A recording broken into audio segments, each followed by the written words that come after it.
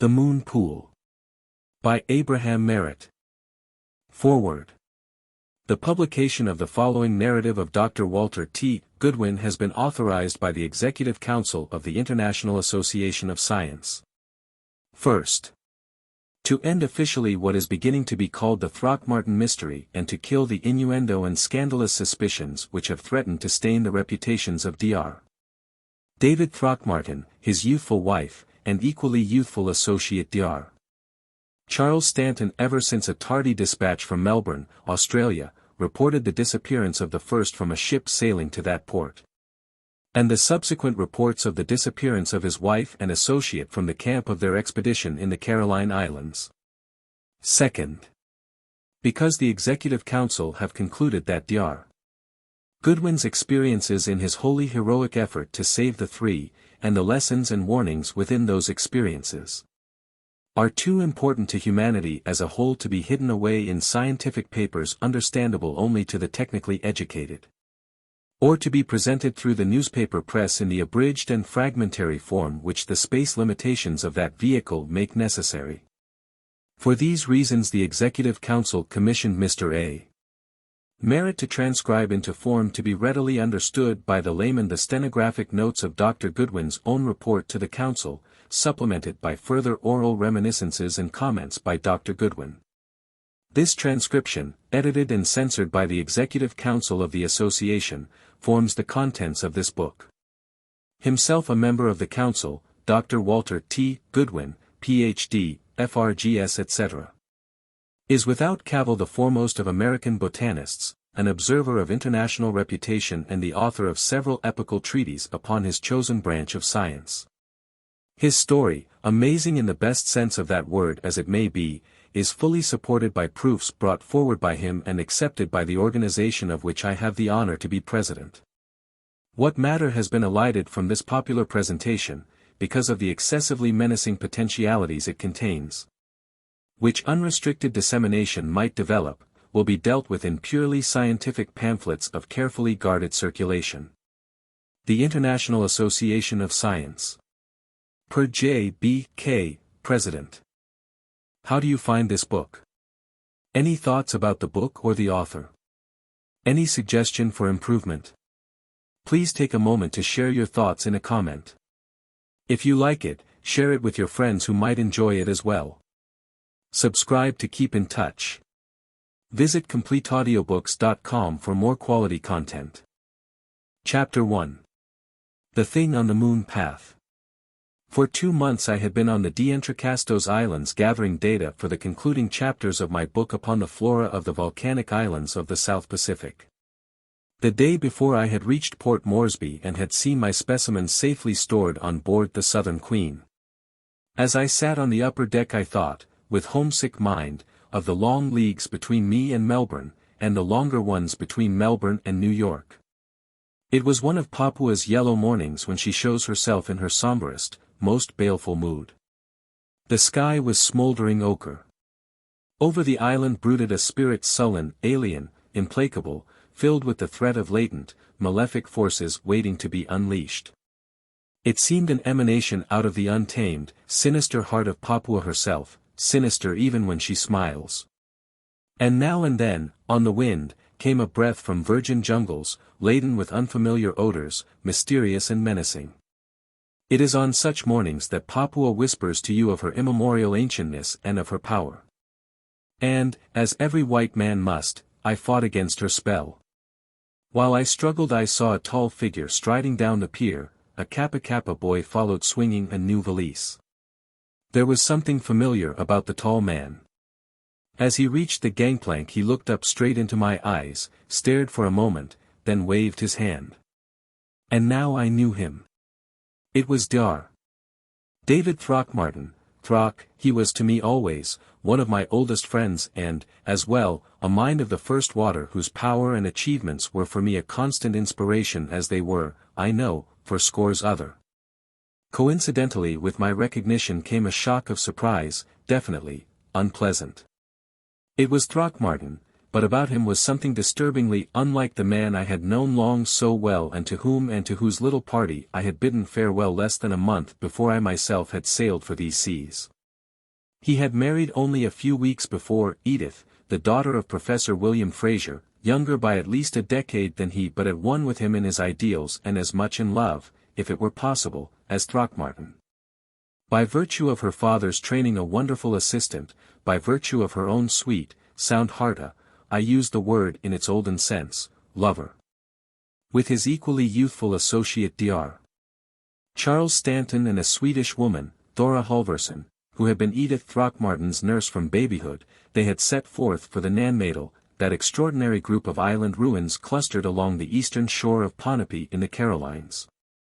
I knew that he had planned to spend at least a year among these ruins, not only of Ponape but of Lair, twin centers of a colossal riddle of humanity, a weird flower of civilization that blossomed ages before the seeds of Egypt were sown. Of whose arts we know little enough and of whose science nothing. He had carried with him unusually complete equipment for the work he had expected to do and which, he hoped, would be his monument. What then had brought Throckmorton to Port Moresby, and what was that change I had sensed in him? Hurrying down to the lower deck I found him with the purser. As I spoke he turned, thrust out to me an eager hand, and then I saw what was that difference that had so moved me. He knew, of course, by my silence and involuntary shrinking the shock my closer look had given me. His eyes filled. He turned brusquely from the purser, hesitated, then hurried off to his stateroom. "'E looks rather queer," said the purser. "No, well, sir. Seems to have given you quite a start." I made some reply and went slowly up to my chair. There I sat, composed my mind and tried to define what it was that had shaken me so.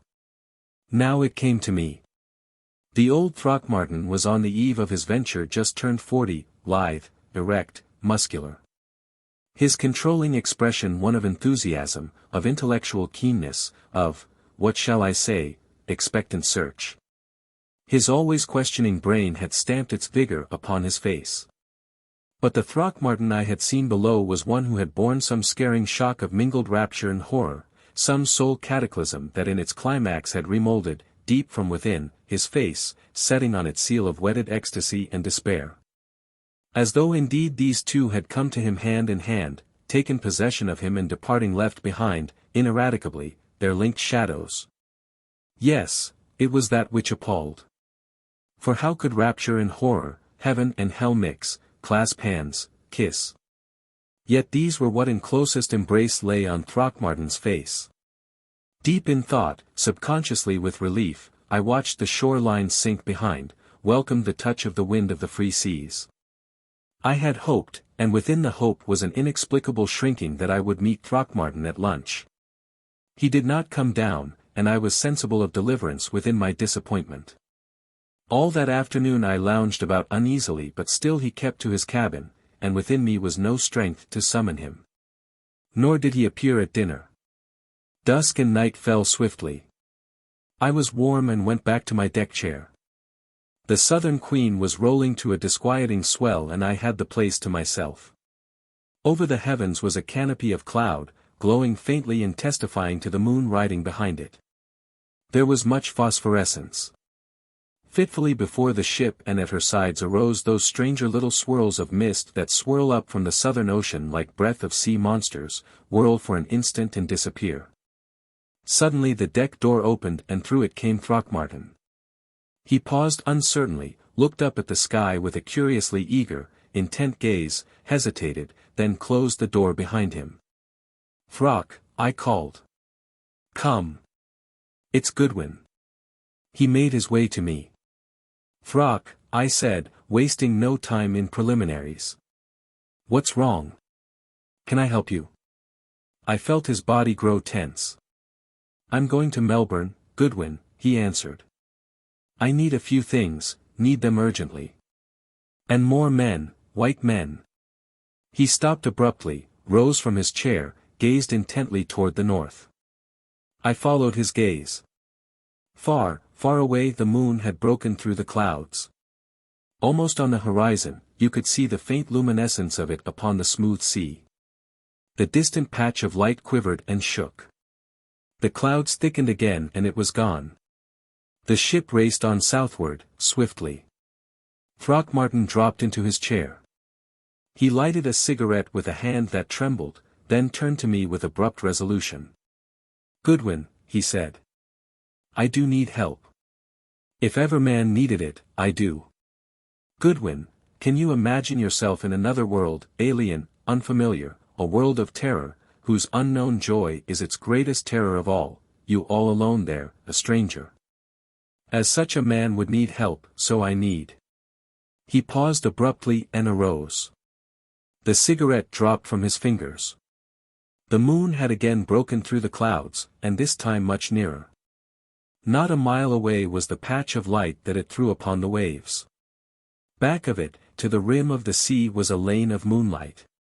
A gigantic gleaming serpent racing over the edge of the world straight and surely toward the ship. Throckmorton stiffened to it as a pointer does to a hidden covey. To me from him pulsed a thrill of horror, but horror tinged with an unfamiliar, an infernal joy. It came to me and passed away, leaving me trembling with its shock of bitter sweet. He bent forward, all his soul in his eyes. The moon path swept closer, closer still. It was now less than half a mile away. From it the ship fled, almost as though pursued. Down upon it, swift and straight, a radiant torrent cleaving the waves, raced the moon stream. "Good God!" breathed Throckmorton, and if ever the words were a prayer and an invocation they were. And then, for the first time, I saw it. The moon path stretched to the horizon and was bordered by darkness. It was as though the clouds above had been parted to form a lane drawn aside like curtains, or as the waters of the Red Sea were held back to let the hosts of Israel through. On each side of the stream was the black shadow cast by the folds of the high canopies, and straight as a road between the opaque walls gleamed, shimmered, and danced the shining, racing, rapids of the moonlight. Far, it seemed immeasurably far, along this stream of silver fire I sensed, rather than saw, something coming. It drew first into sight as a deeper glow within the light. On and on it swept toward us, an opalescent mistiness that sped with the suggestion of some winged creature in arrowed flight. Dimly there crept into my mind memory of the Dayak legend of the winged messenger of Buddha, the Lakla bird whose feathers are woven of the moon rays, whose heart is a living opal, whose wings in flight echo the crystal-clear music of the white stars, but whose beak is a frozen flame and shreds the souls of unbelievers. Closer it drew, and now there came to me sweet, insistent tinklings, like pizzicati on violins of glass, crystal clear, diamonds melting into sounds. Now the thing was close to the end of the white path. Close up to the barrier of darkness still between the ship and the sparkling head of the moon stream. Now it beat up against that barrier as a bird against the bars of its cage. It whirled with shimmering plumes, with swirls of lacy light, with spirals of living vapor. It held within it odd, unfamiliar gleams as of shifting mother-of-pearl. Coruscations and glittering atoms drifted through it as though it drew them from the rays that bathed it. Nearer and nearer it came, borne on the sparkling waves, and ever thinner shrank the protecting wall of shadow between it and us. Within the mistiness was a core, a nucleus of intenser light, veined, opaline, effulgent, intensely alive. And above it, tangled in the plumes and spirals that throbbed and whirled, were 7 glowing lights. Through all the incessant but strangely ordered movement of the thing, these lights held firm and steady. They were 7, like 7 little moons. One was of a pearly pink, one of a delicate nacreous blue, one of lambent saffron, one of the emerald you see in the shallow waters of tropic isles, a deathly white, a ghostly amethyst. And one of the silver that is seen only when the flying fish leap beneath the moon. The tinkling music was louder still. It pierced the ears with a shower of tiny lances, it made the heart beat jubilantly, and checked it dolorously. It closed the throat with a throb of rapture and gripped it tight with the hand of infinite sorrow. Came to me now a murmuring cry, stilling the crystal notes. It was articulate, but as though from something utterly foreign to this world. The ear took the cry and translated with conscious labor into the sounds of earth. And even as it compassed, the brain shrank from it irresistibly, and simultaneously it seemed reached toward it with irresistible eagerness. Throckmorton strode toward the front of the deck, straight toward the vision, now but a few yards away from the stern. His face had lost all human semblance. Utter agony and utter ecstasy, there they were side by side, not resisting each other. Unholy inhuman companions blending into a look that none of God's creatures should wear, and deep, deep as his soul. A devil and a god dwelling harmoniously side by side. So must Satan, newly fallen, still divine, seeing heaven and contemplating hell, have appeared. And then, swiftly the moon path faded. The clouds swept over the sky as though a hand had drawn them together. Up from the south came a roaring squall. As the moon vanished, what I had seen vanished with it, blotted out as an image on a magic lantern. The tinkling ceased abruptly, leaving a silence like that which follows an abrupt thunderclap. There was nothing about us but silence and blackness. Through me passed a trembling as one who has stood on the very verge of the gulf wherein the men of the Louisiada says lurks the fisher of the souls of men, and has been plucked back by sheerest chance. Throckmorton passed an arm around me. "It is as I thought," he said. In his voice was a new note, the calm certainty that has swept aside a waiting terror of the unknown. "Now I know. Come with me to my cabin, old friend. For now that you too have seen I can tell you," he hesitated, "what it was you saw," he ended. As we passed through the door we met the ship's first officer. Throckmorton composed his face into at least a semblance of normality. "Going to have much of a storm?" he asked. "Yes," said the mate. "Probably all the way to Melbourne." Throckmorton straightened as though with a new thought. He gripped the officer's sleeve eagerly. "You mean at least cloudy weather, for," he hesitated, "for the next 3 nights, say." "And for 3 more," replied the mate. "Thank God," cried Throckmorton, and I think I never heard such relief and hope as was in his voice. The sailor stood amazed. "Thank God," he repeated.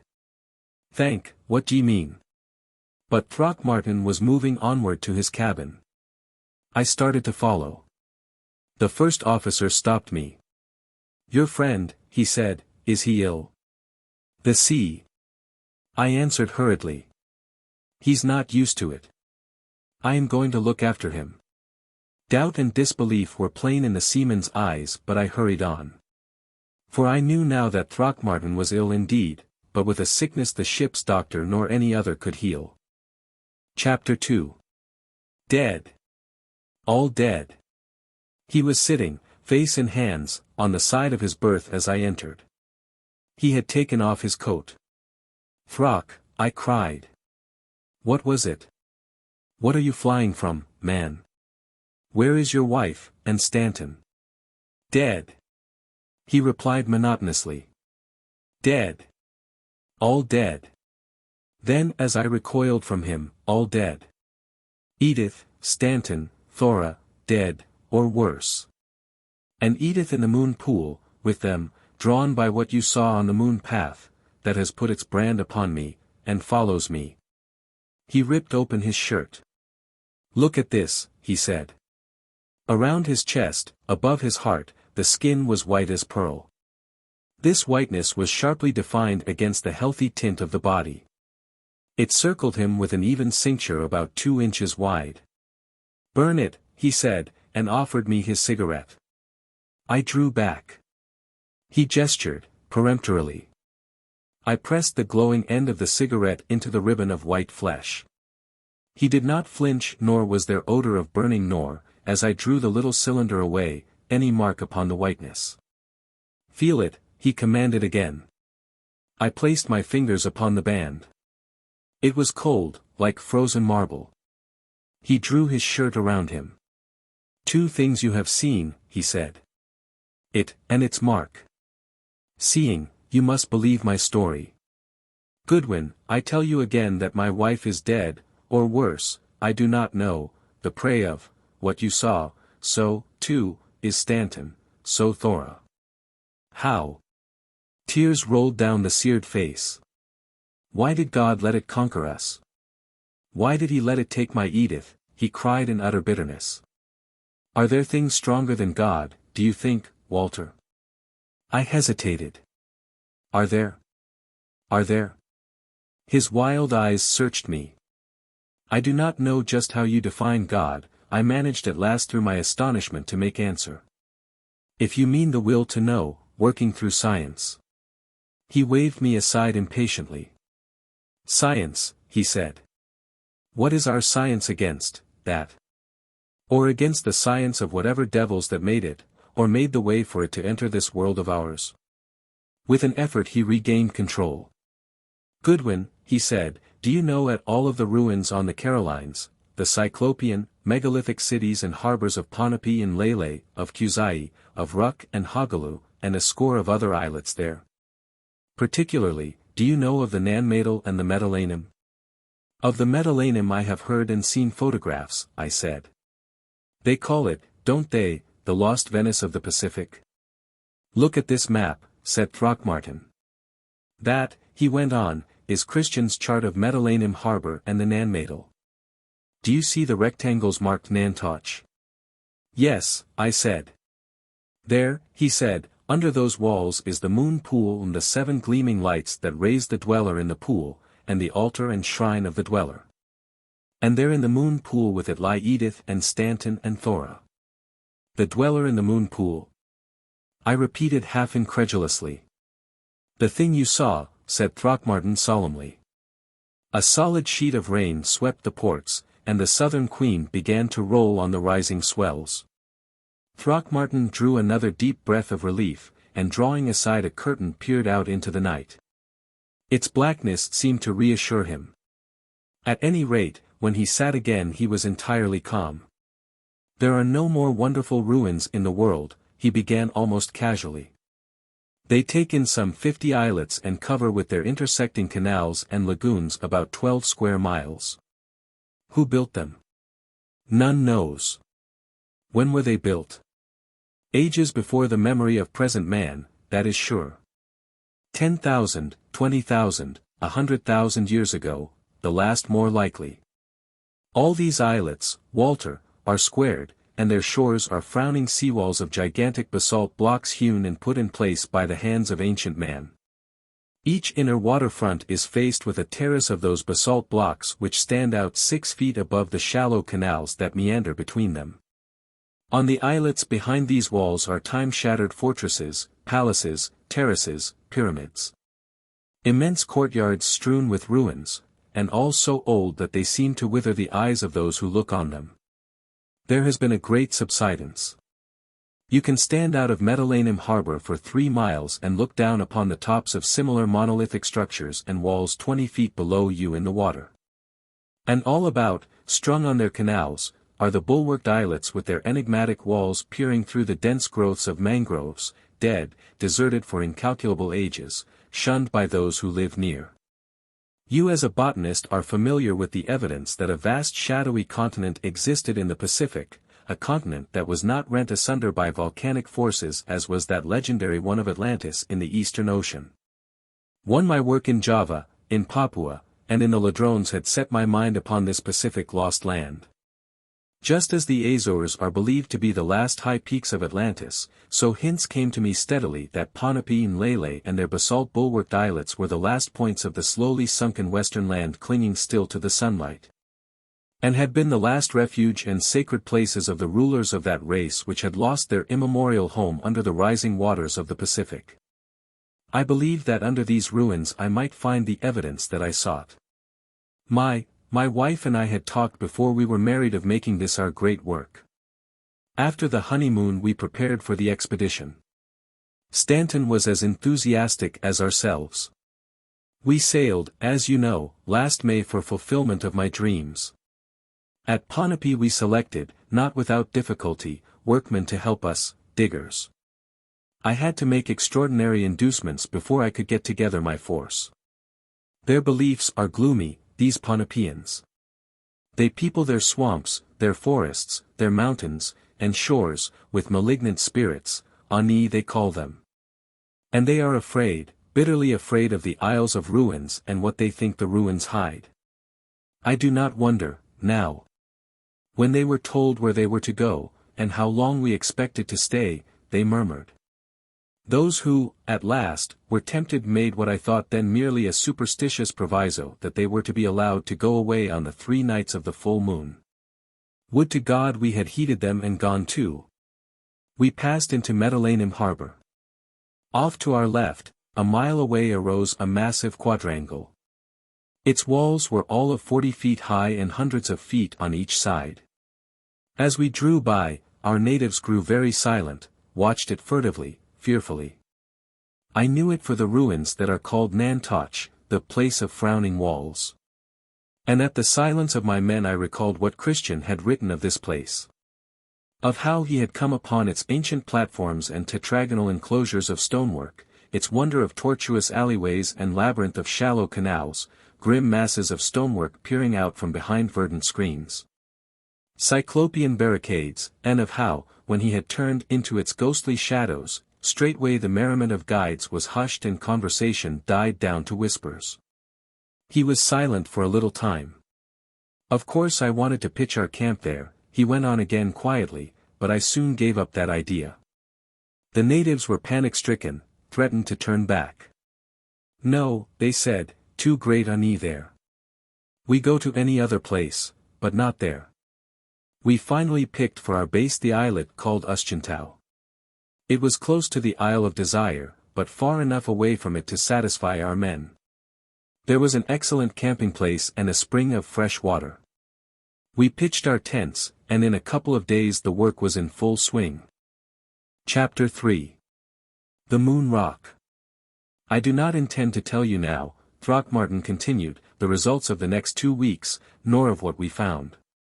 Later, if I am allowed, I will lay all that before you. It is sufficient to say that at the end of those 2 weeks I had found confirmation for many of my theories. The place, for all its decay and desolation, had not infected us with any touch of morbidity, that is not Edith, Stanton, or myself.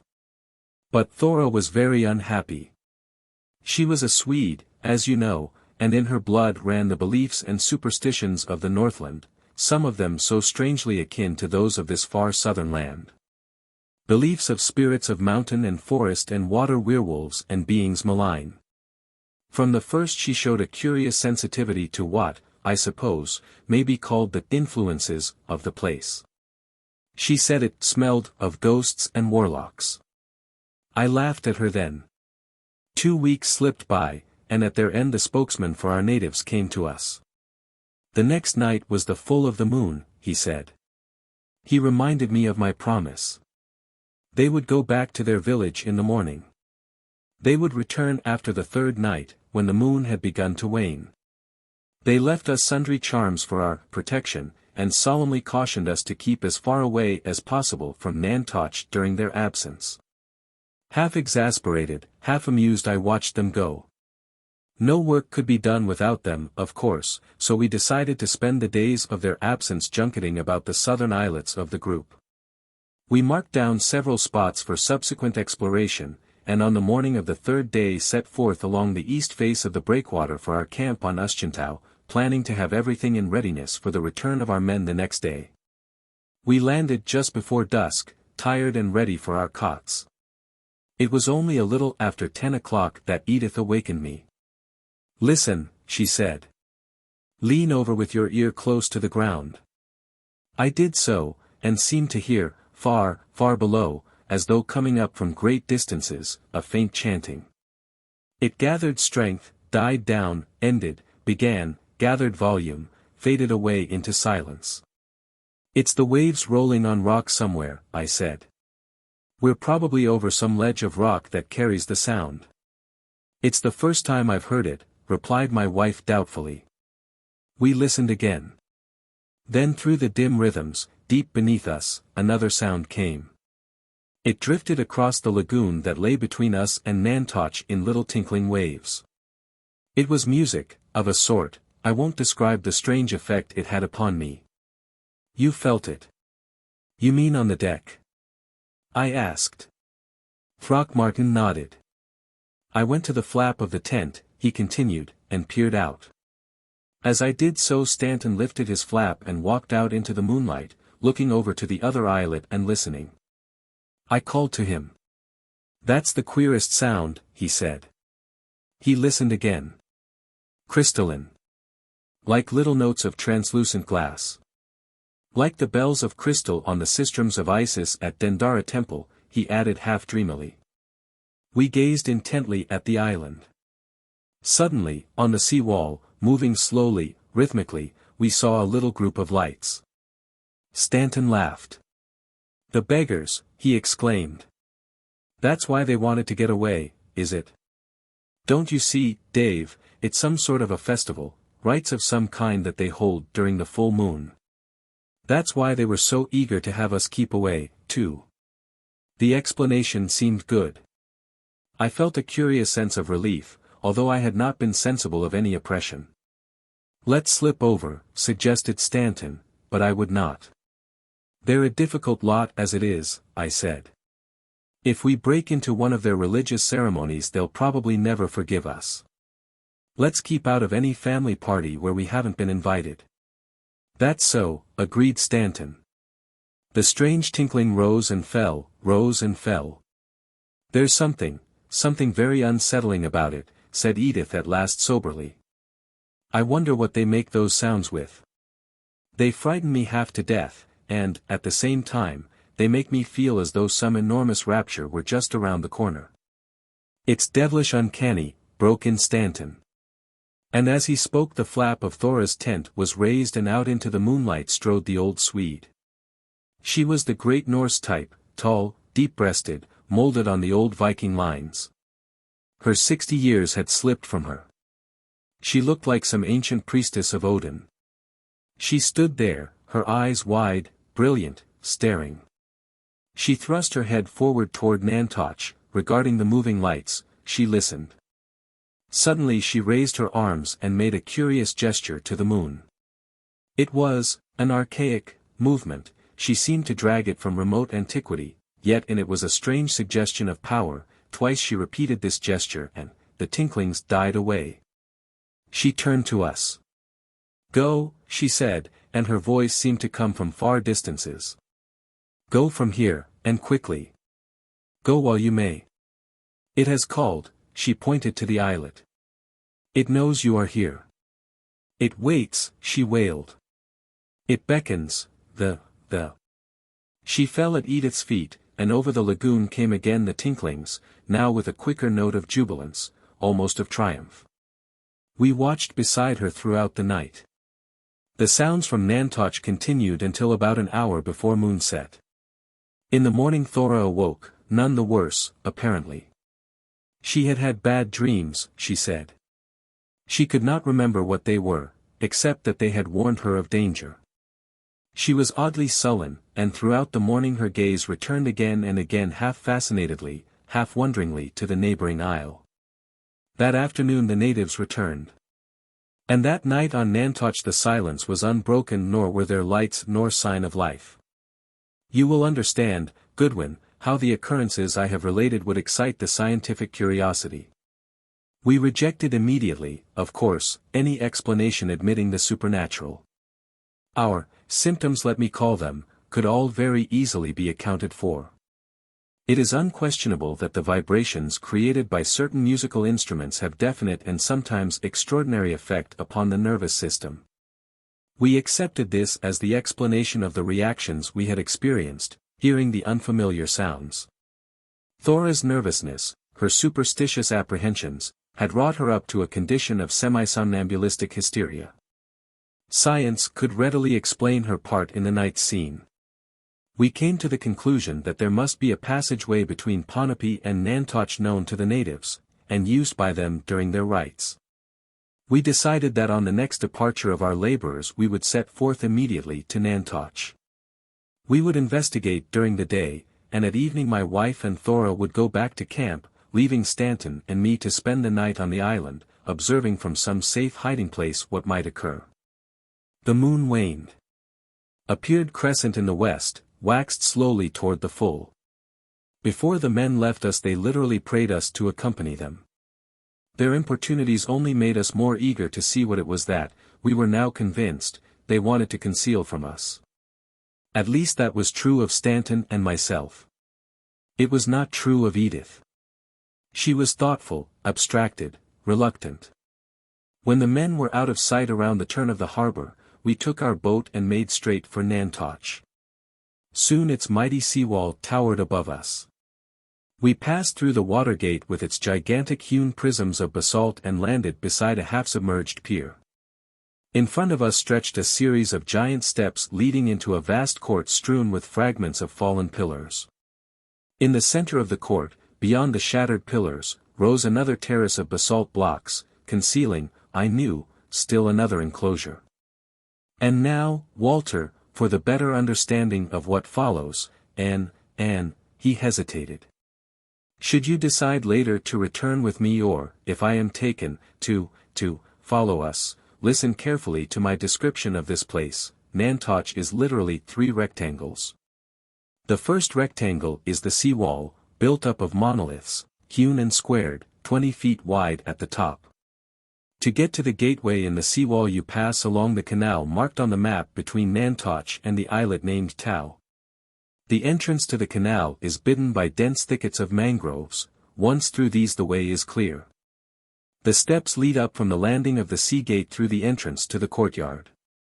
This courtyard is surrounded by another basalt wall, rectangular, following with mathematical exactness the march of the outer barricades.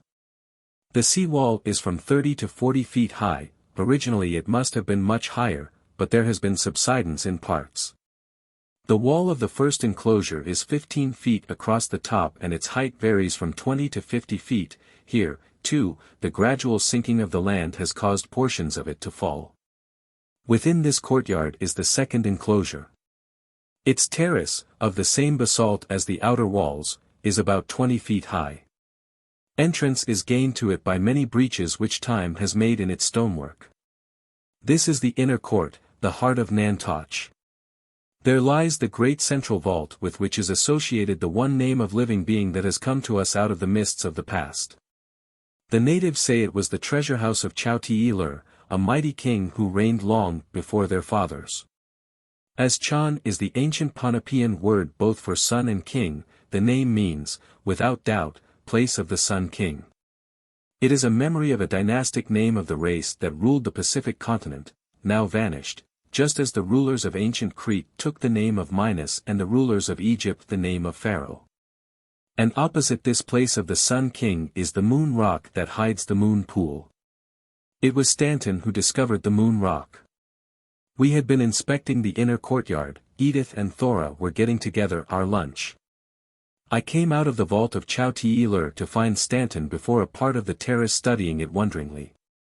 "What do you make of this?" he asked me as I came up. He pointed to the wall. I followed his finger and saw a slab of stone about 15 feet high and 10 wide. At first all I noticed was the exquisite nicety with which its edges joined the blocks about it. Then I realized that its color was subtly different, tinged with gray and of a smooth, peculiar deadness. "Looks more like calcite than basalt," I said. I touched it and withdrew my hand quickly, for at the contact every nerve in my arm tingled as though a shock of frozen electricity had passed through it. It was not cold as we know cold. It was a chill force. The phrase I have used, frozen electricity, describes it better than anything else. Stanton looked at me oddly. "So you felt it too," he said. I was wondering whether I was developing hallucinations like Thora. "Notice, by the way, that the blocks beside it are quite warm beneath the sun." We examined the slab eagerly. Its edges were cut as though by an engraver of jewels. They fitted against the neighboring blocks in almost a hairline. Its base was slightly curved, and fitted as closely as top and sides upon the huge stones on which it rested. And then we noted that these stones had been hollowed to follow the line of the gray stone's foot. There was a semicircular depression running from one side of the slab to the other. It was as though the gray rock stood in the center of a shallow cup, revealing half, covering half. Something about this hollow attracted me. I reached down and felt it. Goodwin, although the balance of the stones that formed it, like all the stones of the courtyard, were rough and age-worn, this was as smooth, as even surfaced as though it had just left the hands of the polisher. "It's a door," exclaimed Stanton. It swings around in that little cup. That's what makes the hollow so smooth. Maybe you're right, I replied. But how the devil can we open it? We went over the slab again, pressing upon its edges, thrusting against its sides. During one of those efforts I happened to look up, and cried out. A foot above and on each side of the corner of the grey rock's lintel was a slight convexity, visible only from the angle at which my gaze struck it. We carried with us a small scaling ladder and up this I went. The bosses were apparently nothing more than chiseled curvatures in the stone. I laid my hand on the one I was examining, and drew it back sharply. In my palm, at the base of my thumb, I had felt the same shock that I had in touching the slab below. I put my hand back. The impression came from a spot not more than an inch wide. I went carefully over the entire convexity, and 6 times more the chill ran through my arm. There were 7 circles an inch wide in the curved place, each of which communicated the precise sensation I have described. The convexity on the opposite side of the slab gave exactly the same results. But no amount of touching or of pressing these spots singly or in any combination gave the slightest promise of motion to the slab itself. And yet, there what open it, said Stanton positively. Why do you say that? I asked. I don't know, he answered hesitatingly. But something tells me so. Throck, he went on half earnestly, half laughingly, the purely scientific part of me is fighting the purely human part of me. The scientific part is urging me to find some way to get that slab either down or open. The human part is just as strongly urging me to do nothing of the sort and get away while I can. He laughed again, shamefacedly. Which shall it be? He asked, and I thought that in his tone the human side of him was ascendant. It will probably stay as it is, unless we blow it to bits, I said. I thought of that, he answered, and I wouldn't dare, he added soberly enough. And even as I had spoken there came to me the same feeling that he had expressed. It was as though something passed out of the grey rock that struck my heart as a hand strikes an impious lip. We turned away, uneasily, and faced Thora coming through a breach on the terrace. Miss Edith wants you quick, she began, and stopped. Her eyes went past me to the grey rock. Her body grew rigid. She took a few stiff steps forward and then ran straight to it. She cast herself upon its breast, hands and face pressed against it. We heard her scream as though her very soul were being drawn from her, and watched her fall at its foot. As we picked her up I saw steal from her face the look I had observed when first we heard the crystal music of Nantoch, that unhuman mingling of opposites. Chapter 4. The First Vanishings. We carried Thora back, down to where Edith was waiting. We told her what had happened and what we had found. She listened gravely, and as we finished Thora sighed and opened her eyes. I would like to see the stone, she said. Charles, you stay here with Thora. We passed through the outer court silently, and stood before the rock. She touched it, drew back her hand as I had. Thrust it forward again resolutely and held it there. She seemed to be listening. Then she turned to me. David, said my wife, and the wistfulness in her voice hurt me, David, would you be very, very disappointed if we went from here, without trying to find out any more about it, would you? Walter, I never wanted anything so much in my life as I wanted to learn what that rock concealed. Nevertheless, I tried to master my desire, and I answered, Edith, not a bit if you want us to do it. She read my struggle in my eyes. She turned back toward the grey rock. I saw a shiver pass through her. I felt a tinge of remorse and pity. Edith, I exclaimed, we'll go. She looked at me again. Science is a jealous mistress, she quoted. No, after all it may be just fancy. At any rate, you can't run away. No. But, Dave, I'm going to stay too. And there was no changing her decision. As we neared the others she laid a hand on my arm. Dave, she said, if there should be something, well, inexplicable tonight, something that seems too dangerous, will you promise to go back to our own islet tomorrow, if we can, and wait until the natives return. I promised eagerly. The desire to stay and see what came with the night was like a fire within me. We picked a place about 500 feet away from the steps leading into the outer court. The spot we had selected was well hidden. We could not be seen, and yet we had a clear view of the stairs and the gateway. We settled down just before dusk to wait for whatever might come. I was nearest the giant steps, next me Edith, then Thora, and last Stanton. Night fell. After a time the eastern sky began to lighten, and we knew that the moon was rising, grew lighter still, and the orb peeped over the sea, swam into full sight. I glanced at Edith and then at Thora. My wife was intently listening. Thora sat, as she had since we had placed ourselves, elbows on knees, her hands covering her face. And then from the moonlight flooding us there dripped down on me a great drowsiness. Sleep seemed to seep from the rays and fall upon my eyes, closing them inexorably. Edith's hand in mine relaxed. Stanton's head fell upon his breast and his body swayed drunkenly. I tried to rise, to fight against the profound desire for slumber that pressed on me.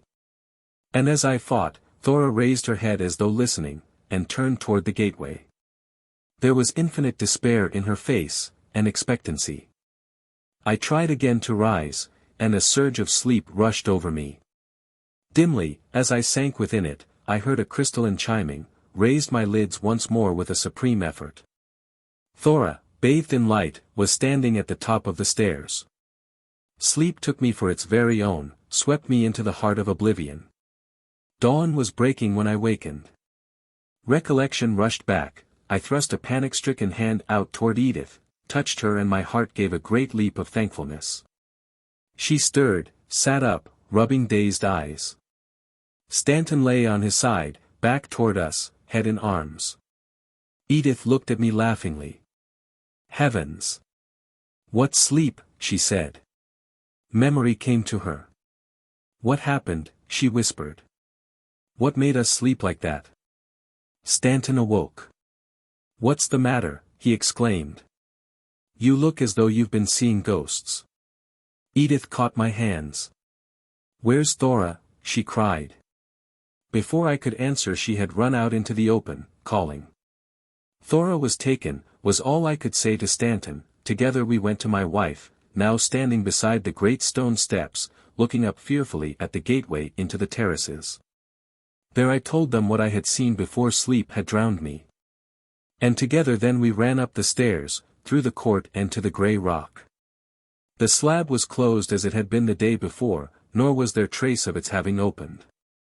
No trace. Even as I thought this, Edith dropped to her knees before it and reached toward something lying at its foot. It was a little piece of gay silk. I knew it for part of the kerchief Thora wore about her hair. She lifted the fragment. It had been cut from the kerchief as though by a razor edge. A few threads ran from it, down toward the base of the slab, ran onto the base of the grey rock and, under it. The grey rock was a door. And it had opened and Thora had passed through it. I think that for the next few minutes we all were a little insane. We beat upon that portal with our hands, with stones and sticks. At last reason came back to us. Goodwin, during the next 2 hours we tried every way in our power to force entrance through the slab. The rock resisted our drills. We tried explosions at the base with charges covered by rock. They made not the slightest impression on the surface, expending their force, of course, upon the slighter resistance of their coverings. Afternoon found us hopeless. Night was coming on and we would have to decide our course of action. I wanted to go to Ponape for help. But Edith objected that this would take hours, and after we had reached there it would be impossible to persuade our men to return with us that night, if at all. What then was left? Clearly only one of two choices: to go back to our camp, wait for our men, and on their return try to persuade them to go with us to Nantoch. But this would mean the abandonment of Thora for at least 2 days. We could not do it. It would have been too cowardly. The other choice was to wait where we were for night to come, to wait for the rock to open as it had the night before, and to make a sortie through it for Thora before it could close again. Our path lay clear before us. We had to spend that night on Nantoch. We had, of course, discussed the sleep phenomena very fully. If our theory that lights, sounds, and Thora's disappearance were linked with secret religious rites of the natives, the logical inference was that the slumber had been produced by them, perhaps by vapors, you know as well as I. What extraordinary knowledge these Pacific peoples have of such things. Or the sleep might have been simply a coincidence and produced by emanations either gaseous or from plants, natural causes which had happened to coincide in their effects with the other manifestations. We made some rough and ready but effective respirators. As dusk fell we looked over our weapons. Edith was an excellent shot with both rifle and pistol. We had decided that my wife was to remain in the hiding place. Stanton would take up a station on the far side of the stairway and I would place myself opposite him on the side near Edith. The place I picked out was less than 200 feet from her, and I could reassure myself now and then as to her safety as it looked down upon the hollow wherein she crouched. From our respective stations Stanton and I could command the gateway entrance. His position gave him also a glimpse of the outer courtyard. A faint glow in the sky heralded the moon. Stanton and I took our places. The moon dawn increased rapidly. The disk swam up, and in a moment it was shining in full radiance upon ruins and sea. As it rose there came a curious little sighing sound from the inner terrace. Stanton straightened up and stared intently through the gateway, rifle ready. "Stanton, what do you see?" I called cautiously. He waved a silencing hand. I turned my head to look at Edith. A shock ran through me. She lay upon her side. Her face, grotesque with its nose and mouth covered by the respirator, was turned full toward the moon. She was again in deepest sleep. As I turned again to call to Stanton, my eyes swept the head of the steps and stopped, fascinated. For the moonlight had thickened. It seemed to be, curdled, there, and through it ran little gleams and veins of shimmering white fire. A languor passed through me. It was not the ineffable drowsiness of the preceding night. It was a sapping of all will to move. I tried to cry out to Stanton. I had not even the will to move my lips. Goodwin, I could not even move my eyes. Stanton was in the range of my fixed vision. I watched him leap up the steps and move toward the gateway. The curdled radiance seemed to await him. He stepped into it, and was lost to my sight. For a dozen heart-beats there was silence. Then a rain of tinklings that set the pulses racing with joy and at once checked them with tiny fingers of ice, and ringing through them Stanton's voice from the courtyard, a great cry, a scream, filled with ecstasy insupportable and horror unimaginable. And once more there was silence. I strove to burst the bonds that held me. I could not. Even my eyelids were fixed.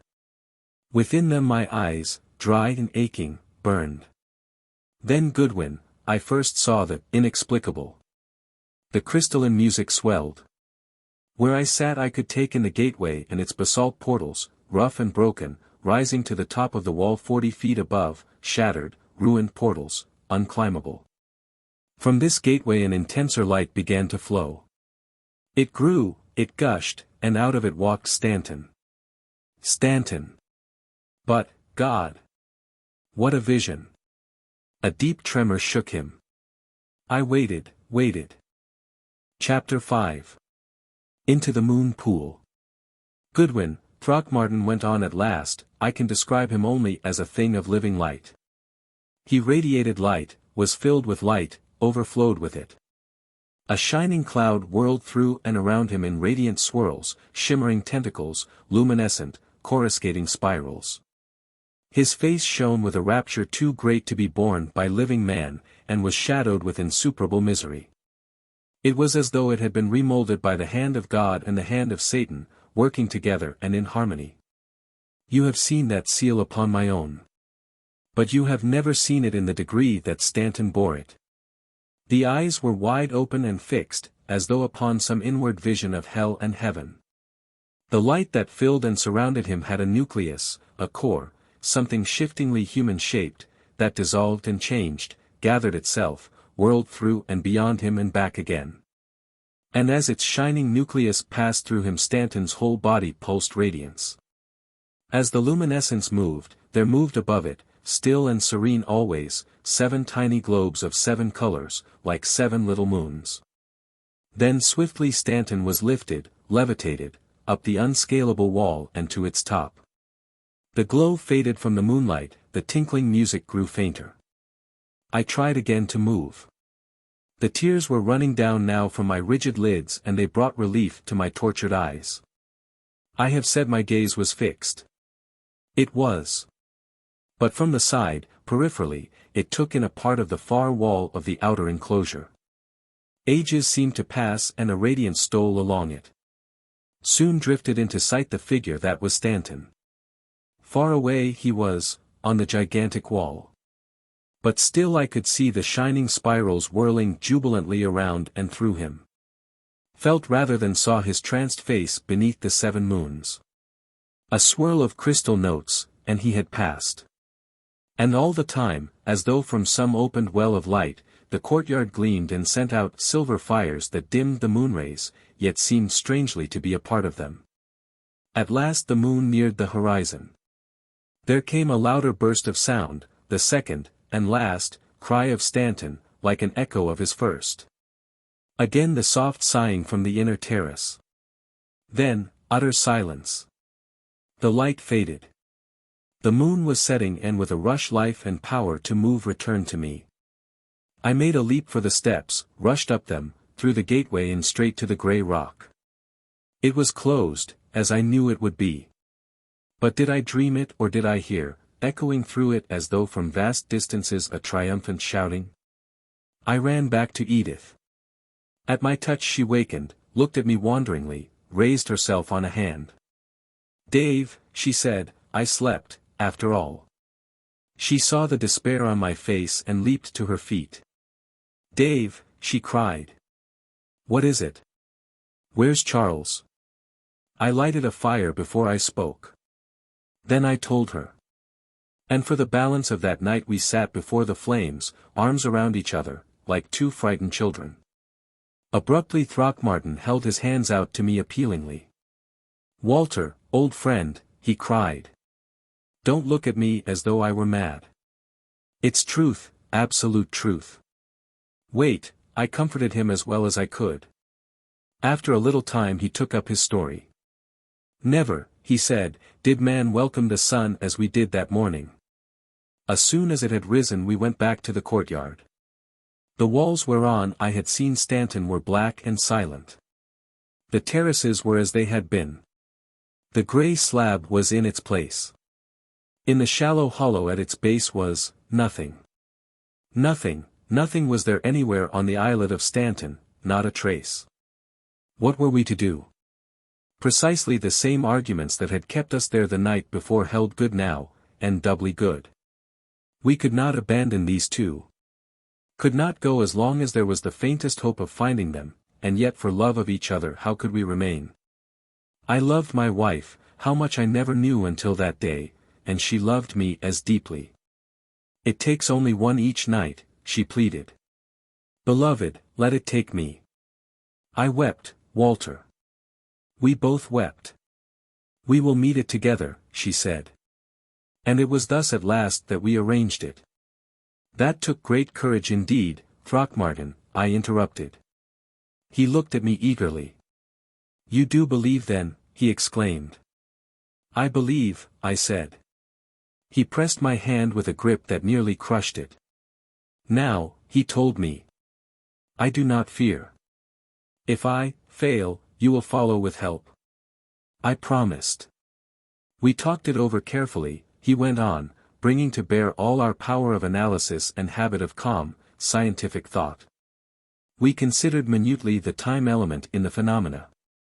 Although the deep chanting began at the very moment of moonrise, fully 5 minutes had passed between its full lifting and the strange sighing sound from the inner terrace. I went back in memory over the happenings of the night before. At least 10 minutes had intervened between the first heralding sigh and the intensification of the moonlight in the courtyard. And this glow grew for at least 10 minutes more before the first burst of the crystal notes. Indeed, more than half an hour must have elapsed, I calculated, between the moment the moon showed above the horizon and the first delicate onslaught of the tinklings. "Edith!" I cried. "I think I have it. The grey rock opens 5 minutes after upon the moonrise. But whoever or whatever it is that comes through it must wait until the moon has risen higher, or else it must come from a distance. The thing to do is not to wait for it, but to surprise it before it passes out the door. We will go into the inner court early. You will take your rifle and pistol and hide yourself where you can command the opening, if the slab does open. The instant it opens I will enter. It's our best chance, Edith. I think it's our only one." My wife demurred strongly. She wanted to go with me. But I convinced her that it was better for her to stand guard without, prepared to help me if I were forced again into the open by what lay behind the rock. At the half-hour before moonrise we went into the inner court. I took my place at the side of the grey rock. Edith crouched behind a broken pillar 20 feet away, slipped her rifle barrel over it so that it would cover the opening. The minutes crept by.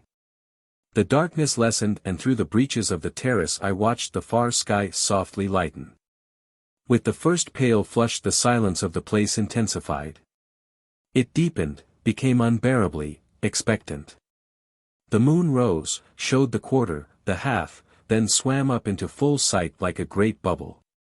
Its rays fell upon the wall before me and suddenly upon the convexities I have described 7 little circles of light sprang out. They gleamed, glimmered, grew brighter, shone. The gigantic slab before me glowed with them, silver wavelets of phosphorescence pulsed over its surface and then, it turned as though on a pivot, sighing softly as it moved. With a word to Edith I flung myself through the opening. A tunnel stretched before me. It glowed with the same faint silvery radiance. Down it I raced. The passage turned abruptly, passed parallel to the walls of the outer courtyard and then once more led downward. The passage ended. Before me was a high vaulted arch. It seemed to open into space. A space filled with lambent, coruscating, many-colored mist whose brightness grew even as I watched. I passed through the arch and stopped in sheer awe. In front of me was a pool. It was circular, perhaps 20 feet wide. Around it ran a low, softly curved lip of glimmering silvery stone. Its water was palest blue. The pool with its silvery rim was like a great blue eye staring upward. Upon it streamed 7 shafts of radiance. They poured down upon the blue eye like cylindrical torrents, they were like shining pillars of light rising from a sapphire floor. One was the tender pink of the pearl, one of the aurora's green, a third a deathly white. The fourth the blue in mother of pearl, a shimmering column of pale amber, a beam of amethyst, a shaft of molten silver. Such are the colors of the 7 lights that stream upon the moon pool. I drew closer, awe-stricken. The shafts did not illumine the depths. They played upon the surface and seemed there to diffuse, to melt into it. The pool drank them. Through the water tiny gleams of phosphorescence began to dart, sparkles and coruscations of pale incandescence. And far, far below I sensed a movement, a shifting glow as of a radiant body slowly rising. I looked upward, following the radiant pillars to their source. Far above were 7 shining globes, and it was from these that the rays poured. Even as I watched their brightness grew. They were like 7 moons set high in some caverned heaven. Slowly their splendor increased, and with it the splendor of the 7 beams streaming from them. I tore my gaze away and stared at the pool. It had grown milky, opalescent. The rays gushing into it seemed to be filling it. It was alive with sparklings, scintillations, glimmerings. And the luminescence I had seen rising from its depths was larger, nearer. A swirl of mist floated up from its surface. It drifted within the embrace of the rosy beam and hung there for a moment. The beam seemed to embrace it, sending through it little shining corpuscles, tiny rosy spiralings. The mist absorbed the rays, was strengthened by them, gained substance.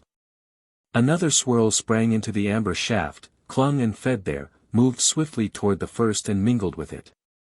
And now other swirls arose, here and there, too fast to be counted, hung poised in the embrace of the light streams. Flashed and pulsed into each other.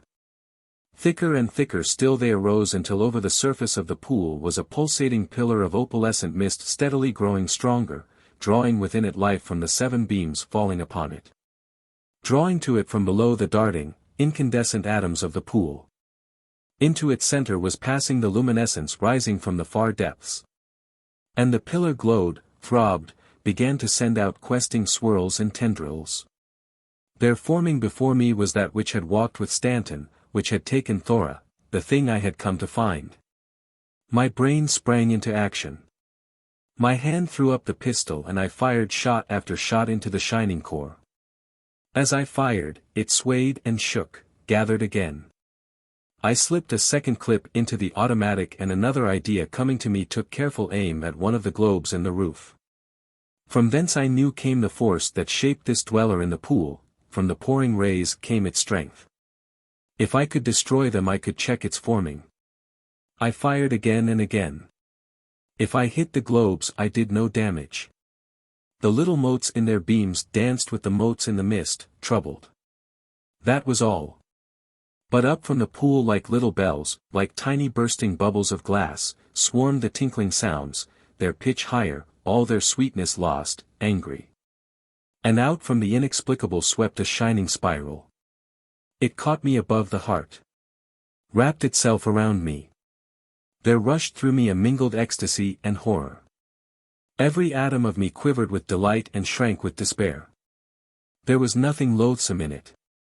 But it was as though the icy soul of evil and the fiery soul of good had stepped together within me. The pistol dropped from my hand. So I stood while the pool gleamed and sparkled. The streams of light grew more intense and the radiant thing that held me gleamed and strengthened. Its shining core had shape, but a shape that my eyes and brain could not define. It was as though a being of another sphere should assume what it might of human semblance, but was not able to conceal that what human eyes saw was but a part of it. It was neither man nor woman, it was unearthly and androgynous. Even as I found its human semblance it changed. And still the mingled rapture and terror held me. Only in a little corner of my brain dwelt something untouched, something that held itself apart and watched. Was it the soul? I have never believed, and yet. Over the head of the misty body there sprang suddenly out 7 little lights. Each was the color of the beam beneath which it rested. I knew now that the dweller was complete. I heard a scream. It was Edith's voice. It came to me that she had heard the shots and followed me. I felt every faculty concentrate into a mighty effort. I wrenched myself free from the gripping tentacle and it swept back. I turned to catch Edith, and as I did so slipped, fell. The radiant shape above the pool leaped swiftly, and straight into it raced Edith, arms outstretched to shield me from it. God! She threw herself squarely within its splendor, he whispered. It wrapped its shining self around her. The crystal tinklings burst forth jubilantly. The light filled her, ran through and around her as it had with Stanton, and dropped down upon her face, the look. But her rush had taken her to the very verge of the moon pool. She tottered, she fell, with the radiance still holding her, still swirling and winding around and through her, into the moon pool. She sank, and with her went, the dweller. I dragged myself to the brink. Far down was a shining, many-colored nebulous cloud descending, out of it peered Edith's face, disappearing, her eyes stared up at me, and she vanished. Edith! I cried again. Edith, come back to me. And then a darkness fell upon me. I remember running back through the shimmering corridors and out into the courtyard. Reason had left me. When it returned I was far out at sea in our boat wholly estranged from civilization. A day later I was picked up by the schooner in which I came to Port Moresby. I have formed a plan, you must hear it, Goodwin. He fell upon his berth. I bent over him. Exhaustion and the relief of telling his story had been too much for him. He slept like the dead. All that night I watched over him. When dawn broke I went to my room to get a little sleep myself. But my slumber was haunted. The next day the storm was unabated. Throckmorton came to me at lunch. He had regained much of his old alertness. "Come to my cabin," he said. There, he stripped his shirt from him. "Something is happening," he said. "The mark is smaller." It was as he said. "I'm escaping," he whispered jubilantly, "just let me get to Melbourne safely, and then we'll see who'll win. For, Walter, I'm not at all sure that Edith is dead, as we know death, nor that the others are. There is something outside experience there, some great mystery." And all that day he talked to me of his plans. "There's a natural explanation, of course," he said.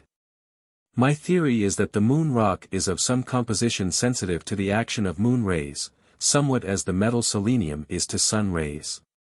The little circles over the top are, without doubt, its operating agency.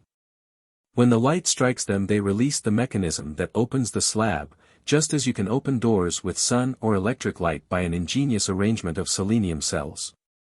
Apparently it takes the strength of the full moon both to do this and to summon the dweller in the pool. We will first try a concentration of the rays of the waning moon upon these circles to see whether that will open the rock. If it does we will be able to investigate the pool without interruption from what emanates. Look, here on the chart are their locations. I have made this in duplicate for you in the event of something happening to me. And if I lose, you'll come after us, Goodwin, with help, won't you?" And again I promised. A little later he complained of increasing sleepiness. "But it's just weariness," he said. "Not at all like that other drowsiness. It's an hour till moonrise still," he yawned at last. "Wake me up a good 15 minutes before." He lay upon the berth. I sat thinking. I came to myself with a guilty start. I had completely lost myself in my deep preoccupation. What time was it? I looked at my watch and jumped to the porthole. It was full moonlight, the orb had been up for fully half an hour. I strode over to Throckmorton and shook him by the shoulder. "Up, quick, man!" I cried. He rose sleepily. His shirt fell open at the neck and I looked, in amazement, at the white band around his chest. Even under the electric light it shone softly, as though little flecks of light were in it.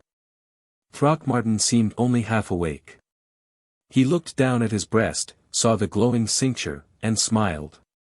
"Yes," he said drowsily, "it's coming, to take me back to Edith." "Well, I'm glad." "Throckmorton!" I cried. "Wake up. Fight.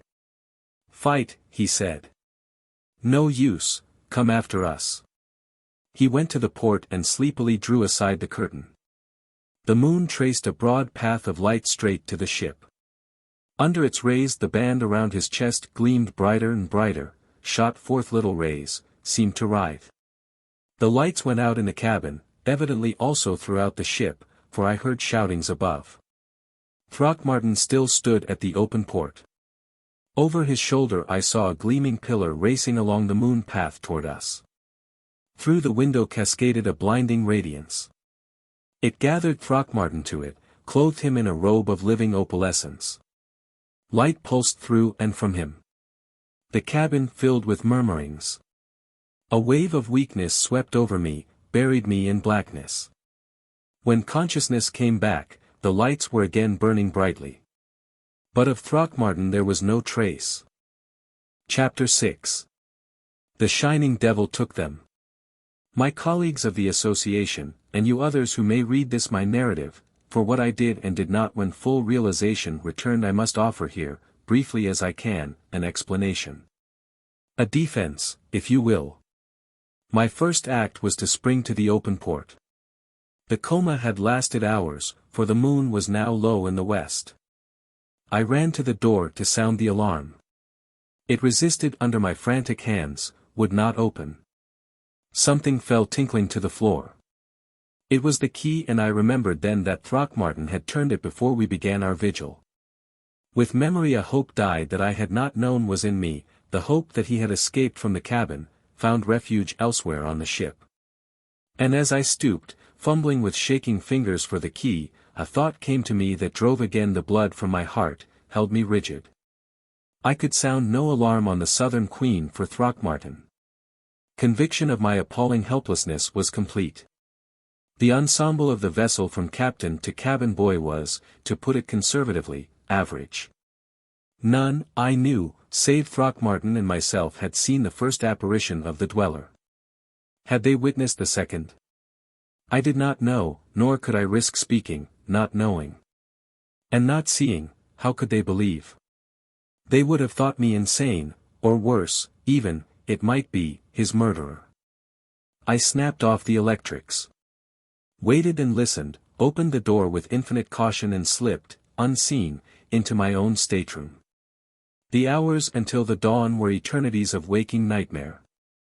Reason, resuming sway at last, steadied me.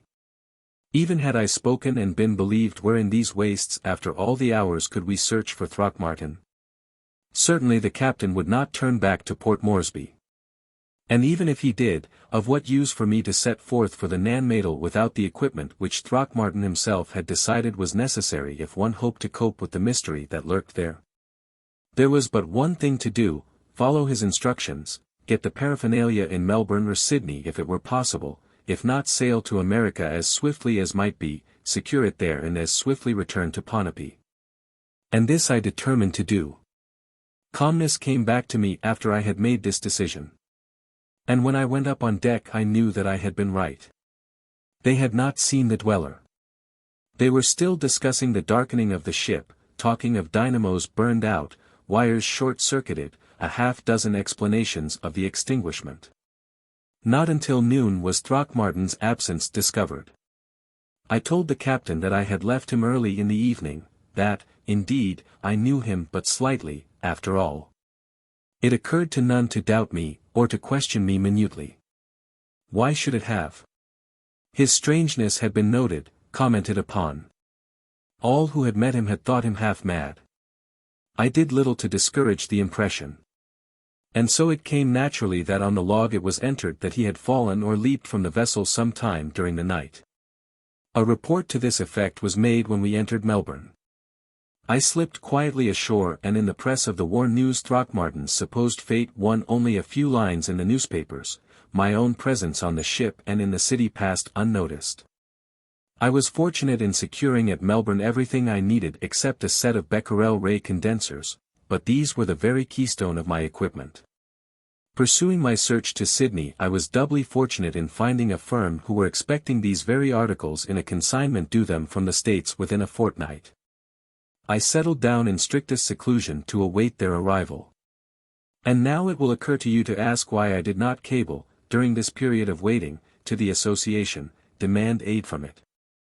Or why I did not call upon members of the university staffs of either Melbourne or Sydney for assistance. At the least, why I did not gather, as Throckmorton had hoped to do, a little force of strong men to go with me to the Nan Madel. To the first two questions I answer frankly, I did not dare. And this reluctance, this inhibition, every man jealous of his scientific reputation will understand. The story of Throckmorton, the happenings I had myself witnessed, were incredible, abnormal, outside the facts of all known science. I shrank from the inevitable disbelief, perhaps ridicule, nay, perhaps even the graver suspicion that had caused me to seal my lips while on the ship. Why I myself could only half believe. How then could I hope to convince others?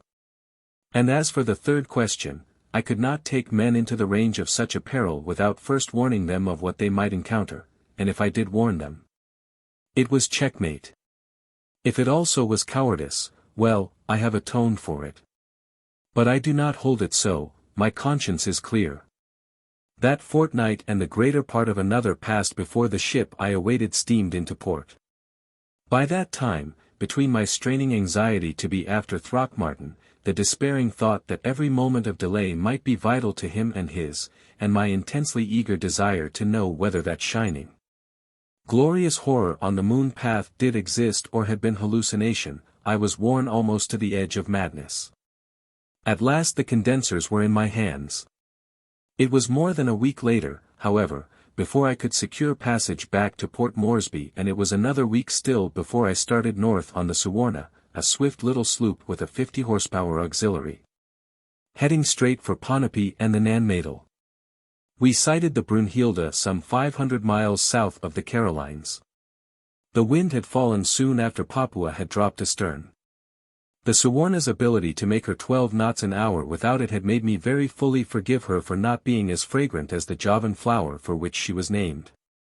Da Costa, her captain, was a garrulous Portuguese.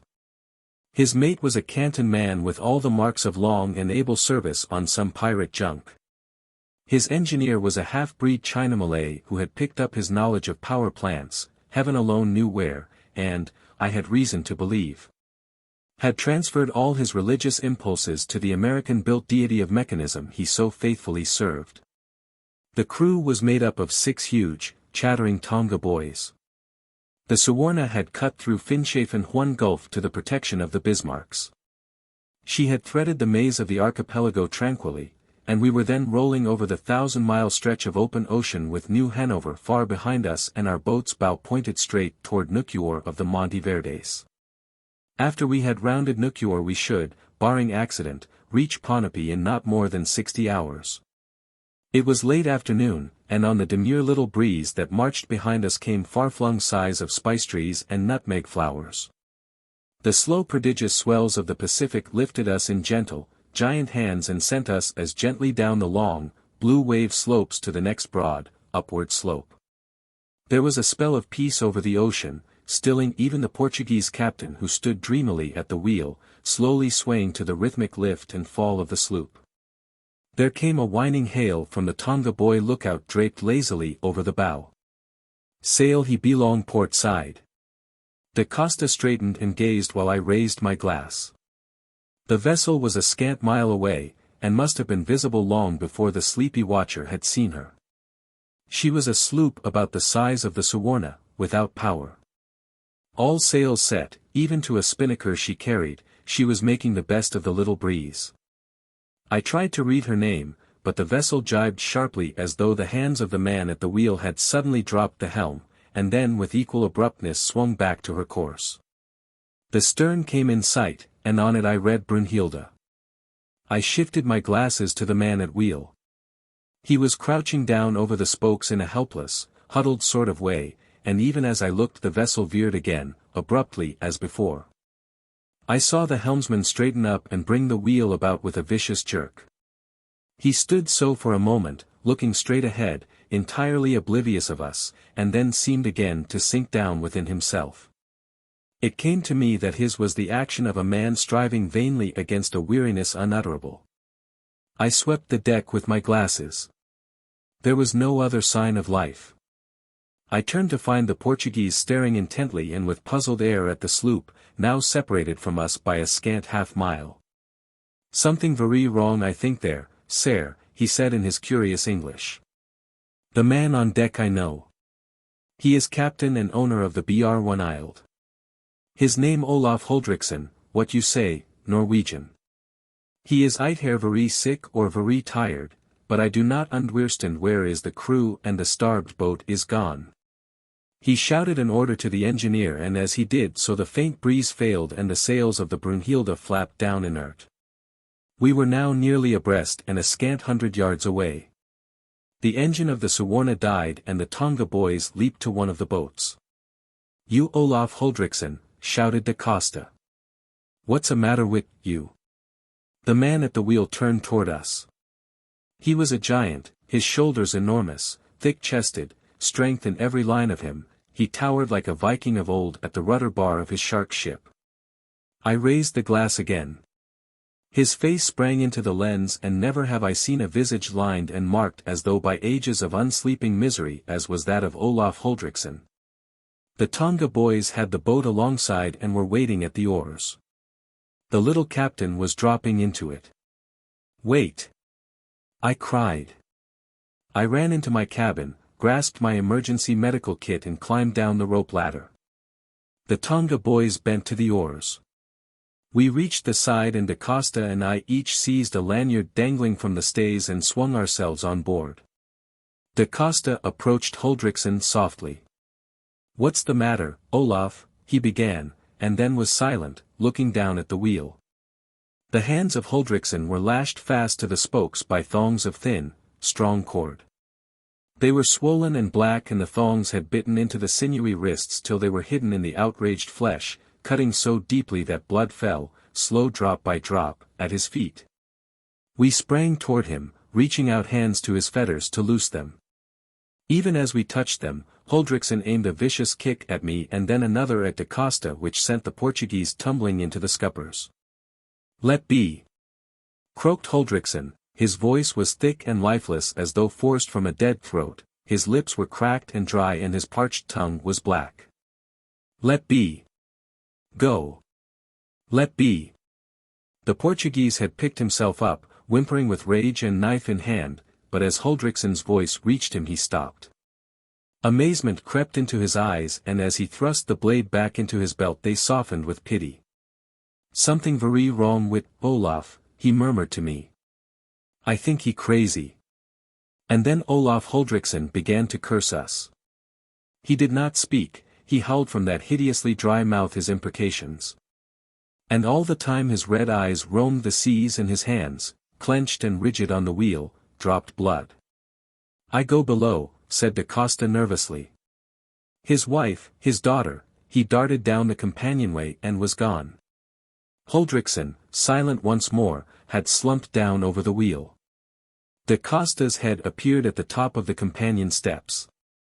"There is nobody, nobody," he paused, then, "nobody, nowhere." His hands flew out in a gesture of hopeless incomprehension. "I do not understand." Then Olaf Huldriksen opened his dry lips and as he spoke a chill ran through me, checking my heart. "The sparkling devil took them," croaked Olaf Huldriksen, "the sparkling devil took them. Took my Helma and my little Frida. The sparkling devil came down from the moon and took them." He swayed, tears dripped down his cheeks. Da Costa moved toward him again and again Huldriksen watched him, alertly, wickedly, from his bloodshot eyes. I took a hypodermic from my case and filled it with morphine. I drew Da Costa to me. "Get to the side of him," I whispered, "talk to him." He moved over toward the wheel. "Where is your Helma and Frida, Olaf?" he said. Huldriksen turned his head toward him. "The shining devil took them," he croaked.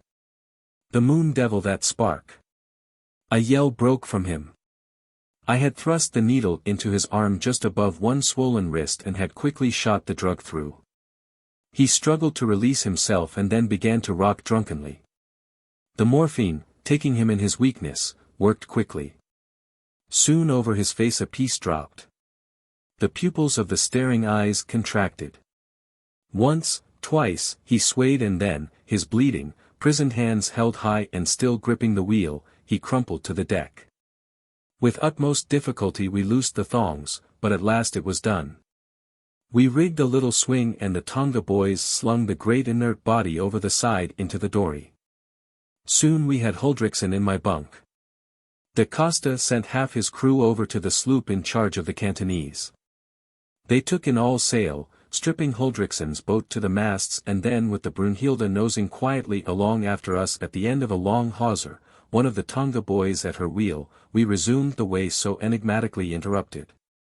I cleansed and bandaged the Norseman's lacerated wrists and sponged the blackened, parched mouth with warm water and a mild antiseptic. Suddenly I was aware of Da Costa's presence and turned. His unease was manifest and held, it seemed to me, a queer, furtive anxiety.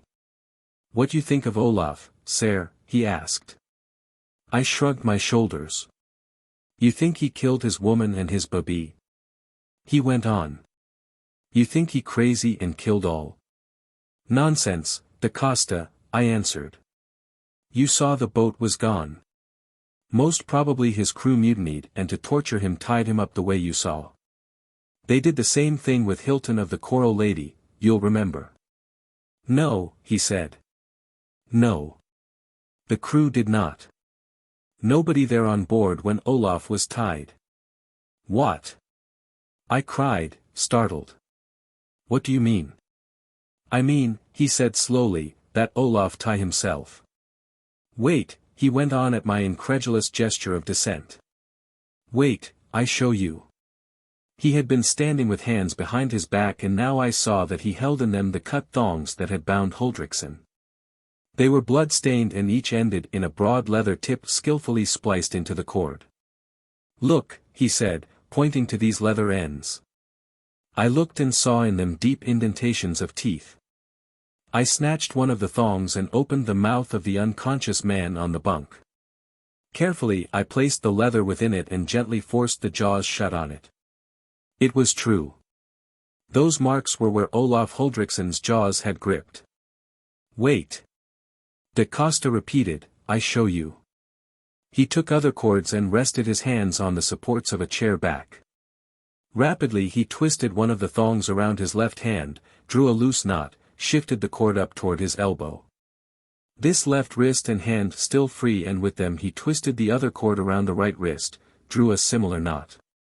His hands were now in the exact position that Huldriksen's had been on the Brunhilde but with cords and knots hanging loose. Then Da Costa reached down his head, took a leather end in his teeth and with a jerk drew the thong that noosed his left hand tight, similarly he drew tight the second. He strained at his fetters. There before my eyes he had pinioned himself so that without aid he could not release himself. And he was exactly as Huldriksen had been. You will have to cut me loose, sire, he said. I cannot move them. It is an old trick on these seas. Sometimes it is necessary that a man stand at the wheel many hours without help, and he does this so that if he sleep the wheel wake him, yes, sire. I looked from him to the man on the bed. But why, sire, said Da Costa slowly, did Olaf have to tie his hands? I looked at him, uneasily. I don't know, I answered. Do you? He fidgeted, avoided my eyes, and then rapidly, almost surreptitiously crossed himself. No, he replied. I know nothing. Some things I have heard, but they tell many tales on these seas. He started for the door. Before he reached it he turned. But this I do know, he half whispered, I am damned glad there is no full moon tonight. And passed out, leaving me staring after him in amazement. What did the Portuguese know? I bent over the sleeper. On his face was no trace of that unholy mingling of opposites the dweller stamped upon its victims. And yet, what was it the Norseman had said? The sparkling devil took them. Nay, he had been even more explicit, the sparkling devil that came down from the moon. Could it be that the dweller had swept upon the Brunhilde, drawing down the moon path Olaf Huldriksen's wife and babe even as it had drawn Throckmorton? As I sat thinking the cabin grew suddenly dark and from above came a shouting and patter of feet. Down upon us swept one of the abrupt, violent squalls that are met with in those latitudes. I lashed Huldriksen fast in the berth and ran up on deck. The long, peaceful swells had changed into angry, choppy waves from the tops of which the spindrift streamed in long stinging lashes. A half-hour passed. The squall died as quickly as it had arisen. The sea quieted. Over in the west, from beneath the tattered, flying edge of the storm, dropped the red globe of the setting sun, dropped slowly until it touched the sea rim. I watched it, and rubbed my eyes and stared again. For over its flaming portal something huge and black moved, like a gigantic beckoning finger. Da Costa had seen it, too, and he turned the Suwarna straight toward the descending orb and its strange shadow. As we approached we saw it was a little mass of wreckage and that the beckoning finger was a wing of canvas, sticking up and swaying with the motion of the waves. On the highest point of the wreckage sat a tall figure calmly smoking a cigarette. We brought the Suwarna to, dropped a boat, and with myself as coxswain pulled toward a wrecked hydro-airplane. Its occupant took a long puff at his cigarette, waved a cheerful hand, shouted a greeting. And just as he did so a great wave raised itself up behind him, took the wreckage, tossed it high in a swelter of foam, and passed on. When we had steadied our boat, where wreck and man had been was nothing. There came a tug at the side, two muscular brown hands gripped it close to my left, and a sleek, black, wet head showed its top between them. Two bright, blue eyes that held deep within them a laughing deviltry looked into mine, and a long, lithe body drew itself gently over the thwart and seated its dripping self at my feet. "Much obliged," said this man from the sea. I knew somebody was sure to come along when the O'Keefe Banshee didn't show up. "The what?" I asked in amazement. "The O'Keefe Banshee, I'm Larry O'Keefe. It's a far way from Ireland, but not too far for the O'Keefe Banshee to travel if the O'Keefe was going to click in." I looked again at my astonishing rescue. He seemed perfectly serious. "Have you a cigarette?" "Mine went out," he said with a grin, as he reached a moist hand out for the little cylinder, took it, lighted it. I saw a lean, intelligent face whose fighting jaw was softened by the wistfulness of the clean-cut lips and the honesty that lay side by side with the deviltry in the laughing blue eyes, nose of a thoroughbred with the suspicion of a tilt. Long, well-knit, slender figure that I knew must have all the strength of fine steel, the uniform of a lieutenant in the Royal Flying Corps of Britain's Navy. He laughed, stretched out a firm hand, and gripped mine. "Thank you really ever so much, old man," he said. I liked Larry O'Keefe from the beginning, but I did not dream as the Tonga boys pulled us back to the Suwarna bow that liking was to be forged into man's strong love for man by fires which souls such as his and mine, and yours who read this, could never dream. Larry O'Keefe, where are you now with your leprechauns and banshee, your heart of a child, your laughing blue eyes, and your fearless soul? Shall I ever see you again, Larry O'Keefe, dear to me as some best beloved younger brother? Larry. Chapter 7. Larry O'Keefe. Pressing back the questions I longed to ask, I introduced myself. Oddly enough, I found that he knew me, or rather my work. He had bought, it appeared, my volume upon the peculiar vegetation whose habitat is disintegrating lava rock and volcanic ash, that I had entitled, somewhat loosely, I could now perceive, Flora of the Craters. For he explained naively that he had picked it up, thinking it an entirely different sort of a book, a novel in fact, something like Meredith's Diana of the Crossways, which he liked greatly. He had hardly finished this explanation when we touched the side of the Suwarna, and I was forced to curb my curiosity until we reached the deck. "That thing you saw me sitting on," he said, after he had thanked the bowing little skipper for his rescue, "was all that was left of one of His Majesty's best little hydro-airplanes after that cyclone threw it off as excess baggage. And by the way, about where are we?" Da Costa gave him our approximate position from the noon reckoning. O'Keefe whistled. "A good 300 miles from where I left the HMS Dolphin about 4 hours ago," he said. "That squall I rode in on was some whizzer. The Dolphin," he went on, calmly divesting himself of his soaked uniform, "was on her way to Melbourne. I'd been yearning for a joy ride and went up for an alleged scouting trip. Then that blow shot out of nowhere, picked me up, and insisted that I go with it. About an hour ago I thought I saw a chance to zoom up and out of it. I turned, and blick went my right wing, and down I dropped. 'I don't know how we can notify your ship, Lieutenant O'Keefe,' I said. 'We have no wireless.' 'Dr. Goodwin,' said Da Costa, 'we could change our course, sir, perhaps.' 'Thanks, but not a bit of it,' broke in O'Keefe. 'Lord alone knows where the Dolphin is now. Fancy she'll be nosing around looking for me. Anyway, she's just as apt to run into you as you into her. Maybe we'll strike something with a wireless, and I'll trouble you to put me aboard.' He hesitated. 'Where are you bound, by the way?' he asked. 'For Ponape,' I answered. 'No wireless there,' mused O'Keefe. 'Beastly hole. Stopped a week ago for fruit. Natives seemed scared to death at us, or something. What are you going there for? Da Costa darted a furtive glance at me. It troubled me. O'Keefe noted my hesitation. Oh, I beg your pardon, he said. Maybe I ought to have asked that. It's no secret, Lieutenant, I replied. I'm about to undertake some exploration work, a little digging among the ruins on the Nanmadel. I looked at the Portuguese sharply as I named the place.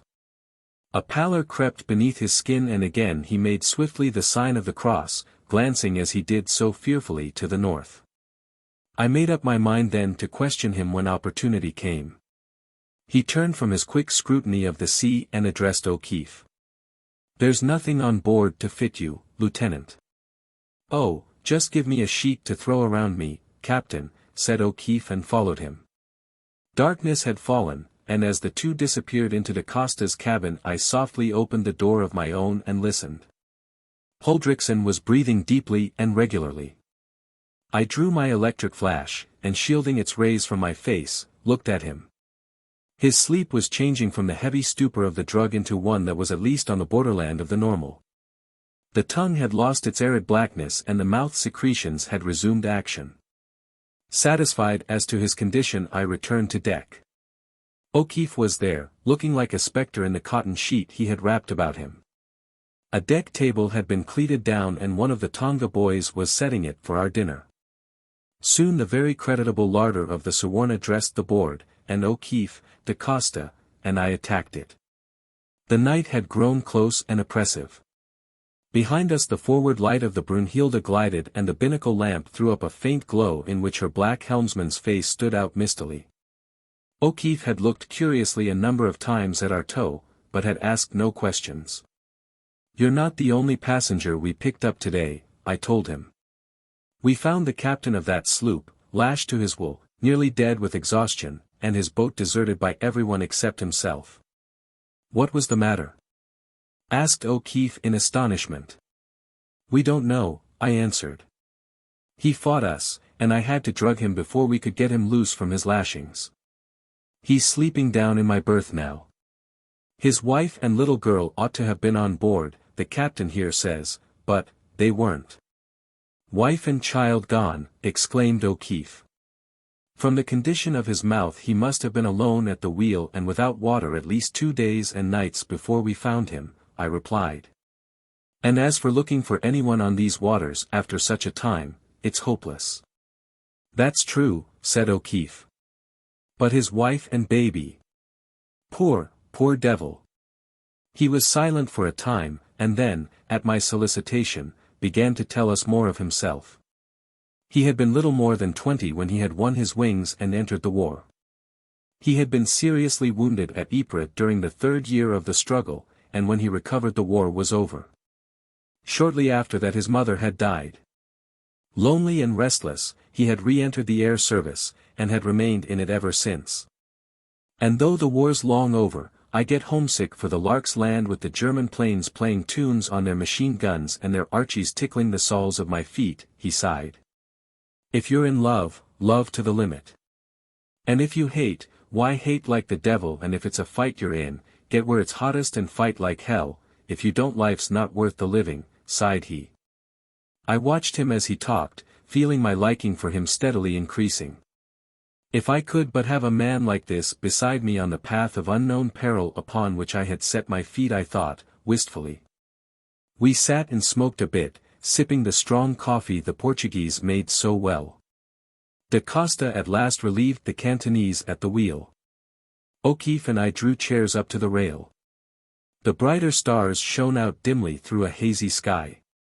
Gleams of phosphorescence tipped the crests of the waves and sparkled with an almost angry brilliance as the bow of the Suwarna tossed them aside. O'Keefe pulled contentedly at a cigarette. The glowing spark lighted the keen, boyish face and the blue eyes, now black and brooding under the spell of the tropic night. Are you American or Irish, O'Keefe? I asked suddenly. Why, he laughed. Because, I answered, from your name and your service I would suppose you Irish, but your command of pure Americanese makes me doubtful. He grinned amiably. I'll tell you how that is, he said. My mother was an American, a Grace, of Virginia. My father was the O'Keefe, of Coleraine. And these two loved each other so well that the heart they gave me is half Irish and half American. My father died when I was 16. I used to go to the States with my mother every other year for a month or two. But after my father died we used to go to Ireland every other year. And there you are, I'm as much American as I am Irish. When I'm in love, or excited, or dreaming, or mad I have the brogue. But for the everyday purpose of life I like the United States talk, and I know Broadway as well as I do Benevent Lane, and the Sound as well as St. Patrick's Channel. Educated a bit at Eton, a bit at Harvard, always too much money to have to make any. In love lots of times, and never a heartache after that wasn't a pleasant one, and never a real purpose in life until I took the King's shilling and earned my wings, something over 30, and that's me, Larry O'Keefe. But it was the Irish O'Keefe who sat out there waiting for the banshee, I laughed. It was that, he said somberly, and I heard the brogue creep over his voice like velvet and his eyes grew brooding again. There's never an O'Keefe for these 1,000 years that has passed without his warning. And twice have I heard the banshee calling, once it was when my younger brother died and once when my father lay waiting to be carried out on the ebb tide. He mused a moment, then went on, and once I saw in Anir Choil, a girl of the green people, flit like a shade of green fire through Carntoger woods. And once at Dunchraigue I slept where the ashes of the Dun of Cormac Mac Concobar are mixed with those of Cormac and Ailey the Fair, all burned in the 9 flames that sprang from the harping of Cravatheen. And I heard the echo of his dead harpings. He paused again and then, softly, with that curiously sweet, high voice that only the Irish seem to have, he sang. Woman of the white breasts, Ailey. Woman of the gold-brown hair, and lips of the red, red rowan. Where is the swan that is whiter, with breast more soft? Or the wave on the sea that moves as thou movest, Ailey? Chapter 8. Olaf's story. There was a little silence. I looked upon him with wonder. Clearly he was in deepest earnest. I know the psychology of the Gael is a curious one and that deep in all their hearts their ancient traditions and beliefs have strong and living roots. And I was both amused and touched. Here was this soldier, who had faced war and its ugly realities open-eyed and fearless, picking, indeed, the most dangerous branch of service for his own, a modern if ever there was one, appreciative of most unmystical Broadway. And yet soberly and earnestly attesting to his belief in Banshee, in shadowy people of the woods, and phantom harpers. I wondered what he would think if he could see the dweller and then, with a pang, that perhaps his superstitions might make him an easy prey. He shook his head half impatiently and ran a hand over his eyes. Turned to me and grinned. Don't think I'm cracked, Professor, he said. I'm not. But it takes me that way now and then. It's the Irish in me. And, believe it or not, I'm telling you the truth. I looked eastward where the moon, now nearly a week past the full, was mounting. You can't make me see what you've seen, Lieutenant, I laughed. But you can make me hear. I've always wondered what kind of a noise a disembodied spirit could make without any vocal cords or breath or any other earthly sound-producing mechanism. How does the banshee sound? O'Keefe looked at me seriously. All right, he said. I'll show you. From deep down in his throat came first a low, weird sobbing that mounted steadily into a keening whose mournfulness made my skin creep. And then his hand shot out and gripped my shoulder, and I stiffened like stone in my chair, for from behind us, like an echo, and then taking up the cry, swelled a wail that seemed to hold within it a sublimation of the sorrows of centuries. It gathered itself into one heartbroken, sobbing note and died away. O'Keefe's grip loosened, and he rose swiftly to his feet. It's all right, Professor, he said. It's for me. It found me, all this way from Ireland. Again the silence was rent by the cry. But now I had located it. It came from my room, and it could mean only one thing, Huldriksen had wakened. Forget your banshee. I gasped, and made a jump for the cabin. Out of the corner of my eye I noted a look of half-sheepish relief flit over O'Keefe's face, and then he was beside me. Da Costa shouted an order from the wheel, the Cantonese ran up and took it from his hands and the little Portuguese pattered down toward us. My hand on the door, ready to throw it open, I stopped. What if the dweller were within?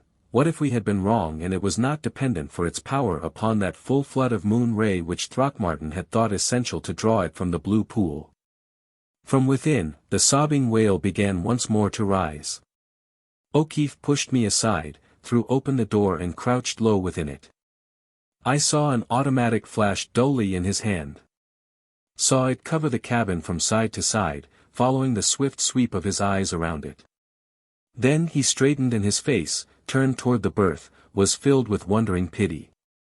Through the window streamed a shaft of the moonlight. It fell upon Huldrexon's staring eyes, in them great tears slowly gathered and rolled down his cheeks, from his opened mouth came the woe-laden wailing. I ran to the port and drew the curtains. Da Costa snapped the lights. The Norseman's dolorous crying stopped as abruptly as though cut. His gaze rolled toward us. And at one bound he broke through the leashes I had buckled round him and faced us, his eyes glaring, his yellow hair almost erect with the force of the rage visibly surging through him. Da Costa shrunk behind me. O'Keefe, coolly watchful, took a quick step that brought him in front of me. "Where do you take me?" said Huldrexon, and his voice was like the growl of a beast. "Where is my boat?" I touched O'Keefe gently and stood before the giant. "Listen, Olaf Huldrexon," I said. "We take you to where the sparkling devil took your Helma and your Frida. We follow the sparkling devil that came down from the moon. Do you hear me?" I spoke slowly, distinctly, striving to pierce the mists that I knew swirled around the strained brain. And the words did pierce. He thrust out a shaking hand. "You say you follow?" he asked falteringly. "You know where to follow? Where it took my Helma and my little Frida?" "Just that, Olaf Huldrexon," I answered. "Just that. I pledge you my life that I know." Da Costa stepped forward. "He speaks true, Olaf. You go faster on the Suwarna than on the Brrw Unilda, Olaf, yes." The giant Norseman, still gripping my hand, looked at him. "I know you, Da Costa," he muttered. "You are all right. Ja. You are a fair man. Where is the Brunhilde?" "She follow BND on a big rope, Olaf," soothed the Portuguese. "Soon you see her. But now lie down and tell us, if you can, why you tie yourself to your wheel and what it is that happened, Olaf. If you'll tell us how the sparkling devil came it will help us all when we get to where it is, Huldrexon," I said. On O'Keefe's face there was an expression of well-nigh ludicrous doubt and amazement. He glanced from one to the other. The giant shifted his own tense look from me to the Irishman. A gleam of approval lighted in his eyes. He loosed me, and gripped O'Keefe's arm. "Sterk," he said. "Ja, strong, and with a strong heart. A man, Ja. He comes too, we shall need him, Ja. I tell," he muttered, and seated himself on the side of the bunk. "It was 4 nights ago. My Frida," his voice shook, "mine Indling. She loved the moonlight. I was at the wheel and my Frida and my Helma they were behind me. The moon was behind us and the Brunhilde was like a swan boat sailing down with the moonlight sending her, Ja. I heard my Frida say, 'I see a Nis coming down the track of the moon.' And I hear her mother laugh, low, like a mother does when her Indling dreams. I was happy, that night, with my Helma and my Frida, and the Brunhilde sailing like a swan boat, Ja. I heard the child say, 'The Nis comes fast.' And then I heard a scream from my Helma, a great scream, like a mare when her foal is torn from her. I spun around fast, Ja. I dropped the wheel and spun fast.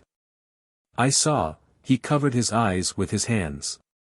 The Portuguese had crept close to me, and I heard him panting like a frightened dog. "I saw a white fire spring over the rail," whispered Olaf Huldrexon. It whirled round and round, and it shone like stars in a whirlwind mist. There was a noise in my ears. It sounded like bells, little bells, like the music you make when you run your finger round goblets. It made me sick and dizzy, the hell noise. My Helma was, Indhold, what you say, in the middle of the white fire. She turned her face to me and she turned it on the child, and my Helma's face burned into my heart. Because it was full of fear, and it was full of happiness, of glee. I tell you that the fear in my Helma's face made me ice here. He beat his breast with clenched hand, but the happiness in it burned on me like fire. And I could not move, I could not move. I said in here, he touched his head, I said, it is Loki come out of Helvede. But he cannot take my Helma, for Christ lives and Loki has no power to hurt my Helma or my Frida. Christ lives. Christ lives. I said. But the sparkling devil did not let my Helma go. It drew her to the rail, half over it. I saw her eyes upon the child and a little she broke away and reached to it. And my Frida jumped into her arms. And the fire wrapped them both and they were gone. A little I saw them whirling on the moon track behind the Brunhilde, and they were gone. The sparkling devil took them. Loki was loosed, and he had power. I turned the Brunhilde, and I followed where my Helma and mine Indling had gone. My boys crept up and asked me to turn again. But I would not. They dropped a boat and left me. I steered straight on the path. I lashed my hands to the wheel that sleep might not loose them. I steered on and on and on. Where was the God I prayed when my wife and child were taken? Cried Olaf Huldriksson, and it was as though I heard Throckmorton asking that same bitter question. I have left him as he left me, I pray now to Thor and to Odin, who can fetter Loki. He sank back, covering again his eyes. Olaf, I said, what you have called the sparkling devil has taken one's dear to me. I, too, was following it when we found you. You shall go with me to its home, and there we will try to take from it your wife and your child and my friends as well. But now that you may be strong for what is before us, you must sleep again. Olaf Huldriksson looked upon me and in his eyes was that something which souls must see in the eyes of him the old Egyptians called the searcher of hearts in the judgment hall of Osiris. You speak truth, he said at last slowly. I will do what you say. He stretched out an arm at my bidding. I gave him a second injection. He lay back and soon he was sleeping. I turned toward Da Costa. His face was livid and sweating, and he was trembling pitiably. O'Keefe stirred. You did that mighty well, Dr. Goodwin, he said. So well that I almost believed you myself.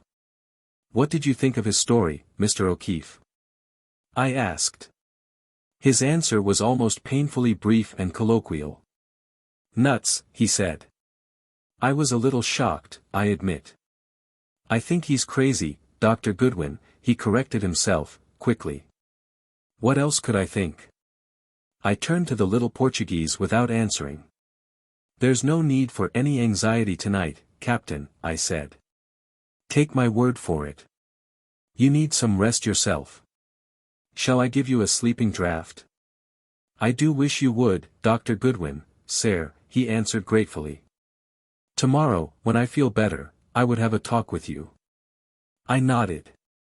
He did know something then. I mixed him an opiate of considerable strength. He took it and went to his own cabin. I locked the door behind him and then, sitting beside the sleeping Norseman, I told O'Keefe my story from end to end. He asked few questions as I spoke. But after I had finished he cross-examined me rather minutely upon my recollections of the radiant phases upon each appearance, checking these with Throckmorton's observations of the same phenomena in the chamber of the moon pool. And now what do you think of it all? I asked. He sat silent for a while, looking at Huldriksson. Not what you seem to think, Dr. Goodwin, he answered at last, gravely. Let me sleep over it. One thing of course is certain, you and your friend Throckmorton and this man here saw something. But, He was silent again and then continued with a kindness that I found vaguely irritating, but I've noticed that when a scientist gets superstitious it takes very hard. Here's a few things I can tell you now though, he went on while I struggled to speak. I pray in my heart that we'll meet neither the dolphin nor anything with wireless on board going up. Because, Dr. Goodwin, I'd dearly love to take a crack at your dweller. And another thing, said O'Keefe. After this, cut out the trimmings, Doc, and call me plain Larry, for whether I think you're crazy or whether I don't, you're there with the nerve, Professor, and I'm for you. Good night, said Larry and took himself out to the deck hammock he had insisted upon having slung for him, refusing the captain's importunities to use his own cabin. And it was with extremely mixed emotions as to his compliment that I watched him go. Superstitious. I, whose pride was my scientific devotion to fact and fact alone. Superstitious, and this from a man who believed in banshees and ghostly harpers and Irish wood nymphs and no doubt in leprechauns and all their tribe. Half laughing, half irritated, and wholly happy in even the part promise of Larry O'Keefe's comradeship on my venture, I arranged a couple of pillows, stretched myself out on 2 chairs and took up my vigil beside Olaf Huldriksen. Chapter 9. A Lost Page of Earth. When I awakened the sun was streaming through the cabin porthole. Outside a fresh voice lilted. I lay on my 2 chairs and listened. The song was one with the wholesome sunshine and the breeze blowing stiffly and whipping the curtains. It was Larry O'Keefe at his matins. The little red lark is shaking his wings. Straight from the breast of his love he springs. Larry's voice soared. His wings and his feathers are sunrise red. He hails the sun and his golden head. Good morning, Doc, you are long abed. This last was a most irreverent interpolation, I well knew. I opened my door. O'Keefe stood outside laughing. The Suwarna, her engines silent, was making fine headway under all sail, the Brunhilde skipping in her wake cheerfully with half her canvas up. The sea was crisping and dimpling under the wind. Blue and white was the world as far as the eye could reach. Schools of little silvery green flying fish broke through the water rushing on each side of us, flashed for an instant and were gone. Behind us gulls hovered and dipped. The shadow of mystery had retreated far over the rim of this wide-awake and beautiful world, and if, subconsciously, I knew that somewhere it was brooding and waiting, for a little while at least I was consciously free of its oppression. "How's the patient?" asked O'Keefe. He was answered by Huldriksen himself, who must have risen just as I left the cabin. The Norseman had slipped on a pair of pajamas and, giant torso naked under the sun, he strode out upon us. We all of us looked at him a trifle anxiously. But Olaf's madness had left him. In his eyes was much sorrow, but the berserk rage was gone. He spoke straight to me. "You said last night we follow?" I nodded. "It is where?" he asked again. "We go first to Ponape and from there to Medelanem harbor, to the Nanmadel. You know the place?" Huldriksen bowed, a white gleam as of ice showing in his blue eyes. "It is there?" he asked. "It is there that we must first search," I answered. "Good," said Olaf Huldriksen. "It is good." He looked at Da Costa inquiringly in the little Portuguese, following his thought, answered his unspoken question. "We should be at Ponape tomorrow morning early, Olaf." "Good," repeated the Norseman. He looked away, his eyes tear-filled. A restraint fell upon us, the embarrassment all men experience when they feel a great sympathy and a great pity, to neither of which they quite know how to give expression. By silent consent we discussed at breakfast only the most casual topics. When the meal was over Huldriksen expressed a desire to go aboard the Brunhilde. The Suwarna hove to and Da Costa and he dropped into the small boat. When they reached the Brunhilde's deck I saw Olaf take the wheel and the two fall into earnest talk. I beckoned to O'Keefe and we stretched ourselves out on the bow hatch under cover of the foresail. He lighted a cigarette, took a couple of leisurely puffs, and looked at me expectantly. "Well?" I asked. "Well," said O'Keefe, suppose you tell me what you think, and then I'll proceed to point out your scientific errors. His eyes twinkled mischievously. Larry, I replied, somewhat severely, you may not know that I have a scientific reputation which, putting aside all modesty, I may say is an enviable one.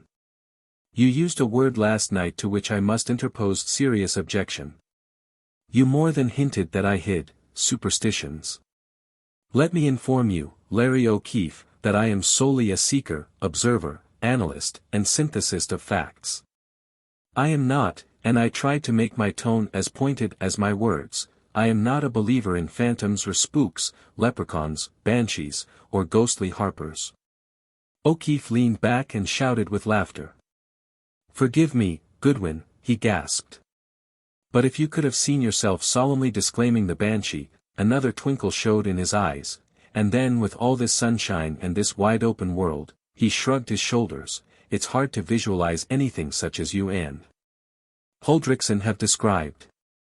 I know how hard it is, Larry, I answered.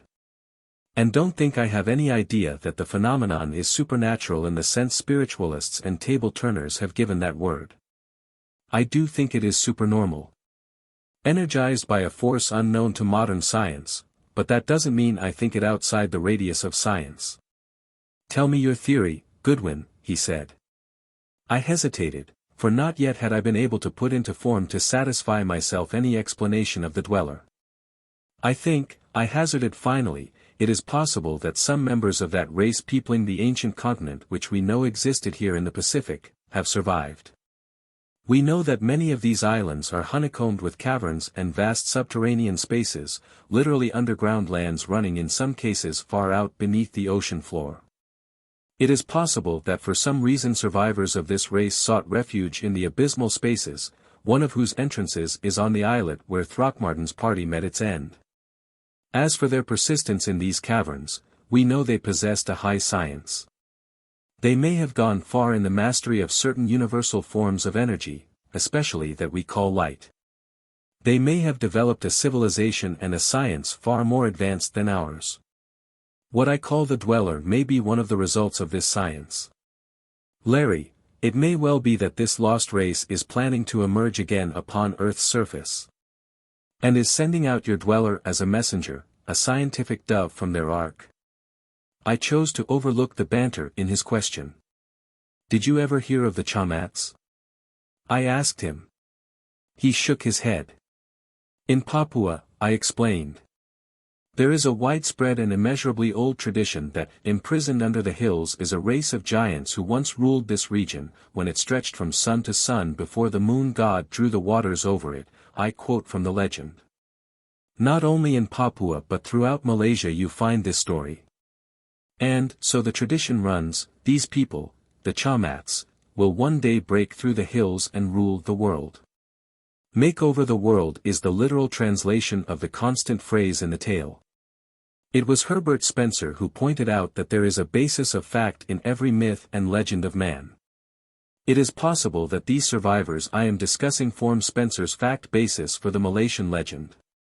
2. This much is sure, the moon door, which is clearly operated by the action of moon rays upon some unknown element or combination and the crystals through which the moon rays pour down upon the pool their prismatic columns, are humanly made mechanisms. So long as they are humanly made, and so long as it is this flood of moonlight from which the dweller draws its power of materialization, the dweller itself, if not the product of the human mind, is at least dependent upon the product of the human mind for its appearance. Wait a minute, Goodwin, interrupted O'Keefe. Do you mean to say you think that this thing is made of, well, of moonshine? Moonlight, I replied, is, of course, reflected sunlight. But the rays which pass back to Earth after their impact on the moon's surface are profoundly changed. The spectroscope shows that they lose practically all the slower vibrations we call red and infrared, while the extremely rapid vibrations we call the violet and ultraviolet are accelerated and altered. Many scientists hold that there is an unknown element in the moon, perhaps that which makes the gigantic luminous trails that radiate in all directions from the lunar crater Tycho, whose energies are absorbed by and carried on the moon rays. At any rate, whether by the loss of the vibrations of the red or by the addition of this mysterious force. The light of the moon becomes something entirely different from mere modified sunlight, just as the addition or subtraction of one other chemical in a compound of several makes the product a substance with entirely different energies and potentialities. Now these rays, Larry, are given perhaps still another mysterious activity by the globes through which Throckmorton said they passed in the chamber of the moon pool. The result is the necessary factor in the formation of the dweller. There would be nothing scientifically improbable in such a process. Kovalsky, the great Russian physicist, produced crystalline forms exhibiting every faculty that we call vital by subjecting certain combinations of chemicals to the action of highly concentrated rays of various colors. Something in light and nothing else produced their pseudo-vitality. We do not begin to know how to harness the potentialities of that magnetic vibration of the ether we call light. "Listen, Doc," said Larry earnestly, "I'll take everything you say about this lost continent, the people who used to live on it, and their caverns, for granted. But by the sword of Brian Boru, you'll never get me to fall for the idea that a bunch of moonshine can handle a big woman such as you say Throckmorton's Thora was, nor a two-fisted man such as you say Throckmorton was.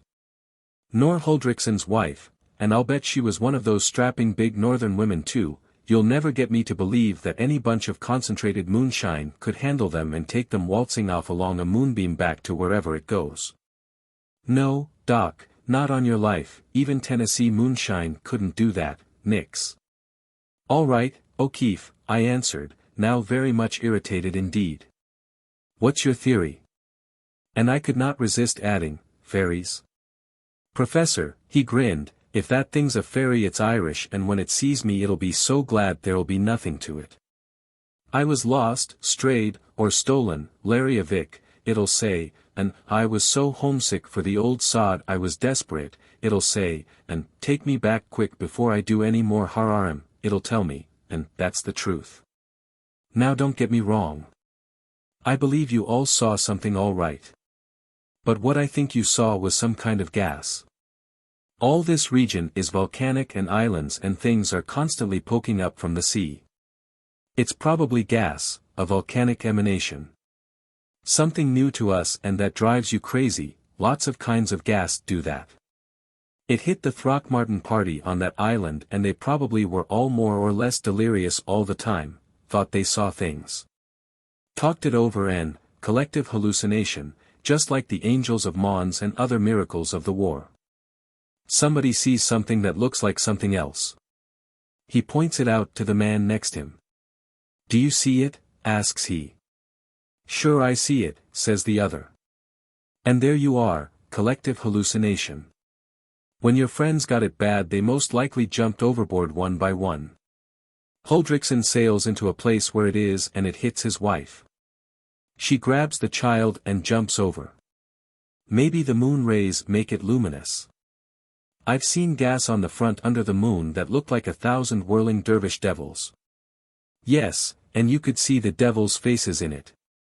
And if it got into your lungs nothing could ever make you think you hadn't seen real devils.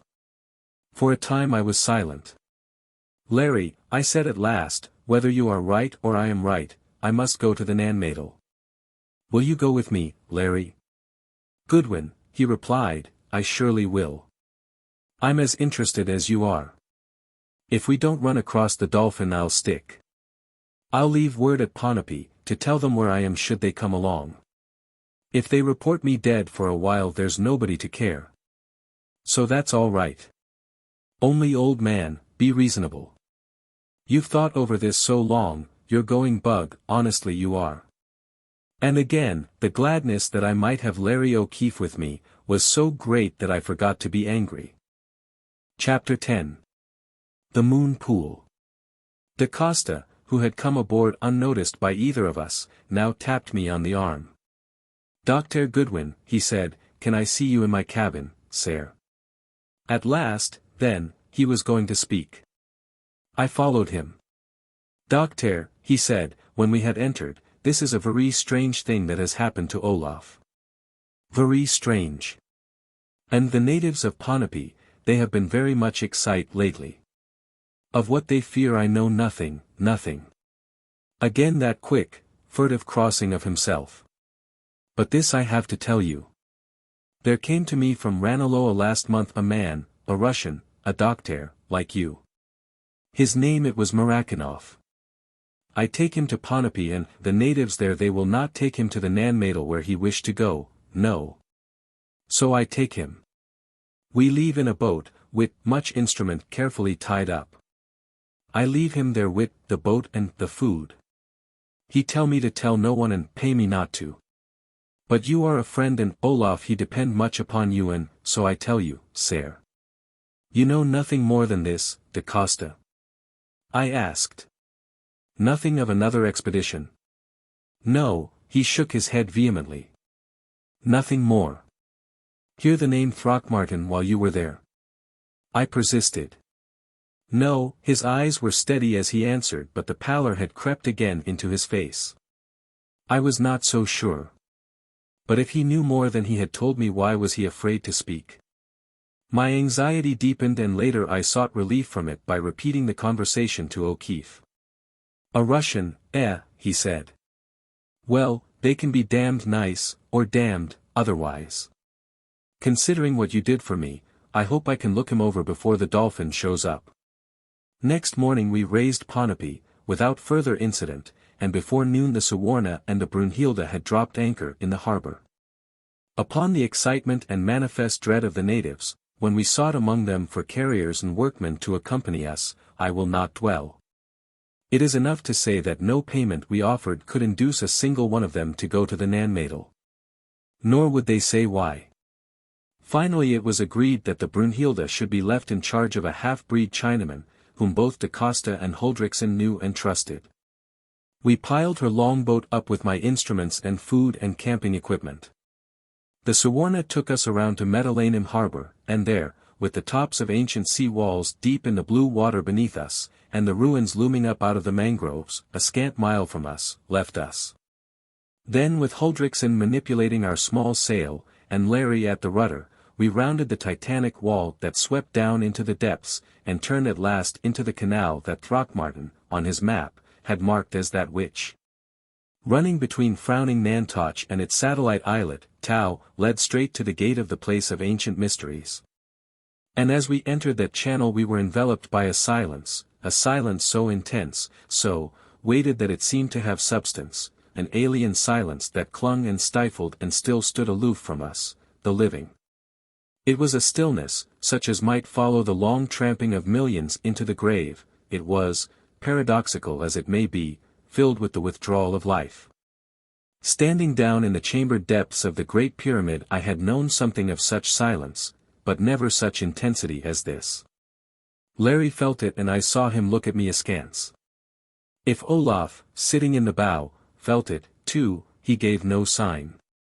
His blue eyes, with again the glint of ice within them, watched the channel before us.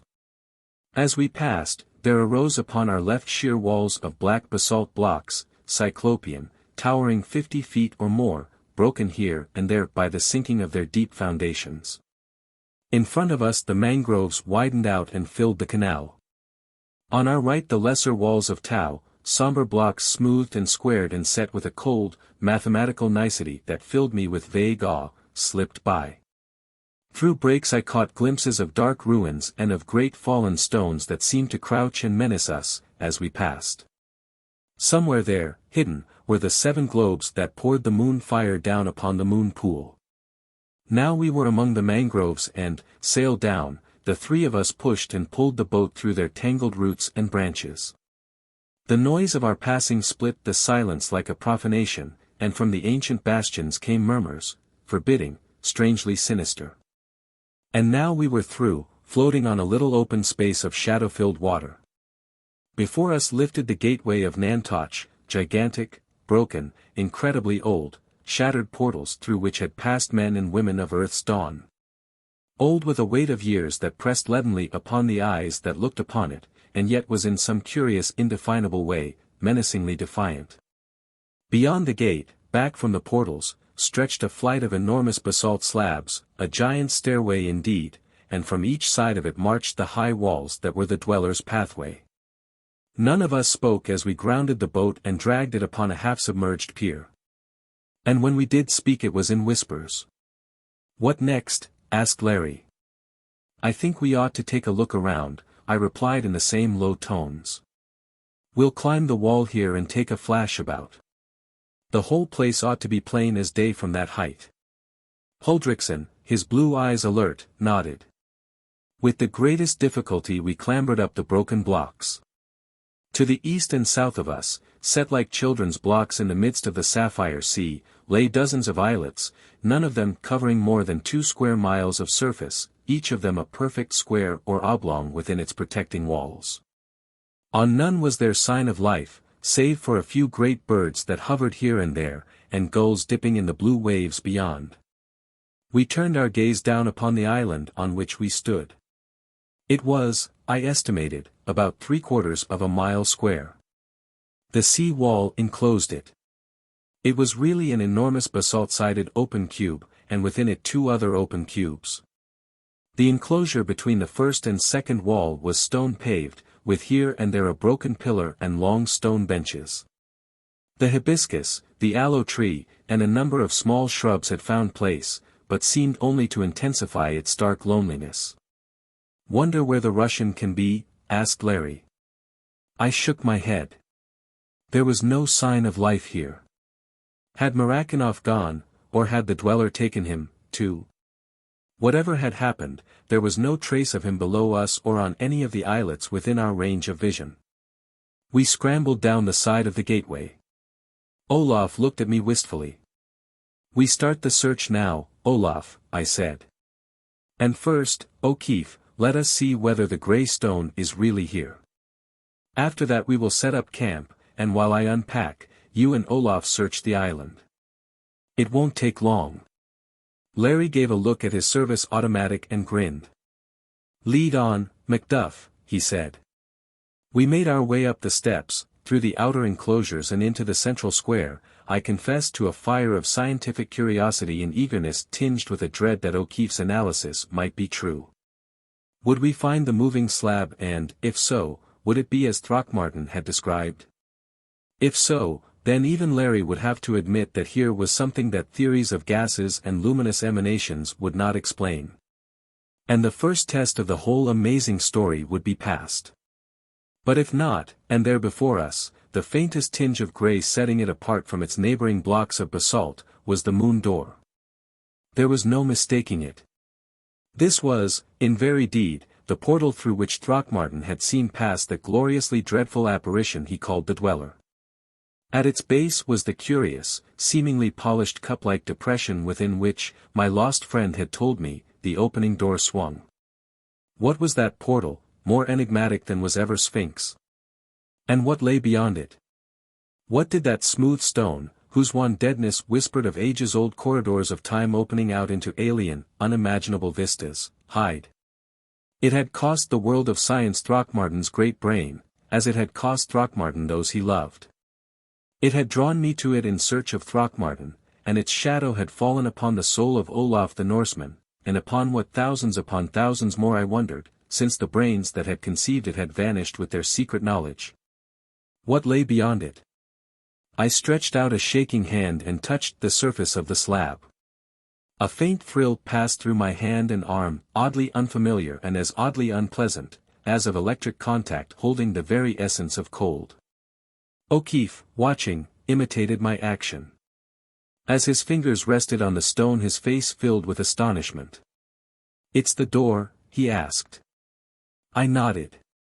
There was a low whistle from him and he pointed up toward the top of the grey stone.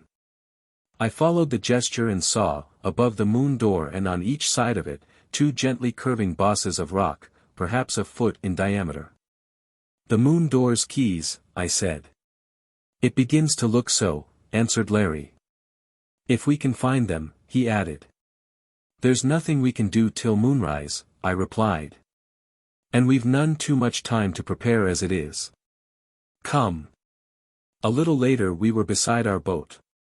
We lighted it, set up the tent, and as it was now but a short hour to sundown I bade them leave me and make their search. They went off together, and I busied myself with opening some of the paraphernalia I had brought with me. First of all I took out the 2 becquerel ray condensers that I had bought in Sydney. Their lenses would collect and intensify to the fullest extent any light directed upon them. I had found them most useful in making spectroscopic analysis of luminous vapors, and I knew that at Yerkes Observatory splendid results had been obtained from them in collecting the diffused radiance of the nebulae for the same purpose. If my theory of the gray slab's mechanism were correct, it was practically certain that with the satellite only a few nights past the full we could concentrate enough light on the bosses to open the rock.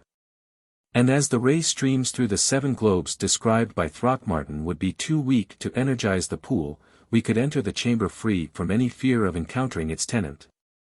Make our preliminary observations and go forth before the moon had dropped so far that the concentration in the condensers would fall below that necessary to keep the portal from closing.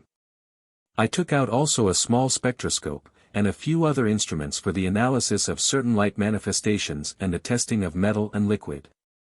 Finally, I put aside my emergency medical kit. I had hardly finished examining and adjusting these before O'Keefe and Huldrexon returned. They reported signs of a camp at least 10 days old beside the northern wall of the outer court, but beyond that no evidence of others beyond ourselves on Nantoch. We prepared supper, ate and talked a little, but for the most part were silent. Even Larry's high spirits were not in evidence. Half a dozen times I saw him take out his automatic and look it over. He was more thoughtful than I had ever seen him. Once he went into the tent, rummaged about a bit and brought out another revolver which, he said, he had got from DaCosta, and a half-dozen clips of cartridges. He passed the gun over to Olaf. At last a glow in the southeast heralded the rising moon. I picked up my instruments and the medical kit. Larry and Olaf shouldered each a short ladder that was part of my equipment, and, with our electric flashes pointing the way, walked up the great stairs, through the enclosures, and straight to the grey stone. By this time the moon had risen and its clipped light shone full upon the slab. I saw faint gleams pass over it as of fleeting phosphorescence, but so faint were they that I could not be sure of the truth of my observation. We set the ladders in place. Olaf I assigned to stand before the door and watch for the first signs of its opening, if open it should. The becquerels were set within 3-inch tripods, whose feet I had equipped with vacuum rings to enable them to hold fast to the rock. I scaled one ladder and fastened a condenser over the boss, descended. Sent Larry up to watch it, and, ascending the second ladder, rapidly fixed the other in its place. Then, with O'Keefe watchful on his perch, I on mine, and Olaf's eyes fixed upon the moon door, we began our vigil. Suddenly there was an exclamation from Larry. 7 little lights are beginning to glow on this stone, he cried. But I had already seen those beneath my lens begin to gleam out with a silvery luster. Swiftly the rays within the condenser began to thicken and increase, and as they did so the 7 small circles waxed like stars growing out of the dusk. And with a queer, curdled is the best word I can find to define it, radiance entirely strange to me. Beneath me I heard a faint, sighing murmur and then the voice of Huldrexon. It opens, the stone turns. I began to climb down the ladder. Again came Olaf's voice. The stone, it is open, and then a shriek, a wail of blended anguish and pity, of rage and despair, and the sound of swift footsteps racing through the wall beneath me. I dropped to the ground. The moon door was wide open, and through it I caught a glimpse of a corridor filled with a faint, pearly vaporous light like earliest misty dawn. But of Olaf I could see nothing. And even as I stood, gaping, from behind me came the sharp crack of a rifle, the glass of the condenser at Larry's side flew into fragments, he dropped swiftly to the ground, the automatic in his hand flashed once, twice, into the darkness.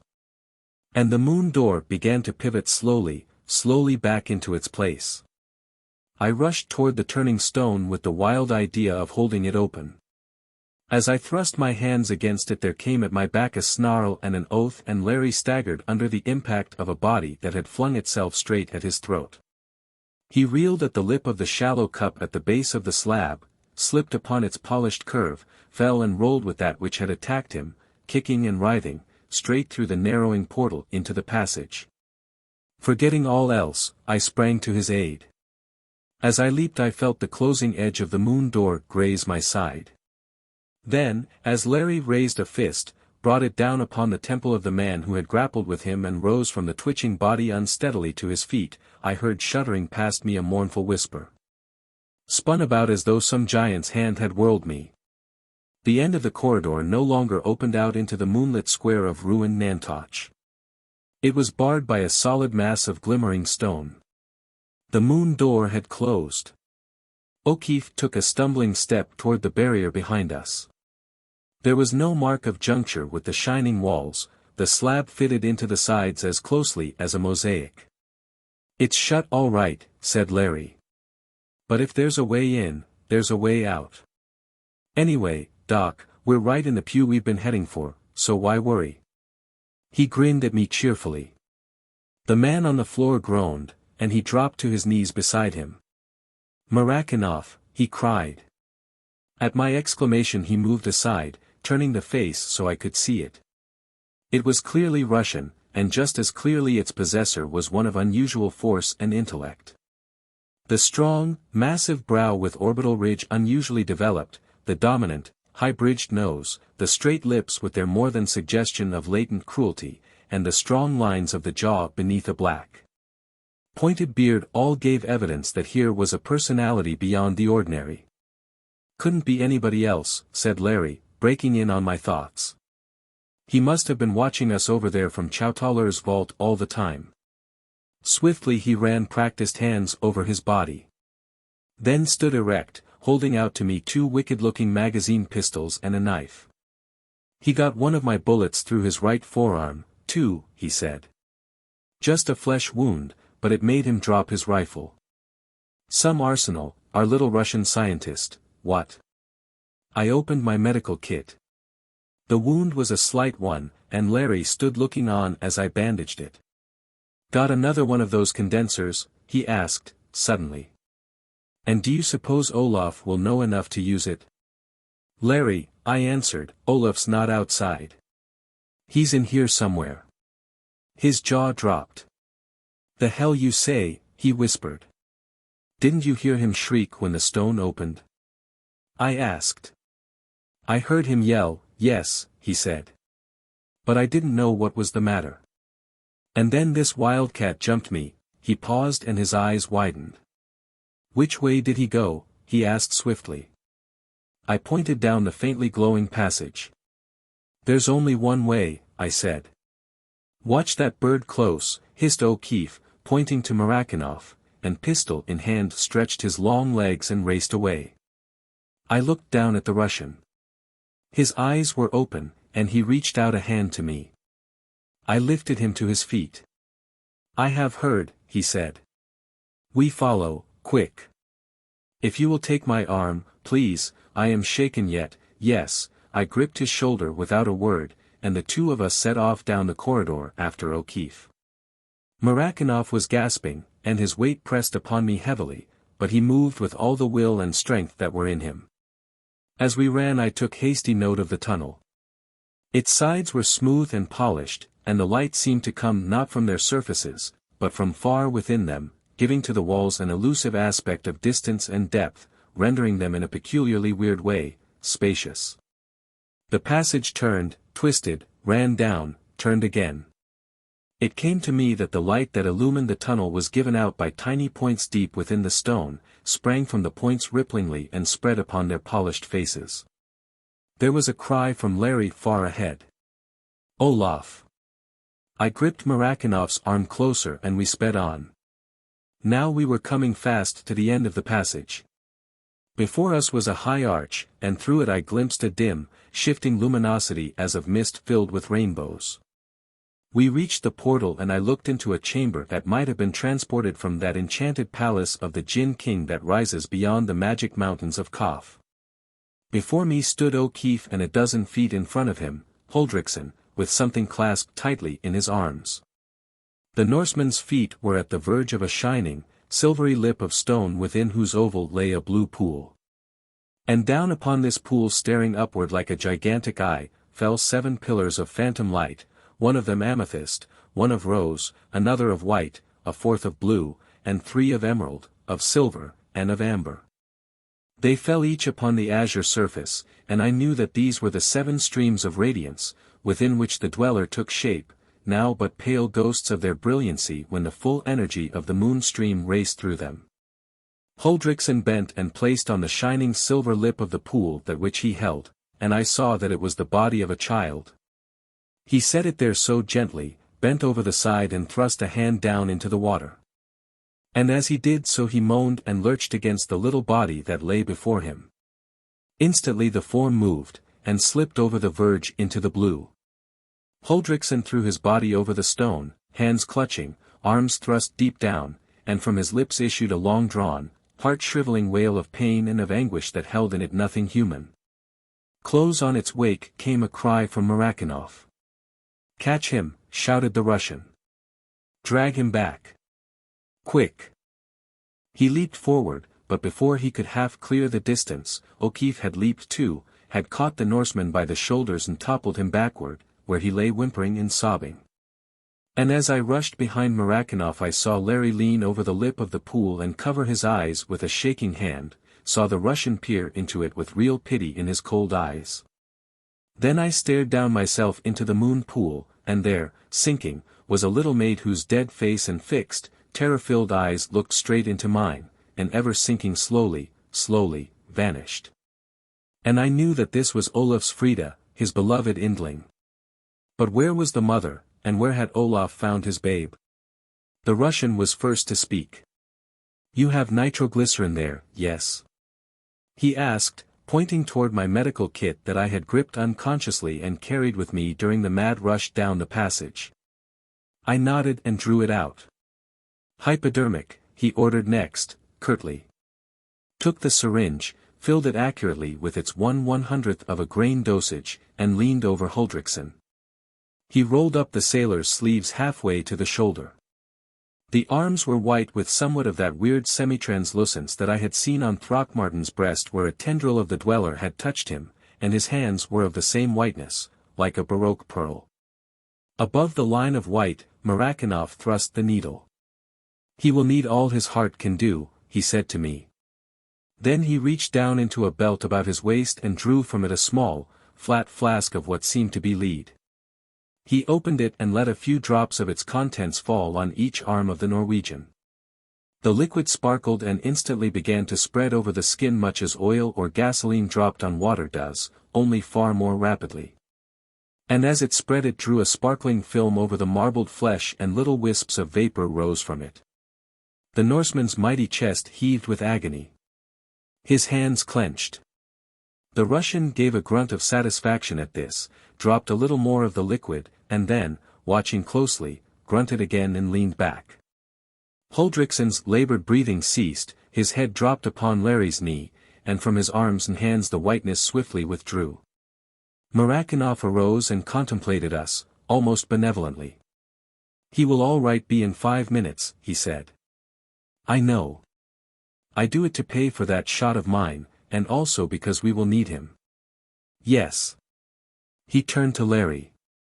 "You have a punch like a mule kick, my young friend," he said. "Sometime you pay me for that, too, eh?" He smiled. And the quality of the grimace was not exactly reassuring. Larry looked him over quizzically. "You're Murakhanov, of course," he said. The Russian nodded, betraying no surprise at the recognition. "And you?" he asked. "Lieutenant O'Keefe of the Royal Flying Corps," replied Larry, saluting. "And this gentleman is Dr. Walter T. Goodwin." Murakhanov's face brightened. "The American botanist?" he queried. I nodded. "Ah," cried Murakhanov eagerly, "but this is fortunate. Long I have desired to meet you. Your work, for an American, is most excellent, surprising. But you are wrong in your theory of the development of the angiospermy from Cycadioidea dacatensis. All wrong." I was interrupting him with considerable heat, for my conclusions from the fossil Cycadioidea I knew to be my greatest triumph, when Larry broke in upon me rudely. "Say," he spluttered, am I crazy or are you? What in damnation kind of a place and time is this to start an argument like that? Angiospermy, is it? Exclaimed Larry. Hell. Murakanoff again regarded him with that irritating air of benevolence. You have not the scientific mind, young friend, he said. The punch, yes. But so has the mule. You must learn that only the fact is important, not you, not me, not this, he pointed to Huldriksen, or its sorrows. Only the fact, whatever it is real, yes. But, he turned to me, another time. Huldriksen interrupted him. The big seaman had risen stiffly to his feet and stood with Larry's arms supporting him. He stretched out his hands to me. I saw her, he whispered. I saw mine Frida when the stone swung. She lay there, just at my feet. I picked her up and I saw that mine Frida was dead. But I hoped, and I thought maybe mine Helma was somewhere here, too, so I ran with mine Indling, here, his voice broke. I thought maybe she was not dead, he went on. And I saw that, he pointed to the moon pool, and I thought I would bathe her face and she might live again. And when I dipped my hands within, the life left them, and cold, deadly cold, ran up through them into my heart. And mine Frida, she fell, he covered his eyes, and dropping his head on O'Keefe's shoulder, stood, racked by sobs that seemed to tear at his very soul. Chapter 11. The Flame-Tipped Shadows. Murakanoff nodded his head solemnly as Olaf finished. Duh, he said. That which comes from here took them both, the woman and the child. Duh. They came clasped within it and the stone shut upon them. But why it left the child behind I do not understand. How do you know that? I cried in amazement. Because I saw it, answered Murakanoff simply. Not only did I see it, but hardly had I time to make escape through the entrance before it passed whirling and murmuring and its bell sounds all joyous. Duh. It was what you call the squeak close, that. Wait a moment, I said, stilling Larry with a gesture. Do I understand you to say that you were within this place? Murakanoff actually beamed upon me. Duh, Dr. Goodwin, he said, I went in when that which comes from it went out. I gaped at him, stricken dumb. Into Larry's bellicose attitude crept a suggestion of grudging respect. Olaf, trembling, watched silently. Dar. Goodwin and my impetuous young friend, you, went on Murakanoff after a moment's silence, and I wondered vaguely why he did not include Huldriksen in his address. It is time that we have an understanding. I have a proposal to make to you also. It is this, we are what you call a bad boat, and all of us are in it. Duh.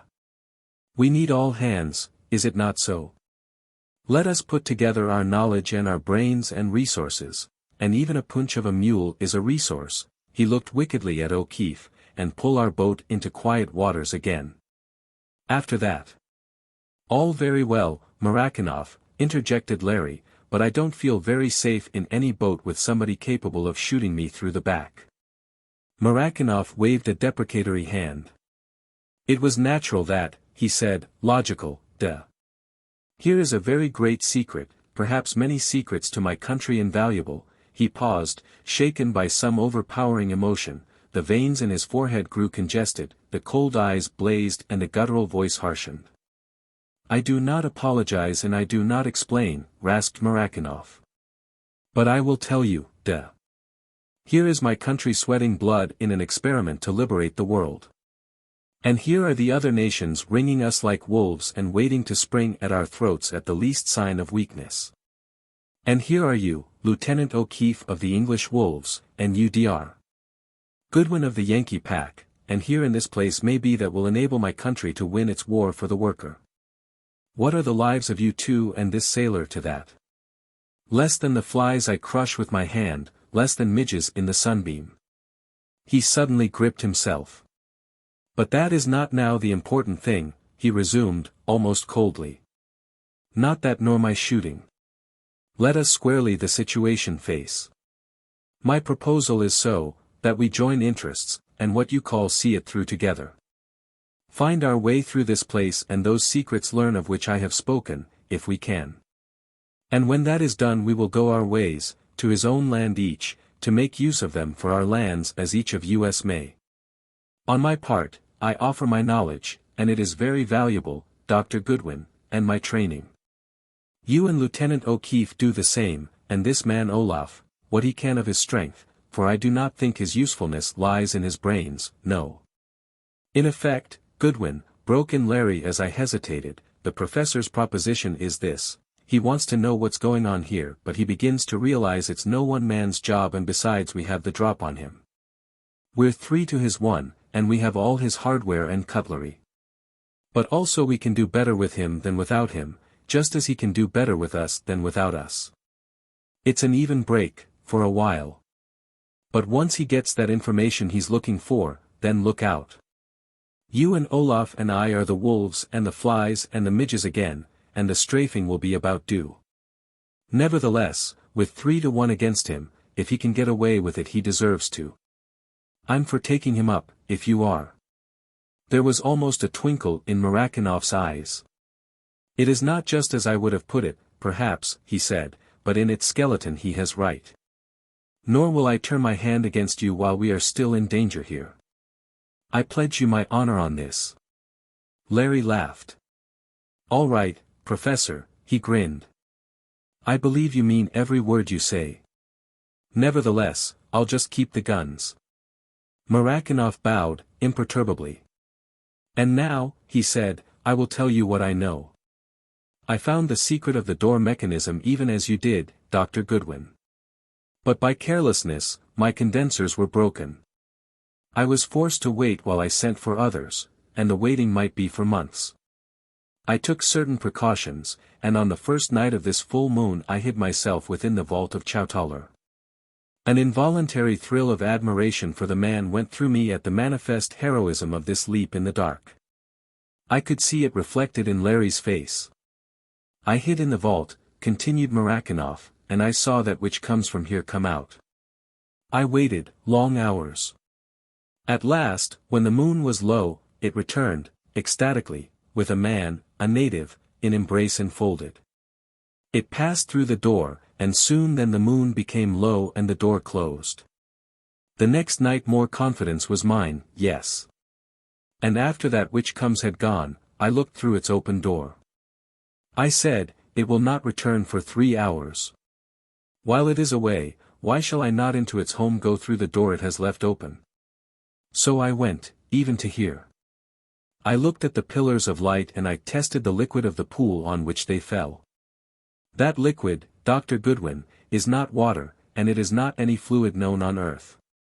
He handed me a small vial, its neck held in a long thong. Take this, he said, and see. Wonderingly, I took the bottle, dipped it down into the pool. The liquid was extraordinarily light, seemed, in fact, to give the vial buoyancy. I held it to the light. It was striated, streaked, as though little living, pulsing veins ran through it. And its blueness, even in the vial, held an intensity of luminousness. Radioactive, said Marakinov.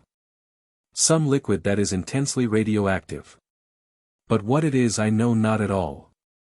Upon the living skin it acts like radium raised to the nth power and with an element most mysterious added. The solution with which I treated him, he pointed to Huldriksen, I had prepared before I came here, from certain information I had. It is largely salts of radium and its base is Loeb's formula for the neutralization of radium and X-ray burns. Taking this man at once, before the degeneration had become really active, I could negative it. But after 2 hours I could have done nothing. He paused a moment. Next I studied the nature of these luminous walls. I concluded that whoever had made them, knew the secret of the Almighty's manufacture of light from the ether itself. Colossal. Duh. But the substance of these blocks confines an atomic, how would you say, atomic manipulation, a conscious arrangement of electrons, light-emitting and perhaps indefinitely so. These blocks are lamps in which oil and wick are electrons drawing light waves from ether itself. A Prometheus, indeed, this discoverer. I looked at my watch and that little guardian warned me that it was time to go. I went. That which comes forth returned, this time empty-handed. And the next night I did the same thing. Engrossed in research, I let the moments go by to the danger point, and scarcely was I replaced within the vault when the shining thing raced over the walls, and in its grip the woman and child. Then you came, and that is all. And now, what is it you know? Very briefly I went over my story. His eyes gleamed now and then, but he did not interrupt me. A great secret. A colossal secret, he muttered, when I had ended. We cannot leave it hidden. The first thing to do is to try the door, said Larry, matter of fact. There is no use, my young friend, assured Murakanoff mildly. Nevertheless we'll try, said Larry. We retraced our way through the winding tunnel to the end, but soon even O'Keefe saw that any idea of moving the slab from within was hopeless. We returned to the chamber of the pool. The pillars of light were fainter, and we knew that the moon was sinking. On the world outside before long dawn would be breaking. I began to feel thirst, and the blue semblance of water within the silvery rim seemed to glint mockingly as my eyes rested on it. Duh, it was Murakanoff, reading my thoughts uncannily. Duh. We will be thirsty. And it will be very bad for him of us who loses control and drinks of that, my friend. Duh. Larry threw back his shoulders as though shaking a burden from them. This place would give an angel of joy the willies, he said. I suggest that we look around and find something that will take us somewhere. You can bet the people that built it had more ways of getting in than that once-a-month family entrance. Doc, you and Olaf take the left wall. The professor and I will take the right. He loosened one of his automatics with a suggestive movement. After you, Professor, he bowed, politely, to the Russian. We parted and set forth. The chamber widened out from the portal in what seemed to be the arc of an immense circle. The shining walls held a perceptible curve, and from this curvature I estimated that the roof was fully 300 feet above us. The floor was of smooth, mosaic-fitted blocks of a faintly yellow tinge. They were not light-emitting like the blocks that formed the walls. The radiance from these latter, I noted, had the peculiar quality of thickening a few yards from its source, and it was this that produced the effect of misty, veiled distances. As we walked, the 7 columns of rays streaming down from the crystalline globes high above us waned steadily, the glow within the chamber lost its prismatic shimmer and became an even gray tone somewhat like moonlight in a thin cloud. Now before us, out from the wall, jutted a low terrace. It was all of a pearly rose-colored stone, slender, graceful pillars of the same hue. The face of the terrace was about 10 feet high, and all over it ran a bas-relief of what looked like short trailing vines, surmounted by 5 stalks, on the tip of each of which was a flower. We passed along the terrace. It turned in an abrupt curve. I heard a hail, and there, 50 feet away, at the curving end of a wall identical with that where we stood, were Larry and Murakanoff. Obviously the left side of the chamber was a duplicate of that we had explored. We joined. In front of us the columned barriers ran back 100 feet, forming an alcove. The end of this alcove was another wall of the same rose stone, but upon it the design of vines was much heavier. We took a step forward, there was a gasp of awe from the Norseman, a guttural exclamation from Murakanoff. For on, or rather within, the wall before us, a great oval began to glow, waxed almost to a flame and then shone steadily out as though from behind it a light was streaming through the stone itself. And within the roseate oval 2 flame-tipped shadows appeared, stood for a moment, and then seemed to float out upon its surface. The shadows wavered. The tips of flame that nimbused them with flickering points of vermilion pulsed outward, drew back, darted forth again, and once more withdrew themselves, and as they did so the shadows thickened, and suddenly there before us stood 2 figures. One was a girl whose great eyes were golden as the fabled lilies of Kwanyang that were born of the kiss of the sun upon the amber goddess the demons of Lao Tzu carved for him. Whose softly curved lips were red as the royal coral, and whose golden brown hair reached to her knees. And the second was a gigantic frog, a woman frog, head helmeted with carapace of shell around which a fillet of brilliant yellow jewels shone.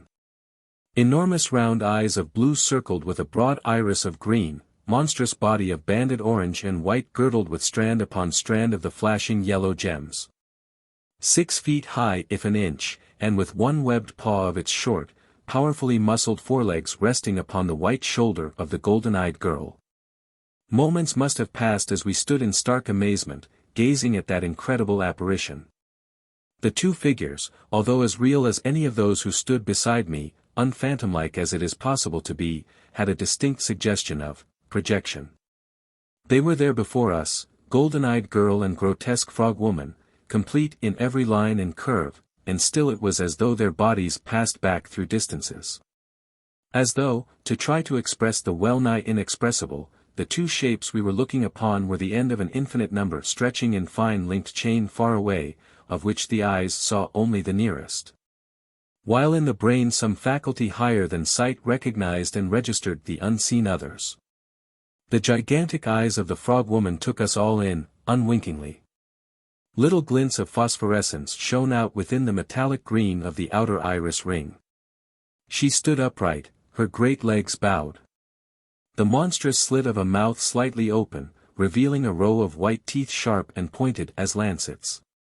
The paw resting on the girl's shoulder, half covering its silken surface, and from its 5 webbed digits long yellow claws of polished horn glistened against the delicate texture of the flesh. But if the frog woman regarded us all, not so did the maiden of the rosy wall. Her eyes were fastened upon Larry, drinking him in with extraordinary intentness. She was tall, far over the average of women, almost as tall, indeed, as O'Keefe himself, not more than 20 years old, if that, I thought. Abruptly she leaned forward, the golden eyes softened and grew tender. The red lips moved as though she were speaking. Larry took a quick step, and his face was that of one who after countless births comes at last upon the twin soul lost to him for ages. The frog woman turned her eyes upon the girl. Her huge lips moved, and I knew that she was talking. The girl held out a warning hand to O'Keefe, and then raised it, resting each finger upon one of the 5 flowers of the carved vine close beside her. Once, twice, 3 times, she pressed upon the flower centers, and I noted that her hand was curiously long and slender, the digits like those wonderful tapering ones the painters we call the primitive gave to their virgins. 3 times she pressed the flowers, and then looked intently at Larry once more. A slow, sweet smile curved the crimson lips. She stretched both hands out toward him again eagerly. A burning blush rose swiftly over white breasts and flower-like face. Like the clicking out of a cinematograph, the pulsing oval faded and golden-eyed girl and frog woman were gone. And thus it was that Lakla, the handmaiden of the Silent Ones, and Larry O'Keefe first looked into each other's hearts. Larry stood rapt, gazing at the stone. "Ailey," I heard him whisper. "Ailey of the lips like the red rowan and the golden-brown hair." "Clearly of the Rhonidae," said Murakinoff, "a development of the fossil labyrinthodonts. You saw her teeth, the Rhonidae, yes," I answered. "But from the Stegocephalia. Of the order Echidata." Never such a complete indignation as was in O'Keefe's voice as he interrupted. "What do you mean, fossils and stego whatever it is?" he asked.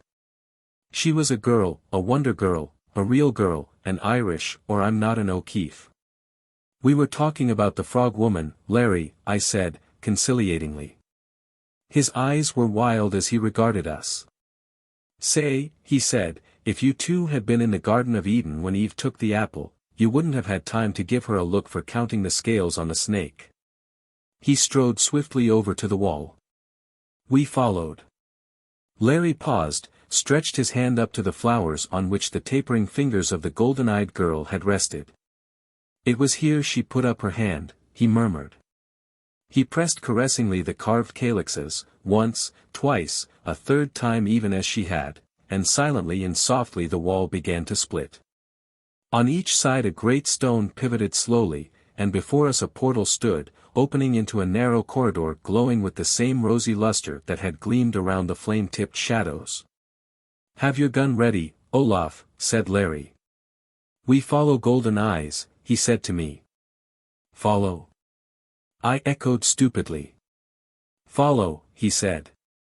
"She came to show us the way." Follow? I'd follow her through 1,000 hells.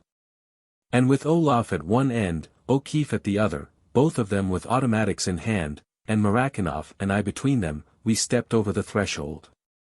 At our right, a few feet away, the passage ended abruptly in a square of polished stone, from which came faint rose radiance. The roof of the place was less than 2 feet over O'Keefe's head. A yard at left of us lifted a 4-foot-high, gently curved barricade, stretching from wall to wall, and beyond it was blackness, an utter and appalling blackness that seemed to gather itself from infinite depths. The rose glow in which we stood was cut off by the blackness as though it had substance, it shimmered out to meet it, and was checked as though by a blow. Indeed, so strong was the suggestion of sinister, straining force within the rayless opacity that I shrank back, and Murakanoff with me. Not so O'Keefe. Olaf beside him, he strode to the wall and peered over. He beckoned us. "Flash your pocket light down there," he said to me, pointing into the thick darkness below us. The little electric circle quivered down as though afraid, and came to rest upon a surface that resembled nothing so much as clear, black ice. I ran the light across, here and there. The floor of the corridor was of a substance so smooth, so polished, that no man could have walked upon it. It sloped downward at a slowly increasing angle. "We'd have to have non-skid chains and brakes on our feet to tackle that," mused Larry. Abstractedly B ran his hands over the edge on which he was leaning. Suddenly they hesitated and then gripped tightly. "That's a queer one," he exclaimed. His right palm was resting upon a rounded protuberance, on the side of which were 3 small circular indentations. "A queer one," he repeated, and pressed his fingers upon the circles. There was a sharp click. The slabs that had opened to let us through swung swiftly together. A curiously rapid vibration thrilled through us, a wind arose and passed over our heads, a wind that grew and grew until it became a whistling shriek, then a roar and then a mighty humming, to which every atom in our bodies pulsed in rhythm painful almost to disintegration. The rosy wall dwindled in a flash to a point of light and disappeared. Wrapped in a clinging, impenetrable blackness we were racing, dropping, hurling at a frightful speed, where? And ever that awful humming of the rushing wind and the lightning cleaving of the tangible dark, so, it came to me oddly, must the newly released soul race through the sheer blackness of outer space up to that throne of justice, where God sits high above all suns.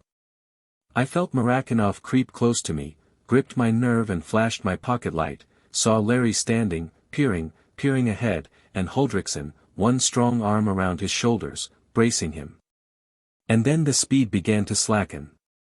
Millions of miles, it seemed, below the sound of the unearthly hurricane I heard Larry's voice, thin and ghost-like, beneath its clamor. "Got it," shrilled the voice. "Got it. Don't worry." The wind died down to the roar, passed back into the whistling shriek and diminished to a steady whisper. In the comparative quiet O'Keefe's tones now came in normal volume. "Some little shoot the chutes, what?" he shouted.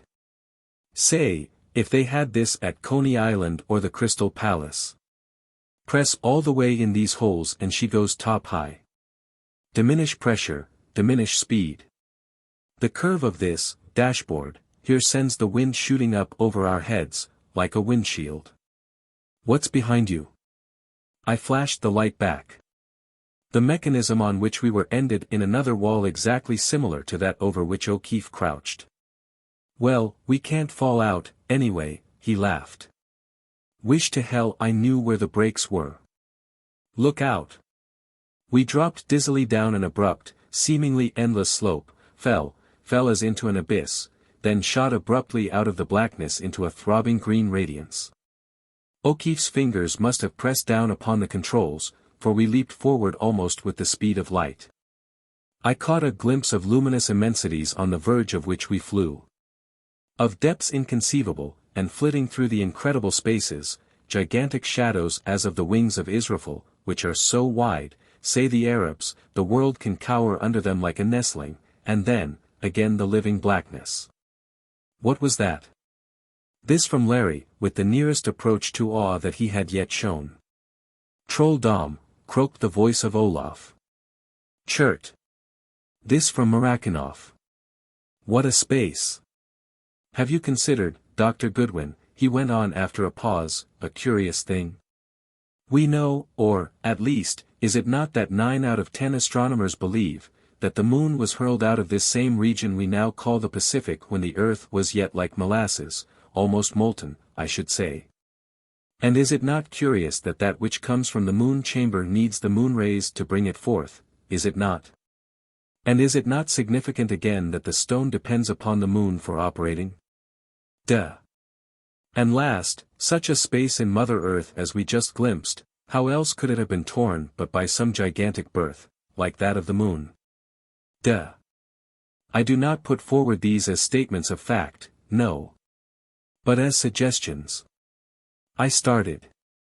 There was so much that this might explain, an unknown element that responded to the moon rays in opening the moon door.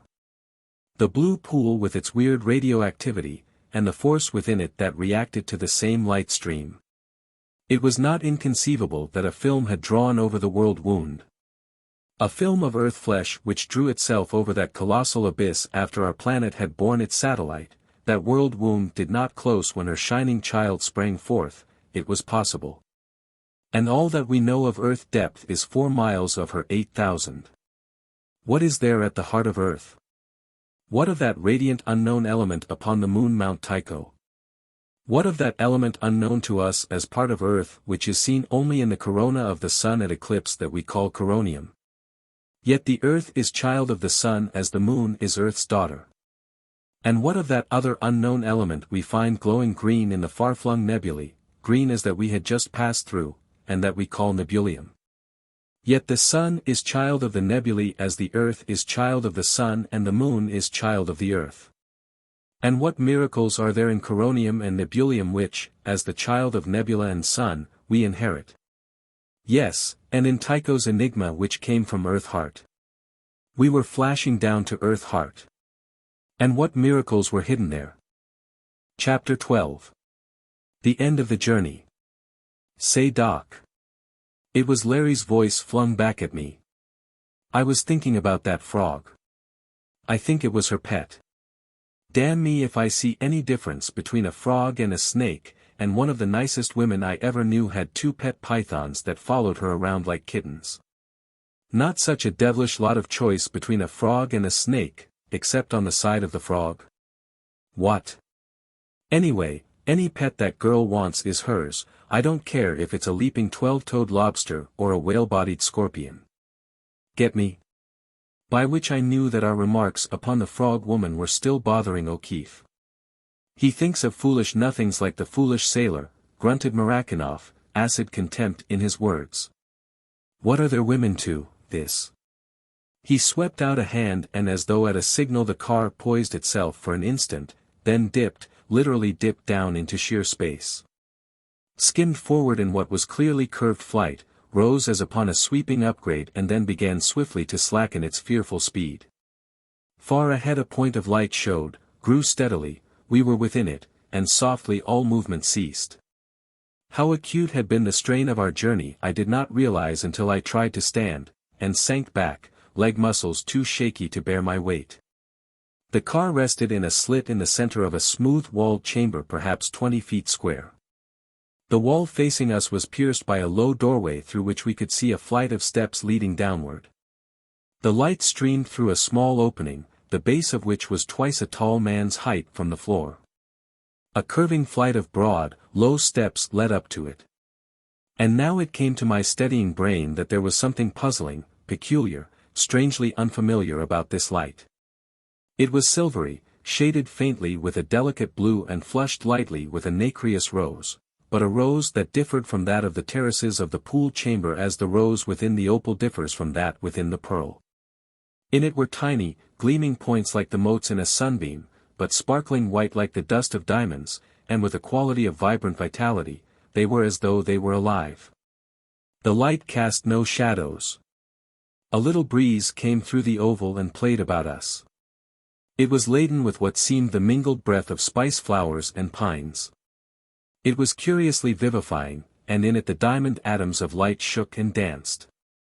I stepped out of the car, the Russian following, and began to ascend the curved steps toward the opening, at the top of which O'Keefe and Olaf already stood. As they looked out I saw both their faces change, Olaf's with awe, O'Keefe's with incredulous amaze. I hurried to their side. At first all that I could see was space, a space filled with the same coruscating effulgence that pulsed about me. I glanced upward, obeying that instinctive impulse of earth folk that bids them seek within the sky for sources of light.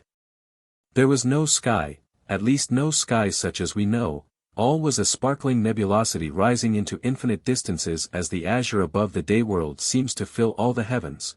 Through it ran pulsing waves and flashing javelin rays that were like shining shadows of the aurora. Echoes, octaves lower, of those brilliant arpeggios and chords that play about the poles. My eyes fell beneath its splendor, I stared outward. Miles away, gigantic luminous cliffs sprang sheer from the limits of a lake whose waters were of milky opalescence. It was from these cliffs that the spangled radiance came, shimmering out from all their lustrous surfaces. To left and to right, as far as the eye could see, they stretched, and they vanished in the auroral nebulosity on high. "Look at that," exclaimed Larry. I followed his pointing finger. On the face of the shining wall, stretched between two colossal columns, hung an incredible veil, prismatic, gleaming with all the colors of the spectrum. It was like a web of rainbows woven by the fingers of the daughters of the Jinn. In front of it and a little at each side was a semicircular pier, or, better, a plaza of what appeared to be glistening, pale yellow ivory. At each end of its half-circle clustered a few low-walled, rose-stone structures, each of them surmounted by a number of high, slender pinnacles. We looked at each other, I think, a bit helplessly, and back again through the opening. We were standing, as I have said, at its base. The wall in which it was set was at least 10 feet thick, and so, of course, all that we could see of that which was without were the distances that revealed themselves above the outer ledge of the oval. "Let's take a look at what's under us," said Larry. He crept out upon the ledge and peered down, the rest of us following. 100 yards beneath us stretched gardens that must have been like those of many columned Aram, which the ancient Adite king had built for his pleasure ages before the deluge, and which Allah, so the Arab legend tells, took and hid from man. Within the Sahara, beyond all hope of finding, jealous because they were more beautiful than his in paradise. Within them flowers and groves of laced, fern-like trees, pillared pavilions nestled. The trunks of the trees were of emerald, of vermilion, and of azure blue, and the blossoms, whose fragrance was borne to us, shone like jewels. The graceful pillars were tinted delicately. I noted that the pavilions were double, in a way, two-storied, and that they were oddly splotched with circles, with squares, and with oblongs of opacity. Noted too that over many this opacity stretched like a roof, yet it did not seem material, rather was it, impenetrable shadow. Down through this city of gardens ran a broad shining green thoroughfare, glistening like glass and spanned at regular intervals with graceful, arched bridges. The road flashed to a wide square, where rose, from a base of that same silvery stone that formed the lip of the moon pool, a titanic structure of 7 terraces. And along it flitted objects that bore a curious resemblance to the shell of the nautilus. Within them were human figures. And upon tree-bordered promenades on each side walked others. Far to the right we caught the glint of another emerald-paved road. And between the two the gardens grew sweetly down to the hither side of that opalescent water across which were the radiant cliffs and a curtain of mystery. Thus it was that we first saw the city of the dweller, blessed and accursed as no place on earth, or under or above earth has ever been, or, that force willing which some call God, ever again shall be. "Chert," whispered Marakinoff. "Incredible. Trolldom," gasped Olaf Huldriksson. It is trolldom. Listen, Olaf, said Larry. Cut out that trolldom stuff. There's no trolldom, or fairies, outside Ireland. Get that? And this isn't Ireland. And, buck up, Professor. This to Murakanoff. What you see down there are people, just plain people. And wherever there's people is where I live. Get me? There's no way in but in, and no way out but out, said O'Keefe. And there's the stairway. Eggs are eggs no matter how they're cooked, and people are just people, fellow travelers, no matter what dish they are in, he concluded. Come on. With the three of us close behind him, he marched toward the entrance. Chapter 13. Yolara, Priestess of the Shining One. You'd better have this handy, document. O'Keefe paused at the head of the stairway and handed me one of the automatics he had taken from Murakanoff. Shall I not have one also? Rather anxiously asked the latter. When you need it you'll get it, answered O'Keefe. I'll tell you frankly, though, Professor, that you'll have to show me before I trust you with a gun. You shoot too straight, from cover. The flash of anger in the Russian's eyes turned to a cold consideration. You say always just what is in your mind, Lieutenant O'Keefe, he mused. That I shall remember. Later I was to recall this odd observation, and Murakanoff was to remember indeed. In single file, O'Keefe at the head and Olaf bringing up the rear, we passed through the portal. Before us dropped a circular shaft, into which the light from the chamber of the oval streamed liquidly, set in its sides the steps spiraled, and down them we went, cautiously.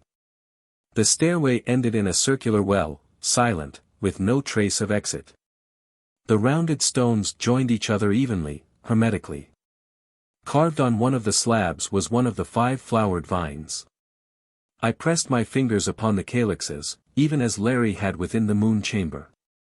A crack, horizontal, 4 feet wide, appeared on the wall, widened, and as the sinking slab that made it drop to the level of our eyes, we looked through a 100-feet-long rift in the living rock.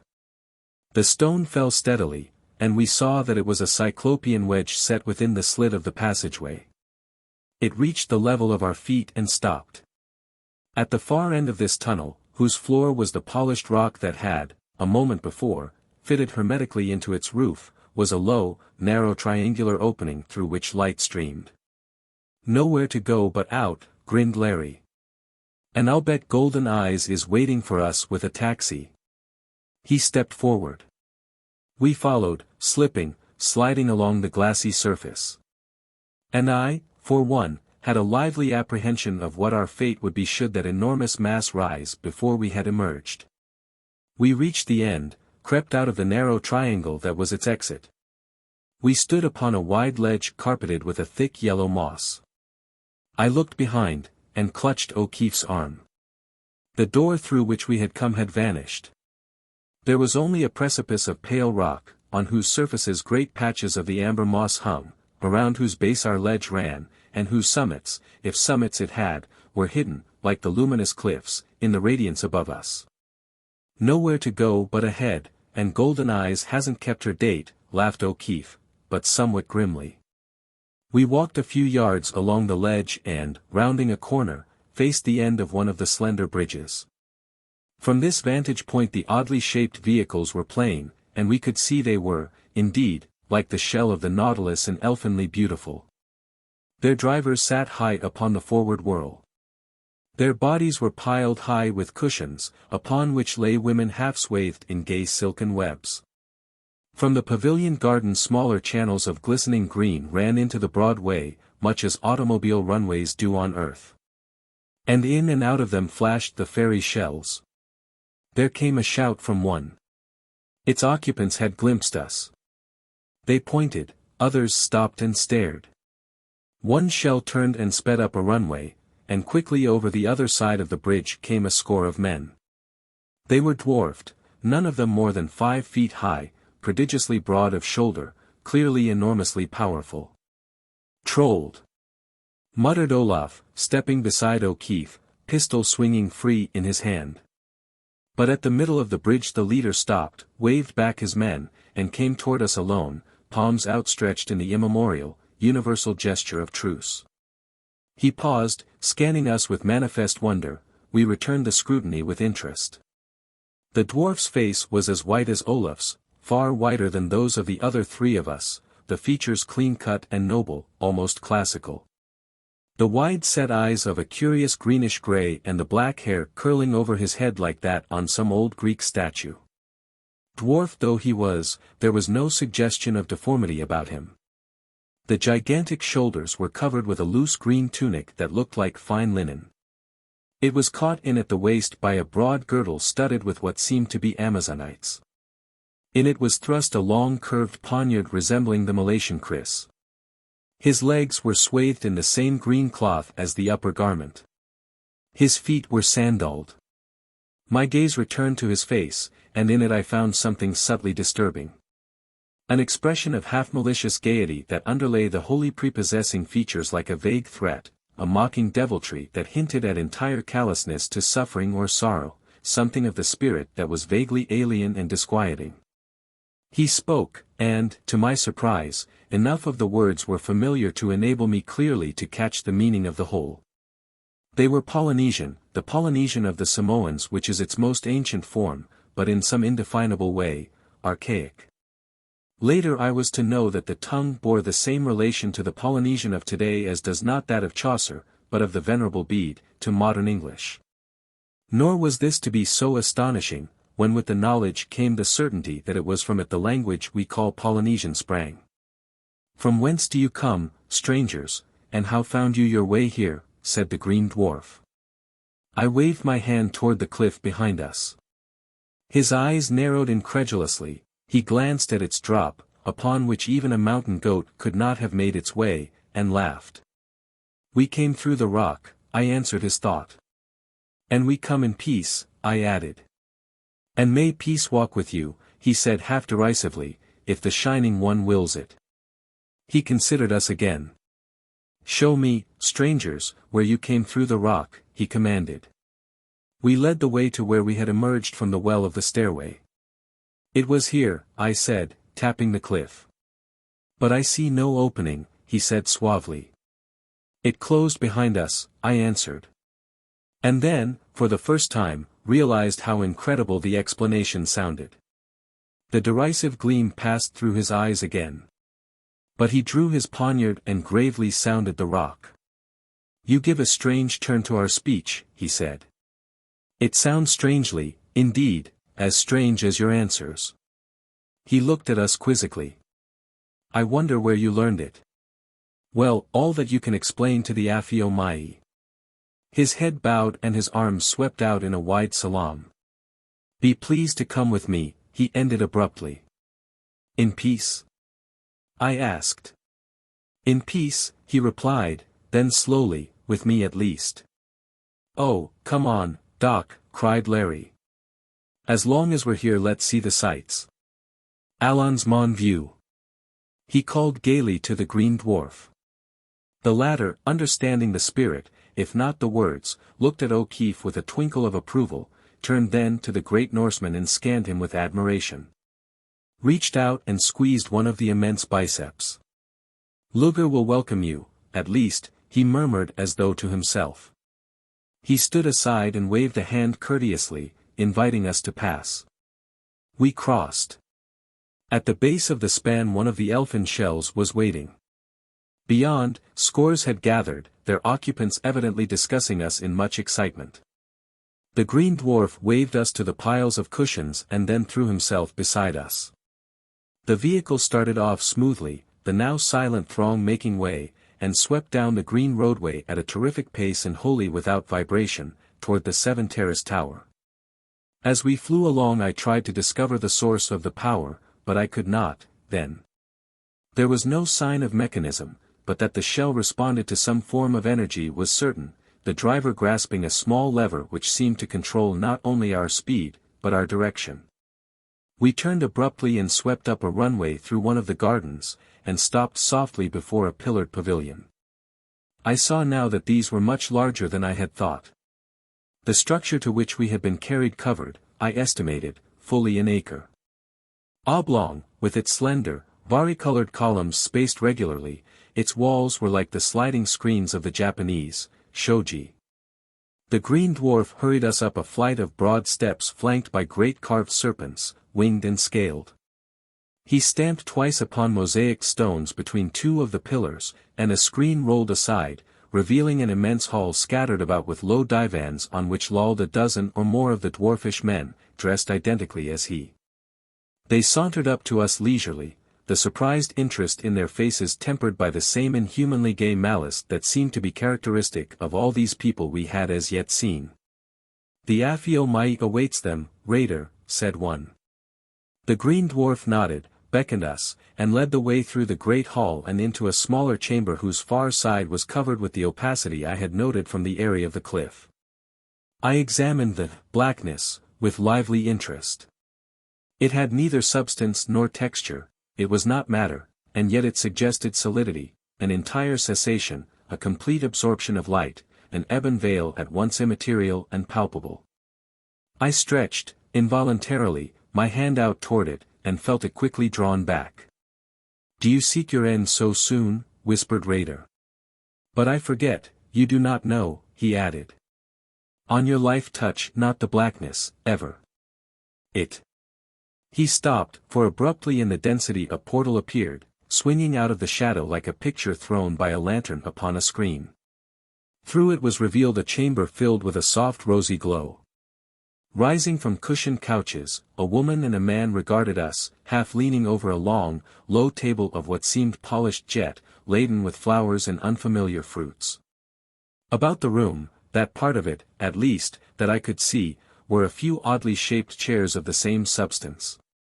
On high, silvery tripods 3 immense globes stood, and it was from them that the rose glow emanated. At the side of the woman was a smaller globe whose roseate gleam was tempered by quivering waves of blue.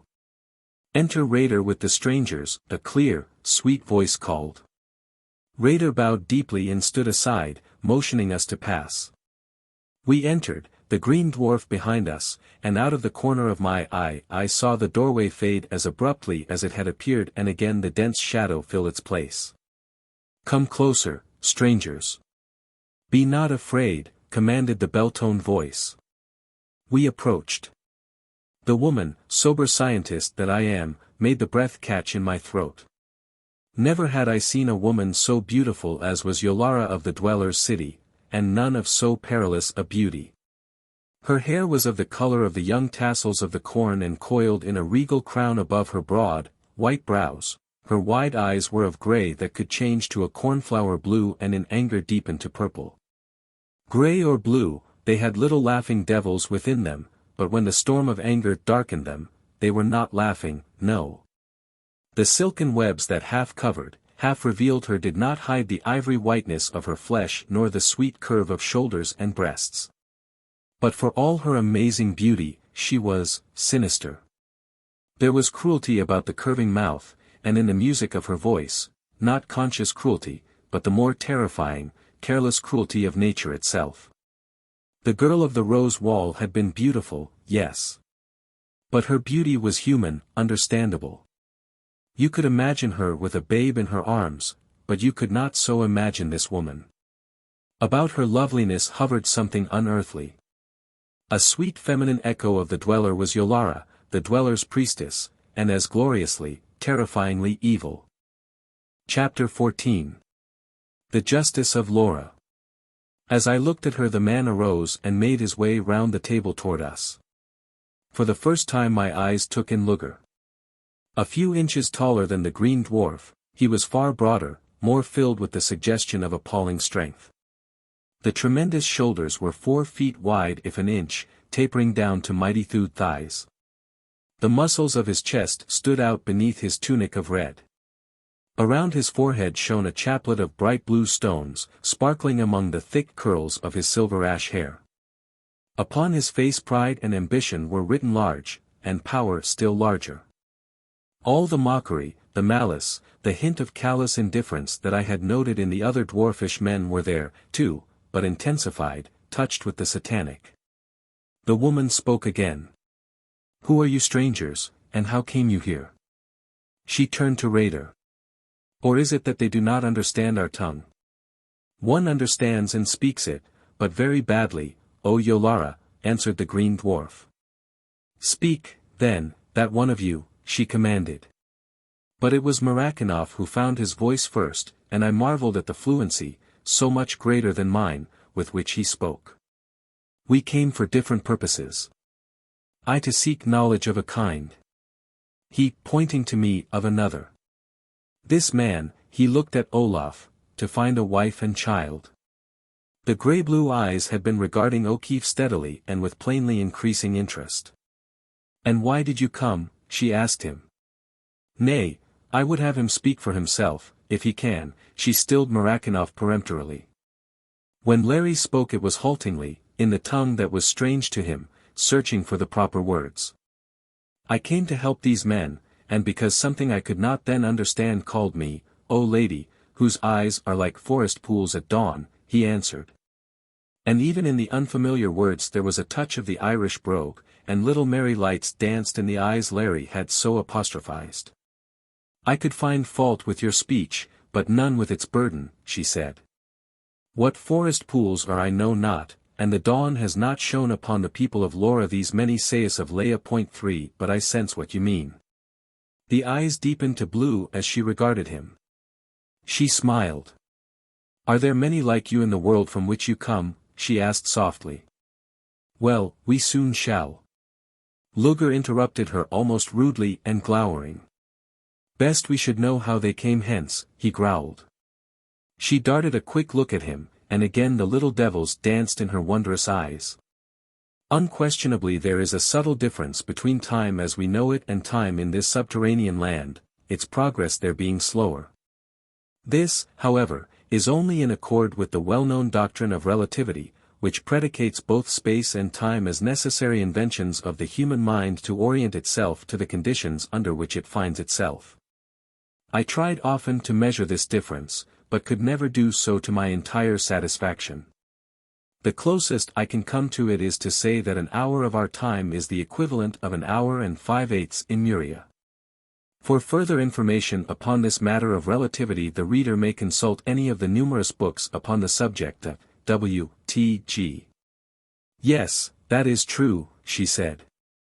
How came you here?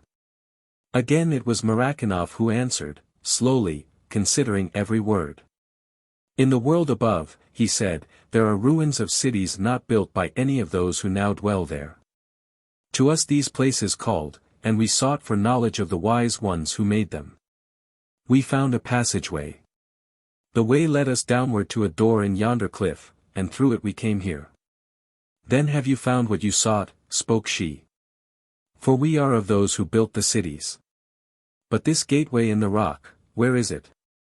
After we passed, it closed upon us, nor could we after find trace of it, answered Murakanoff. The incredulity that had shone upon the face of the green dwarf fell upon theirs, on Luger's it was clouded with furious anger. He turned to Raider. I could find no opening, Lord, said the green dwarf quickly. And there was so fierce a fire in the eyes of Luger as he swung back upon us that O'Keefe's hand slipped stealthily down toward his pistol. Best it is to speak truth to Yolara, priestess of the Shining One, and to Luger, the voice, he cried menacingly. It is the truth, I interposed. We came down the passage.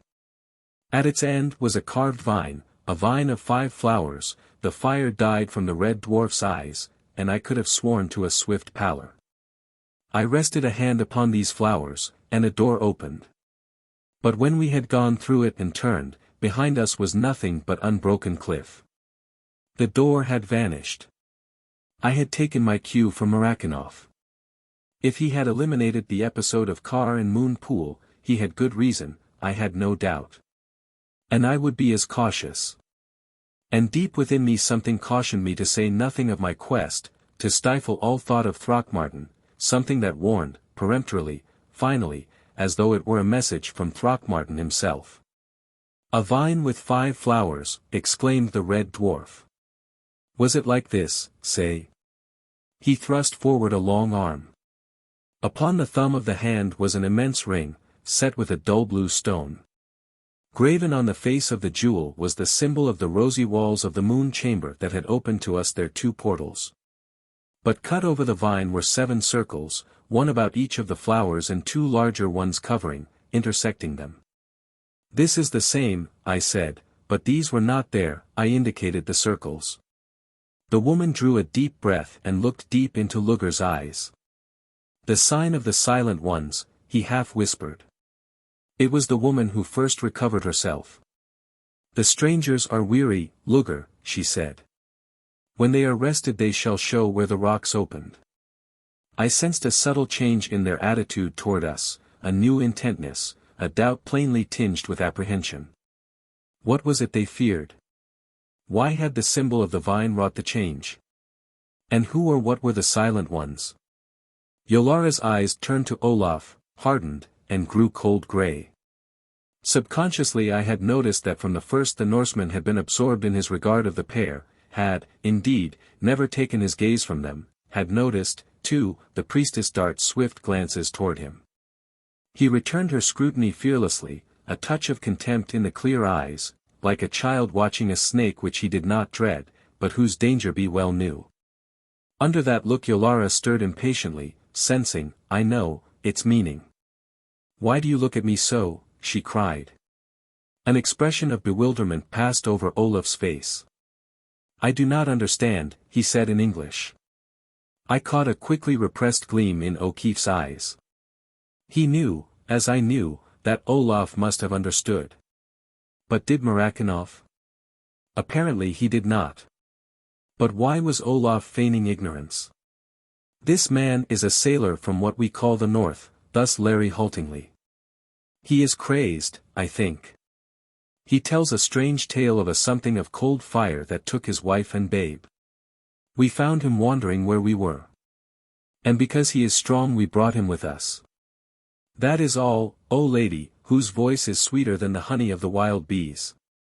A shape of cold fire, she repeated.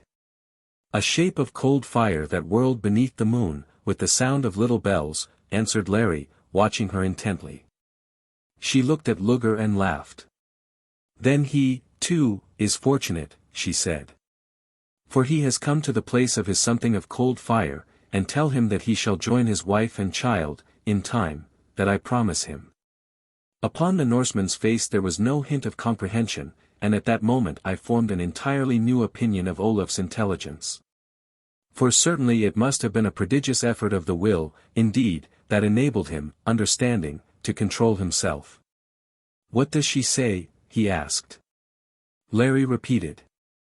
Good, said Olaf. Good. He looked at Yolara with well-assumed gratitude.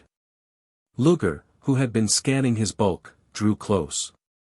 He felt the giant muscles which Huldriksen accommodatingly flexed for him. But he shall meet Valder and Tahola before he sees those kin of his, he laughed mockingly. And if he bests them, for reward, his wife and babe. A shudder, quickly repressed, shook the seaman's frame. The woman bent her supremely beautiful head. These two, she said, pointing to the Russian and to me, seem to be men of learning. They may be useful. As for this man, she smiled at Larry, I would have him explain to me some things. She hesitated. What Haniwai of wild bees is?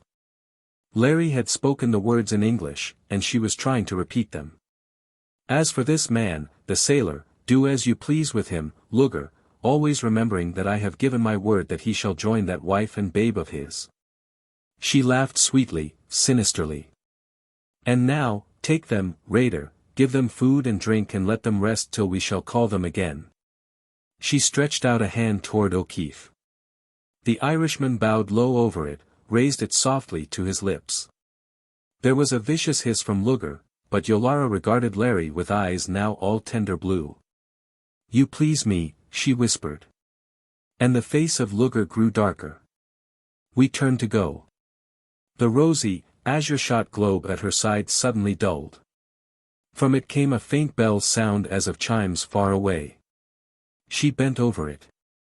It vibrated, and then its surface ran with little waves of dull color, from it came a whispering so low that I could not distinguish the words, if words they were. She spoke to the Red Dwarf. "They have brought the three who blasphemed the Shining One," she said slowly. "Now it is in my mind to show these strangers the justice of Lora. What say you, Lugger?" The Red Dwarf nodded, his eyes sparkling with a malicious anticipation. The woman spoke again to the globe. "Bring them here." And again it ran swiftly with its film of colors, darkened, and shone rosy once more. From without there came a rustle of many feet upon the rugs. Yolara pressed a slender hand upon the base of the pedestal of the globe beside her. Abruptly the light faded from all, and on the same instant the four walls of blackness vanished, revealing on two sides the lovely, unfamiliar garden through the guarding rows of pillars. At our backs soft draperies hid what lay beyond. Before us, flanked by flowered screens, was the corridor through which we had entered, crowded now by the green dwarfs of the great hall. The dwarfs advanced. Each, I now noted, had the same clustering black hair of raider. They separated, and from them stepped three figures, a youth of not more than 20, short, but with the great shoulders of all the males we had seen of this race. A girl of 17, I judged, white-faced, a head taller than the boy, her long, black hair disheveled. And behind these two a stunted, gnarled shape whose head was sunk deep between the enormous shoulders, whose white beard fell like that of some ancient gnome down to his waist, and whose eyes were a white flame of hate. The girl cast herself weeping at the feet of the priestess. The youth regarded her curiously. "You are Sungar of the lower waters," murmured Yolara almost caressingly. "And this is your daughter and her lover?" The gnome nodded, the flame in his eyes leaping higher. "It has come to me that you three have dared blaspheme the Shining One, its priestess, and its voice," went on Yolara smoothly. "Also that you have called out to the three silent ones. Is it true? Your spies have spoken, and have you not already judged us?" The voice of the old dwarf was bitter. A flicker shot through the eyes of Yolara, again cold grey. The girl reached a trembling hand out to the hem of the priestess's veils. "Tell us why you did these things, Sungar," she said. "Why you did them, knowing full well what your reward would be." The dwarf stiffened, he raised his withered arms, and his eyes blazed. "Because evil are your thoughts and evil are your deeds," he cried. "Yours and your lovers," there, he leveled a finger at Lugger. "Because of the Shining One you have made evil, too, and the greater wickedness you contemplate, you and he with the Shining One. But I tell you that your measure of iniquity is full, the tale of your sin near ended. Yeah, the Silent Ones have been patient, but soon they will speak." He pointed at us. "A sign are they, a warning, harlot." He spat the word. In Yolara's eyes, grown black, the devils leaped unrestrained. "Is it even so, Sungar?" her voice caressed. "Now ask the Silent Ones to help you. They sit afar, but surely they will hear you." The sweet voice was mocking. "As for these two, they shall pray to the Shining One for forgiveness, and surely the Shining One will take them to its bosom. As for you, you have lived long enough, Sungar. Pray to the Silent Ones, Sungar, and pass out into the nothingness, you." She dipped down into her bosom and drew forth something that resembled a small cone of tarnished silver. She leveled it, a covering clicked from its base, and out of it darted a slender ray of intense green light. It struck the old dwarf squarely over the heart, and spread swift as light itself, covering him with a gleaming, pale film. She clenched her hand upon the cone, and the ray disappeared. She thrust the cone back into her breast and leaned forward expectantly, so Lugger and so the other dwarfs. From the girl came a low wail of anguish. The boy dropped upon his knees, covering his face. For the moment the white beard stood rigid, then the robe that had covered him seemed to melt away, revealing all the knotted, monstrous body. And in that body a vibration began, increasing to incredible rapidity. It wavered before us like a reflection in a still pond stirred by a sudden wind. It grew and grew, to a rhythm whose rapidity was intolerable to watch and that still chained the eyes. The figure grew indistinct, misty. Tiny sparks in infinite numbers leaped from it, like, I thought, the radiant shower of particles hurled out by radium when seen under the microscope. Mistier still it grew. There trembled before us for a moment a faintly luminous shadow which held, here and there, tiny sparkling atoms like those that pulsed in the light about us. The glowing shadow vanished, the sparkling atoms were still for a moment, and shot away, joining those dancing others. Where the gnome-like form had been but a few seconds before, there was nothing. O'Keefe drew a long breath, and I was sensible of a prickling along my scalp. Yolara leaned toward us. "You have seen," she said. Her eyes lingered tigerishly upon Olaf's pallid face. "Heed," she whispered. She turned to the men in green, who were laughing softly among themselves. "Take these two, and go," she commanded. "The justice of Lora," said the red dwarf. "The justice of Lora and the shining one under Thanaroa." Upon the utterance of the last word I saw Marakinov start violently. The hand at his side made a swift, surreptitious gesture, so fleeting that I hardly caught it. The red dwarf stared at the Russian, and there was amazement upon his face. Swiftly as Marakinov, he returned it. "Yolara," the red dwarf spoke, "it would please me to take this man of wisdom to my own place for a time. The giant I would have, too." The woman awoke from her brooding, nodded. "As you will, Luger," she said. And as, shaken to the core, we passed out into the garden into the full throbbing of the light. I wondered if all the tiny sparkling diamond points that shook about us had once been men like Sungar of the lower waters, and felt my very soul grow sick. Chapter 15. The Angry, Whispering Globe. Our way led along a winding path between banked masses of softly radiant blooms, groups of feathery ferns whose plumes were starred with fragrant white and blue flowerets. Slender creepers swinging from the branches of the strangely trunked trees, bearing along their threads orchid-like blossoms both delicately frail and gorgeously flamboyant. The path we trod was an exquisite mosaic, pastel greens and pinks upon a soft grey base, garlands of nimbused forms like the flaming rows of the Rosicrucians held in the mouths of the flying serpents. A smaller pavilion arose before us, single-storied, front wide open. Upon its threshold Raider paused, bowed deeply, and motioned us within. The chamber we entered was large, closed on two sides by screens of grey. At the back gay, concealing curtains. The low table of blue stone, dressed with fine white cloths, stretched at one side flanked by the cushioned divans. At the left was a high tripod bearing one of the rosy globes we had seen in the house of Yolara, at the head of the table a smaller globe similar to the whispering one. Raider pressed upon its base, and two other screens slid into place across the entrance, shutting in the room. He clapped his hands, the curtains parted, and two girls came through them. Tall and willow-lithe, their bluish-black hair falling in ringlets just below their white shoulders, their clear eyes of forget-me-not blue, and skins of extraordinary fineness and purity, they were singularly attractive. Each was clad in an extremely scanty bodice of silken blue, girdled above a kirtle that came barely to their very pretty knees. "Food and drink," ordered Raider. They dropped back through the curtains. "Do you like them?" he asked us. "Some chickens," said Larry. "They delight the heart," he translated for Raider. The green dwarf's next remark made me gasp. "They are yours," he said. Before I could question him further upon this extraordinary statement the pair re-entered, bearing a great platter on which were small loaves, strange fruits, and three immense flagons of rock crystal, two filled with a slightly sparkling yellow liquid and the third with a purplish drink. I became acutely sensible that it had been hours since I had either eaten or drunk. The yellow flagons were set before Larry and me, the purple at Raider's hand. The girls, at his signal, again withdrew. I raised my glass to my lips and took a deep draught. The taste was unfamiliar but delightful.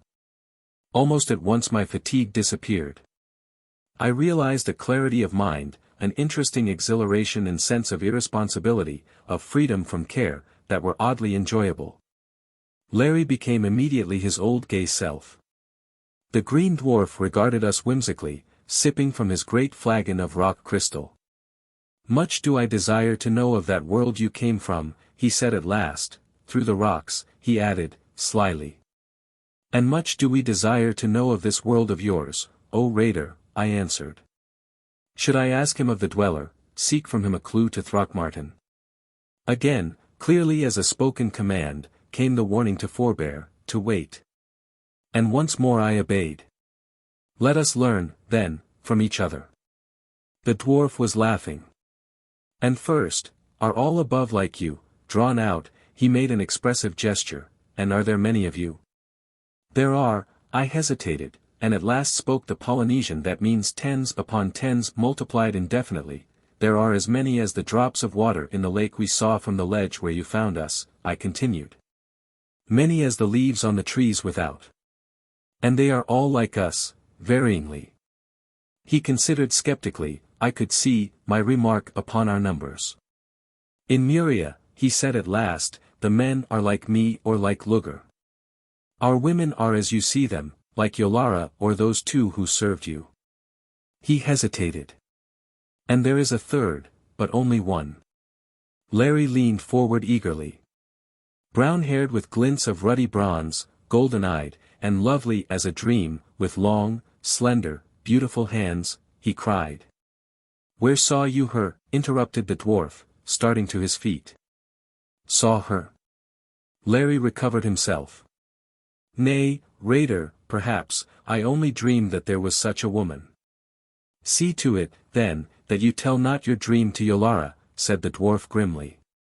"For her I meant, and her you have pictured is Lakla, the handmaiden to the Silent Ones, and neither Yolara nor Luger, nay, nor the Shining One, love her overmuch, stranger. Does she dwell here?" Larry's face was alight. The dwarf hesitated, glanced about him anxiously. "Nay," he answered, "ask me no more of her." He was silent for a space. "And what do you who are as leaves or drops of water do in that world of yours?" he said, plainly bent on turning the subject. "Keep off the golden-eyed girl, Larry," I interjected. "Wait till we find out why she's taboo. Love and battle, strive and accomplish and die."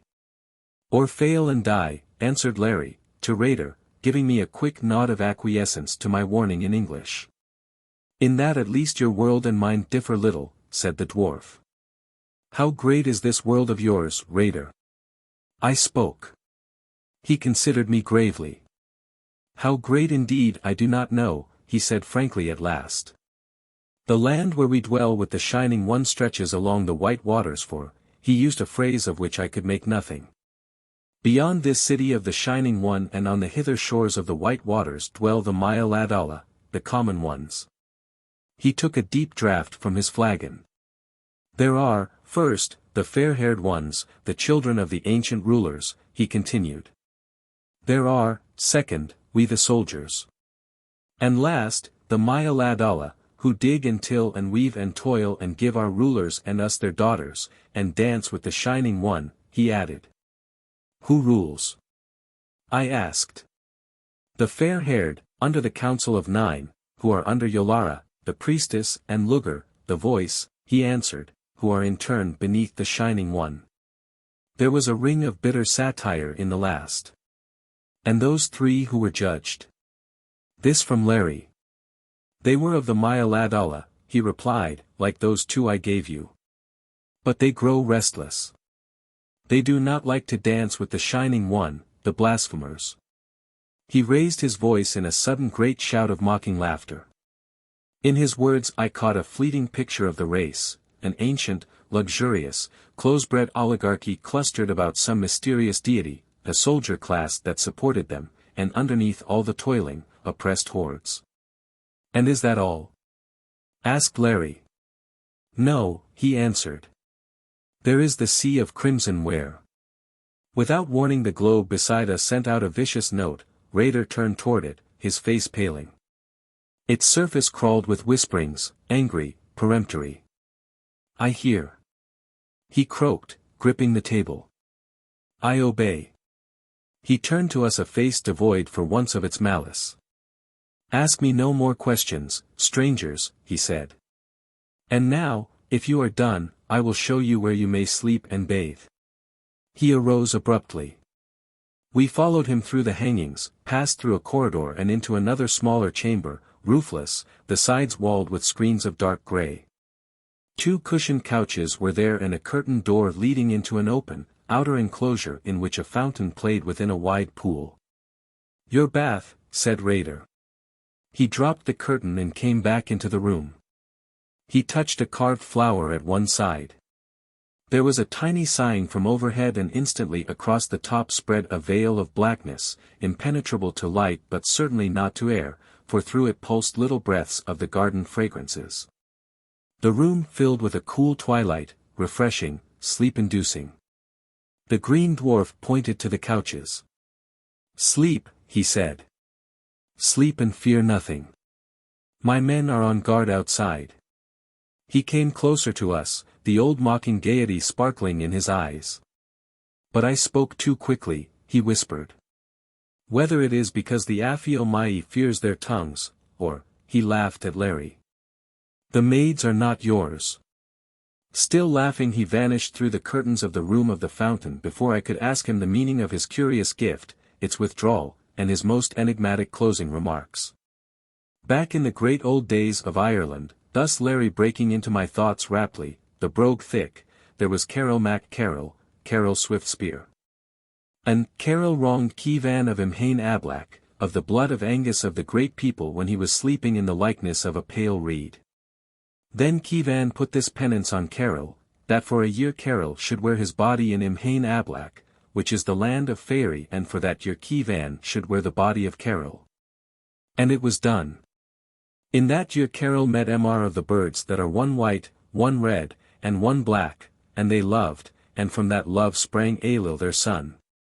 And when Ailil was born he took a reed flute and first he played slumber on Carol, and then he played old age so that Carol grew white and withered, then Ailil played again and Carol became a shadow, then a shadow of a shadow, then a breath. And the breath went out upon the wind. He shivered.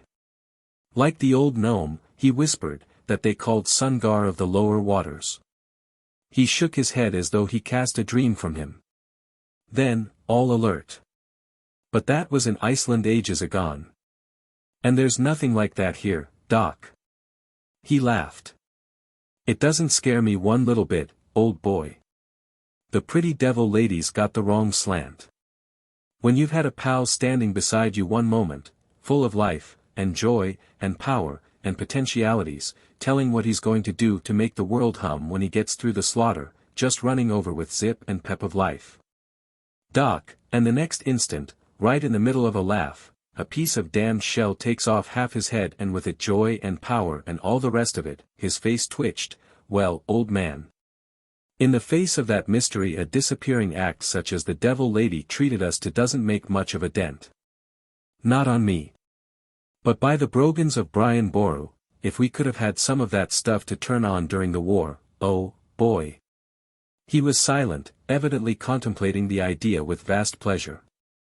And as for me, at that moment my last doubt of Larry O'Keefe vanished. I saw that he did believe, really believed, in his banshees, his leprechauns, and all the old dreams of the Gael, but only within the limits of Ireland. In one drawer of his mind was packed all his superstition, his mysticism, and what of weakness it might carry. But face him with any peril or problem and the drawer closed instantaneously, leaving a mind that was utterly fearless, incredulous, and ingenious, swept clean of all cobwebs by as fine a skeptic broom as ever brushed a brain. Some stuff. Deepest admiration was in his voice. If we'd only had it when the war was on, imagine half a dozen of us scooting over the enemy batteries and the gunners underneath all at once beginning to shake themselves to pieces. Wow! His tone was rapturous. It's easy enough to explain, Larry, I said. The effect, that is, for what the green ray is made of I don't know, of course. But what it does, clearly. is stimulate atomic vibration to such a pitch that the cohesion between the particles of matter is broken and the body flies to bits, just as a flywheel does when its speed gets so great that the particles of which it is made can't hold together. Shake themselves to pieces is right, then, he exclaimed. Absolutely right, I nodded. Everything in nature vibrates. And all matter, whether man or beast or stone or metal or vegetable, is made up of vibrating molecules, which are made up of vibrating atoms which are made up of truly infinitely small particles of electricity called electrons, and electrons. The base of all matter, are themselves perhaps only a vibration of the mysterious ether. If a magnifying glass of sufficient size and strength could be placed over us we could see ourselves as sieves, our space lattice, as it is called. And all that is necessary to break down the lattice, to shake us into nothingness, is some agent that will set our atoms vibrating at such a rate that at last they escape the unseen cords and fly off. The green ray of Yolara is such an agent. It set up in the dwarf that incredibly rapid rhythm that you saw and shook him not to atoms, but to electrons. They had a gun on the west front, a 75, said O'Keefe, that broke the eardrums of everybody who fired it, no matter what protection they used. It looked like all the other 75s, but there was something about its sound that did it. They had to recast it. It's practically the same thing, I replied. By some freak its vibratory qualities had that effect. The deep whistle of the sunken Lusitania would, for instance, make the Singer building shake to its foundations, while the Olympic did not affect the Singer at all but made the Woolworth shiver all through. In each case they stimulated the atomic vibration of the particular building. I paused, aware all at once of an intense drowsiness. O'Keefe, yawning, reached down to unfasten his puttees. "Lord, I'm sleepy," he exclaimed. "Can't understand it, what you say, most interesting, Lord," he yawned again, straightened. "What made Reddy take such a shine to the Russian?" he asked. "Thanaroa," I answered, fighting to keep my eyes open. "What?" When Luger spoke that name I saw Marakinov signal him. Thanaroa is, I suspect, the original form of the name of Tangaroa, the greatest god of the Polynesians. There's a secret cult to him in the islands. Marakinov may belong to it, he knows it anyway. Luger recognized the signal and despite his surprise answered it. So he gave him the high sign, mused Larry. How could they both know it? The cult is a very ancient one. Undoubtedly it had its origin in the dim beginnings before these people migrated here, I replied. It's a link, one, of the few links between up there and the lost past. Trouble then, mumbled Larry. Hell brewing. I smell it, say, Doc, is this sleepiness natural? Wonder where my gas mask is, he added, half incoherently. But I myself was struggling desperately against the drugged slumber pressing down upon me. Lakla. I heard O'Keefe murmur. Lakla of the golden eyes, no Ailey, the fair. He made an immense effort, half raised himself, grinned faintly. Thought this was paradise when I first saw it, Doc, he sighed. But I know now, if it is, no man's land was the greatest place on earth for a honeymoon. They've got us, Doc, he sank back. Good luck, old boy, wherever you're going. His hand waved feebly. Glad, knew, you. Hope, see, you, gain. His voice trailed into silence. Fighting with every fiber of brain and nerve against the sleep, I felt myself being steadily overcome. Yet before oblivion rushed down upon me I seemed to see upon the grey-screened wall nearest the Irishman an oval of rosy light begin to glow, watched, as my falling lids inexorably fell, a flame-tipped shadow waver on it, thicken. Condense, and there looking down upon Larry, her eyes great golden stars in which intensest curiosity and shy tenderness struggled, sweet mouth half smiling, was the girl of the moon pool's chamber. The girl whom the green dwarf had named, Lakla, the vision Larry had invoked before that sleep which I could no longer deny had claimed him. Closer she came, closer, the eyes were over us. Then oblivion indeed. Chapter 16. Yolara of Muria vs. The O'Keefe. I awakened with all the familiar, homely sensation of a shade having been pulled up in a darkened room. I thrilled with a wonderful sense of deep rest and restored resiliency. The ebon shadow had vanished from above, and down into the room was pouring the silvery light. From the fountain pool came a mighty splashing and shouts of laughter. I jumped and drew the curtain. O'Keefe and Raider were swimming a wild race. The dwarf like an otter, outdistancing and playing around the Irishman at will. Had that overpowering sleep, and now I confess that my struggle against it had been largely inspired by fear that it was the abnormal slumber which Throckmorton had described as having heralded the approach of the dweller before it had carried away Thora and Stanton. Had that sleep been after all nothing but natural reaction of tired nerves and brains? And that last vision of the golden-eyed girl bending over Larry? Had that also been a delusion of an overstressed mind? Well, it might have been, I could not tell. At any rate, I decided, I would speak about it to O'Keefe once we were alone again, and then giving myself up to the urge of buoyant well-being I shouted like a boy, stripped and joined the two in the pool. The water was warm and I felt the unwanted tingling of life in every vein increase, something from it seemed to pulse through the skin, carrying a clean vigorous vitality that toned every fiber. Tiring at last, we swam to the edge and drew ourselves out. The green dwarf quickly clothed himself and Larry rather carefully donned his uniform. "The Aphio-Mai has summoned us, Doc," he said. "We're to, well, I suppose you'd call it breakfast with her. After that, Raider tells me, we're to have a session with the Council of Nine.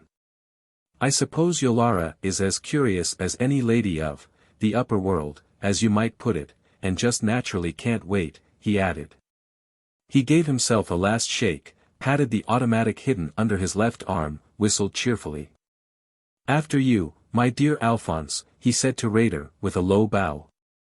The dwarf laughed, bent in an absurd imitation of Larry's mocking courtesy, and started ahead of us to the house of the priestess. When he had gone a little way on the orchid-walled path, I whispered to O'Keefe. "Larry, when you were falling off to sleep, did you think you saw anything?" "See anything," he grinned. "Doc, sleep hit me like a Hun shell. I thought they were pulling the gas on us. I had some intention of bidding you tender farewells," he continued, half sheepishly. "I think I did start them, didn't I?" I nodded. "But wait a minute," he hesitated. "I had a queer sort of dream." "What was it?" I asked eagerly. "Well," he answered slowly, "I suppose it was because I'd been thinking of golden eyes.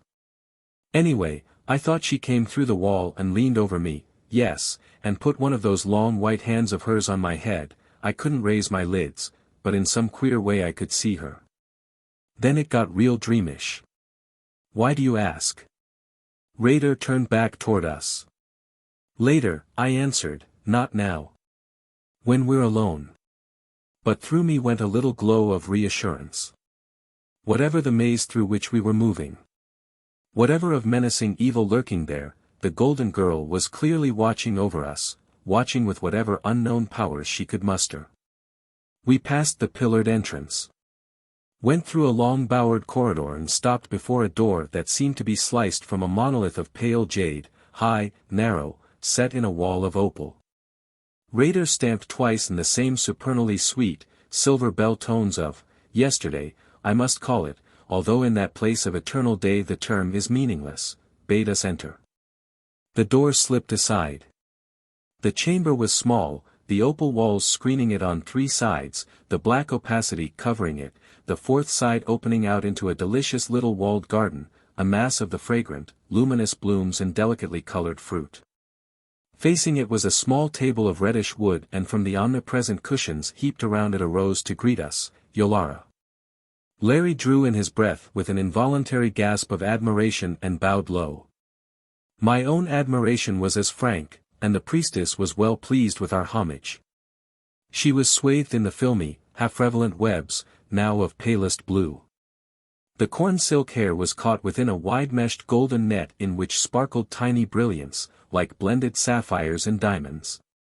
Her own azure eyes sparkled as brightly as they, and I noted again in their clear depths the half-eager approval as they rested upon O'Keefe's lithe, well-knit figure and his keen, clean-cut face.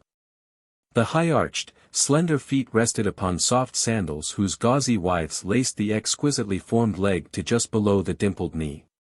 "Some giddy wonder," exclaimed Larry, looking at me and placing a hand over his heart. "Put her on a New York roof and she'd empty Broadway. Take the cue from me, document." He turned to Yolara, whose face was somewhat puzzled. I said, "O lady whose shining hair is a web for hearts, that in our world your beauty would dazzle the sight of men as would a little woman's sun," he said, in the florid imagery to which the tongue lends itself so well. A flush stole up through the translucent skin. The blue eyes softened and she waved us toward the cushions. Black-haired maids stole in, placing before us the fruits, the little loaves and a steaming drink somewhat the color and odor of chocolate. I was conscious of outrageous hunger. "What are you named, strangers?" she asked. "This man is named Goodwin," said O'Keefe. "As for me, call me Larry." "Nothing like getting acquainted quick," he said to me, but kept his eyes upon Yolara as though he were voicing another honeyed phrase. And so she took it, for, "You must teach me your tongue," she murmured. "Then shall I have 2 words where now I have one to tell you of your loveliness," he answered. "And also that'll take time," he spoke to me. "Essential occupation out of which we can't be drafted to make these fun-loving folk any Roman holiday." "Get me." "Larry," mused Yolara. "I like the sound. It is sweet," and indeed it was as she spoke it. "And what is your land named, Larry?" she continued. "And Goodwin's?" She caught the sound perfectly. "My land, O Lady of Loveliness, is 2, Ireland and America, his but 1, America." She repeated the 2 names, slowly, over and over.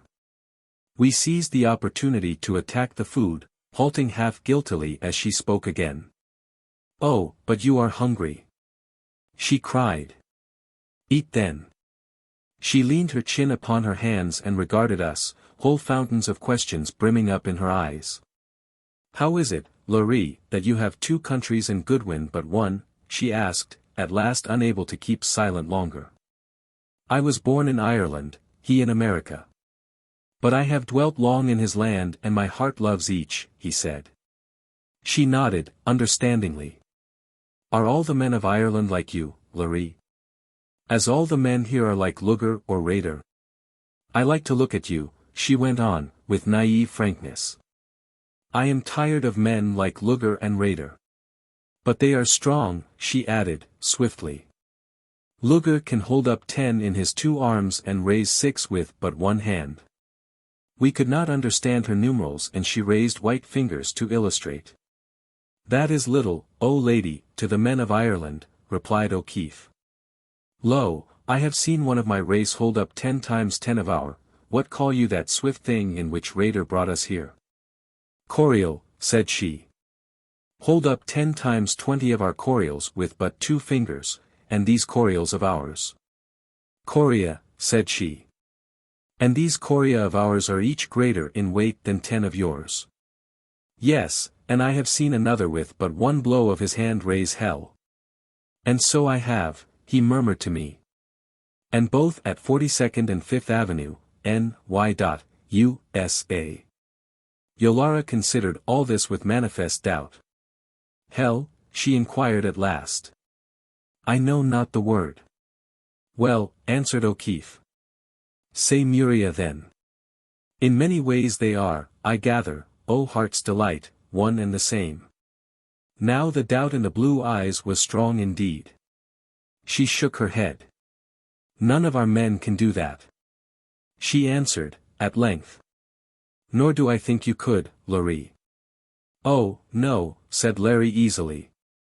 "I never tried to be that strong. I fly," he added, casually. The priestess rose to her feet, gazing at him with startled eyes. "Fly?" she repeated incredulously. "Like a Zisha? A bird?" Larry nodded, and then seeing the dawning command in her eyes, went on hastily. Not with my own wings, Yolara. In a chorial that moves through, what's the word for air, Doc? Well, through this, he made a wide gesture up toward the nebulous haze above us. He took a pencil and on a white cloth made a hasty sketch of an airplane.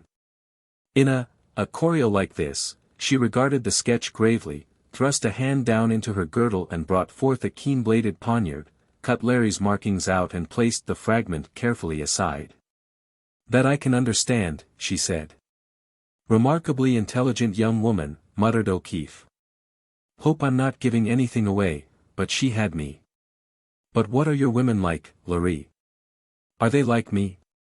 And how many have loved you, she whispered. In all Ireland and America there is none like you, Yolara, he answered. And take that any way you please, he muttered in English. She took it, it was evident, as it most pleased her. Do you have goddesses? She asked. Every woman in Ireland and America is a goddess, thus Larry. Now that I do not believe. There was both anger and mockery in her eyes. I know women, Larry, and if that were so there would be no peace for men. There isn't, replied he. The anger died out and she laughed, sweetly, understandingly. And which goddess do you worship, Larry? You, said Larry O'Keefe boldly. Larry. Larry. I whispered. Be careful. It's high explosive. But the priestess was laughing, little trills of sweet bell notes, and pleasure was in each note. You are indeed bold, Larry, she said, to offer me your worship. Yet am I pleased by your boldness. Still, Luger is strong. And you are not of those who, what did you say, have tried. And your wings are not here, Larry. Again her laughter rang out. The Irishman flushed, it was touché for Yolara. Fear not for me with Luger, he said, grimly. Rather fear for him. The laughter died, she looked at him searchingly, a little enigmatic smile about her mouth, so sweet and so cruel. Well, we shall see, she murmured. You say you battle in your world. With what? Oh, with this and with that, answered Larry, airily. We manage. Have you the keth, I mean that with which I sent Sungar into the nothingness, she asked swiftly. See what she's driving at. O'Keefe spoke to me, swiftly. Well I do. But here's where the O'Keefe lands. I said, he turned to her, O voice of silver fire, that your spirit is high even as your beauty, and searches out men's souls as does your loveliness their hearts. And now listen, Yolara, for what I speak is truth. Into his eyes came the faraway gaze. Into his voice the Irish softness, lo, in my land of Ireland, this many of your life's length agone, see, he raised his 10 fingers, clenched and unclenched them times 20, the mighty men of my race, the Tithidadain. Could send men out into the nothingness even as do you with the keth. And this they did by their harpings, and by words spoken, words of power, O Yolara, that have their power still, and by pipings and by slaying sounds. There was Cravathine who played swift flames from his harp, flying flames that ate those they were sent against. And there was Dalua, of high Brazil, whose pipes played away from man and beast and all living things their shadows, and at last played them to shadows too. So that wherever Dalua went his shadows that had been man and beast followed like a storm of little rustling leaves. Yeah, and Bel the harper, who could make women's hearts run like wax and men's hearts flame to ashes and whose harpings could shatter strong cliffs and bow great trees to the sod. His eyes were bright, dream-filled. She shrank a little from him, faint pallor under the perfect skin. I say to you, Yolara, that these things were and are, in Ireland. His voice rang strong. And I have seen men as many as those that are in your great chamber this many times over. He clenched his hands once more, perhaps a dozen times, blasted into nothingness before your keth could even have touched them. Yeah, and rocks as mighty as those through which we came lifted up and shattered before the lids could fall over your blue eyes. And this is truth, Yolara, all truth. Stay, have you that little cone of the keth with which you destroyed Sungar? She nodded, gazing at him, fascinated, fear and puzzlement contending. Then use it. He took a vase of crystal from the table, placed it on the threshold that led into the garden. Use it on this, and I will show you. I will use it upon one of the lad Allah, she began eagerly. The exaltation dropped from him, there was a touch of horror in the eyes he turned to her, her own dropped before it. It shall be as you say, she said hurriedly. She drew the shining cone from her breast, leveled it at the vase. The green ray leaped forth, spread over the crystal, but before its action could even be begun, a flash of light shot from O'Keefe's hand, his automatic spat and the trembling vase flew into fragments. As quickly as he had drawn it, he thrust the pistol back into place and stood there empty-handed, looking at her sternly. From the anteroom came shouting, a rush of feet. Yolara's face was white, her eyes strained, but her voice was unshaken as she called to the clamoring guards. It is nothing, go to your places. But when the sound of their return had ceased she stared tensely at the Irishman, then looked again at the shattered vase. It is true, she cried, but see, the keth is alive. I followed her pointing finger. Each broken bit of the crystal was vibrating, shaking its particles out into space. Broken it the bullet of Larry's had, but not released it from the grip of the disintegrating force. The priestess's face was triumphant. But what matters it, O shining urn of beauty, what matters it to the vase that is broken? What happens to its fragments? Asked Larry, gravely, and pointedly. The triumph died from her face and for a space she was silent, brooding. Next, whispered O'Keefe to me. Lots of surprises in the little box, keep your eye on the opening and see what comes out. We had not long to wait. There was a sparkle of anger about Yolara, something too of injured pride. She clapped her hands.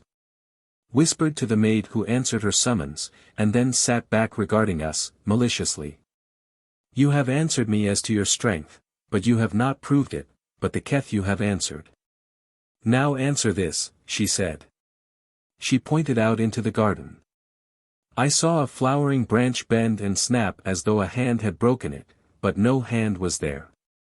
Saw then another and another bend and break, a little tree sway and fall, and closer to us came the trail of snapping boughs while down into the garden poured the silvery light revealing, nothing. Now a great ewer beside a pillar rose swiftly in air and hurled itself crashing at my feet. Cushions close to us swirled about as though in the vortex of a whirlwind. And unseen hands held my arms in a mighty clutch fast to my sides, another gripped my throat and I felt a needle-sharp poniard point pierce my shirt, touch the skin just over my heart. Larry! I cried, despairingly. I twisted my head. Saw that he too was caught in this grip of the invisible. But his face was calm, even amused. Keep cool, Doc, he said. Remember, she wants to learn the language. Now from Yolara burst chime upon chime of mocking laughter. She gave a command, the hands loosened, the poniard withdrew from my heart, suddenly as I had been caught I was free, and unpleasantly weak and shaky. Have you that in Ireland, Lora? Cried the priestess, and once more trembled with laughter. A good play, Yolara. His voice was as calm as his face. But they did that in Ireland even before Dalua piped away his first man's shadow. And in Goodwin's land they make ships, Coria that go on water, so you can pass by them and see only sea and sky, and those water Coria are each of them many times greater than this whole palace of yours. But the priestess laughed on. It did get me a little, whispered Larry. That wasn't quite up to my mark. But God!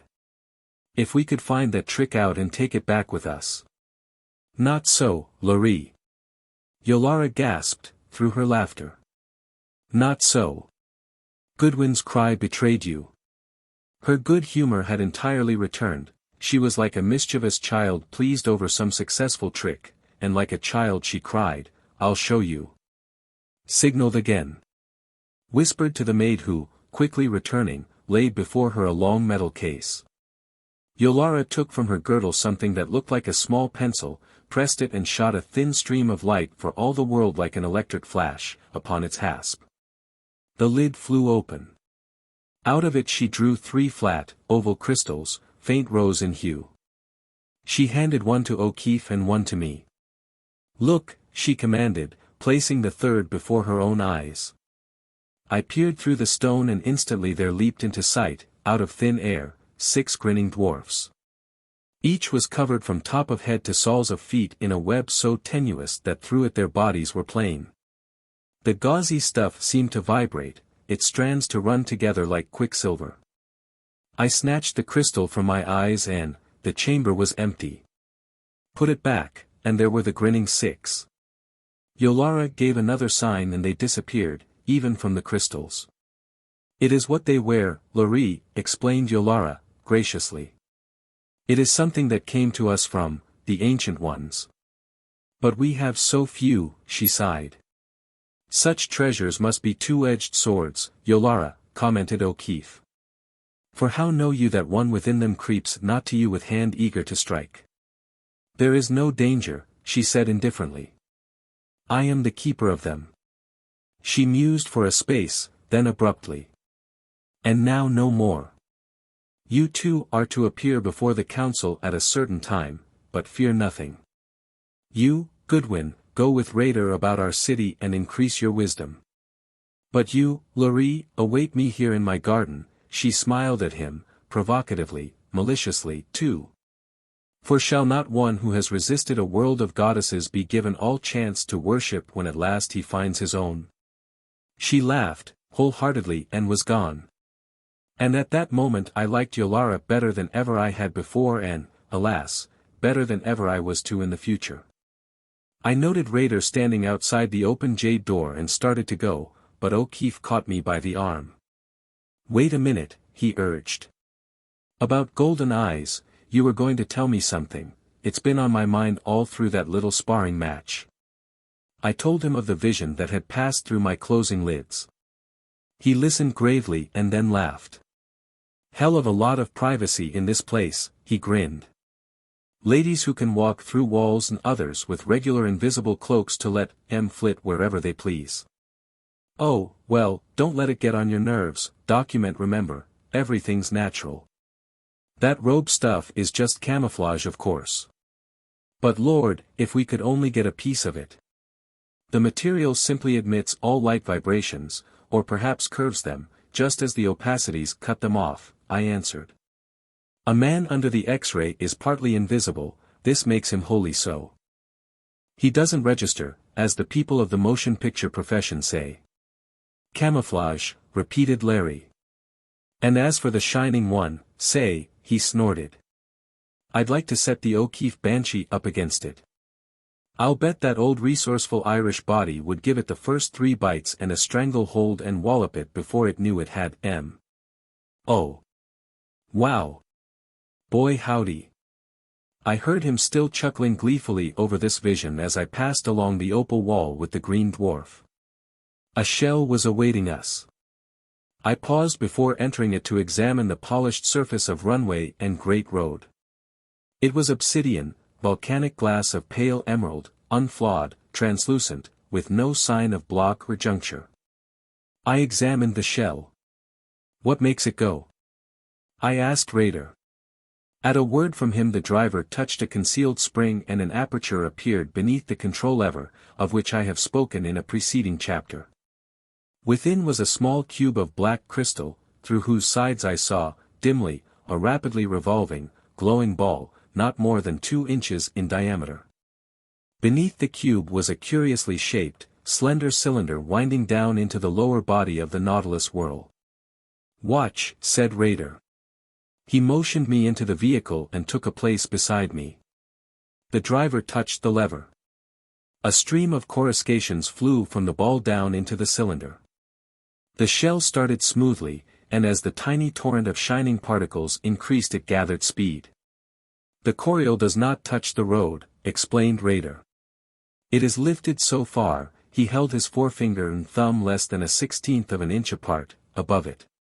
And perhaps here is the best place to explain the activation of the shells or choria. The force utilized was atomic energy. Passing from the whirling ball, the ions darted through the cylinder to two bands of a peculiar metal affixed to the base of the vehicle, somewhat like skids of a sled. Impinging upon these, they produced a partial negation of gravity, lifting the shell slightly, and at the same time creating a powerful repulsive force or thrust that could be directed backward, forward, or sidewise at the will of the driver. The creation of this energy in the mechanism of its utilization were, briefly, as follows. Dr. Goodwin's lucid and exceedingly comprehensive description of this extraordinary mechanism has been deleted by the Executive Council of the International Association of Science as too dangerously suggestive to scientists of the Central European powers with which we were so recently at war. It is allowable, however, to state that his observations are in the possession of experts in this country, who are, unfortunately, hampered in their research not only by the scarcity of the radioactive elements that we know, but also by the lack of the element or elements unknown to us that entered into the formation of the fiery ball within the cube of black crystal. Nevertheless, as the principle is so clear, it is believed that these difficulties will ultimately be overcome. J. B. K., President, I. of S. The wide, glistening road was gay with the choria. They darted in and out of the gardens.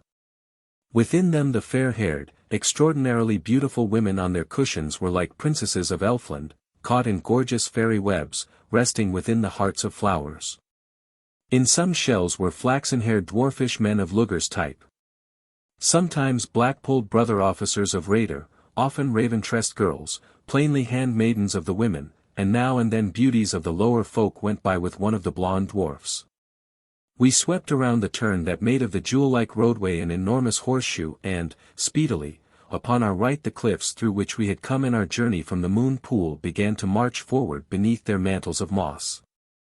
They formed a gigantic abutment, a titanic salient. It had been from the very front of this salient's invading angle that we had emerged. On each side of it the precipices, faintly glowing, drew back and vanished into distance. The slender, graceful bridges under which we skimmed ended at openings in the upflung, far walls of verdure. Each had its little garrison of soldiers. Through some of the openings a rivulet of the green obsidian river passed. These were roadways to the farther country, to the land of the lad Allah, Raider told me, adding that none of the lesser folk could cross into the pavilion city unless summoned or with pass. We turned the bend of the road and flew down that farther emerald ribbon we had seen from the great oval. Before us rose the shining cliffs and the lake. A half-mile, perhaps, from these the last of the bridges flung itself. It was more massive and about it hovered a spirit of ancientness lacking in the other spans. Also its garrison was larger and at its base the tangent way was guarded by two massive structures, somewhat like blockhouses, between which it ran. Something about it aroused in me an intense curiosity. "Where does that road lead, Raider?" I asked. "To the one place above all of which I may not tell you, Goodwin," he answered. And again I wondered. We skimmed slowly out upon the great pier. Far to the left was the prismatic, rainbow curtain between the cyclopean pillars. On the white waters graceful shells, lacustrine replicas of the elf chariots, swam, but none was near that distant web of wonder. "Raider, what is that?" I asked. "It is the veil of the Shining One," he answered slowly. "Was the Shining One that which we named the Dweller?" "What is the Shining One?" I cried, eagerly. Again he was silent. Nor did he speak until we had turned on our homeward way. And lively as my interest, my scientific curiosity, were, I was conscious suddenly of acute depression. Beautiful, wondrously beautiful this place was, and yet in its wonder dwelt a keen edge of menace, of unease, of inexplicable, inhuman woe. As though in a secret garden of God a soul should sense upon it the gaze of some lurking spirit of evil which some way, somehow, had crept into the sanctuary and only bided its time to spring. Chapter 17. The Leprechaun. The shell carried us straight back to the house of Yolara. Larry was awaiting me. We stood again before the tenebrous wall where first we had faced the priestess and the voice. And as we stood, again the portal appeared with all its disconcerting, magical abruptness. But now the scene was changed. Around the jet table were grouped a number of figures, Luger, Yolara beside him. 7 others, all of them fair-haired and all men save one who sat at the left of the priestess, an old woman, how old I could not tell, her face bearing traces of beauty that must once have been as great as Yolara's own, but now ravaged. In some way awesome. Through its ruins the fearful, malicious gaiety shining out like a spirit of joy held within a corpse. Began then our examination, for such it was. And as it progressed I was more and more struck by the change in the O'Keefe. All flippancy was gone, rarely did his sense of humor reveal itself in any of his answers. He was like a cautious swordsman, fencing, guarding, studying his opponent. Or rather, like a chess player who keeps sensing some far-reaching purpose in the game, alert, contained, watchful. Always he stressed the power of our surface races, their multitudes, their solidarity. Their questions were myriad. What were our occupations? Our system of government? How great were the waters? The land? Intensely interested were they in the world war, querying minutely into its causes, its effects. In our weapons their interest was avid. And they were exceedingly minute in their examination of us as to the ruins which had excited our curiosity, their position and surroundings, and if others than ourselves might be expected to find and pass through their entrance. At this I shot a glance at Luger. He did not seem unduly interested. I wondered if the Russian had told him as yet of the girl of the rosy wall of the moon pool chamber and the real reasons for our search. Then I answered as briefly as possible, omitting all reference to these things. The Red Dwarf watched me with unmistakable amusement, and I knew Marakinov had told him. But clearly Luger had kept his information even from Yolara. And as clearly she had spoken to none of that episode when O'Keefe's automatic had shattered the Kethsmitten vase. Again I felt that sense of deep bewilderment, of helpless search for clue to all the tangle. For 2 hours we were questioned and then the priestess called Raider and let us go. Larry was somber as we returned. He walked about the room uneasily. "Hell's brewing here all right," he said at last, stopping before me. "I can't make out just the particular brand, that's all that bothers me. We're going to have a stiff fight, that's sure. What I want to do quick is to find the Golden Girl. Document haven't seen her on the wall lately, have you?" He queried, hopefully fantastic. "Laugh if you want to," he went on. "But she's our best bet. It's going to be a race between her and the O'Keefe Banshee, but I put my money on her. I had a queer experience while I was in that garden, after you'd left." His voice grew solemn. "Did you ever see a leprechaun, Doc?" I shook my head again, as solemnly. "He's a little man in green," said Larry. "Oh, about as high as your knee. I saw one once, in Carntoger Woods. And as I sat there, half asleep, in Yolara's garden, the living spit of him stepped out from one of those bushes, twirling a little shillelagh. 'It's a tight box ye're gettin' in, Larry a Vic,' said he, 'but don't ye be downhearted, lad.' 'I'm carrying on,' said I, 'but you're a long way from Ireland,' I said, 'or thought I did.' 'Ye've a lot o' friends there,' he answered. 'And where the heart rests the feet are swift to follow.' 'Not that I'm sayin' I'd like to live here, Larry,' said he. 'I know where my heart is now,' I told him.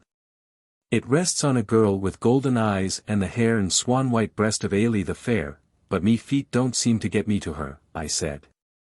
The brogue thickened. And the little man in green nodded his head and whirled his shillelagh. 'It's what I came to tell ye,' says he. 'Don't ye fall for the bean nimmer, the serpent woman wit, the blue eyes, she's a daughter of Ivor, lad, and don't ye do nothin' to make the brown-haired Colleen ashamed o' ye, Larry O'Keefe. I knew your great-grandfather and his before him, Harun,' says he, 'and one o' the O'Keefe Phalans is to think their hearts big enough to hold all the vim men o' the world. A heart's built to hold only one permanently, Larry, he says, and I'm warning ye a nice girl don't like to move into a place all cluttered up with another's washin' and mendin' and cookin' and other things pertainin' to general wife work. Not that I think the blue-eyed one is keen for mendin' and cookin', says he. You don't have to be comin' all this way to tell me that, I answer. Well, I'm just a-tellin' you, he says. Ye've got some rough knocks comin', Larry. In fact, ye're in for a devil of a time. But, remember that ye're the O'Keefe, says he. And, while the boys are all with ye, Vic, ye've got to be on the job yourself.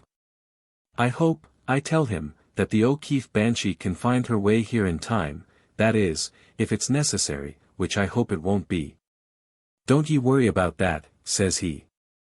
Not that she's keen on leavin' the ould sod, Larry. The good ould soul's in quite a state o' mind about ye, Arun. I don't mind tellin' ye, lad, that she's mobilizing all the clan and, if she has to come for ye, Vic, they'll be with her and they'll sweep this joint clean before ye go.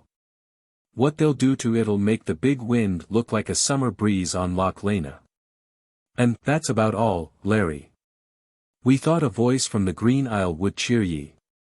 Don't forget that ye're the O'Keefe and, I say it again, all the boys are with ye.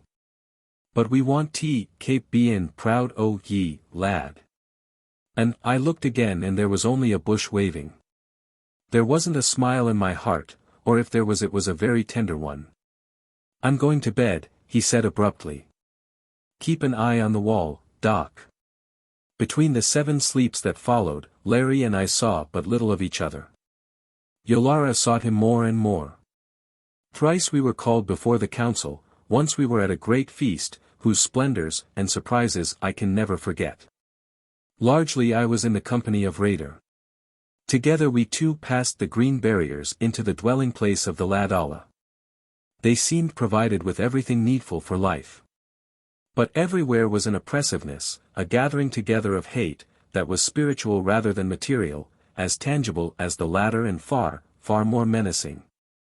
They do not like to dance with the Shining One, was Raider's constant and only reply to my efforts to find the cause.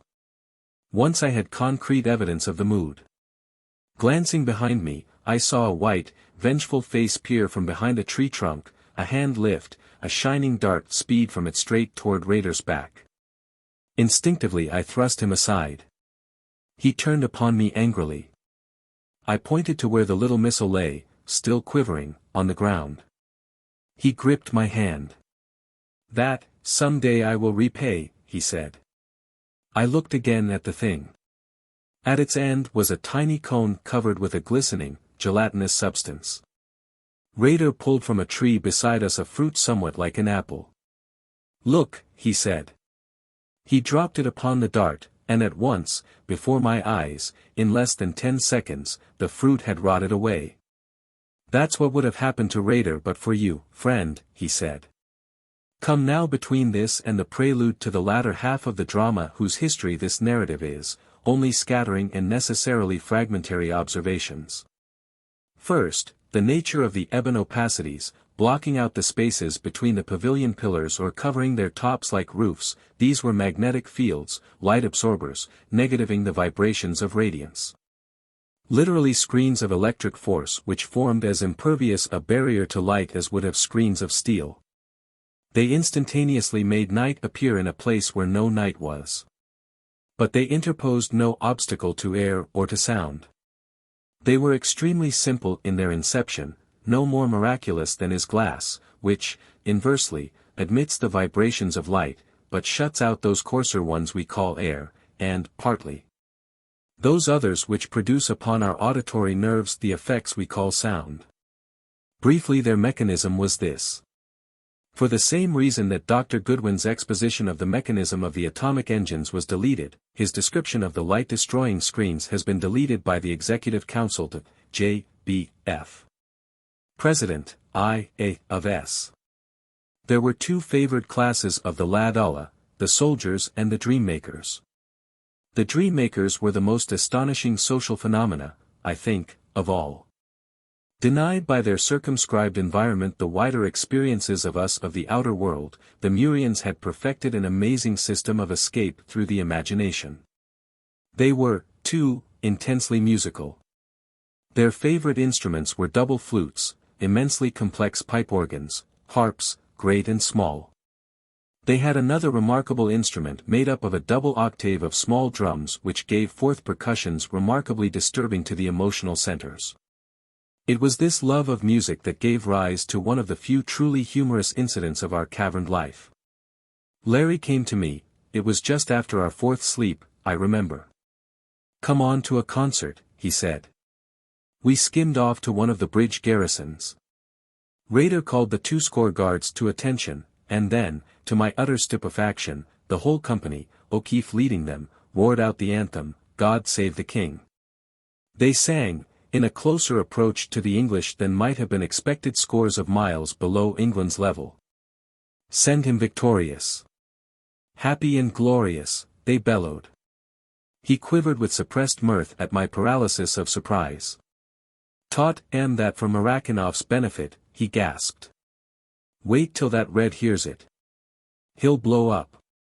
"Just wait until you hear Yolara lisp a pretty little thing I taught her," said Larry as we set back for what we now called home. There was an impish twinkle in his eyes. And I did hear. For it was not many minutes later that the priestess condescended to command me to come to her with O'Keefe. "Show Goodwin how much you have learned of our speech, O lady of the lips of honeyed flame," murmured Larry. She hesitated. Smiled at him, and then from that perfect mouth, out of the exquisite throat, in the voice that was like the chiming of little silver bells, she trilled a melody familiar to me indeed. "She's only a bird in a gilded cage. A beautiful sight to see." And so on to the bitter end. "She thinks it's a love song," said Larry when we had left. "It's only part of a repertoire I'm teaching her. Honestly, Doc, it's the only way I can keep my mind clear when I'm with her," he went on earnestly. "She's a deviless from hell, but a wonder. Whenever I find myself going I get her to sing that, or Take Back Your Gold. Or some other ancient lay, and I'm back again, pronto, with the right perspective. Pop goes all the mystery. Hell. I say, she's only a woman." Chapter 18. The Amphitheatre of Jet. For hours the black-haired folk had been streaming across the bridges, flowing along the promenade by scores and by hundreds, drifting down toward the gigantic seven-terrace temple whose interior I had never as yet seen. And from whose towering exterior, indeed, I had always been kept far enough away, unobtrusively, but none the less decisively, to prevent any real observation. The structure, I had estimated, nevertheless, could not reach less than 1,000 feet above its silvery base, and the diameter of its circular foundation was about the same. I wondered what was bringing the Ladala into Lora, and where they were vanishing. All of them were flower-crowned with the luminous, lovely blooms, old and young, slender, mocking-eyed girls, dwarfed youths, mothers with their babes, gnomed oldsters, on they poured. Silent for the most part and sullen, a sullenness that held acid bitterness even as their subtle, half-sinister, half-gay malice seemed tempered into little keen-edged flames, oddly, menacingly defiant. There were many of the green-clad soldiers along the way, and the garrison of the only bridge span I could see had certainly been doubled. Wondering still, I turned from my point of observation and made my way back to our pavilion, hoping that Larry, who had been with Yolara for the past 2 hours, had returned. Hardly had I reached it before Raider came hurrying up, in his manner a curious exultance mingled with what in anyone else I would have called a decided nervousness. "Come," he commanded before I could speak. "The council has made decision, and Lori is awaiting you." "What has been decided?" I panted as we sped along the mosaic path that led to the house of Yolara. "And why is Larry awaiting me?" And at his answer I felt my heart pause in its beat and through me race a wave of mingled panic and eagerness. "The Shining One dances," had answered the green dwarf. "And you are to worship." What was this dancing of the Shining One, of which so often he had spoken? Whatever my forebodings, Larry evidently had none. "Great stuff," he cried, when we had met in the great antechamber now empty of the dwarfs. Hope it will be worth seeing, have to be something damned good, though, to catch me, after what I've seen of shows at the front, he added. And remembering, with a little shock of apprehension, that he had no knowledge of the dweller beyond my poor description of it, for there are no words actually to describe what that miracle of interwoven glory and horror was, I wondered what Larry O'Keefe would say and do when he did behold it. Raider began to show impatience. Come, he urged. There is much to be done, and the time grows short. He led us to a tiny fountain room in whose miniature pool the white waters were concentrated, pearl-like and opalescent in their circling rim. Bathe, he commanded, and set the example by stripping himself and plunging within. Only a minute or two did the green dwarf allow us, and he checked us as we were about to don our clothing. Then, to my intense embarrassment, without warning, two of the black-haired girls entered, bearing robes of a peculiar dull blue hue. At our manifest discomfort Raider's laughter roared out. He took the garments from the pair, motioned them to leave us, and, still laughing, threw one around me.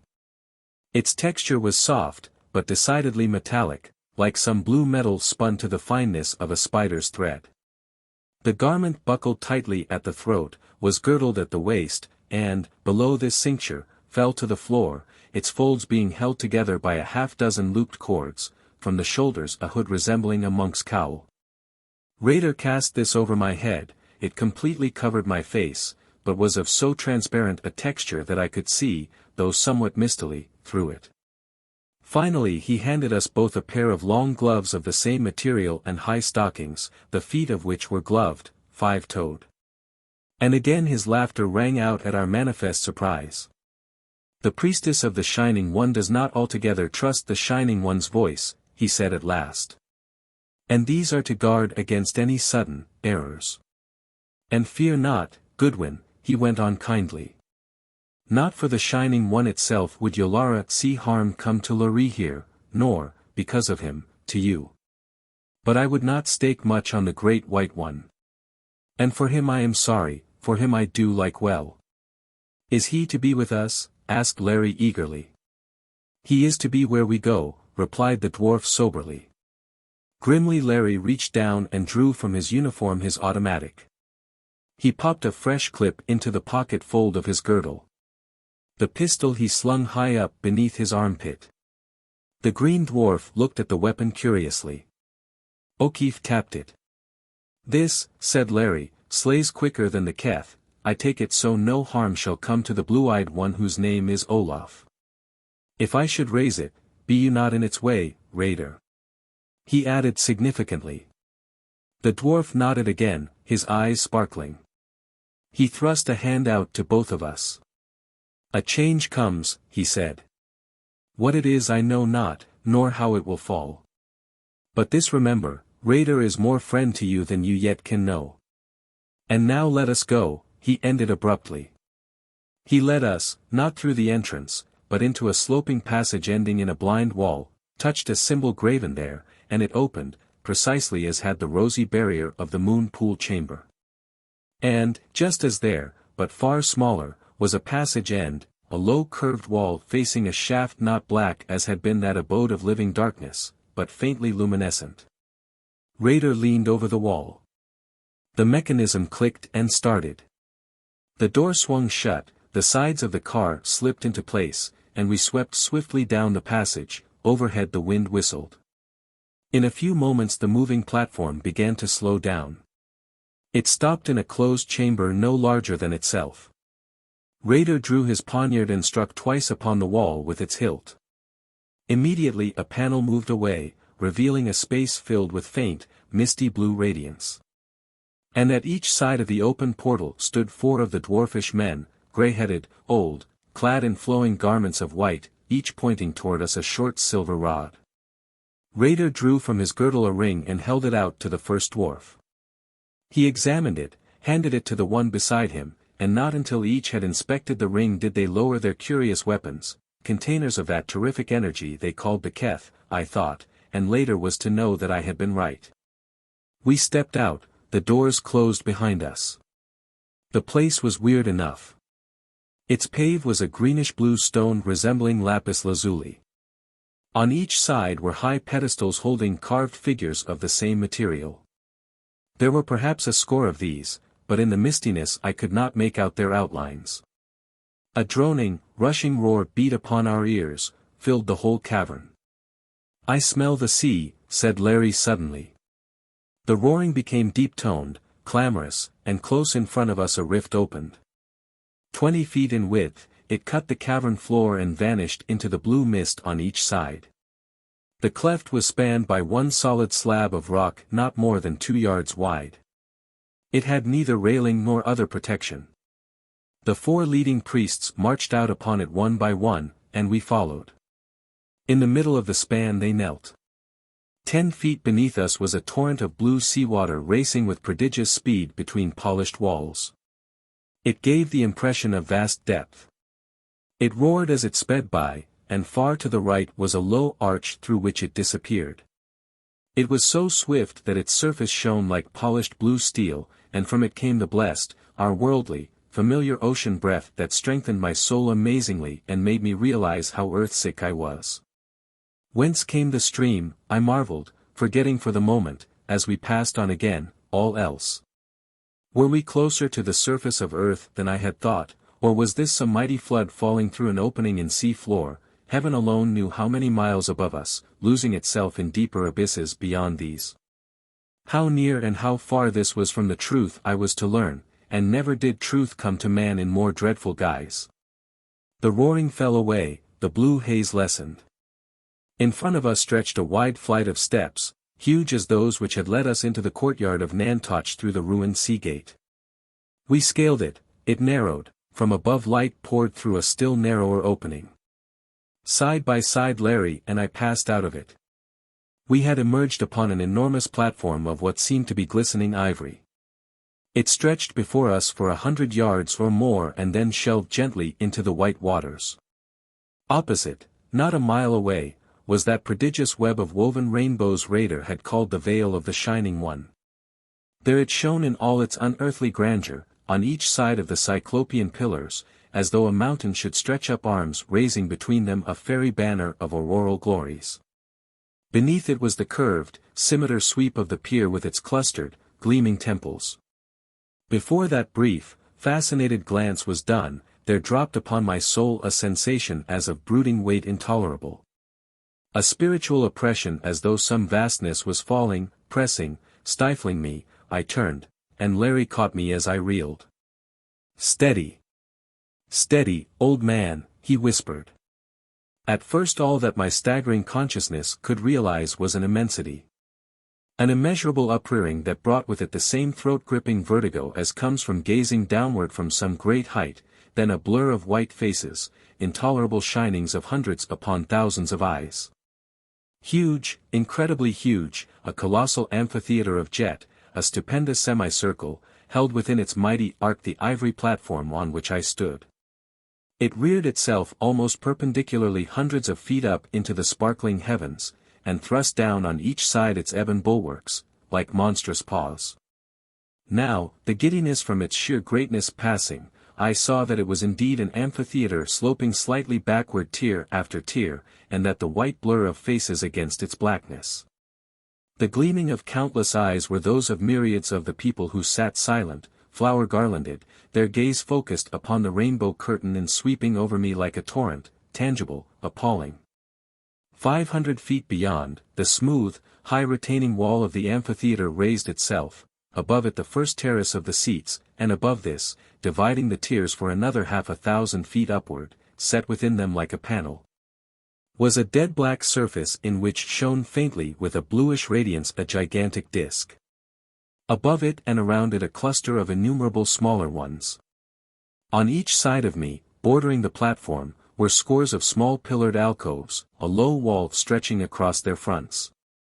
Delicate, fretted grills shielding them. Save where in each lattice an opening stared, it came to me that they were like those stalls in ancient Gothic cathedrals wherein for centuries had kneeled paladins and people of my own race on earth's fair face. And within these alcoves were gathered, score upon score, the elfin beauties, the dwarfish men of the fair-haired folk.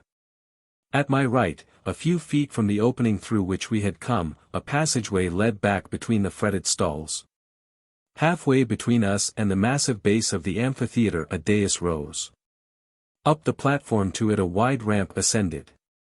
And on ramp and dais and along the center of the gleaming platform down to where it kissed the white waters, a broad ribbon of the radiant flowers lay like a fairy carpet.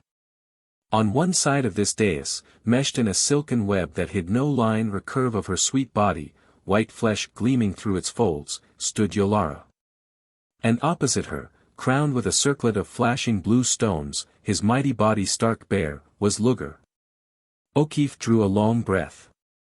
Raider touched my arm and, still dazed, I let myself be drawn into the aisle and through a corridor that ran behind the alcoves. At the back of one of these the green dwarf paused, opened a door, and motioned us within. Entering, I found that we were exactly opposite where the ramp ran up to the dais, and that Yolara was not more than 50 feet away. She glanced at O'Keefe and smiled. Her eyes were ablaze with little dancing points of light. Her body seemed to palpitate, the rounded delicate muscles beneath the translucent skin to run with joyful little eager waves. Larry whistled softly. "There's Marakinov," he said. I looked where he pointed. Opposite us sat the Russian, clothed as we were, leaning forward, his eyes eager behind his glasses, but if he saw us he gave no sign. "And there's Olaf," said O'Keefe. Beneath the carved stall in which sat the Russian was an aperture and within it was Huldriksen. Unprotected by pillars or by grills, opening clear upon the platform, near him stretched the trail of flowers up to the great dais which Luger and Yolara the priestess guarded. He sat alone, and my heart went out to him. O'Keefe's face softened. "Bring him here," he said to Raider. The green dwarf was looking at the Norseman, too, a shade of pity upon his mocking face. He shook his head. "Wait," he said. "You can do nothing now, and it may be there will be no need to do anything," he added, but I could feel that there was little of conviction in his words. Chapter 19. The Madness of Olaf. Yolara threw her white arms high. From the mountainous tears came a mighty sigh, a rippling ran through them. And upon the moment, before Yolara's arms fell, there issued, apparently from the air around us, a peal of sound that might have been the shouting of some playful god hurling great suns through the net of stars. It was like the deepest notes of all the organs in the world combined in one, summoning, majestic, cosmic. It held within it the thunder of the spheres rolling through the infinite, the birth-song of suns made manifest in the womb of space. Echoes of creation's supernal chord. It shook the body like a pulse from the heart of the universe, pulsed, and died away. On its death came a blaring as of all the trumpets of conquering hosts since the first pharaoh led his swarms, triumphal, compelling. Alexander's clamoring hosts, brazen-throated wolf horns of Caesar's legions, blare of trumpets of Genghis Khan and his golden horde, clangor of the locust levies of Tamerlane, bugles of Napoleon's armies, war shout of all earth's conquerors. And it died. Fast upon it, a throbbing, muffled tumult of harp sounds, mellownesses of myriads of wood horns, the subdued sweet shrilling of multitudes of flutes, pandine pipings, inviting, carrying with them the calling of waterfalls in the hidden places. Rushing brooks and murmuring forest winds, calling, languorous, lulling, dripping into the brain like the very honeyed essence of sound. And after them a silence in which the memory of the music seemed to beat ever more faintly, through every quivering nerve. From me all fear, all apprehension, had fled. In their place was nothing but joyous anticipation, a supernal freedom from even the shadow of care or sorrow. Not now did anything matter, Olaf or his haunted, hate-filled eyes. Throckmorton or his fate, nothing of pain, nothing of agony, nothing of striving nor endeavor nor despair in that wide outer world that had turned suddenly to a troubled dream. Once more the first great note pealed out. Once more it died, and from the clustered spheres a kaleidoscopic blaze shot as though drawn from the majestic sound itself. The many-colored rays darted across the white waters and sought the face of the irised veil. As they touched, it sparkled, flamed, wavered, and shook with fountains of prismatic color. The light increased, and in its intensity the silver air darkened. Faded into shadow that white mosaic of flower-crowned faces set in the amphitheatre of jet, and vast shadows dropped upon the high-flung tiers and shrouded them. But on the skirts of the rays the fretted stalls in which we sat with the fair-haired ones blazed out, iridescent, like jewels. I was sensible of an acceleration of every pulse, a wild stimulation of every nerve. I felt myself being lifted above the world, close to the threshold of the high gods. Soon their essence and their power would stream out into me. I glanced at Larry. His eyes were wild with life. I looked at Olaf, and in his face was none of this, only hate and hate and hate. The peacock waves streamed out over the waters, cleaving the seeming darkness, a rainbow path of glory. And the veil flashed as though all the rainbows that had ever shone were burning within it. Again the mighty sound pealed.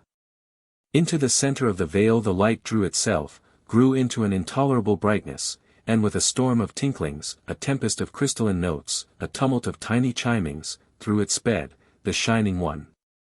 Straight down that radiant path, its high-flung plumes of feathery flame shimmering, its coruscating spirals whirling, its 7 globes of 7 colors shining above its glowing core, it raced toward us. The hurricane of bells of diamond glass were jubilant, joyous. I felt O'Keefe grip my arm, Yolara threw her white arms out in a welcoming gesture, I heard from the tier a sigh of rapture, and in it a poignant, wailing undertone of agony. Over the waters, down the light stream, to the end of the ivory pier, flew the Shining One. Through its crystal pizzicati drifted inarticulate murmurings, deadly sweet, stilling the heart and setting it leaping madly. For a moment it paused, poised itself, and then came whirling down the flower path to its priestess, slowly, ever more slowly. It hovered for a moment between the woman and the dwarf, as though contemplating them. Turned to her with its storm of tinklings softened, its murmurings infinitely caressing. Bent toward it, Yolara seemed to gather within herself pulsing waves of power, she was terrifying, gloriously, maddeningly evil. And as gloriously, maddeningly heavenly. Aphrodite and the Virgin. Tanith of the Carthaginians and Saint Bride of the Isles. A queen of hell and a princess of heaven, in one. Only for a moment did that which we had called the dweller and which these named the Shining One, pause. It swept up the ramp to the dais, rested there, slowly turning, plumes and spirals lacing and unlacing, throbbing, pulsing. Now its nucleus grew plainer, stronger, human in a fashion, and all inhuman, neither man nor woman, neither god nor devil, subtly partaking of all. Nor could I doubt that whatever it was, within that shining nucleus was something sentient. Something that had will and energy, and in some awful, supernormal fashion, intelligence. Another trumpeting, a sound of stones opening, a long, low wail of utter anguish, something moved shadowy in the river of light, and slowly at first, then ever more rapidly, shapes swam through it. There were 50 of them, girls and youths, women and men. The Shining One poised itself, regarded them. They drew closer, and in the eyes of each and in their faces was the bud of that awful intermingling of emotions, of joy and sorrow, ecstasy and terror, that I had seen in full blossom on Throckmorton's. The thing began again its murmurings, now infinitely caressing, coaxing, like the song of a siren from some witched star. And the bell sounds rang out, compellingly, calling, calling, calling. I saw Olaf lean far out of his place. Saw, half-consciously, at Luger's signal, 3 of the dwarfs creep in and take places, unnoticed, behind him. Now the first of the figures rushed upon the dais, and paused. It was the girl who had been brought before Yolara when the gnome named Sungar was driven into the nothingness. With all the quickness of light a spiral of the Shining One stretched out and encircled her. At its touch there was an infinitely dreadful shrinking and, it seemed, a simultaneous hurling of herself into its radiance.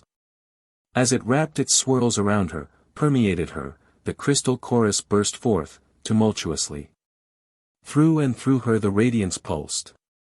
Began then that infinitely dreadful, but infinitely glorious, rhythm they called the Dance of the Shining One. And as the girls swirled within its sparkling mists, another and another flew into its embrace, until, at last, the dais was an incredible vision, a mad stars witches' Sabbath, an altar of white faces and bodies gleaming through living flame.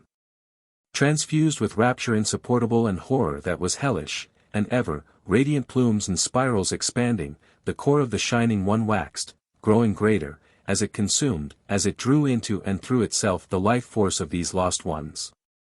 So they spun, interlaced, and there began to pulse from them life, vitality, as though the very essence of nature was filling us. Dimly I recognized that what I was beholding was vampirism inconceivable. The banked tears chanted. The mighty sounds pealed forth. It was a saturnalia of demigods. Then, whirling, bell notes storming, the Shining One withdrew slowly from the dais down the ramp, still embracing, still interwoven with those who had thrown themselves into its spirals. They drifted with it as though half carried in dreadful dance, white faces sealed, forever, into that semblance of those who held within linked God and devil. I covered my eyes. I heard a gasp from O'Keefe, opened my eyes and sought his. Saw the wildness vanish from them as he strained forward.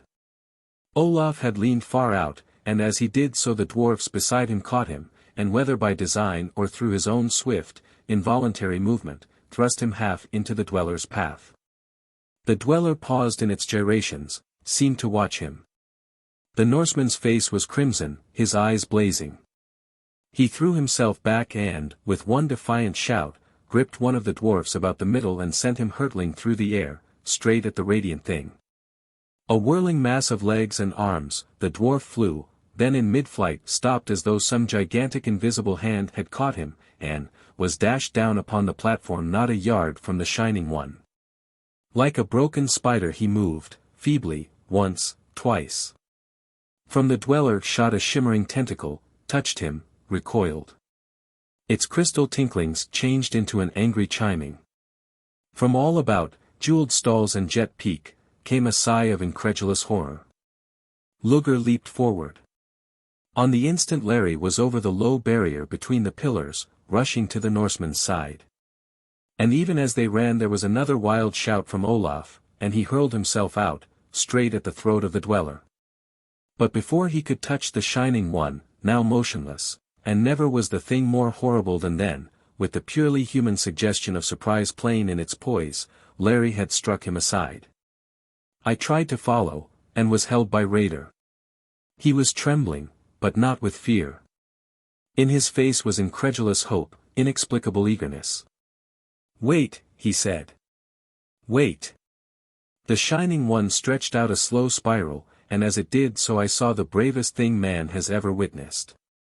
Instantly O'Keefe thrust himself between it and Olaf, pistol out. The tentacle touched him, and the dull blue of his robe flashed out into blinding, intense azure light. From the automatic in his gloved hand came 3 quick bursts of flame straight into the thing. The dweller drew back, the bell sound swelled. Luger paused, his hand darted up, and in it was one of the silver Keth cones. But before he could flash it upon the Norseman, Larry had unlooped his robe, thrown its fold over Olaf, and, holding him with one hand away from the Shining One, thrust with the other his pistol into the dwarf's stomach. His lips moved, but I could not hear what he said. But Luger understood, for his hand dropped. Now Yolara was there, all this had taken barely more than 5 seconds. She thrust herself between the 3 men and the dweller. She spoke to it, and the wild buzzing died down, the gay crystal tinklings burst forth again. The thing murmured to her, began to whirl, faster, faster, passed down the ivory pier, out upon the waters, bearing with it, meshed in its light, the sacrifices, swept on ever more swiftly, triumphantly, and turning, with its ghastly crew. Vanished through the veil. Abruptly the polychromatic path snapped out. The silver light poured in upon us. From all the amphitheatre arose a clamor, a shouting. Marakinov, his eyes staring, was leaning out, listening. Unrestrained now by Raider, I vaulted the wall and rushed forward. But not before I had heard the green dwarf murmur. There is something stronger than the Shining One. Two things, yeah, a strong heart, and hate. Olaf, panting, eyes glazed, trembling, shrank beneath my hand. The devil that took my Helma. I heard him whisper. The shining devil. Both these men, Lugr was raging, they shall dance with the Shining One. And this one, too. He pointed at me malignantly. This man is mine, said the priestess, and her voice was menacing. She rested her hand on Larry's shoulder. He shall not dance. No, nor his friend. I have told you I dare not for this one. She pointed to Olaf. Neither this man, nor this, said Larry, shall be harmed. This is my word, Yolara. Even so, she answered quietly, my lord. I saw Marakinov stare at O'Keefe with a new and curiously speculative interest. Luger's eyes grew hellish. He raised his arms as though to strike her. Larry's pistol prodded him rudely enough. No rough stuff now, kid, said O'Keefe in English. The red dwarf quivered, turned, caught a robe from a priest standing by, and threw it over himself. The lad Allah, shouting, gesticulating, fighting with the soldiers, were jostling down from the tiers of Jet. Come, commanded Yolara, her eyes rested upon Larry. Your heart is great, indeed, my lord, she murmured, and her voice was very sweet. Come. This man comes with us, Yolara, said O'Keefe pointing to Olaf. Bring him, she said. Bring him, only tell him to look no more upon me as before, she added fiercely. Beside her the three of us passed along the stalls, where sat the fair-haired, now silent, at gaze, as though in the grip of some great doubt. Silently Olaf strode beside me. Raider had disappeared. Down the stairway, through the hall of turquoise mist, over the rushing sea stream we went and stood beside the wall through which we had entered. The white-robed ones had gone. Yolara pressed, the portal opened. We stepped upon the car. She took the lever, we raced through the faintly luminous corridor to the house of the priestess. And one thing now I knew, sick at heart and soul, the truth had come to me, no more need to search for Throckmorton. Behind that veil, in the lair of the dweller, dead alive like those we had just seen swim in its shining train, was he, and Edith, Stanton and Thora and Olaf Huldrickson's wife. The car came to rest, the portal opened. Yolara leaped out lightly, beckoned and flitted up the corridor. She paused before an ebon screen. At a touch it vanished, revealing an entrance to a small blue chamber, glowing as though cut from the heart of some gigantic sapphire. Bare, save that in its center, upon a low pedestal, stood a great globe fashioned from milky rock crystal. Upon its surface were faint tracings as of seas and continents, but, if so, either of some other world or of this world in immemorial past, for in no way did they resemble the mapped coastlines of our earth. Poised upon the globe, rising from it out into space, locked in each other's arms, lips to lips, were two figures, a woman and a man, so exquisite, so lifelike, that for the moment I failed to realize that they, too, were carved of the crystal. And before this shrine, for nothing else could it be, I knew, three slender cones raised themselves, one of purest white flame, one of opalescent water, and the third of moonlight. There was no mistaking them, the height of a tall man each stood, but how water, flame and light were held so evenly, so steadily in their spire shapes, I could not tell. Yolara bowed lowly, once, twice, thrice. She turned to O'Keefe, nor by slightest look or gesture betrayed she knew others were there than he. The blue eyes wide, searching, unfathomable, she drew close, put white hands on his shoulders, looked down into his very soul. My lord, she murmured. Now listen well, for I, Yolara, give you three things, myself, and the Shining One, and the power that is the Shining One's, yeah, and still a fourth thing that is all three, power over all upon that world from whence you came. These, my lord, ye shall have. I swear it. She turned toward the altar, uplifted her arms, by Sia and by Sienna, and by the flame, by the water, and by the light, for her eyes grew purple dark. Let none dare to take you from me. Nor ye go from me unbidden, she whispered fiercely. Then swiftly, still ignoring us, she threw her arms about O'Keefe, pressed her white body to his breast, lips raised, eyes closed, seeking his. O'Keefe's arms tightened around her, his head dropped, lips seeking, finding hers, passionately. From Olaf came a deep indrawn breath that was almost a groan. But not in my heart could I find blame for the Irishman. The priestess opened eyes now all misty blue, thrust him back, stood regarding him. O'Keefe, dead white, raised a trembling hand to his face. And thus have I sealed my oath, O my lord, she whispered. For the first time she seemed to recognize our presence, stared at us a moment, then through us, and turned to O'Keefe. Go, now, she said. Soon Raider shall come for you. Then, well, after that let happen what will. She smiled once more at him, so sweetly, turned toward the figures upon the great globe, sank upon her knees before them. Quietly we crept away, still silent, made our way to the little pavilion. But as we passed we heard a tumult from the green roadway, shouts of men, now and then a woman's scream. Through a rift in the garden I glimpsed a jostling crowd on one of the bridges, green dwarfs struggling with the Lakla, and all about droned a humming as of a giant hive disturbed. Larry threw himself down upon one of the divans, covered his face with his hands, dropped them to catch in Olaf's eyes troubled reproach, looked at me. I couldn't help it, he said, half defiantly, half miserably. God, what a woman! I couldn't help it. Larry, I asked. Why didn't you tell her you didn't love her, then? He gazed at me, the old twinkle back in his eye. Spoken like a scientist, Doc, he exclaimed. I suppose if a burning angel struck you out of nowhere and threw itself about you, you would most dignifiedly tell it you didn't want to be burned.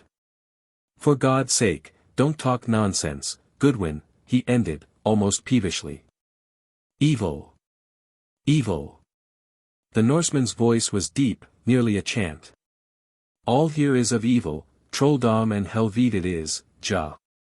And that she djevelsk of beauty, what is she but harlot of that shining devil they worship? I, Olaf Huldriksson, know what she meant when she held out to you power over all the world, ja, as if the world had not devils enough in it now. What? The cry came from both O'Keefe and myself at once. Olaf made a gesture of caution, relapsed into sullen silence. There were footsteps on the path, and into sight came Raider, but a Raider changed. Gone was every vestige of his mockery.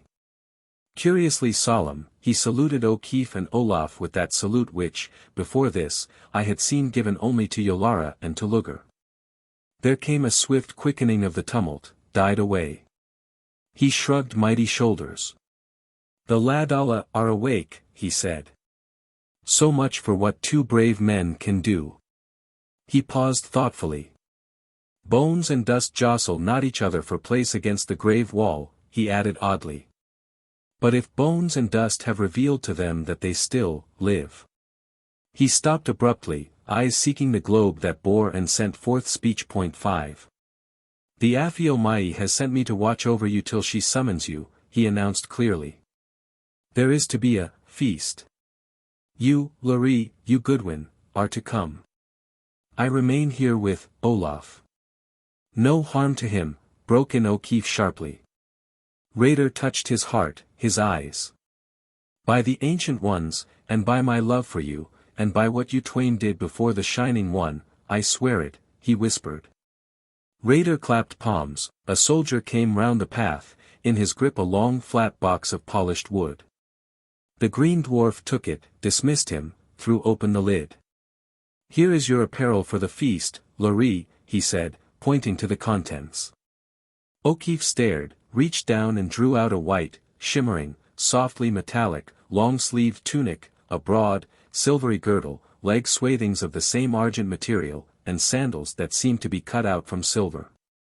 He made a quick gesture of angry dissent. Nay, Lori, muttered the dwarf.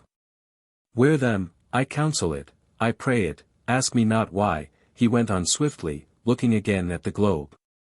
O'Keefe, as I, was impressed by his earnestness.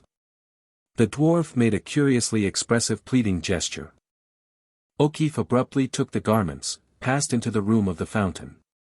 "The Shining One dances not again?" I asked. "No," he said. "No," he hesitated, "it is the usual feast that follows the sacrament. Luger, and Double Tongue, who came with you, will be there," he added slowly. "Luger," I gasped in astonishment. "After what happened, he will be there." "Perhaps because of what happened, Goodwin, my friend," he answered, his eyes again full of malice. "And there will be others, friends of Yolara, friends of Luger, and perhaps another," his voice was almost inaudible, "one whom they have not called." He halted, half fearfully, glancing at the globe. Put finger to lips and spread himself out upon one of the couches. "Strike up the band," came O'Keefe's voice, "here comes the hero." He strode into the room. I am bound to say that the admiration in Rader's eyes was reflected in my own, and even, if involuntarily, in Olaf's. "A son of Cyanna," whispered Rader. He knelt, took from his girdle pouch a silk-wrapped something, unwound it, and, still kneeling, drew out a slender poniard of gleaming white metal, hilted with the blue stones. He thrust it into O'Keefe's girdle, then gave him again the rare salute. "Come," he ordered, and took us to the head of the pathway. "Now," he said grimly, "let the Silent Ones show their power, if they still have it." And with this strange benediction, he turned back. "For God's sake, Larry," I urged as we approached the house of the priestess, "you'll be careful." He nodded, but I saw with a little deadly pang of apprehension in my heart a puzzled, lurking doubt within his eyes. As we ascended the serpent steps Murakanoff appeared. He gave a signal to our guards, and I wondered what influence the Russian had attained, for promptly, without question, they drew aside. At me he smiled amiably. "Have you found your friends yet?" he went on, and now I sensed something deeply sinister in him. "No. It is too bad." "Well, don't give up hope." He turned to O'Keefe. "Lieutenant, I would like to speak to you, alone." "I've no secrets from Goodwin," answered O'Keefe. "So?" queried Murakanoff, suavely. He bent, whispered to Larry. The Irishman started, eyed him with a certain shocked incredulity, then turned to me. "Just a minute, Doc," he said, and I caught the suspicion of a wink. They drew aside, out of earshot. The Russian talked rapidly. Larry was all attention. Murakanoff's earnestness became intense. O'Keefe interrupted, appeared to question. Murakanoff glanced at me, and as his gaze shifted from O'Keefe, I saw a flame of rage and horror blaze up in the latter's eyes. At last the Irishman appeared to consider gravely. Nodded as though he had arrived at some decision, and Murakanoff thrust his hand to him. And only I could have noticed Larry's shrinking, his microscopic hesitation before he took it, and his involuntary movement, as though to shake off something unclean, when the clasp had ended. Murakanoff, without another look at me, turned and went quickly within. The guards took their places. I looked at Larry inquiringly. "Don't ask a thing now, Doc," he said tensely. "Wait till we get home. But we've got to get damned busy and quick, I'll tell you that now." Chapter 20. The Tempting of Larry. We paused before thick curtains, through which came the faint murmur of many voices. They parted. Out came two ushers, I suppose. They were, in cuirasses and kilts that reminded me somewhat of chainmail, the first armor of any kind here that I had seen. They held open the folds. The chamber, on whose threshold we stood, was far larger than either anteroom or hall of audience. Not less than 300 feet long and half that in depth. From end to end of it ran two huge semicircular tables, paralleling each other, divided by a wide aisle, and heaped with flowers, with fruits, with viands unknown to me, and glittering with crystal flagons, beakers, goblets of as many hues as the blooms. On the gay cushioned couches that flanked the tables, lounging luxuriously, were scores of the fair-haired ruling class, and there rose a little buzz of admiration, oddly mixed with a half-startled amaze. As their gaze fell upon O'Keefe in all his silvery magnificence. Everywhere the light-giving globes sent their roseate radiance. The cuirassed dwarfs led us through the aisle. Within the arc of the inner circle was another glittering board, an oval. But of those seated there, facing us, I had eyes for only one, Yolara. She swayed up to greet O'Keefe, and she was like one of those white lily maids, whose beauty Honku, the sage, says made the Gobi first a paradise, and whose lusts later the burned-out desert that it is. She held out hands to Larry, and on her face was passion, unashamed, unhiding. She was Circe, but Circe conquered. Webs of filmiest white clung to the rose-leaf body.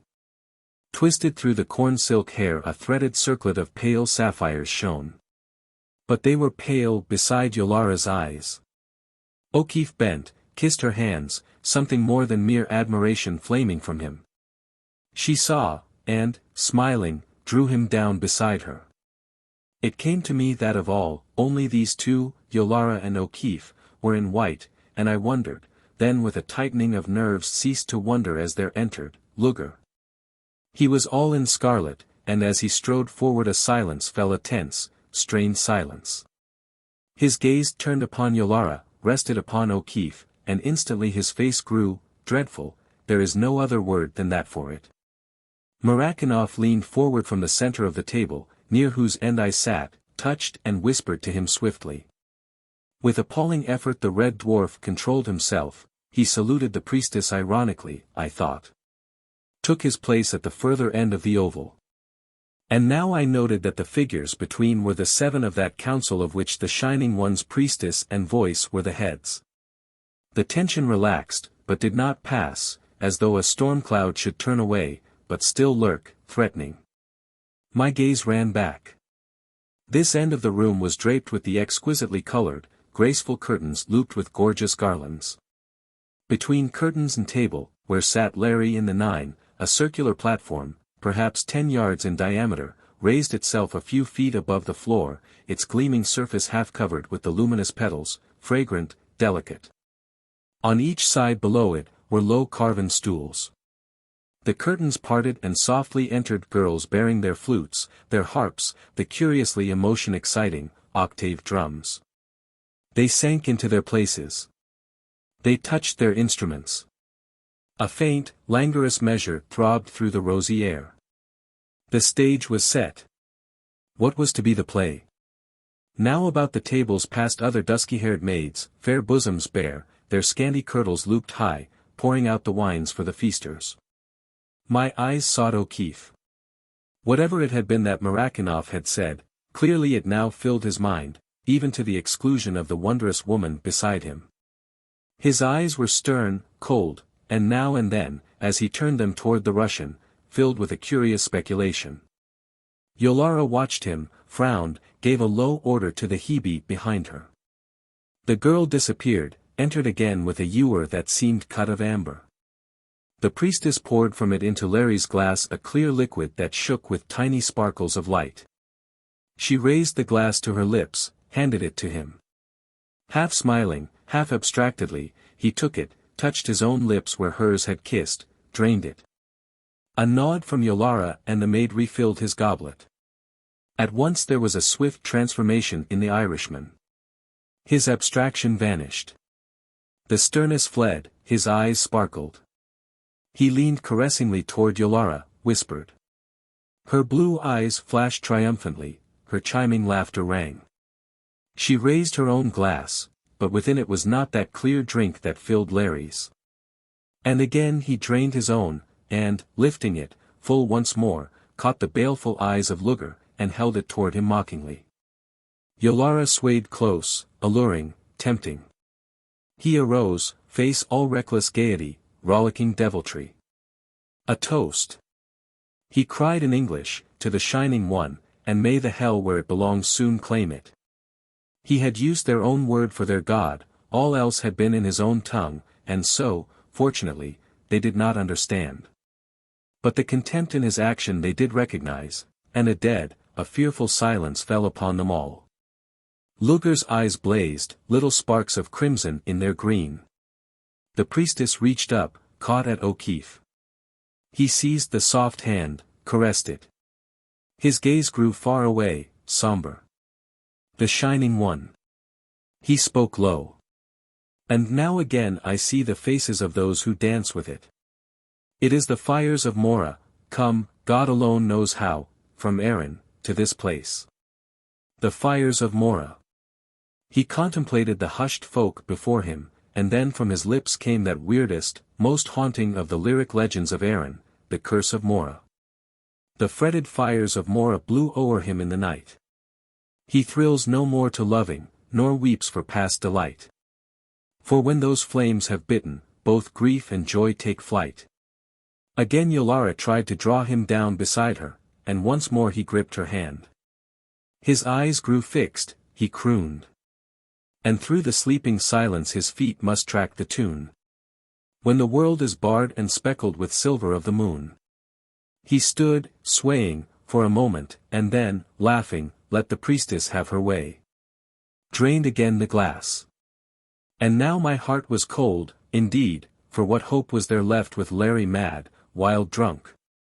The silence was unbroken, elfin women and dwarfs glancing furtively at each other.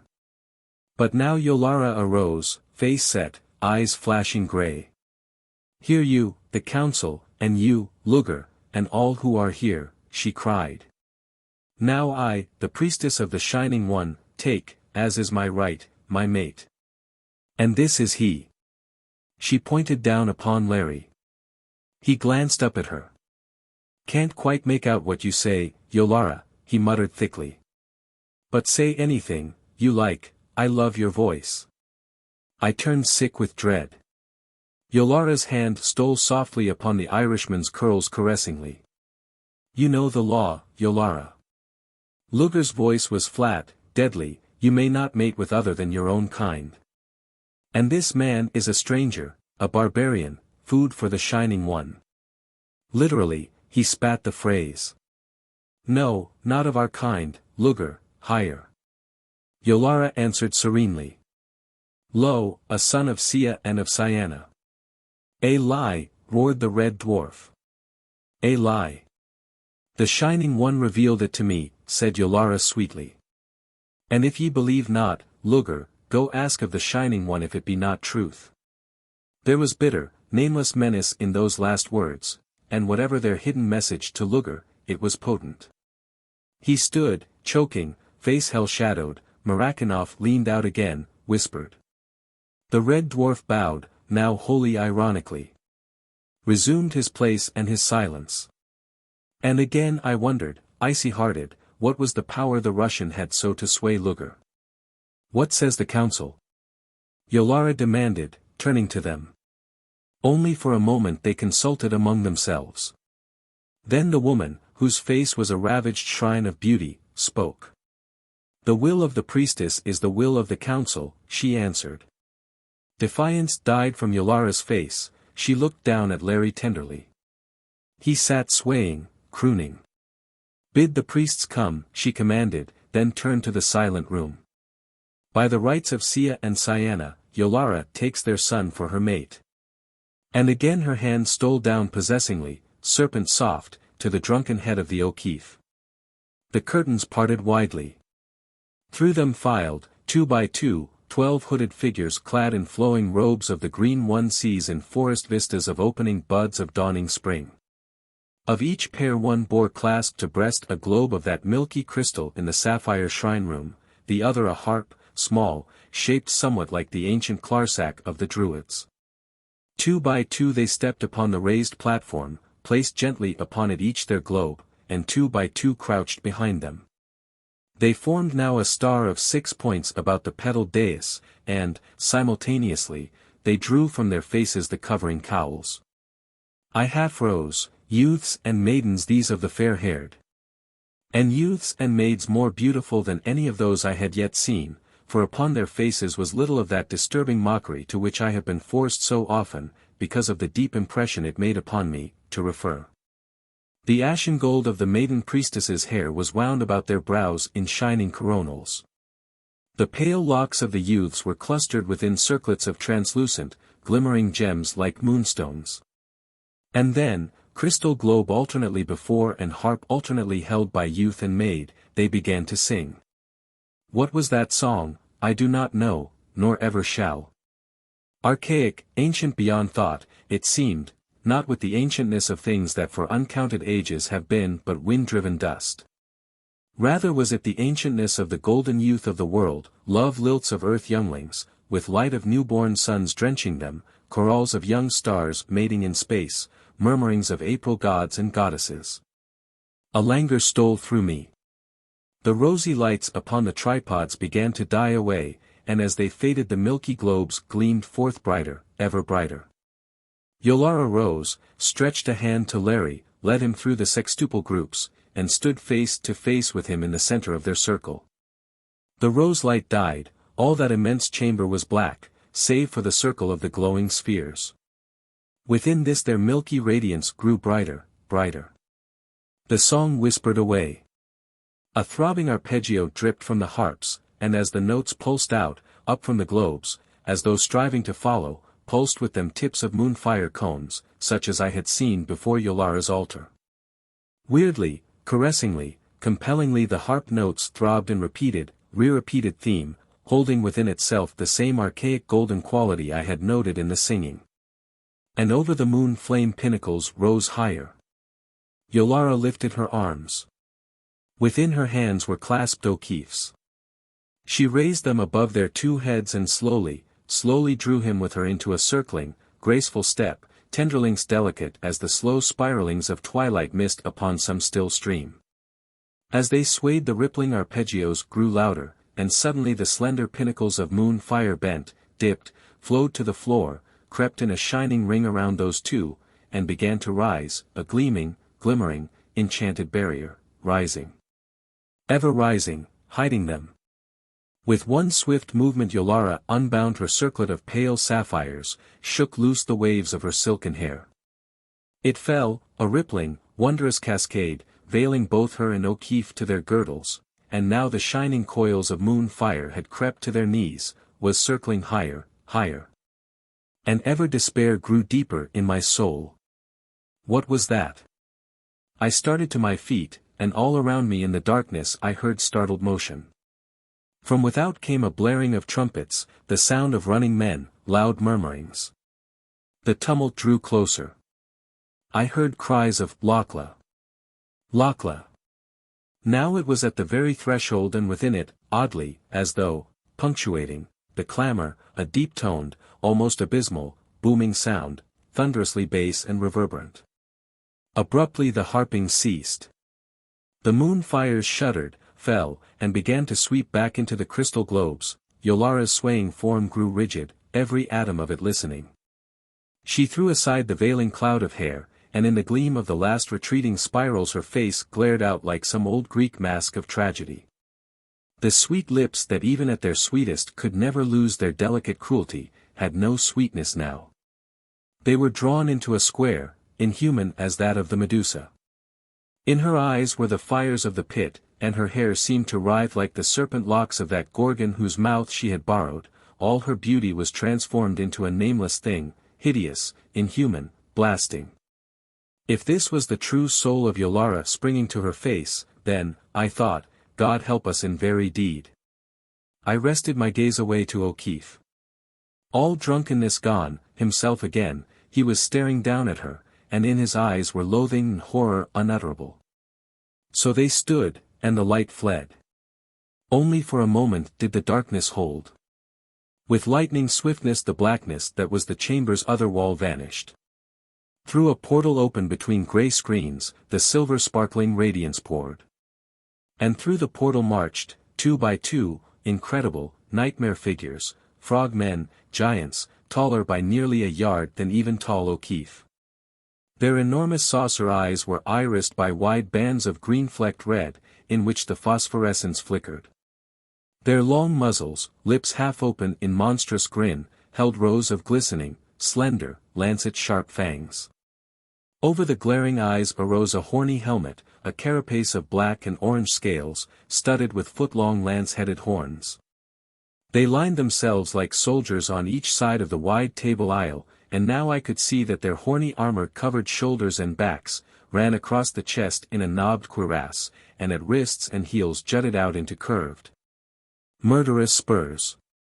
The webbed hands and feet ended in yellow, spade-shaped claws. They carried spears, 10 feet, at least, in length, the heads of which were pointed cones, glistening with that same covering, from whose touch of swift decay I had so narrowly saved Raider. They were grotesque, yes, more grotesque than anything I had ever seen or dreamed, and they were terrible. And then, quietly, through their ranks came a girl. Behind her, enormous pouch at his throat swelling in and out menacingly, in one paw a tree-like, spike-studded mace, a frogman, huger than any of the others, guarding. But of him I caught but a fleeting, involuntary impression, all my gaze was for her. For it was she who had pointed out to us the way from the peril of the dweller's lair on Nantoch.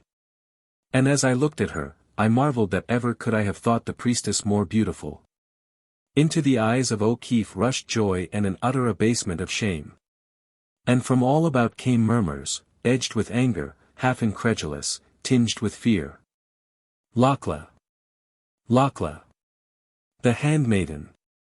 She halted close beside me. From firm little chin to dainty buskined feet she was swathed in the soft robes of dull, almost coppery hue. The left arm was hidden, the right free and gloved. Wound tight about it was one of the vines of the sculptured wall and of Luger's circled signet ring. Thick, a vivid green, its 5 tendrils ran between her fingers, stretching out 5 flowered heads that gleamed like blossoms cut from gigantic, glowing rubies. So she stood contemplating Yolara. Then, drawn perhaps by my gaze, she dropped her eyes upon me. Golden, translucent, with tiny flecks of amber in their aureate irises, the soul that looked through them was as far removed from that flaming out of the priestess as zenith is above nadir. I noted the low, broad brow, the proud little nose, the tender mouth, and the soft, sunlight, glow that seemed to transfuse the delicate skin. And suddenly in the eyes dawned a smile, sweet, friendly, a touch of roguishness, profoundly reassuring in its all-humanness. I felt my heart expand as though freed from fetters. A recrudescence of confidence in the essential reality of things, as though in nightmare the struggling consciousness should glimpse some familiar face and know the terrors with which it strove were but dreams. And involuntarily I smiled back at her. She raised her head and looked again at Yolara, contempt and a certain curiosity in her gaze.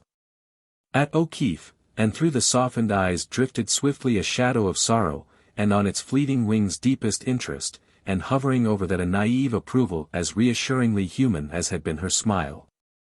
She spoke, and her voice, deep-timbred, liquid gold as was Yolara's all silver, was subtly the synthesis of all the golden glowing beauty of her. "The Silent Ones have sent me, O Yolara," she said. "And this is their command to you, that you deliver to me to bring before them 3 of the 4 strangers who have found their way here. For him there who plots with Luger," she pointed at Murakanoff, and I saw Yolara start, "they have no need. Into his heart the Silent Ones have looked, and Luger and you may keep him, Yolara." There was honeyed venom in the last words. Yolara was herself now, only the edge of shrillness on her voice revealed her wrath as she answered. "And whence have the Silent Ones gained power to command, Choya?" This last, I knew, was a very vulgar word. I had heard Rada use it in a moment of anger to one of the serving maids, and it meant, approximately, kitchen girl, scullion. Beneath the insult and the acid disdain, the blood rushed up under Lakla's ambered ivory skin. "Yolara," her voice was low, "of no use is it to question me. I am but the messenger of the Silent Ones. And one thing only am I bidden to ask you, do you deliver to me the 3 strangers?" Luger was on his feet. Eagerness, sardonic delight, sinister anticipation thrilling from him, and my sane glance showed Murakanoff, crouched, biting his fingernails, glaring at the golden girl. "No." Yolara spat the word. "No. Now by Thanaroa and by the Shining One, no. Her eyes blazed, her nostrils were wide, in her fair throat a little pulse beat angrily. You, Lakla, take you my message to the Silent Ones. Say to them that I keep this man, she pointed to Larry, because he is mine. Say to them that I keep the yellow-haired one and him, she pointed to me, because it pleases me. Tell them that upon their mouths I place my foot, so. She stamped upon the dais viciously, and that in their faces I spit.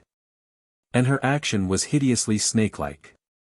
And say last to them, you handmaiden, that if you they dare send to Yolara again, she will feed you to the Shining One. Now, go. The handmaiden's face was white. Not unforeseen by the three was this, Yolara, she replied. And did you speak as you have spoken then was I bidden to say this to you. Her voice deepened. 3 Tal have you to take counsel, Yolara. And at the end of that time these things must you have determined, either to do or not to do. First, send the strangers to the Silent Ones. Second, give up, you and Luger and all of you, that dream you have of conquest of the world without. And, third, forswear the Shining One. And if you do not one and all these things, then are you done, your cup of life broken, your wine of life spilled. Yeah, Yolara, for you and the Shining One, Luger and the 9 and all those here and their kind shall pass. This say the Silent Ones, surely shall all of ye pass and be as though never had ye been. Now a gasp of rage and fear arose from all those around me, but the priestess threw back her head and laughed loud and long. Into the silver sweet chiming of her laughter clashed that of Luger, and after a little the nobles took it up, till the whole chamber echoed with their mirth. O'Keefe, lips tightening, moved toward the handmaiden, and almost imperceptibly, but peremptorily, she waved him back. Those are great words indeed, Choya, shrilled Yolara at last, and again Lakla winced beneath the word. Lo, for Leia upon Leia, the Shining One has been freed from the 3, and for Leia upon Leia they have sat helpless, rotting. Now I ask you again, whence comes their power to lay their will upon me, and whence comes their strength to wrestle with the Shining One and the beloved of the Shining One? And again she laughed, and again Luger and all the fair-haired joined in her laughter. Into the eyes of Lakla I saw creep a doubt, a wavering, as though deep within her the foundations of her own belief were none too firm. She hesitated, turning upon O'Keefe gaze in which rested more than suggestion of appeal. And Yolara saw, too, for she flushed with triumph, stretched a finger toward the handmaiden. Look, she cried. Look. Why, even she does not believe. Her voice grew silk of silver, merciless, cruel. Now am I minded to send another answer to the Silent Ones. Yeah. But not by you, Lakla. By these, she pointed to the frogmen, and, swift as light, her hand darted into her bosom, bringing forth the little shining cone of death.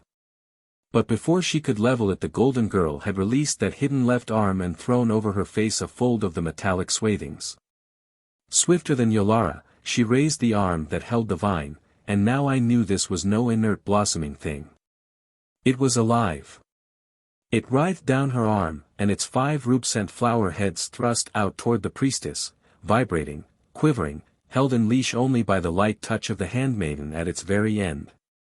From the swelling throat pouch of the monster behind her came a succession of the reverberant boomings. The frogmen wheeled, raised their lances, leveled them at the throng. Around the reaching ruby flowers a faint red mist swiftly grew. The silver cone dropped from Yolara's rigid fingers, her eyes grew stark with horror, all her unearthly loveliness fled from her, she stood pale-lipped. The handmaiden dropped the protecting veil, and now it was she who laughed. It would seem, then, Yolara, that there is a thing of the Silent Ones ye fear, she said. Well, the kiss of the Yekta I promise you in return for the embrace of your Shining One. She looked at Larry, long, searchingly, and suddenly again with all that effect of sunlight bursting into dark places, her smile shone upon him. She nodded, half gaily, looked down upon me, the little merry light dancing in her eyes. Waved her hand to me. She spoke to the giant frogman. He wheeled behind her as she turned, facing the priestess, club upraised, fangs glistening. His troop moved not a jot, spears held high. Lakla began to pass slowly, almost, I thought, tauntingly, and as she reached the portal Larry leaped from the dais. "Alana," he cried. "You'll not be leavin' me just when I've found you." In his excitement he spoke in his own tongue, the velvet brogue appealing.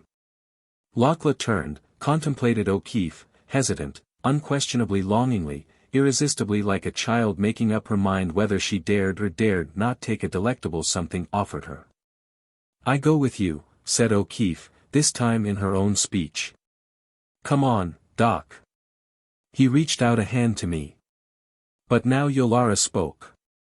Life and beauty had flowed back into her face, and in the purple eyes all her hosts of devils were gathered.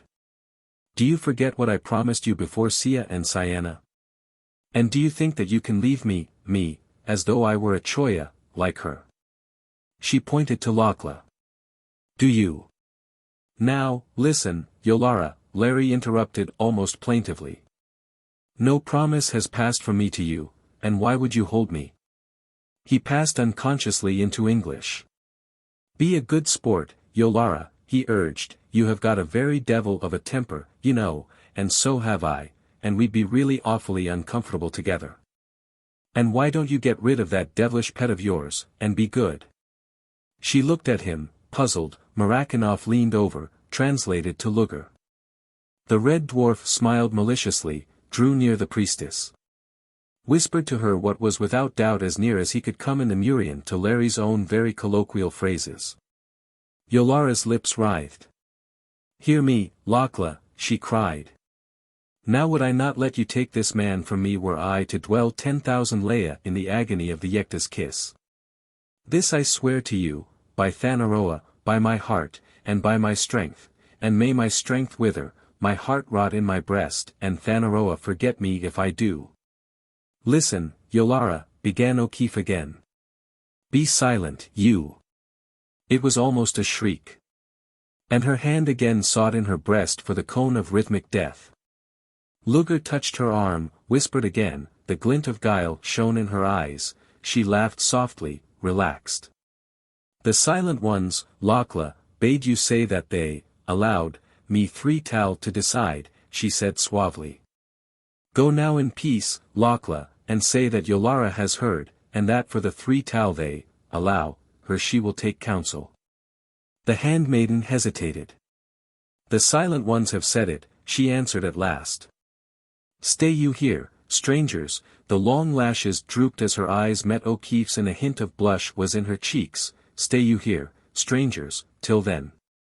But, Yolara, see you on that heart and strength you have sworn by that they come to no harm, else that which you have invoked shall come upon you swiftly indeed, and that I promise you," she added. Their eyes met, clashed, burned into each other, black flame from Abaddon and golden flame from paradise. "Remember," said Lakla, and passed through the portal. The gigantic frogman boomed a thunderous note of command, his grotesque guards turned and slowly followed their mistress, and last of all passed out the monster with the mace.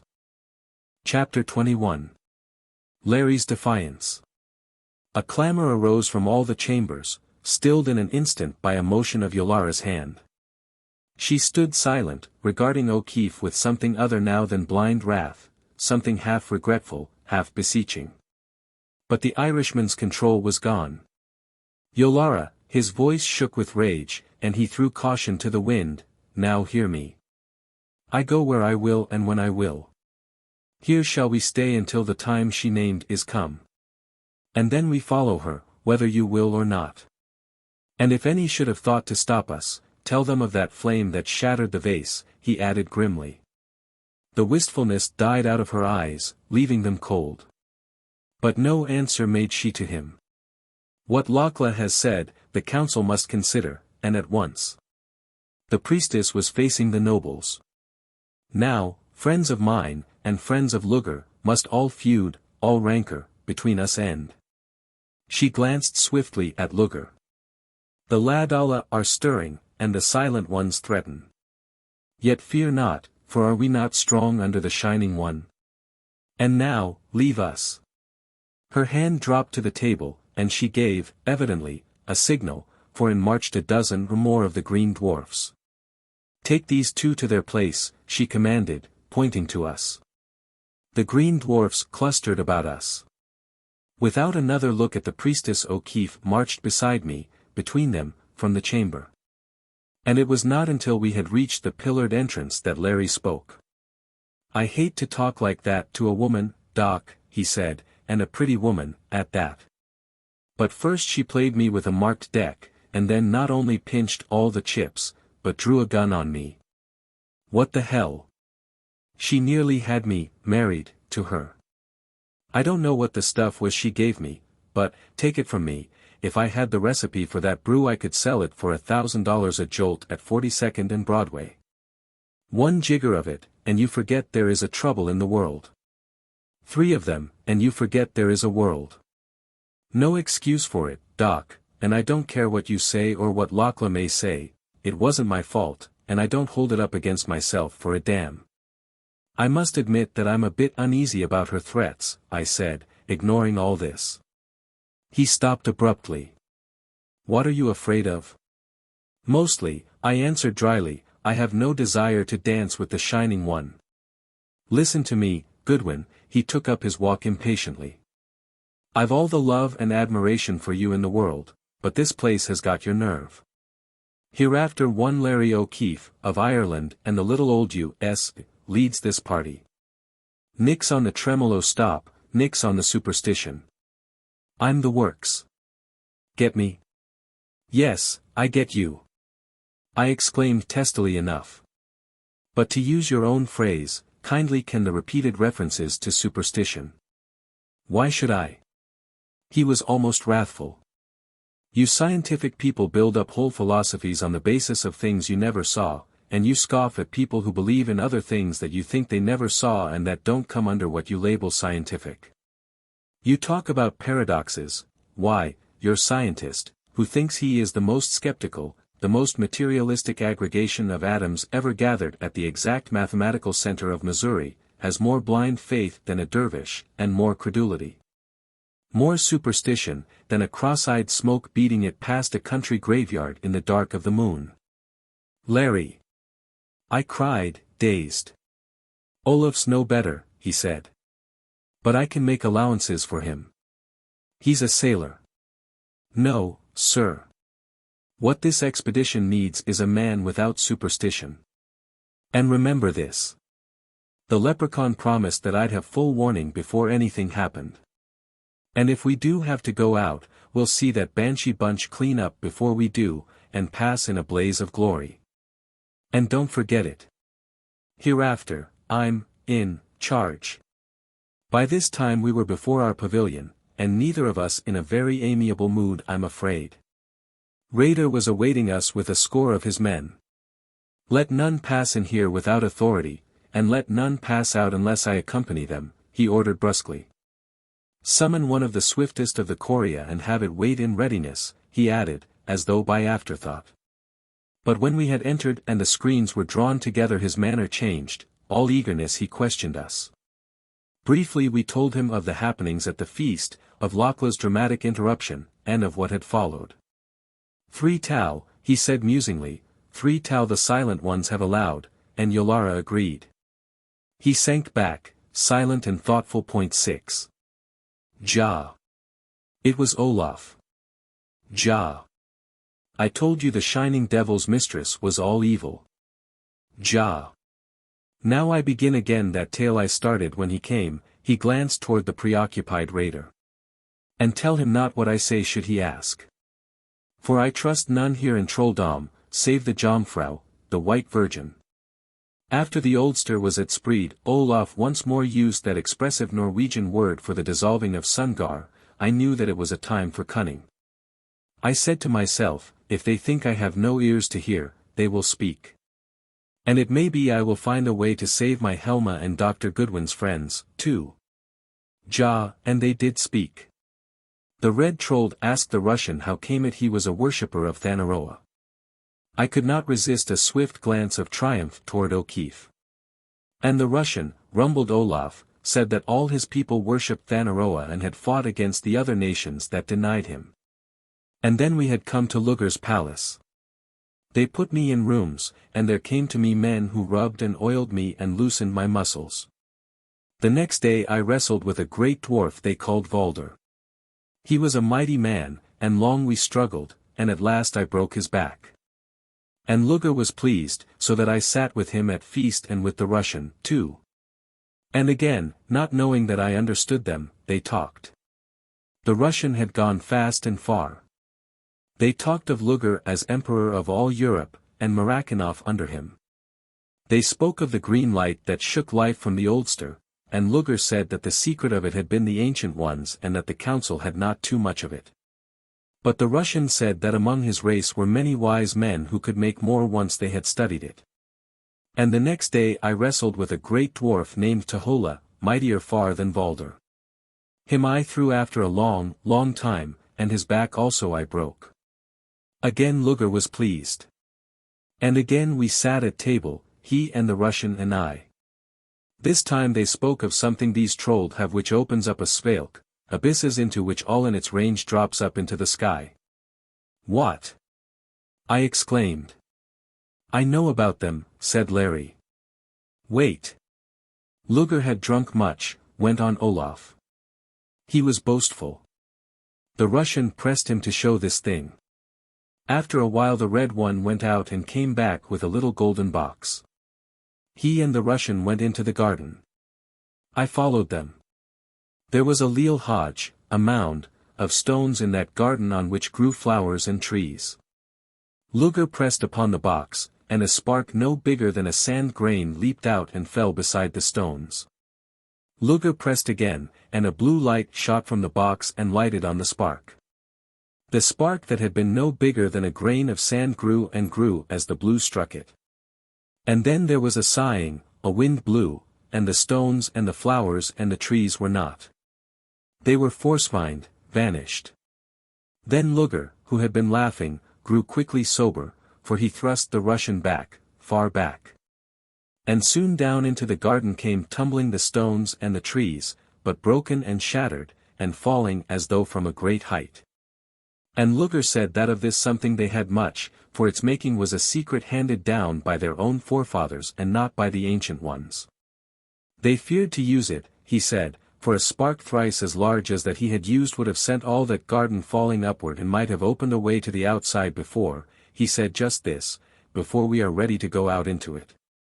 The Russian questioned much, but Luger sent for more drink and grew merrier and threatened him, and the Russian was silent through fear. Thereafter I listened when I could, and little more I learned, but that little enough. Ja. Luger is hot for conquest, so Yolara and so the council. They tire of it here and the silent ones make their minds not too easy, no, even though they jeer at them. And this they plan, to rule our world with their shining devil. The Norseman was silent for a moment, then voiced deep, trembling. Trolldom is awake, Helvede crouches at Earth Gate whining to be loosed into a world already devil-ridden. And we are but three. I felt the blood drive out of my heart. But Larry's was the fighting face of the O'Keefes of 1,000 years. Raider glanced at him, arose, stepped through the curtains, returned swiftly with the Irishman's uniform. Put it on, he said, brusquely. Again fell back into his silence and whatever O'Keefe had been about to say was submerged in his wild and joyful whoop. He ripped from him glittering tunic and leg swathings. Richard is himself again, he shouted. And each garment as he donned it, fanned his old devil-may-care confidence to a higher flame. The last scrap of it on, he drew himself up before us. Bow down, ye divils, he cried. Bang your heads on the floor and do homage to Larry the First, Emperor of Great Britain, autocrat of all Ireland, Scotland, England, and Wales, and adjacent waters and islands. Kneel, ye scuts, kneel. Larry, I cried, are you going crazy? Not a bit of it, he said. I'm that and more if Comrade Murakhanov is on the level. Whoop. Bring forth the royal jewels and put a whole new bunch of golden strings in Tara's harp and down with the Sassenach forever. Whoop. He did a wild jig. Lord, how good the old togs feel, he grinned. The touch of M has gone to my head. But it's straight stuff I'm telling you about my empire. He sobered. Not that it's not serious enough at that. A lot that Olaf's told us I've surmised from hints dropped by Yolara. But I got the full key to it from the Red himself when he stopped me just before, he reddened, well, just before I acquired that brand new brand of souse. Maybe he had a hint, maybe he just surmised that I knew a lot more than I did. And he thought Yolara and I were going to be loving little turtle doves. Also he figured that Yolara had a lot more influence with the unholy fireworks than Luger. Also that being a woman she could be more easily handled. All this being so, what was the logical thing for himself to do?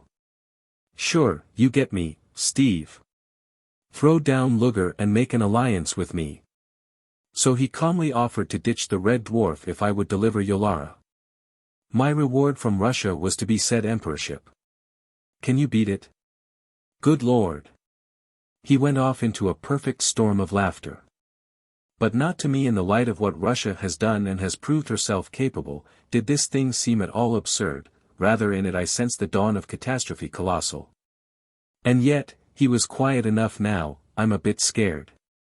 They've got the Keth ray and those gravity-destroying bombs. Gravity-destroying bombs. I gasped. Sure, he said. The little fairy that sent the trees and stones kiting up from Luger's garden. Marakinov licked his lips over them. They cut off gravity, just about as the shadow screens cut off light, and consequently whatever's in their range goes shooting just naturally up to the moon. They get my goat, why deny it, went on Larry. With them and the Keth and gentle invisible soldiers walking around assassinating at will, well, the worst Bolsheviki are only puling babes, Doc. I don't mind the shining one, said O'Keefe, one splash of a downtown New York high-pressure fire hose would do for it. But the others, are the goods. Believe me. But for once O'Keefe's confidence found no echo within me. Not lightly, as did I hold that dread mystery, the Dweller, and a vision passed before me, a vision of an apocalypse undreamed by the evangelist.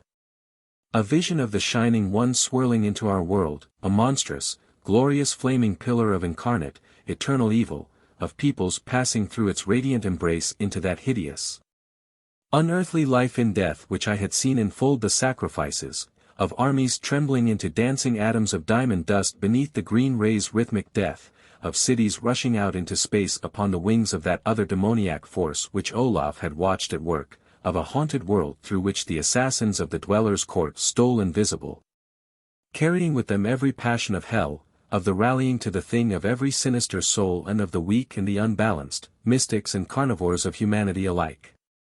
For well I knew that, once loosed, not any nation could hold this devil god for long and that swiftly its blight would spread.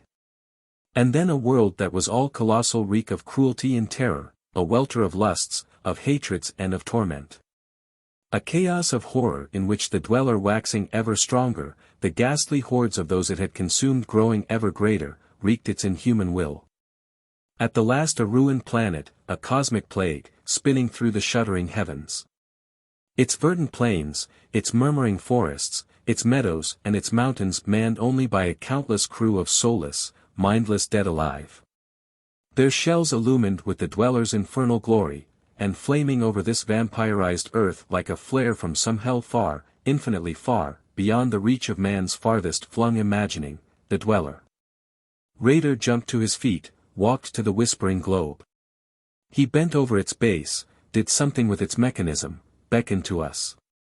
The globe swam rapidly, faster than ever I had seen it before. A low humming arose, changed into a murmur, and then from it I heard Luger's voice clearly. It is to be war then. There was a chorus of assent, from the council, I thought. I will take the tall one named, Lora. It was the priestess's voice. After the 3 Tau, you may have him, Luger, to do with as you will. No, it was Luger's voice again, but with a rasp of anger. All must die. He shall die, again Yolara. But I would that first he see Lakla pass, and that she know what is to happen to him. No. I started, for this was Marakinov. Now is no time, Yolara, for one's own desires. This is my counsel. At the end of the 3 Tau Lakla will come for our answer. Your men will be in ambush and they will slay her and her escort quickly with the Keth. But not till that is done must the 3 be slain, and then quickly. With Lakla dead we shall go forth to the Silent Ones, and I promise you that I will find the way to destroy them. It is well. It was Luger. It is well, Yolara. It was a woman's voice, and I knew it for that old one of ravaged beauty. Cast from your mind whatever is in it for this stranger, either of love or hatred. In this the counsel is with Luger and the man of wisdom. There was a silence. Then came the priestess's voice, sullen but beaten. It is well. Let the 3 be taken now by Raider to the temple and given to the high priest Satyr, thus Luger, until what we have planned comes to pass.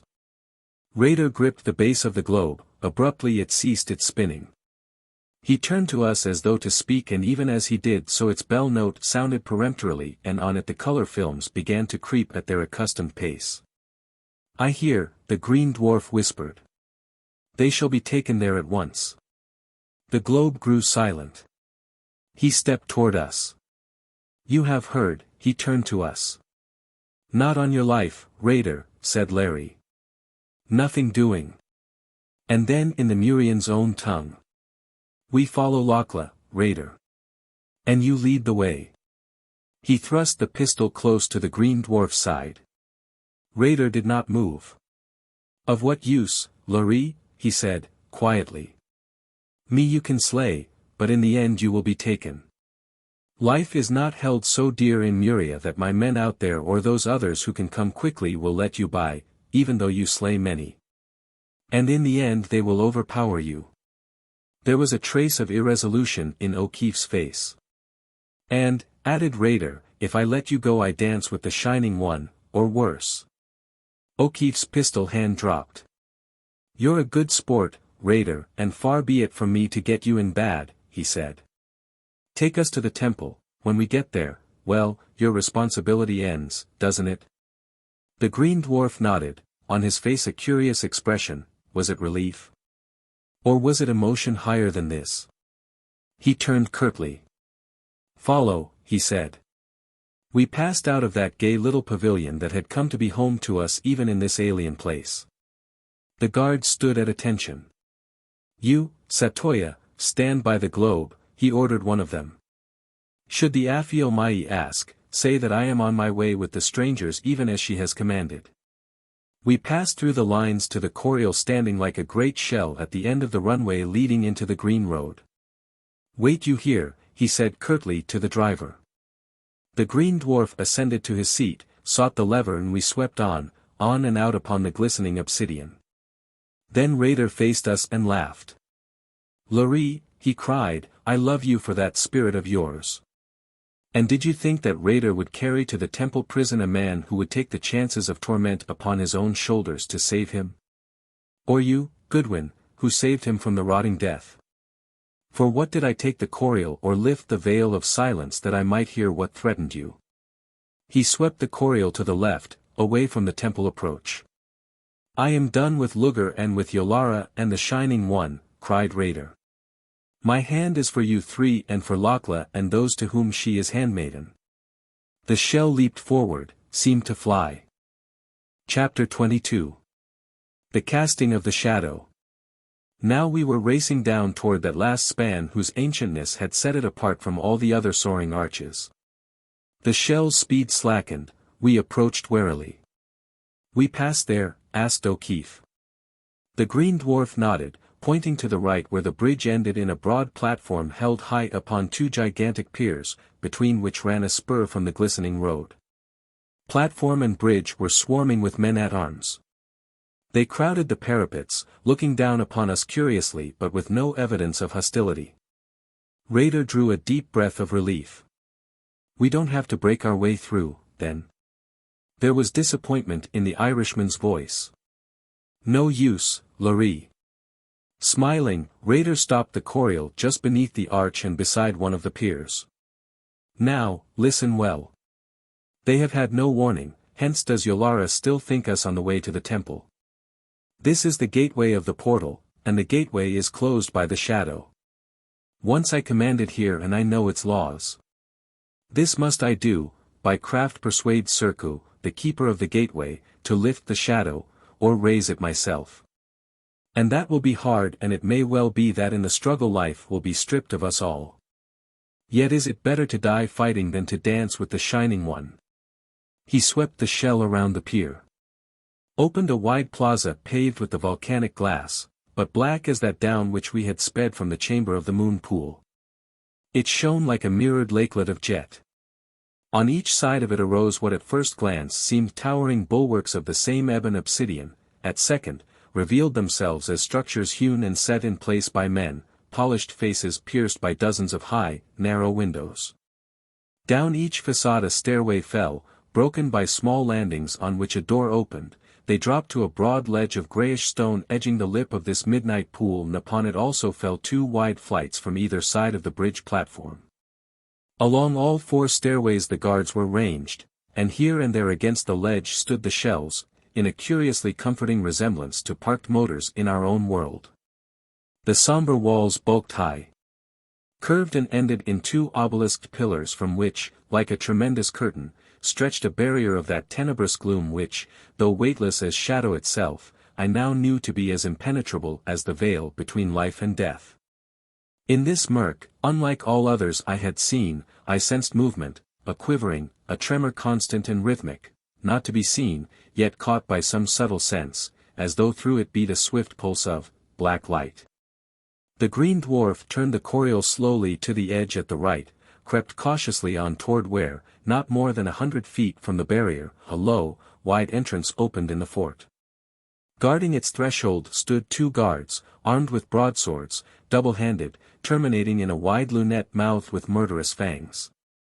These they raised in salute, and through the portal strode a dwarf huge as Raider, dressed as he and carrying only the poniard that was the badge of office of Muria's captainry. The green dwarf swept the shell expertly against the ledge, leaped out. "Greeting, Serku," he answered. "I was but looking for the Choria of Lakla." "Lakla," exclaimed Serku. "Why, the handmaiden passed with her Aka nigh a va ago." "Passed?" The astonishment of the green dwarf was so real that half was I myself deceived. "You let her pass?" "Certainly I let her pass," but under the green dwarf's stern gaze the truculence of the guardian faded. "Why should I not?" he asked, apprehensively. "Because Yolara commanded otherwise," answered Raider, coldly. "There came no command to me." Little beads of sweat stood out on Serku's forehead. "Serku," interrupted the green dwarf swiftly, "truly is my heart wrung for you. This is a matter of Yolara and of Luger and the council, yes, even of the Shining One. And the message was sent, and the fate, mayhap, of all Muria rested upon your obedience and the return of Lakla with these strangers to the council. Now truly is my heart wrung, for there are few I would less like to see dance with the Shining One than you, Serku," he ended, softly. Livid now was the gateway's guardian, his great frame shaking. "Come with me and speak to Yolara," he pleaded. "There came no message, tell her." "Wait, Serku." There was a thrill as of inspiration in Raider's voice. "This chorial is of the swiftest, Lakla's are of the slowest. With Lakla scarce a va ahead we can reach her before she enters the portal. Lift you the shadow, we will bring her back, and this will I do for you, Serku." Doubt tempered Serku's panic. "Why not go alone, Raider, leaving the strangers here with me?" he asked, and I thought not unreasonably. "Nay, then." The green dwarf was brusque. "Lakla will not return unless I carry to her these men as evidence of our good faith. Come, we will speak to Yolara and she shall judge you." He started away, but Serku caught his arm. "No, Raider, no," he whispered, again panic-stricken. "Go you, as you will. But bring her back. Speed, Raider." He sprang toward the entrance. I lift the shadow. Into the green dwarf's poise crept a curious, almost a listening, alertness. He leaped to Serku's side. I go with you, I heard. Some little I can tell you, they were gone. Fine work, muttered Larry. Nominated for a Citizen of Ireland when we get out of this, one raider of. The shadow trembled, shuddered into nothingness. The obelisked outposts that had held it framed a ribbon of roadway, high banked with verdure, vanishing in green distances. And then from the portal sped a shriek, a death cry. It cut through the silence of the ebon pit like a whimpering arrow. Before it had died, down the stairways came pouring the guards. Those at the threshold raised their swords and peered within. Abruptly Raider was between them.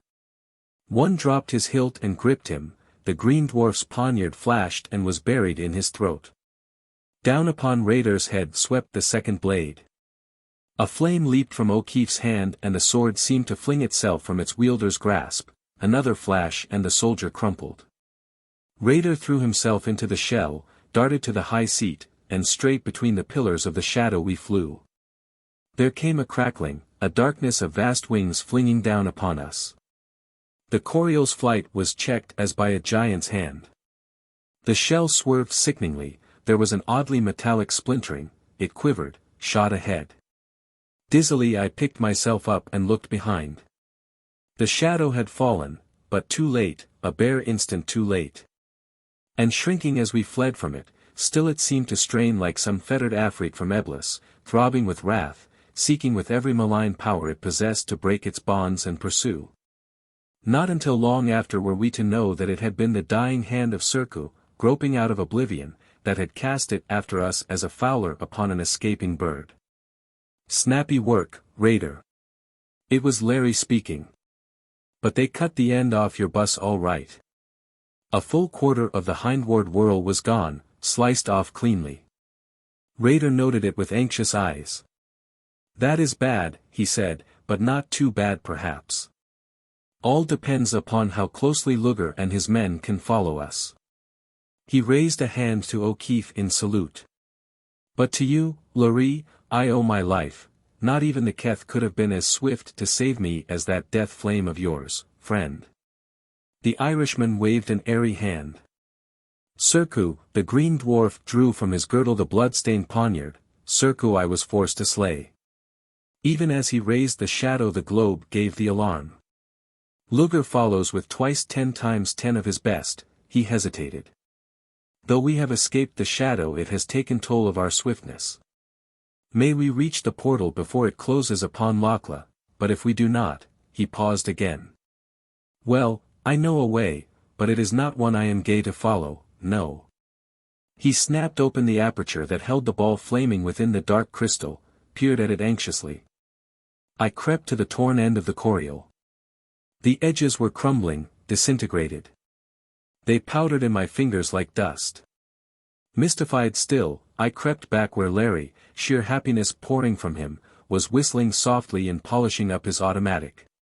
His gaze fell upon Olaf's grim, sad face and softened. Buck up, Olaf. He said. We've got a good fighting chance. Once we link up with Lakla and her crowd I'm betting that we get your wife, never doubt it. The baby, he hesitated awkwardly. The Norseman's eyes filled, he stretched a hand to the O'Keefe. The Indling, she is of the Dedode, he half whispered, of the blessed dead. For her I have no fear and for her vengeance will be given me. Ja. But my Helma, she is of the dead alive, like those we saw whirling like leaves in the light of the shining devil, and I would that she too were of Dedode, and at rest.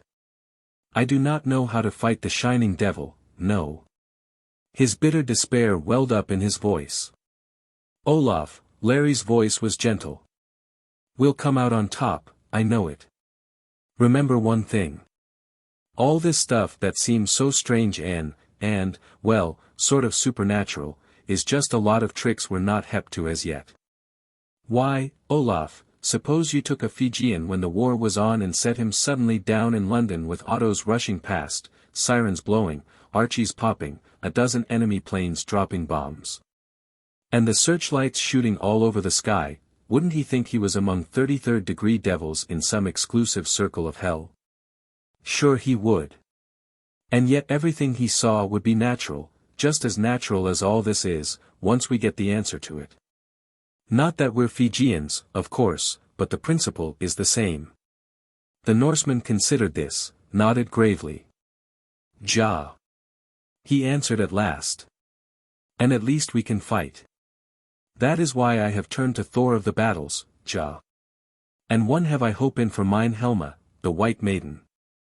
Since I have turned to the old gods it has been made clear to me that I shall slay Lugr and that the Hex, the evil witch Yolara, shall also die. But I would talk with the White Maiden. All right, said Larry, but just don't be afraid of what you don't understand. There's another thing, he hesitated, nervously, there's another thing that may startle you a bit when we meet up with Lakla, her frogs. Like the frog woman we saw on the wall, asked Olaf. Yes, went on Larry, rapidly. It's this way, I figure that the frogs grow rather large where she lives, and they're a bit different too. Well, Lakla's got a lot of them trained. Carry spears and clubs and all that junk, just like trained seals or monkeys or so on in the circus. Probably a custom of the place. Nothing queer about that, Olaf. Why people have all kinds of pets, armadillos and snakes and rabbits, kangaroos and elephants and tigers. Remembering how the frog woman had stuck in Larry's mind from the outset, I wondered whether all this was not more to convince himself than Olaf. Why, I remember a nice girl in Paris who had 4 pet pythons, he went on. But I listened no more, for now I was sure of my surmise.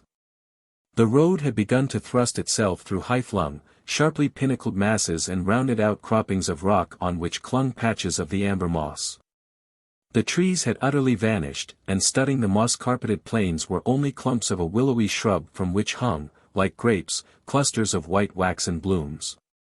The light too had changed. Gone were the dancing, sparkling atoms and the silver had faded to a soft, almost ashen grayness. Ahead of us marched a rampart of coppery cliffs rising, like all these mountainous walls we had seen, into the immensities of haze. Something long drifting in my subconsciousness turned to startled realization. The speed of the shell was slackening. The aperture containing the ionizing mechanism was still open.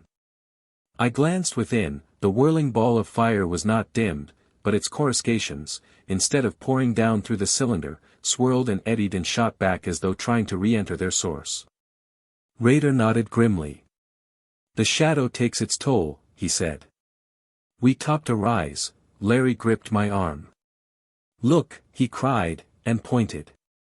Far, far behind us, so far that the road was but a glistening thread, a score of shining points came speeding. Lugr and his men, said Raider. Can't you step on her? Asked Larry. Step on her, repeated the green dwarf, puzzled. Give her more speed, push her, explained O'Keefe. Raider looked about him. The coppery ramparts were close, not more than 3 or 4 miles distant. In front of us the plane lifted in a long rolling swell, and up this the Coriolisade to go, with a terrifying lessening of speed. Faintly behind us came shootings, and we knew that Lugr drew close. Nor anywhere was there sign of Lakla nor her frogmen. Now we were halfway to the crest, the shell barely crawled and from beneath it came a faint hissing. It quivered, and I knew that its base was no longer held above the glassy surface but rested on it. One last chance, exclaimed Raider. He pressed upon the control lever and wrenched it from its socket. Instantly the sparkling ball expanded, whirling with prodigious rapidity and sending a cascade of coruscations into the cylinder. The shell rose, leaped through the air, the dark crystal split into fragments, the fiery ball dulled.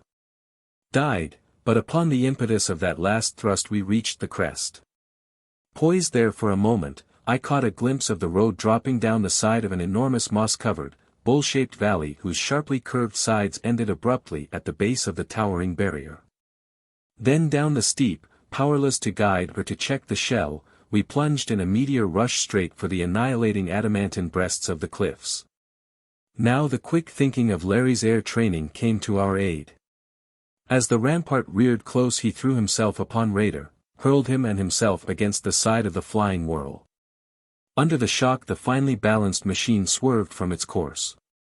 It struck the soft, low bank of the road, shot high in air, bounded on through the thick carpeting, whirled like a dervish and fell upon its side.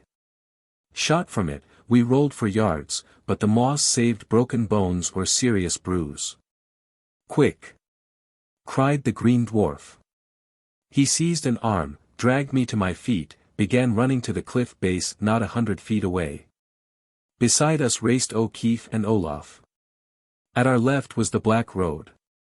It stopped abruptly, was cut off by a slab of polished crimson stone 100 feet high, and as wide, set within the coppery face of the barrier. On each side of it stood pillars, cut from the living rock and immense, almost, as those which held the rainbow veil of the dweller. Across its face weaved unnameable carvings, but I had no time for more than a glance. The green dwarf gripped my arm again. "Quick," he cried again. "The handmaiden has passed." At the right of the portal ran a low wall of shattered rock. Over this we raced like rabbits. Hidden behind it was a narrow path. Crouching, Raider in the lead, we sped along it. 300, 400 yards we raced, and the path ended in a cul-de-sac. To our ears was borne a louder shouting. The first of the pursuing shells had swept over the lip of the great bowl, poised for a moment as we had, and then began a cautious descent. Within it, scanning the slopes, I saw Luger. "A little closer and I'll get him," whispered Larry viciously. He raised his pistol. His hand was caught in a mighty grip. Raider, eyes blazing, stood beside him. "No," rasped the green dwarf. He heaved a shoulder against one of the boulders that formed the pocket. It rocked aside, revealing a slit. "In!" ordered he, straining against the weight of the stone. O'Keefe slipped through. Olaf at his back, I following. With a lightning leap the dwarf was beside me, the huge rock missing him by a hair breadth as it swung into place. We were in Cimmerian darkness. I felt for my pocket flash and recalled with distress that I had left it behind with my medicine kit when we fled from the gardens. But Raider seemed to need no light.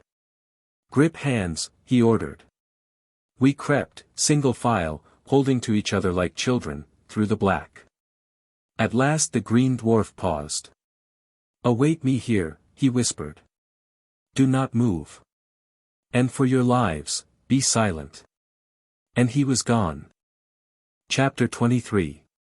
Dragon Worm and Moss Death. For a small eternity, to me at least, we waited.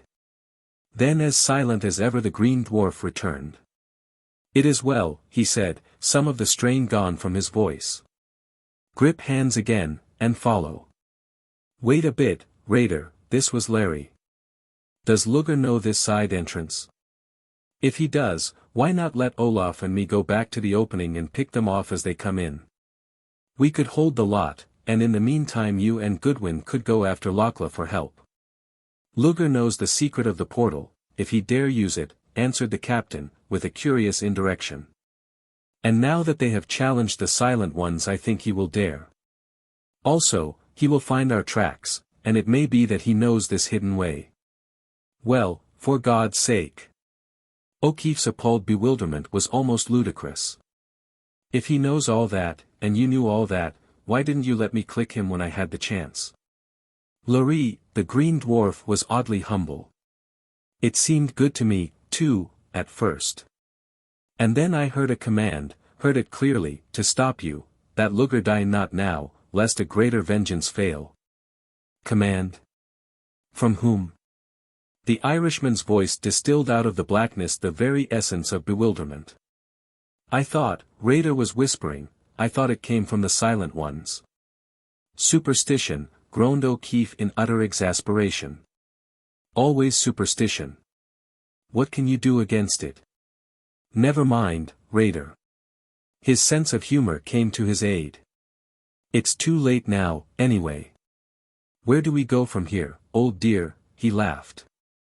We tread the path of one I am not fain to meet, answered Raider. But if meet we must, point the death tubes at the pale shield he bears upon his throat and send the flame into the flower of cold fire that is its center, nor look into his eyes. Again Larry gasped, and I with him. It's getting too deep for me, Doc, he muttered dejectedly. Can you make head or tail of it? No, I answered, shortly enough, but Raider fears something and that's his description of it. Sure, he replied, only it's a code I don't understand. I could feel his grin. All right for the flower of cold fire, Raider, and I won't look into his eyes, he went on cheerfully. But hadn't we better be moving? Come, said the soldier. Again hand in hand we went blindly on. O'Keefe was muttering to himself. Flower of cold fire. Don't look into his eyes. Some joint. Damned superstition. Then he chuckled and caroled, softly. Oh, Mama, pin a cold rose on me. 2 young frogmen are in love with me. Shut my eyes so I can't see. S.H. Raider was warning, he began whispering. For half a VA we go along a way of death. From its peril we pass into another against whose dangers I can guard you. But in part this is in view of the roadway and it may be that Luger will see us. If so, we must fight as best we can. If we pass these 2 roads safely, then is the way to the Crimson Sea clear, nor need we fear Luger nor any. And there is another thing, that Luger does not know, when he opens the portal the Silent Ones will hear and Lakla and the Akka will be swift to greet its opener. Raider, I asked, how know you all this?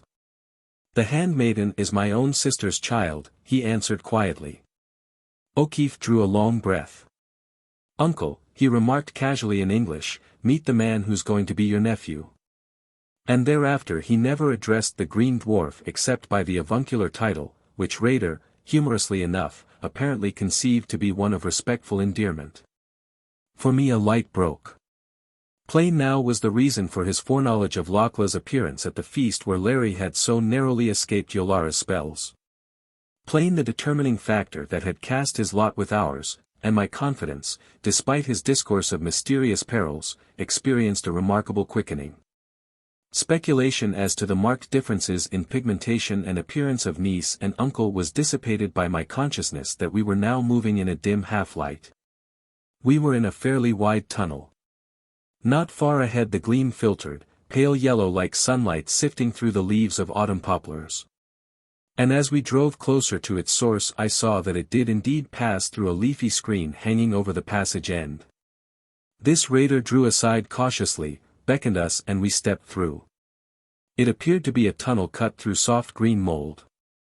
Its base was a flat strip of pathway a yard wide from which the walls curved out in perfect cylindrical form, smoothed and evened with utmost nicety.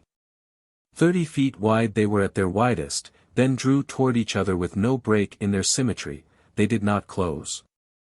Above was, roughly, a 10-foot rift, ragged-edged, through which poured light like that in the heart of pale amber, a buttercup light shot through with curiously evanescent bronze shadows.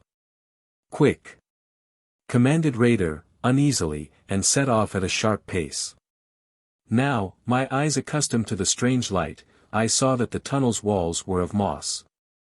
In them I could trace fringe leaf and curly leaf, pressings of enormous bladder caps, Fiscomitrium, immense splashes of what seemed to be the scarlet-crested cladonia, traceries of huge moss veils, crushings of teeth, peristome, gigantic. Spore cases brown and white, saffron and ivory, hot vermilions and cerulean blues, pressed into an astounding mosaic by some titanic force. Hurry! It was Raider calling. I had lagged behind. He quickened the pace to a half-run, we were climbing. Panting. The amber light grew stronger, the rift above us wider. The tunnel curved, on the left a narrow cleft appeared. The Green Dwarf leaped toward it, thrust us within, pushed us ahead of him up a steep rocky fissure, well nigh, indeed, a chimney. Up and up this we scrambled until my lungs were bursting and I thought I could climb no more. The crevice ended.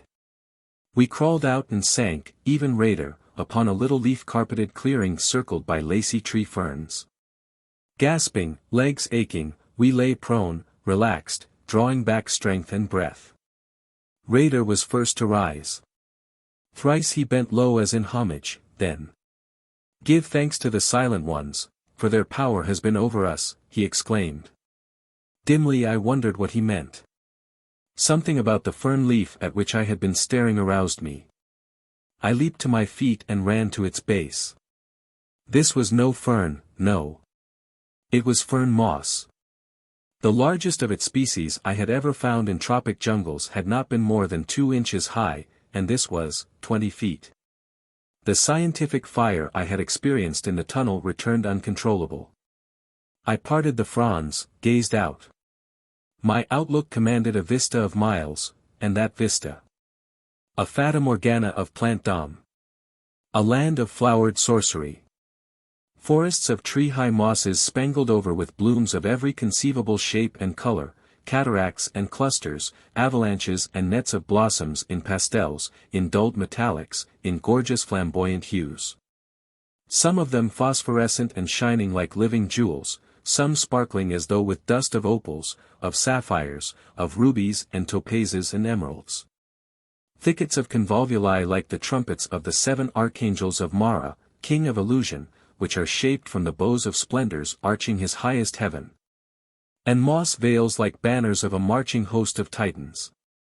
Pennons and bannerets of the sunset, gonfalons of the Jinn, webs of faerie, oriflammes of elfland. Springing up through that polychromatic flood myriads of pedicles, slender and straight as spears, or soaring in spirals. Or curving with undulations gracile as the white serpents of Tanit in ancient Carthaginian groves, and all surmounted by a fantasy of spore cases in shapes of minaret and turret, domes and spires and cones, caps of Phrygia and bishops' mitres. Shapes grotesque and unnameable, shapes delicate and lovely. They hung high poised, nodding and swaying, like goblins hovering over Titania's court, cacophony of Cathay accenting the flower-maiden music of Parsifal. Bizarrerie of the angled, fantastic beings that people the Javan pantheon watching a bacchanal of houris in Muhammad's paradise. Down upon it all poured the amber light. Dimmed in the distances by huge, drifting darkenings lurid as the flying mantles of the hurricane. And through the light, like showers of jewels, myriads of birds, darting, dipping, soaring, and still other myriads of gigantic, shimmering butterflies. A sound came to us, reaching out like the first faint susurrus of the incoming tide. Sighing, sighing, growing stronger, now its mournful whispering quivered all about us, shook us, then passing like a presence, died away in far distances. "The portal," said Raider. "Luger has entered." He, too, parted the fronds and peered back along our path. Peering with him we saw the barrier through which we had come stretching verdure-covered walls for miles 3 or more away. Like a mole burrow in a garden stretched the trail of the tunnel, here and there we could look down within the rift at its top, far off in it I thought I saw the glint of spears. "They come," whispered Raider. "Quick! We must not meet them here." And then, "Holy Saint Brigid," gasped Larry. From the rift in the tunnel's continuation, nigh a mile beyond the cleft through which we had fled, lifted a crown of horns, of tentacles, erect, alert, of mottled gold and crimson. Lifted higher, and from a monstrous scarlet head beneath them blazed 2 enormous, obloid eyes, their depths wells of purplish phosphorescence, higher still, noseless, earless, chinless. A livid, worm mouth from which a slender scarlet tongue leaped like playing flames. Slowly it rose, its mighty neck cuirassed with gold and scarlet scales from whose polished surfaces the amber light glinted like flakes of fire. And under this neck shimmered something like a palely luminous silvery shield, guarding it. The head of horror mounted, and in the shield's center, full 10 feet across, glowing, flickering, shining out, coldly, was a rose of white flame, a flower of cold fire even as Raider had said. Now swiftly the thing upreared, standing like a scaled tower 100 feet above the rift, its eyes scanning that movement I had seen along the course of its lair.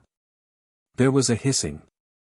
The crown of horns fell, whipped and writhed like the tentacles of an octopus, the towering length dropped back. "Quick!" gasped Raider, and through the fern moss, along the path and down the other side of the steep we raced. Behind us for an instant there was a rushing as of a torrent, a faraway, faint, agonized screaming, silence. "No fear now from those who followed," whispered the green dwarf, pausing. "Sainted St. Patrick." O'Keefe gazed ruminatively at his automatic. "And he expected me to kill that with this." Well, as Fergus O'Connor said when they sent him out to slaughter a wild bull with a potato knife, "Ye'll niver realize how I appreciate the confidence ye show in me." "What was it, Doc?" he asked. "The dragon worm," Raider said. "It was Helvete Orm, the hell worm," groaned Olaf. "There you go again," blazed Larry, but the green dwarf was hurrying down the path and swiftly we followed, Larry muttering, Olaf mumbling, behind me. The green dwarf was signaling us for caution. He pointed through a break in a grove of 50-foot cedar mosses. We were skirting the glassy road. Scanning it we found no trace of Luger and wondered whether he too had seen the worm and had fled. Quickly we passed on, drew away from the Coria path. The mosses began to thin, less and less they grew, giving way to low clumps that barely offered us shelter. Unexpectedly another screen of fern moss stretched before us. Slowly Raider made his way through it and stood hesitating. The scene in front of us was oddly weird and depressing, in some indefinable way, dreadful. Why, I could not tell, but the impression was plain. I shrank from it. Then, self-analyzing, I wondered whether it could be the uncanny resemblance the heaps of curious mossy fungi scattered about had to beast and bird, yes, and to man, that was the cause of it. Our path ran between a few of them. To the left they were thick. They were viridescent, almost metallic-hued, verdantique. Curiously indeed were they like distorted images of dog and deer-like forms, of birds, of dwarfs and here and there the simulacra of the giant frogs. Spore cases, yellowish-green, as large as miters and much resembling them in shape protruded from the heaps. My repulsion grew into a distinct nausea. Raider turned to us a face whiter far than that with which he had looked upon the dragon worm. "Now for your lives," he whispered, "tread softly here as I do, and speak not at all." He stepped forward on tiptoe, slowly with utmost caution. We crept after him. Past the heaps beside the path, and as I passed my skin crept and I shrank and saw the others shrink too with that unnameable loathing, nor did the green dwarf pause until he had reached the brow of a small hillock 100 yards beyond. And he was trembling. "Now what are we up against?" grumbled O'Keefe. The green dwarf stretched a hand, stiffened, gazed over to the left of us beyond a lower hillock upon whose broad crest lay a file of the moss shapes. They fringed it, their miters having a grotesque appearance of watching what lay below. The glistening road lay there, and from it came a shout. A dozen of the Coria clustered, filled with Luger's men, and in one of them Luger himself, laughing wickedly. There was a rush of soldiers and up the low hillock raced a score of them toward us. "Run!" shouted Raider. "Not much," grunted Larry, and took swift aim at Luger. The automatic spat, Olaf's echoed. Both bullets went wild, for Luger, still laughing, threw himself into the protection of the body of his shell. But following the shots, from the file of moss heaps on the crest, came a series of muffled explosions. Under the pistol's concussions the mitered caps had burst and instantly all about the running soldiers grew a cloud of tiny, glistening white spores, like a little cloud of puffball dust many times magnified. Through this cloud I glimpsed their faces, stricken with agony. Some turned to fly, but before they could take a second step stood rigid. The spore cloud drifted and eddied about them. Rained down on their heads and half-bare breasts, covered their garments, and swiftly they began to change. Their features grew indistinct, merged. The glistening white spores that covered them turned to a pale yellow, grew greenish, spread and swelled, darkened. The eyes of one of the soldiers glinted for a moment, and then were covered by the swift growth. Where but a few moments before had been men were only grotesque heaps, swiftly melting, swiftly rounding into the semblance of the mounds that lay behind us, and already beginning to take on their gleam of ancient iridescence. The Irishman was gripping my arm fiercely, the pain brought me back to my senses. "Olaf's right," he gasped. "This is hell. I'm sick." And he was, frankly and without restraint. Luger and his others awakened from their nightmare. Piled into the Coria, wheeled, raced away. "On," said Raider thickly.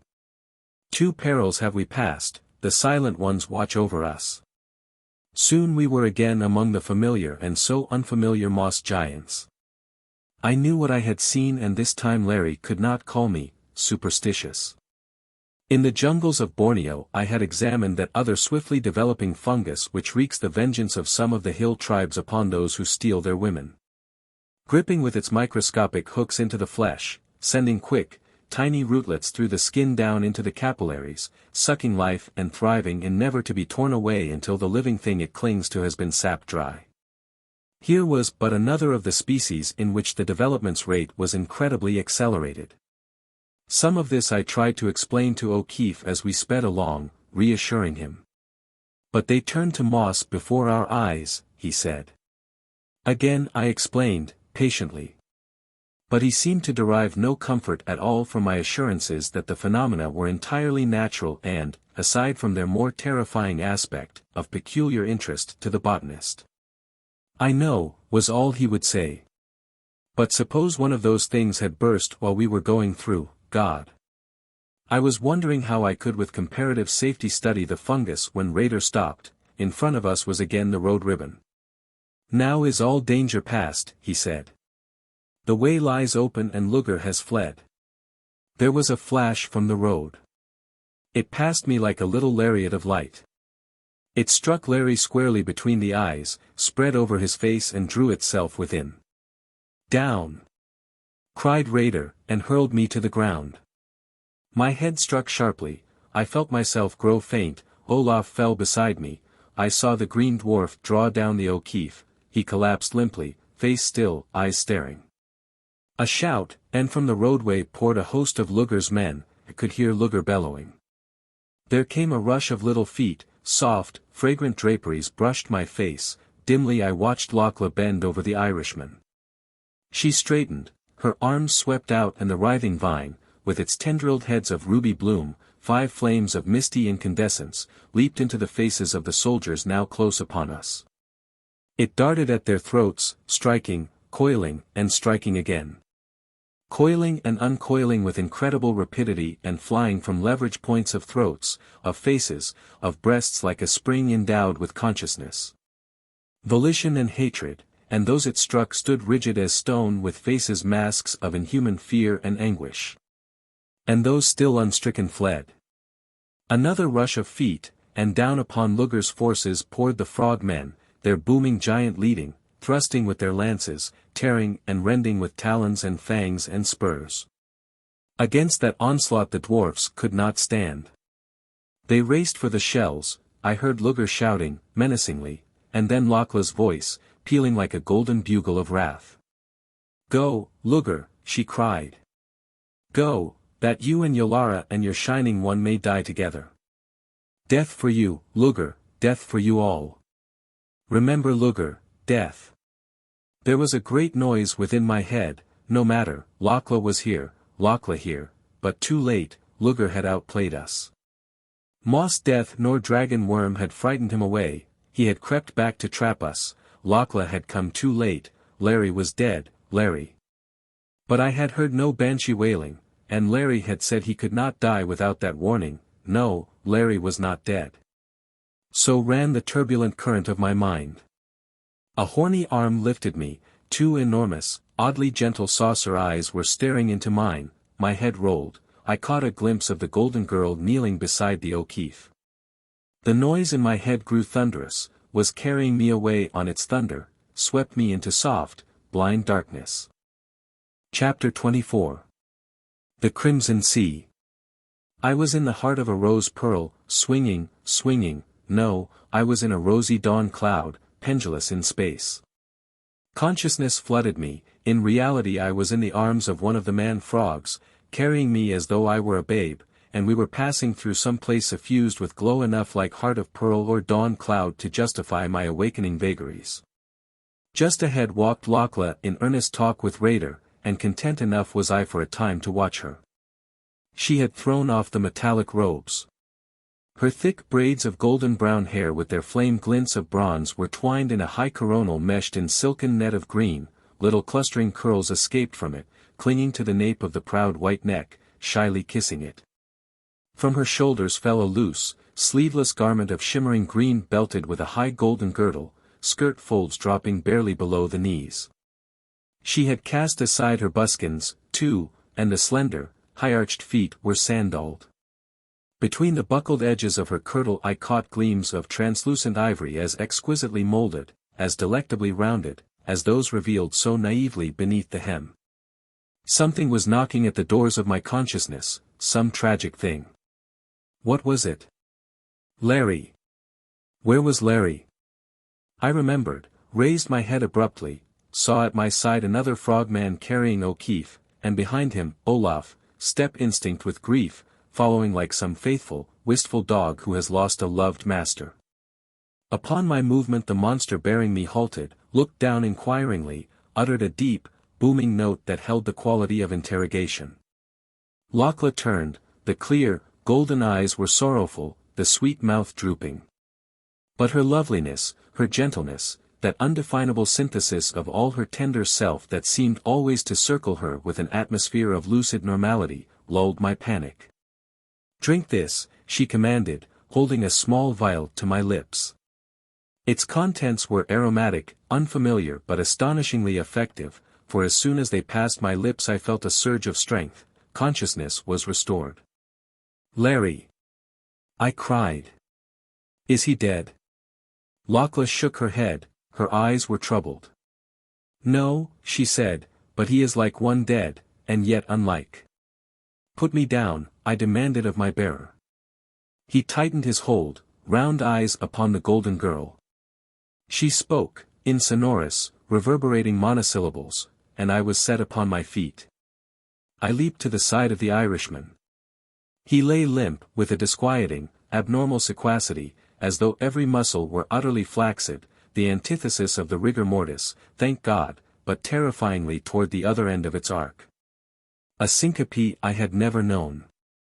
The flesh was stone cold, the pulse barely perceptible, long-intervaled, the respiration undiscoverable, the pupils of the eyes were enormously dilated, it was as though life had been drawn from every nerve. A light flashed from the road. It struck his face and seemed to sink in, I said. "I saw," answered Raider, "but what it was I know not, and I thought I knew all the weapons of our rulers." He glanced at me curiously. "Some talk there has been that the stranger who came with you, double-tongue, was making new death tools for Luger," he ended. Marakinov. The Russian at work already in this storehouse of devastating energies, fashioning the weapons for his plots. The apocalyptic vision swept back upon me. "He is not dead."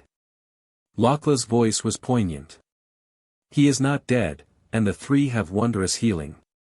They can restore him if they will, and they will, they will." For a moment she was silent. "Now their gods help Luger and Yolara," she whispered, "for come what may, whether the silent ones be strong or weak, if he dies, surely shall I fall upon them and I will slay those two, yea, though I, too perish. Yolara and Luger shall both die." Olaf's eyes were burning. "But Luger is mine to slay." That pity I had seen before in Lakla's eyes when she looked upon the Norsemen banished the white wrath from them. She turned, half-hurriedly, as though to escape his gaze. "Walk with us," she said to me, "unless you are still weak." I shook my head, gave a last look at O'Keefe, there was nothing I could do, I stepped beside her. She thrust a white arm into mine protectingly, the wonderfully molded hand with its long, tapering fingers catching about my wrist, my heart glowed toward her.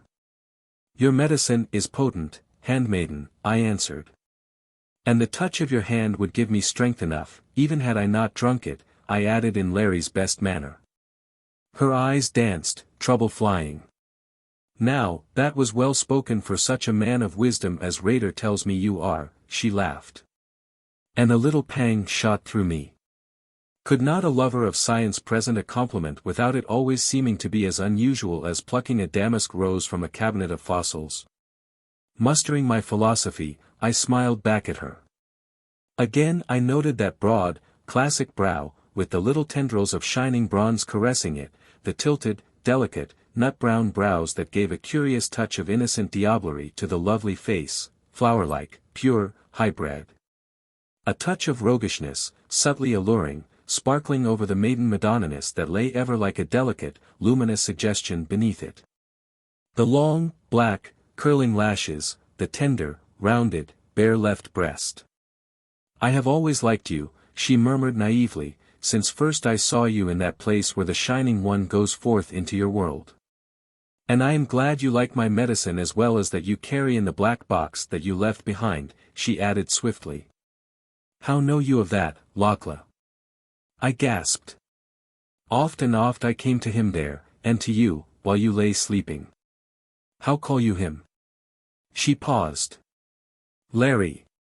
I said. Larry, she repeated it excellently. And you? Goodwin, said Raider. I bowed quite as though I were being introduced to some charming young lady met in that old life now seemingly eons removed. Yes, Goodwin, she said. Oft and oft I came. Sometimes I thought you saw me. And did he not dream of me sometime, she asked wistfully. He did. I said, and watched for you. Then amazement grew vocal. But how came you? I asked. By a strange road, she whispered, to see that all was well with him, and to look into his heart, for I feared Yolara and her beauty. But I saw that she was not in his heart. A blush burned over her, turning even the little bare breast rosy. It is a strange road, she went on hurriedly. Many times have I followed it and watched the Shining One bear back its prey to the blue pool. Seen the woman he seeks, she made a quick gesture toward Olaf, and a babe cast from her arms in the last pang of her mother love, seen another woman throw herself into the Shining One's embrace to save a man she loved, and I could not help. Her voice grew deep, thrilled. The friend, it comes to me, who drew you here, Goodwin. She was silent, walking as one who sees visions and listens to voices unheard by others. Raider made a warning gesture. I crowded back my questions, glanced about me. We were passing over a smooth strand, hard-packed as some beach of long thrust-back ocean. It was like crushed garnets, each grain stained deep red, faintly sparkling. On each side were distances, the floor stretching away into them bare of vegetation, stretching on and on into infinitudes of rosy mist, even as did the space above. Flanking and behind us marched the giant batrachians, 50 of them at least, black scale and crimson scale lustrous and gleaming in the rosaceous radiance, saucer eyes shining circles of phosphorescence green, purple, red. Spurs clicking as they crouched along with a gait at once grotesque and formidable. Ahead the mist deepened into a ruddier glow, through it a long, dark line began to appear, the mouth I thought of the cavern space through which we were going. It was just before us, over us, we stood bathed in a flood of rubescence. A sea stretched before us, a crimson sea.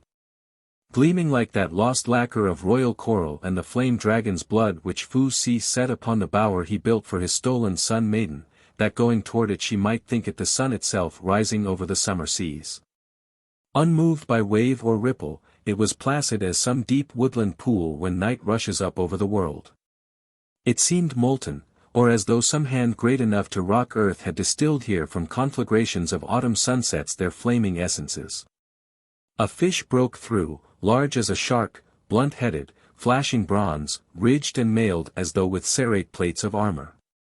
It leaped high, shaking from it a sparkling spray of rubies, dropped and shot up a geyser of fiery gems.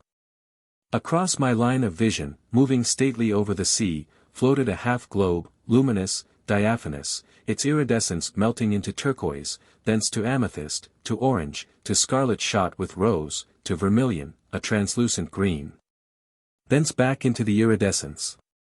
Behind it 4 others, and the least of them 10 feet in diameter, and the largest no less than 30. They drifted past like bubbles blown from froth of rainbows by pipes in mouths of Titans young. Then from the base of one arose a tangle of shimmering strands, long, slender whiplashes that played about and sank slowly again beneath the crimson surface.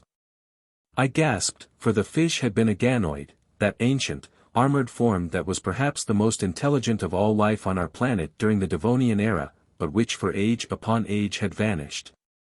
Save for its fossils held in the embrace of the stone that once was their soft bottom beds. And the half-globes were medusae, jellyfish, but of a size, luminosity, and color unheard of. Now Lakla cupped her mouth with pink palms and sent a clarion note ringing out. The ledge on which we stood continued a few hundred feet before us, falling abruptly, though from no great height to the crimson sea. At right and left it extended in a long semicircle. Turning to the right whence she had sent her call, I saw rising a mile or more away, veiled lightly by the haze, a rainbow, a gigantic prismatic arch, flattened, I thought, by some quality of the strange atmosphere. It sprang from the ruddy strand, leaped the crimson tide, and dropped 3 miles away upon a precipitous, jagged upthrust of rock frowning black from the lacquered depths. And surmounting a higher ledge beyond this upthrust a huge dome of dull gold, cyclopean, striking eyes and mind with something unhumanly alien, baffling. Sending the mind groping, as though across the deserts of space, from some far-flung star, should fall upon us linked sounds, coherent certainly, meaningful surely. Vaguely familiar, yet never to be translated into any symbol or thought of our own particular planet. The sea of crimson lacquer, with its floating moons of luminous color, this bow of prismed stone leaping to the weird isle crowned by the anomalous, aureate excrescence, the half-human batrachians the elfland through which we had passed. With all its hidden wonders and terrors, I felt the foundations of my cherished knowledge shaking. Was this all a dream? Was this body of mine lying somewhere, fighting a fevered death, and all these but images floating through the breaking chambers of my brain? My knees shook, involuntarily I groaned. Lakla turned, looked at me anxiously, slipped a soft arm behind me, held me till the vertigo passed. "Patience," she said. "The bearers come. Soon you shall rest." I looked. Down toward us from the bow's end were leaping swiftly another score of the frogmen. Some bore litters, high, handled, not unlike palanquins. Asgard. Olaf stood beside me, eyes burning, pointing to the arch. Bifrost bridge, sharp as sword edge, over which souls go to Valhalla. And she is a Valkyr, a sword maiden, Ja. I gripped the Norseman's hand. It was hot, and a pang of remorse shot through me. If this place had so shaken me, how must it have shaken Olaf?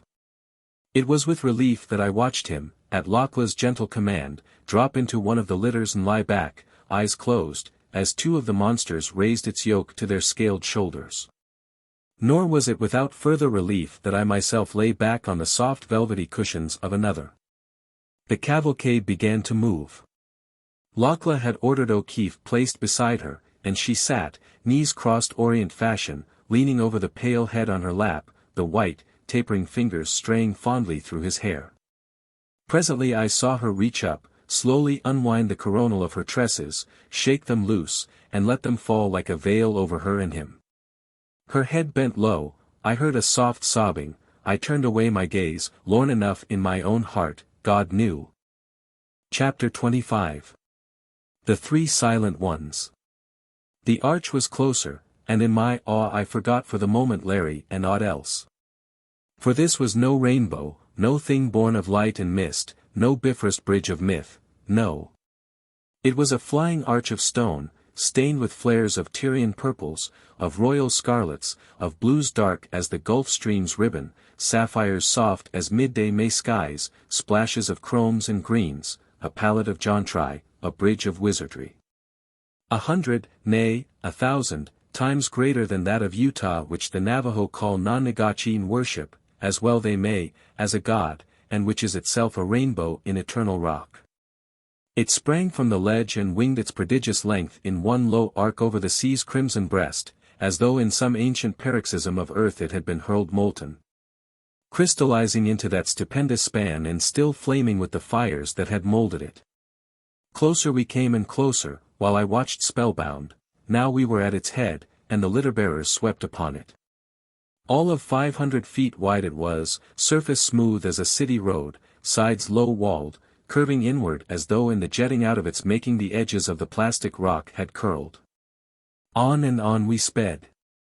The high-thrusting precipices upon which the bridge's far end rested, frowned close, the enigmatic, dully shining dome loomed ever greater. Now we had reached that end. Were passing over a smooth plaza whose level floor was enclosed, save for a rift in front of us, by the fanged tops of the black cliffs. From this rift stretched another span, half a mile long, perhaps, widening at its center into a broad platform, continuing straight to two massive gates set within the face of the second cliff wall like panels, and of the same dull gold as the dome rising high beyond.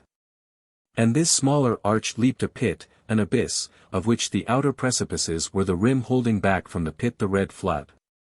We were rapidly approaching, now upon the platform, my bearers were striding closely along the side. I leaned far out, a giddiness seized me.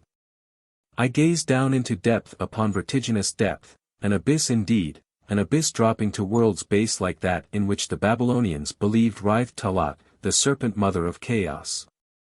A pit that struck down into earth's heart itself.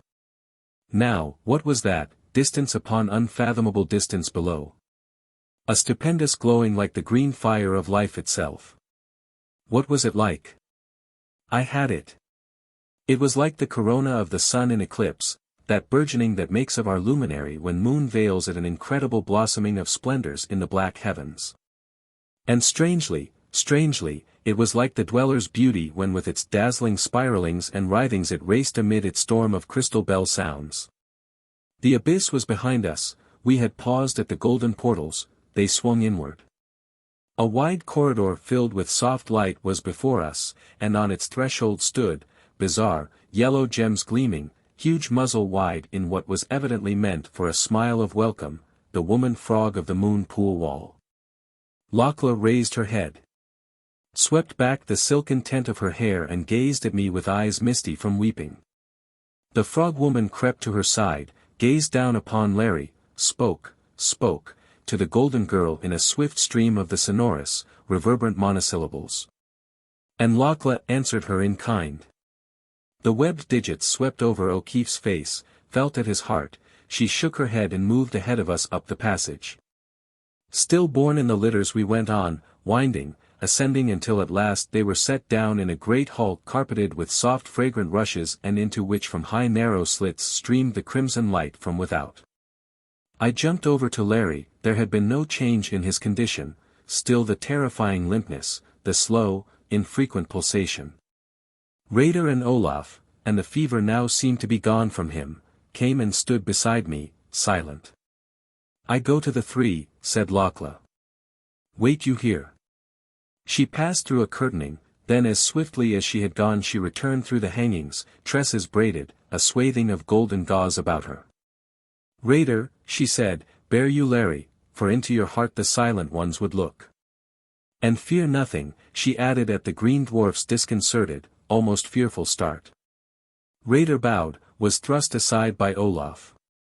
No, said the Norseman. I will carry him. He lifted Larry like a child against his broad breast. The dwarf glanced quickly at Lakla, she nodded. Come, she commanded, and held aside the folds. Of that journey I have few memories. I only know that we went through corridor upon corridor, successions of vast halls and chambers, some carpeted with the rushes, others with rugs into which the feet sank as into deep, soft meadows. Spaces illumined by the rubris light, and spaces in which softer lights held sway. We paused before a slab of the same crimson stone as that the green dwarf had called the portal, and upon its polished surface weaved the same unnameable symbols. The golden girl pressed upon its side, it slipped softly back, a torrent of opalescence gushed out of the opening, and as one in a dream I entered. We were, I knew, just under the dome. But for the moment, caught in the flood of radiance, I could see nothing. It was like being held within a fire opal, so brilliant, so flashing, was it. I closed my eyes, opened them, the lambency cascaded from the vast curves of the globular walls. In front of me was a long, narrow opening in them, through which, far away, I could see the end of the wizard's bridge and the ledged mouth of the cavern through which we had come. Against the light from within beat the crimson light from without, and was checked as though by a barrier. I felt Lakla's touch, turned. 100 paces away was a dais, its rim raised a yard above the floor. From the edge of this rim streamed upward a steady, coruscating mist of the opalescence, veined even as was that of the dweller's shining core and shot with milky shadows like curdled moonlight, up it stretched like a wall. Over it, from it, down upon me, gazed 3 faces, 2 clearly male, 1 a woman's. At the first I thought them statues, and then the eyes of them gave the lie to me. For the eyes were alive, terribly, and if I could admit the word, supernaturally, alive. They were thrice the size of the human eye and triangular, the apex of the angle upward, black as jet, pupilless, filled with tiny, leaping red flames. Over them were foreheads, not as ours, high and broad and visored. Their sides drawn forward into a vertical ridge, a prominence, an upright wedge, somewhat like the visored heads of a few of the great lizards, and the heads, long, narrowing at the back, were fully twice the size of mankind's. Upon the brows were caps, and with a fearful certainty I knew that they were not caps, long, thick strands of gleaming yellow, feathered scales thin as sequins. Sharp, curving noses like the beaks of the giant condors, mouths thin, austere. Long, powerful, pointed chins, the flesh of the faces white as the whitest marble, and wreathing up to them, covering all their bodies, the shimmering, curdled, misty fires of opalescence. Olaf stood rigid, my own heart leaped wildly. What were these beings? I forced myself to look again, and from their gaze streamed a current of reassurance, of goodwill, nay, of intense spiritual strength. I saw that they were not fierce, not ruthless, not inhuman, despite their strangeness, no, they were kindly, in some unmistakable way, benign and sorrowful, so sorrowful. I straightened, gazed back at them fearlessly. Olaf drew a deep breath, gazed steadily too, the hardness, the despair wiped from his face.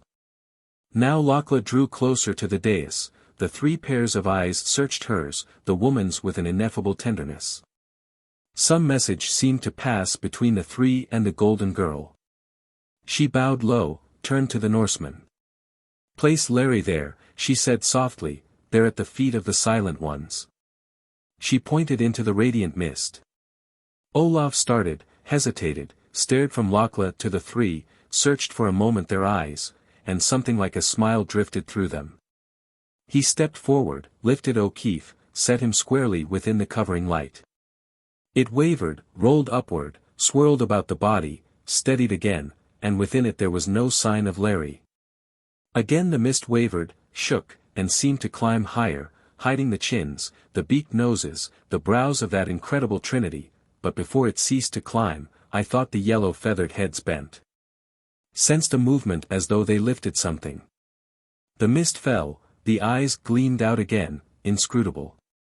And groping out of the radiance, pausing at the verge of the dais, leaping down from it, came Larry, laughing, filled with life, blinking as one who draws from darkness into sunshine. He saw Lakla, sprang to her, gripped her in his arms. "Lakla!" he cried. "Mavurnin!" She slipped from his embrace, blushing, glancing at the 3 shyly, half fearfully. And again I saw the tenderness creep into the inky, flame-shot orbs of the woman being. And a tenderness in the others too, as though they regarded some well-beloved child. "You lay in the arms of death, Larry," she said. "And the silent ones drew you from him. Do homage to the silent ones, Larry, for they are good and they are mighty." She turned his head with one of the long, white hands, and he looked into the faces of the 3, looked long, was shaken even as had been Olaf and myself. Was swept by that same wave of power and what can I call it, holiness that streamed from them. Then for the first time I saw real awe mount into his face. Another moment he stared, and dropped upon one knee and bowed his head before them as would a worshipper before the shrine of his saint. And, I am not ashamed to tell it, I joined him, and with us knelt Lakla and Olaf and Raider. The mist of fiery opal swirled up about the three, hid them. And with a long, deep, joyous sigh Lakla took Larry's hand, drew him to his feet, and silently we followed them out of that hall of wonder. But why, in going, did the thought come to me that from where the three sat throned they ever watched the cavern mouth that was the door into their abode? And looked down ever into the unfathomable depth in which glowed and pulsed that mystic flower, colossal, awesome, of green flame that had seemed to me fire of life itself. Chapter 26. The Wooing of Lakla. I had slept soundly and dreamlessly. I wakened quietly in the great chamber into which Raider had ushered O'Keefe and myself after that culminating experience of crowded, nerve-wracking hours, the facing of the three.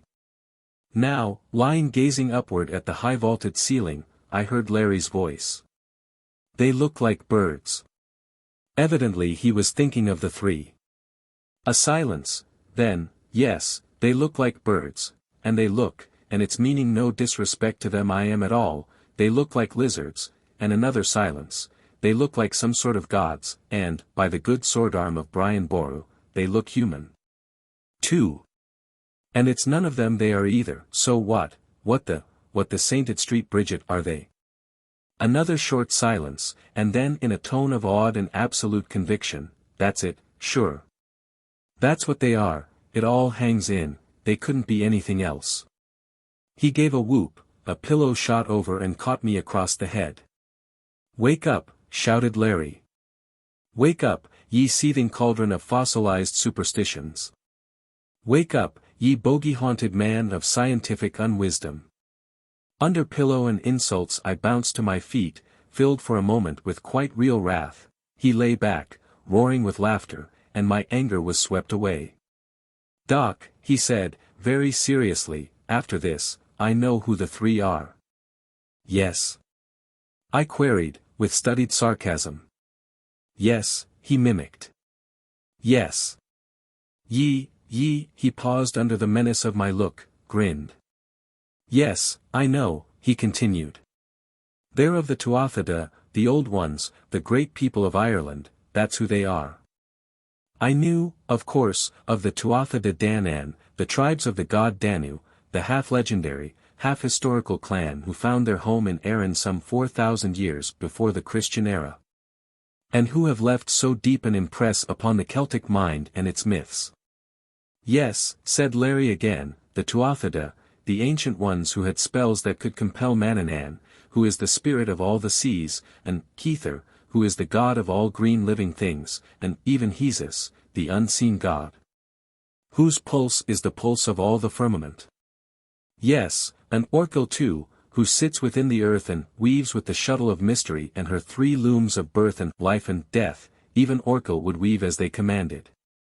He was silent, then.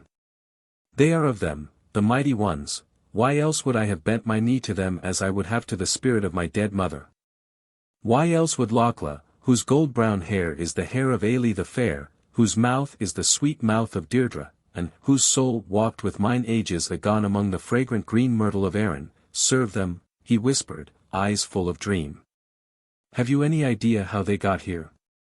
I asked, not unreasonably. I haven't thought about that, he replied somewhat testily. But at once, me excellent man, oh wisdom, a number occur to me. One of them is that this little party of three might have stopped here on their way to Ireland, and, for good reasons of their own decided to stay a while. And another is that they might have come here afterward, having got wind of what those rats out there were contemplatin', and have stayed on the job till the time was ripe to save Ireland from the rest of the world, too, of course, he added magnanimously, but Ireland in particular. And do any of those reasons appeal to ye? I shook my head. Well, what do you think? He asked wearily. I think, I said cautiously, that we face an evolution of highly intelligent beings from ancestral sources radically removed from those through which mankind ascended. These half-human, highly developed batrachians they call the Akka prove that evolution in these cavern spaces has certainly pursued one different path than on Earth. The Englishman, Wells, wrote an imaginative and very entertaining book concerning an invasion of Earth by Martians, and he made his Martians enormously specialized cuttlefish. There was nothing inherently improbable in Wells' choice. Man is the ruling animal of Earth today solely by reason of a series of accidents. Under another series spiders or ants, or even elephants, could have become the dominant race. I think, I said, even more cautiously, that the race to which the three belong never appeared on Earth's surface, that their development took place here, unhindered through eons.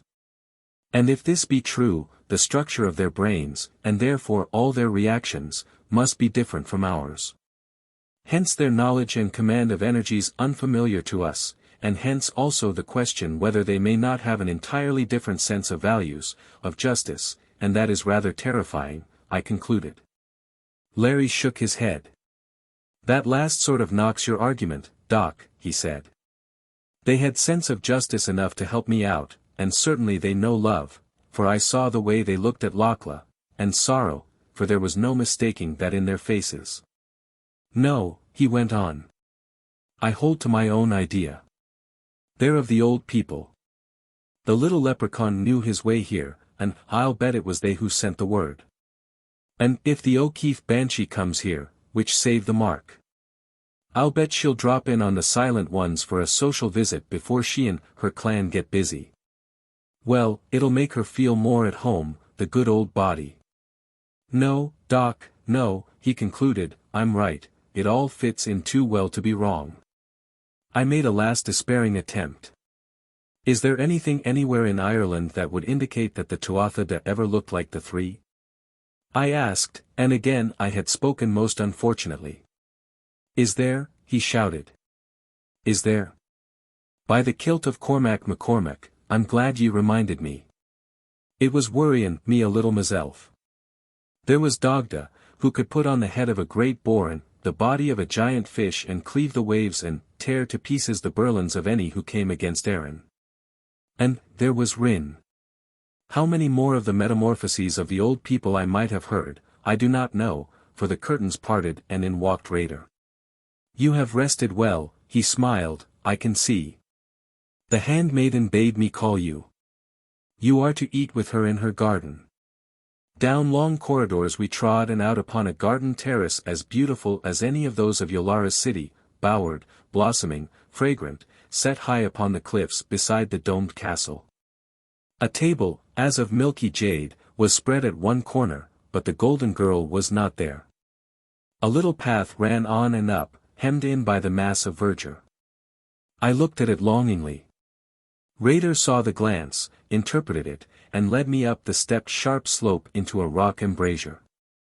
Here I was above the foliage, and everywhere the view was clear. Below me stretched the incredible bridge, with the frog people hurrying back and forth upon it. A pinnacle at my side hid the abyss. My eyes followed the cavern ledge. Above it the rock rose bare, but at the ends of the semicircular strand a luxuriant vegetation began, stretching from the crimson shores back into far distances. Of browns and reds and yellows, like an autumn forest, was the foliage, with here and there patches of dark green, as of conifers.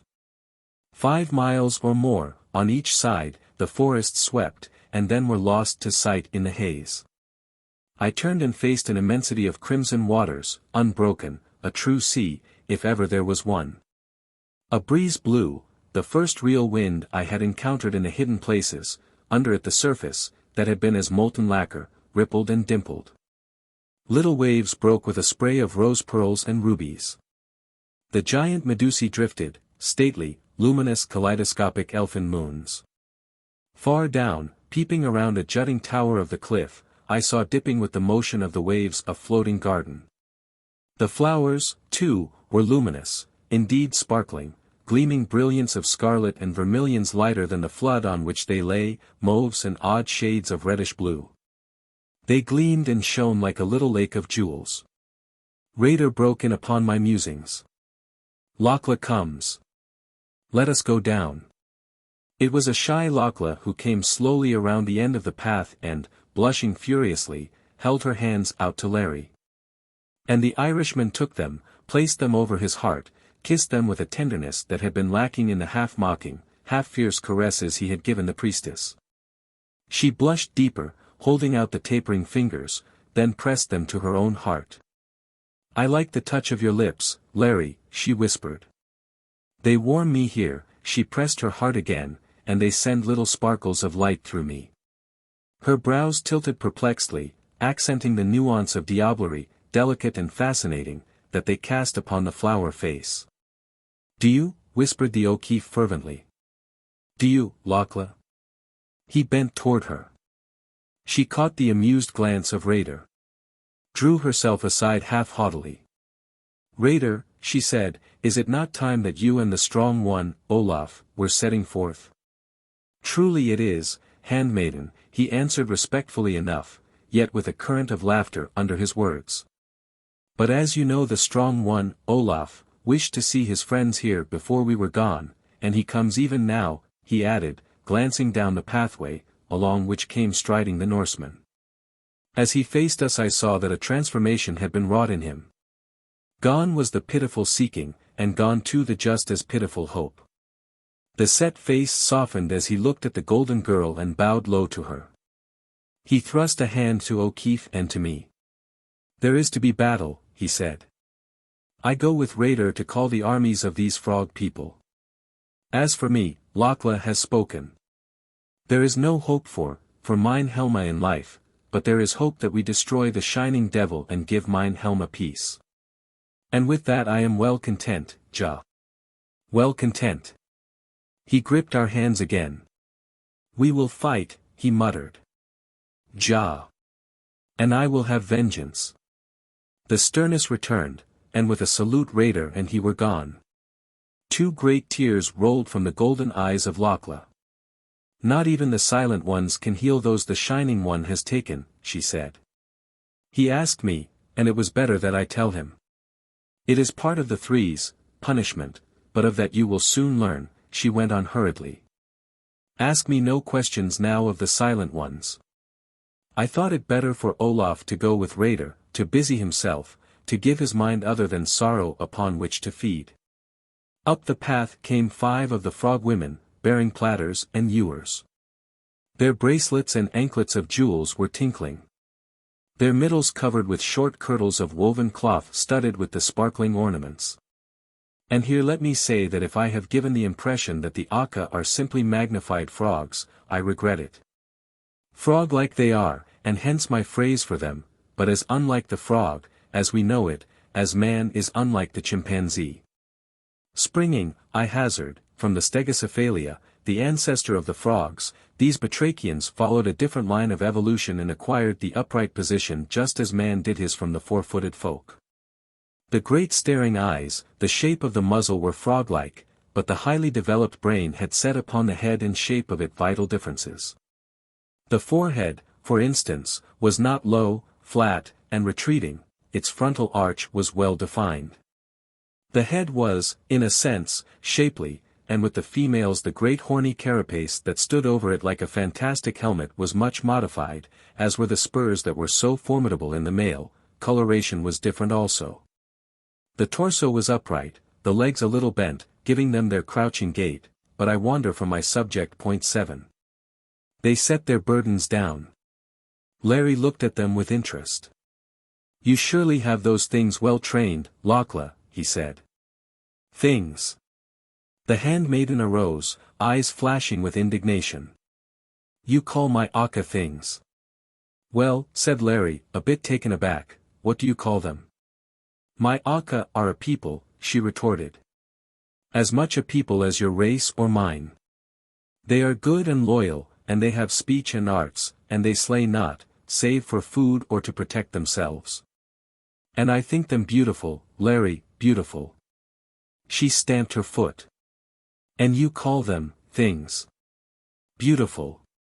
These? Yet, after all, they were, in their grotesque fashion. And to Lakla, surrounded by them, from babyhood, they were not strange, at all. Why shouldn't she think them beautiful? The same thought must have struck O'Keefe, for he flushed guiltily.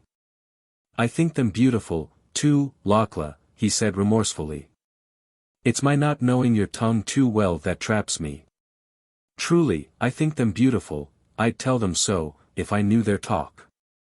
Lakla dimpled, laughed, spoke to the attendants in that strange speech that was unquestionably a language. They bridled, looked at O'Keefe with fantastic coquetry, cracked and boomed softly among themselves. They say they like you better than the men of Muria, laughed Lakla. Did I ever think I'd be swapping compliments with lady frogs, he murmured to me. Buck up, Larry, keep your eyes on the captive Irish princess, he muttered to himself. Raider goes to meet one of the Ladala who is slipping through with news, said the golden girl as we addressed ourselves to the food. Then, with Nak, he and Olaf go to muster the Aka, for there will be battle, and we must prepare. Nak, she added, is he who went before me when you were dancing with Yolara, Larry. She stole a swift, mischievous glance at him. He is headman of all the Aka. Just what forces can we muster against them when they come, darlin', said Larry. Darlin'. The golden girl had caught the caress of the word. What's that? It's a little word that means Lakla, he answered. It does, that is, when I say it, when you say it, then it means Larry. I like that word, mused Lakla. You can even say Larry darlin', suggested O'Keefe. Larry darlin', said Lakla. When they come we shall have first of all my Aka. Can they fight, Mavourneen? Interrupted Larry. Can they fight? My Aka. Again her eyes flashed. They will fight to the last of them, with the spears that give the swift rotting, covered, as they are, with the jelly of those Sadathir. She pointed through a rift in the foliage across which, on the surface of the sea, was floating one of the moon globes, and now I know why Raider had warned Larry against a plunge there. With spears and clubs and with teeth and nails and spurs, they are a strong and brave people, Larry, darlin', and though they hurl the keth at them, it is slow to work upon them, and they slay even while they are passing into the nothingness. And have we none of the keth? He asked. No, she shook her head, none of their weapons have we here, although it was the ancient ones who shaped them. But the three are of the ancient ones? I cried. Surely they can tell. No, she said slowly. No, there is something you must know, and soon, and then the silent ones say you will understand. You, especially, Goodwin, who worship wisdom. Then, said Larry, we have the Aka. And we have the 4 men of us, and among us 3 guns and about 100 cartridges, and the power of the 3, but what about the shining one, fireworks? I do not know. Again the indecision that had been in her eyes when Yolara had launched her defiance crept back. The shining one is strong, and he has his slaves. Well, we'd better get busy good and quick, the O'Keefe's voice rang. But Lakla, for some reason of her own, would pursue the matter no further. The trouble fled from her eyes, they danced. Larry darlin', she murmured. I like the touch of your lips. You do. He whispered, all thought flying of anything but the beautiful, provocative face so close to his. Then, Akushla, you're goin' to get acquainted with M. Turn your head, Doc, he said. And I turned it. There was quite a long silence, broken by an interested, soft outburst of gentle boomings from the serving frog maids. I stole a glance behind me. Lakla's head lay on the Irishman's shoulder, the golden eyes misty sun pools of love and adoration. And the O'Keefe, a new look of power and strength upon his clear-cut features, was gazing down into them with that look which rises only from the heart touched for the first time with that true, all-powerful love, which is the pulse of the universe itself, the real music of the spheres of which Plato dreamed, the love that is stronger than death itself, immortal as the high gods and the true soul of all that mystery we call life. Then Lakla raised her hands, pressed down Larry's head, kissed him between the eyes, drew herself with a trembling little laugh from his embrace. "The future Mrs. Larry O'Keefe, Goodwin," said Larry to me a little unsteadily. I took their hands, and Lakla kissed me. She turned to the booming, smiling, frog maids, gave them some command, for they filed away down the path. Suddenly I felt, well, a little superfluous. "If you don't mind," I said, "I think I'll go up the path there again and look about." But they were so engrossed with each other that they did not even hear me, so I walked away, up to the embrasure where Raider had taken me. The movement of the Batrachians over the bridge had ceased. Dimly at the far end I could see the cluster of the garrison. My thoughts flew back to Lakla and to Larry. What was to be the end? If we won, if we were able to pass from this place, could she live in our world? A product of these caverns with their atmosphere and light that seemed in some subtle way to be both food and drink, how would she react to the unfamiliar foods and air and light of outer earth? Further, here so far as I was able to discover, there were no malignant bacilli. What immunity could Lakla have then to those microscopic evils without, which only long ages of sickness and death have bought for us a modicum of protection? I began to be oppressed. Surely they had been long enough by themselves. I went down the path. I heard Larry. "It's a green land, Mavourneen. And the sea rocks and dimples around it, blue as the heavens, green as the isle itself, and foam horses toss their white manes, and the great clean winds blow over it, and the sun shines down on it like your eyes. Akushla. And are you a king of Ireland, Larry darlin'?" Thus Lakla. But enough. At last we turned to go, and around the corner of the path I caught another glimpse of what I have called the Lake of Jewels. I pointed to it. "Those are lovely flowers, Lakla," I said. "I have never seen anything like them in the place from whence we come." She followed my pointing finger, laughed. "Come," she said, "let me show you them." She ran down an intersecting way, we following. Came out of it upon a little ledge close to the brink, 3 feet or more I suppose about it.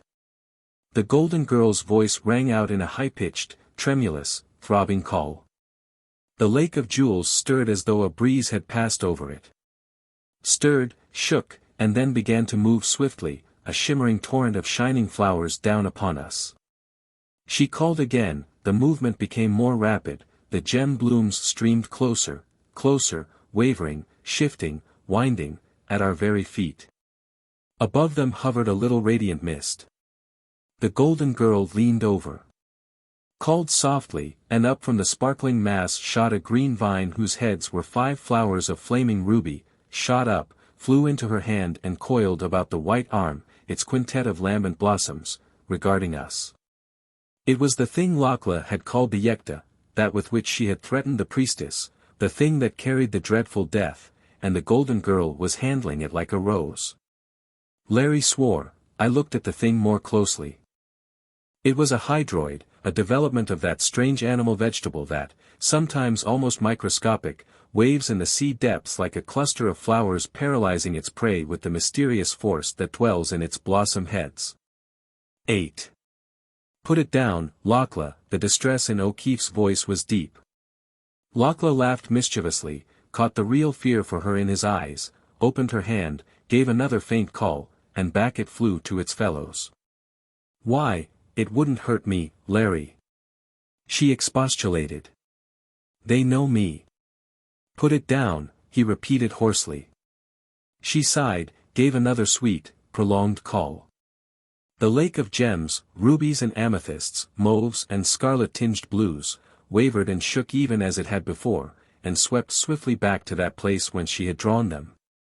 Then, with Larry and Lakla walking ahead, white arm about his brown neck, the O'Keefe still expostulating, the handmaiden laughing merrily, we passed through her bower to the domed castle.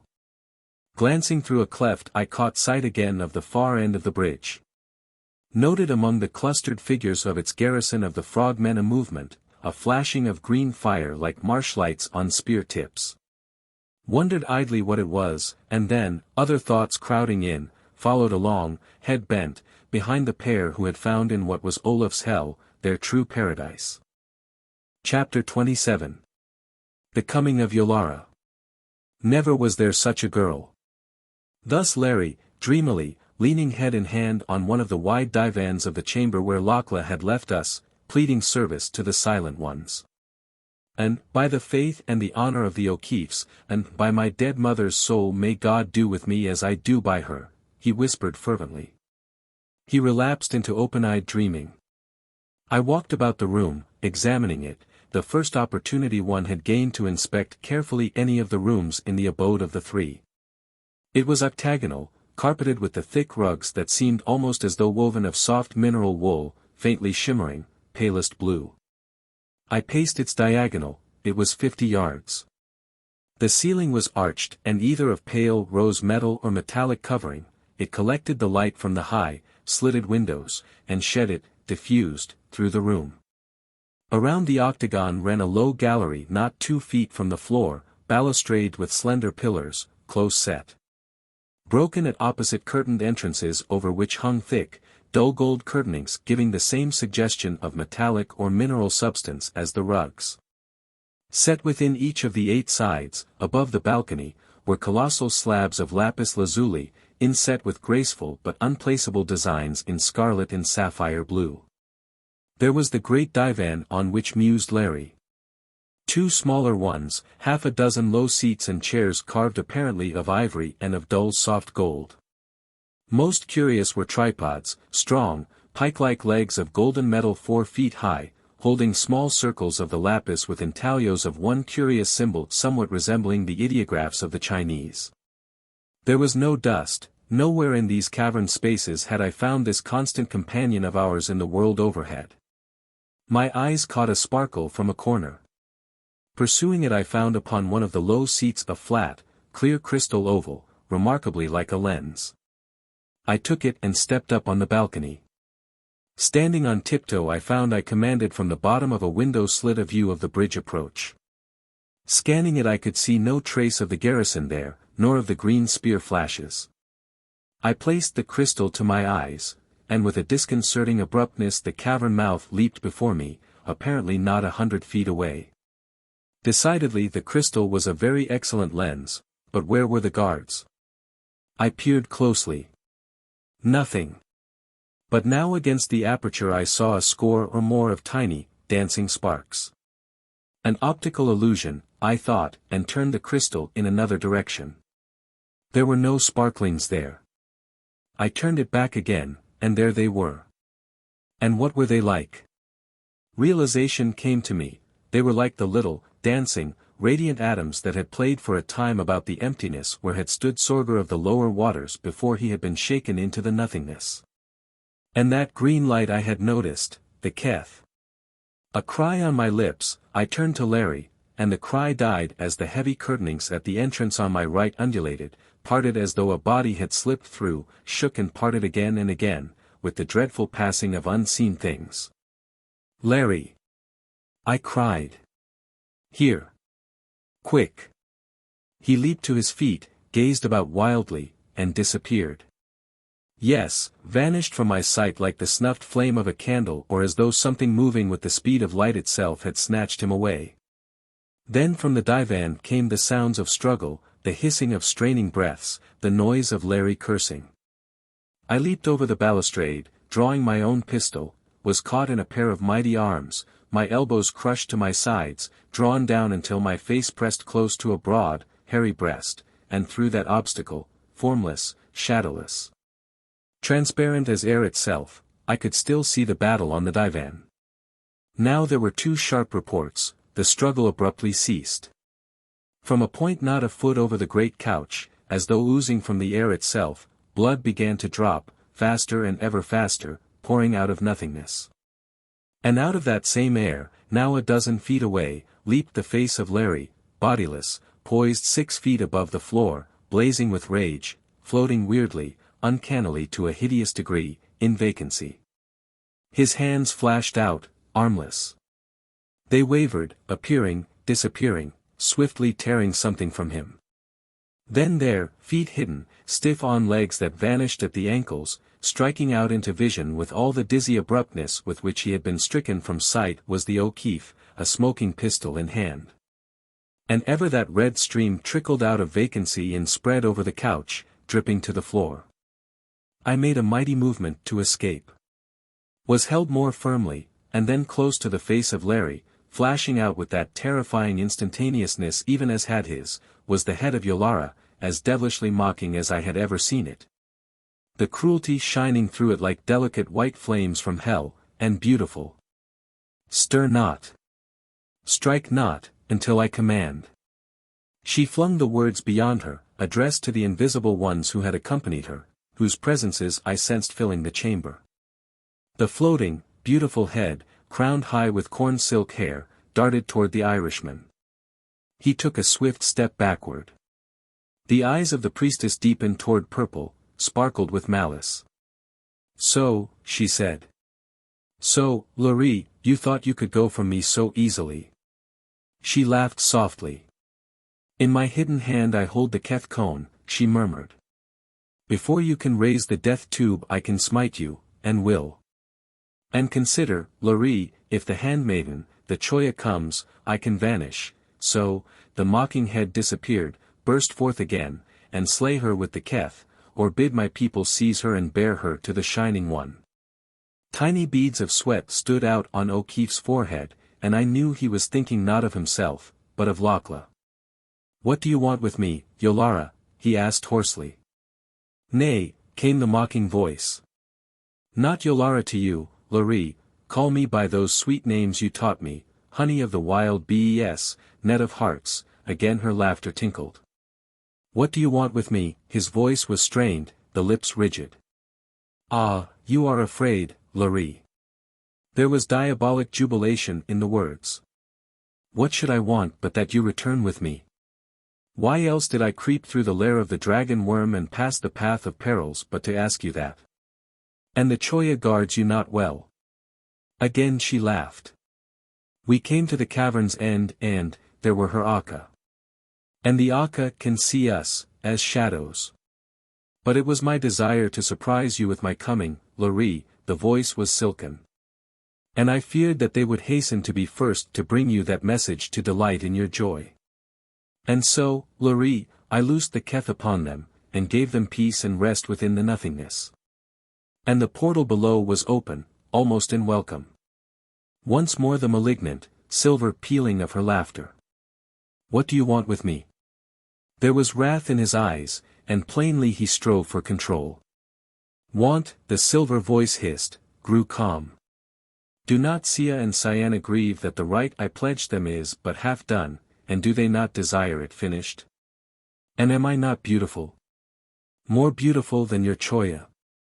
The fiendishness died from the eyes, they grew blue, wondrous. The veil of invisibility slipped down from the neck, the shoulders, half revealing the gleaming breasts. And weird beyond all telling was that exquisite head and bust floating there in air, and beautiful, sinisterly beautiful beyond all telling, too. So even might Lilith, the serpent woman, have shown herself tempting Adam. And perhaps, she said, perhaps I want you because I hate you, perhaps because I love you, or perhaps for Luger or perhaps for the Shining One. And if I go with you? He said it quietly. Then shall I spare the handmaiden, and, who knows? Take back my armies that even now gather at the portal and let the silent ones rot in peace in their abode, from which they had no power to keep me, she added venomously. You will swear that, Yolara, swear to go without harming the handmaiden? He asked eagerly. The little devils danced in her eyes. I wrenched my face from the smothering contact. Don't trust her, Larry. I cried, and again the grip choked me. Is that devil in front of you or behind you, old man? He asked quietly, eyes never leaving the priestess. If he's in front I'll take a chance and wing him, and then you scoot and warn Lakla. But I could not answer, nor, remembering Yolara's threat, would I, had I been able. Decide quickly. There was cold threat in her voice. The curtains toward which O'Keefe had slowly, step by step, drawn close, opened. They framed the handmaiden. The face of Yolara changed to that Gorgon mask that had transformed it once before at sight of the golden girl. In her blind rage she forgot to cast the occulting veil. Her hand darted like a snake out of the folds, poising itself with the little silver cone aimed at Lakla. But before it was wholly poised, before the priestess could loose its force, the handmaiden was upon her. Swift as the lithe white wolf hound she leaped, and one slender hand gripped Yolara's throat, the other the wrist that lifted the quivering death. White limbs wrapped about the hidden ones, I saw the golden head bend, the hand that held the keth swept up with a vicious jerk, saw Lakla's teeth sink into the wrist, the blood spurt forth and heard the priestess shriek. The cone fell, bounded toward me, with all my strength I wrenched free the hand that held my pistol, thrust it against the pressing breast and fired. The clasp upon me relaxed, a red rain stained me, at my feet a little pillar of blood jetted. A hand thrust itself from nothingness, clawed, and was still. Now Yolara was down, Lakla meshed in her writhings and fighting like some wild mother whose babes are serpent-menaced. Over the two of them, astride, stood the O'Keefe, a pike from one of the high tripods in his hand, thrusting, parrying, beating on every side as with a broadsword against poniard-clutching hands that thrust themselves out of vacancy striving to strike him. Stepping here and there, always covering, protecting Lakla with his own body even as a caveman of old who does battle with his mate for their lives. The sword club struck, and on the floor lay the half-body of a dwarf, writhing with vanishments and reappearings of legs and arms. Beside him was the shattered tripod from which Larry had wrenched his weapon. I flung myself upon it, dashed it down to break loose one of the remaining supports, struck in mid-fall one of the unseen even as his dagger darted toward me. The seat splintered, leaving in my clutch a golden bar. I jumped to Larry's side, guarding his back, whirling it like a staff, felt it crunch once, twice, through unseen bone and muscle. At the door was a booming. Into the chamber rushed a dozen of the frogmen. While some guarded the entrances, others leaped straight to us, and forming a circle about us began to strike with talons and spurs at unseen things that screamed and sought to escape. Now here and there about the blue rugs great stains of blood appeared, heads of dwarfs, torn arms and gashed bodies, half occulted, half revealed. And at last the priestess lay silent, vanquished, white body gleaming with that uncanny fragmentariness, from her torn robes. Then O'Keefe reached down, drew Lakla from her. Shakily, Yolara rose to her feet. The handmaiden, face still blazing with wrath, stepped before her. With difficulty she steadied her voice. Yolara, she said, you have defied the Silent Ones, you have desecrated their abode, you came to slay these men who are the guests of the Silent Ones and me, who am their handmaiden, why did you do these things? I came for him. Gasped the priestess, she pointed to O'Keefe. Why? Asked Lakla. Because he is pledged to me, replied Yolara, all the devils that were hers in her face. Because he wooed me. Because he is mine. That is a lie. The handmaiden's voice shook with rage. It is a lie. But here and now he shall choose, Yolara. And if you he choose, you and he shall go forth from here unmolested, for Yolara, it is his happiness that I most desire, and if you are that happiness, you shall go together. And now, Larry, choose. Swiftly she stepped beside the priestess. Swiftly wrenched the last shreds of the hiding robes from her.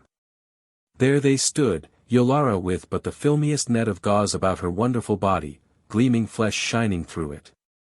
Serpent woman, and wonderful, too, beyond the dreams even of Phidias, and hellfire glowing from the purple eyes.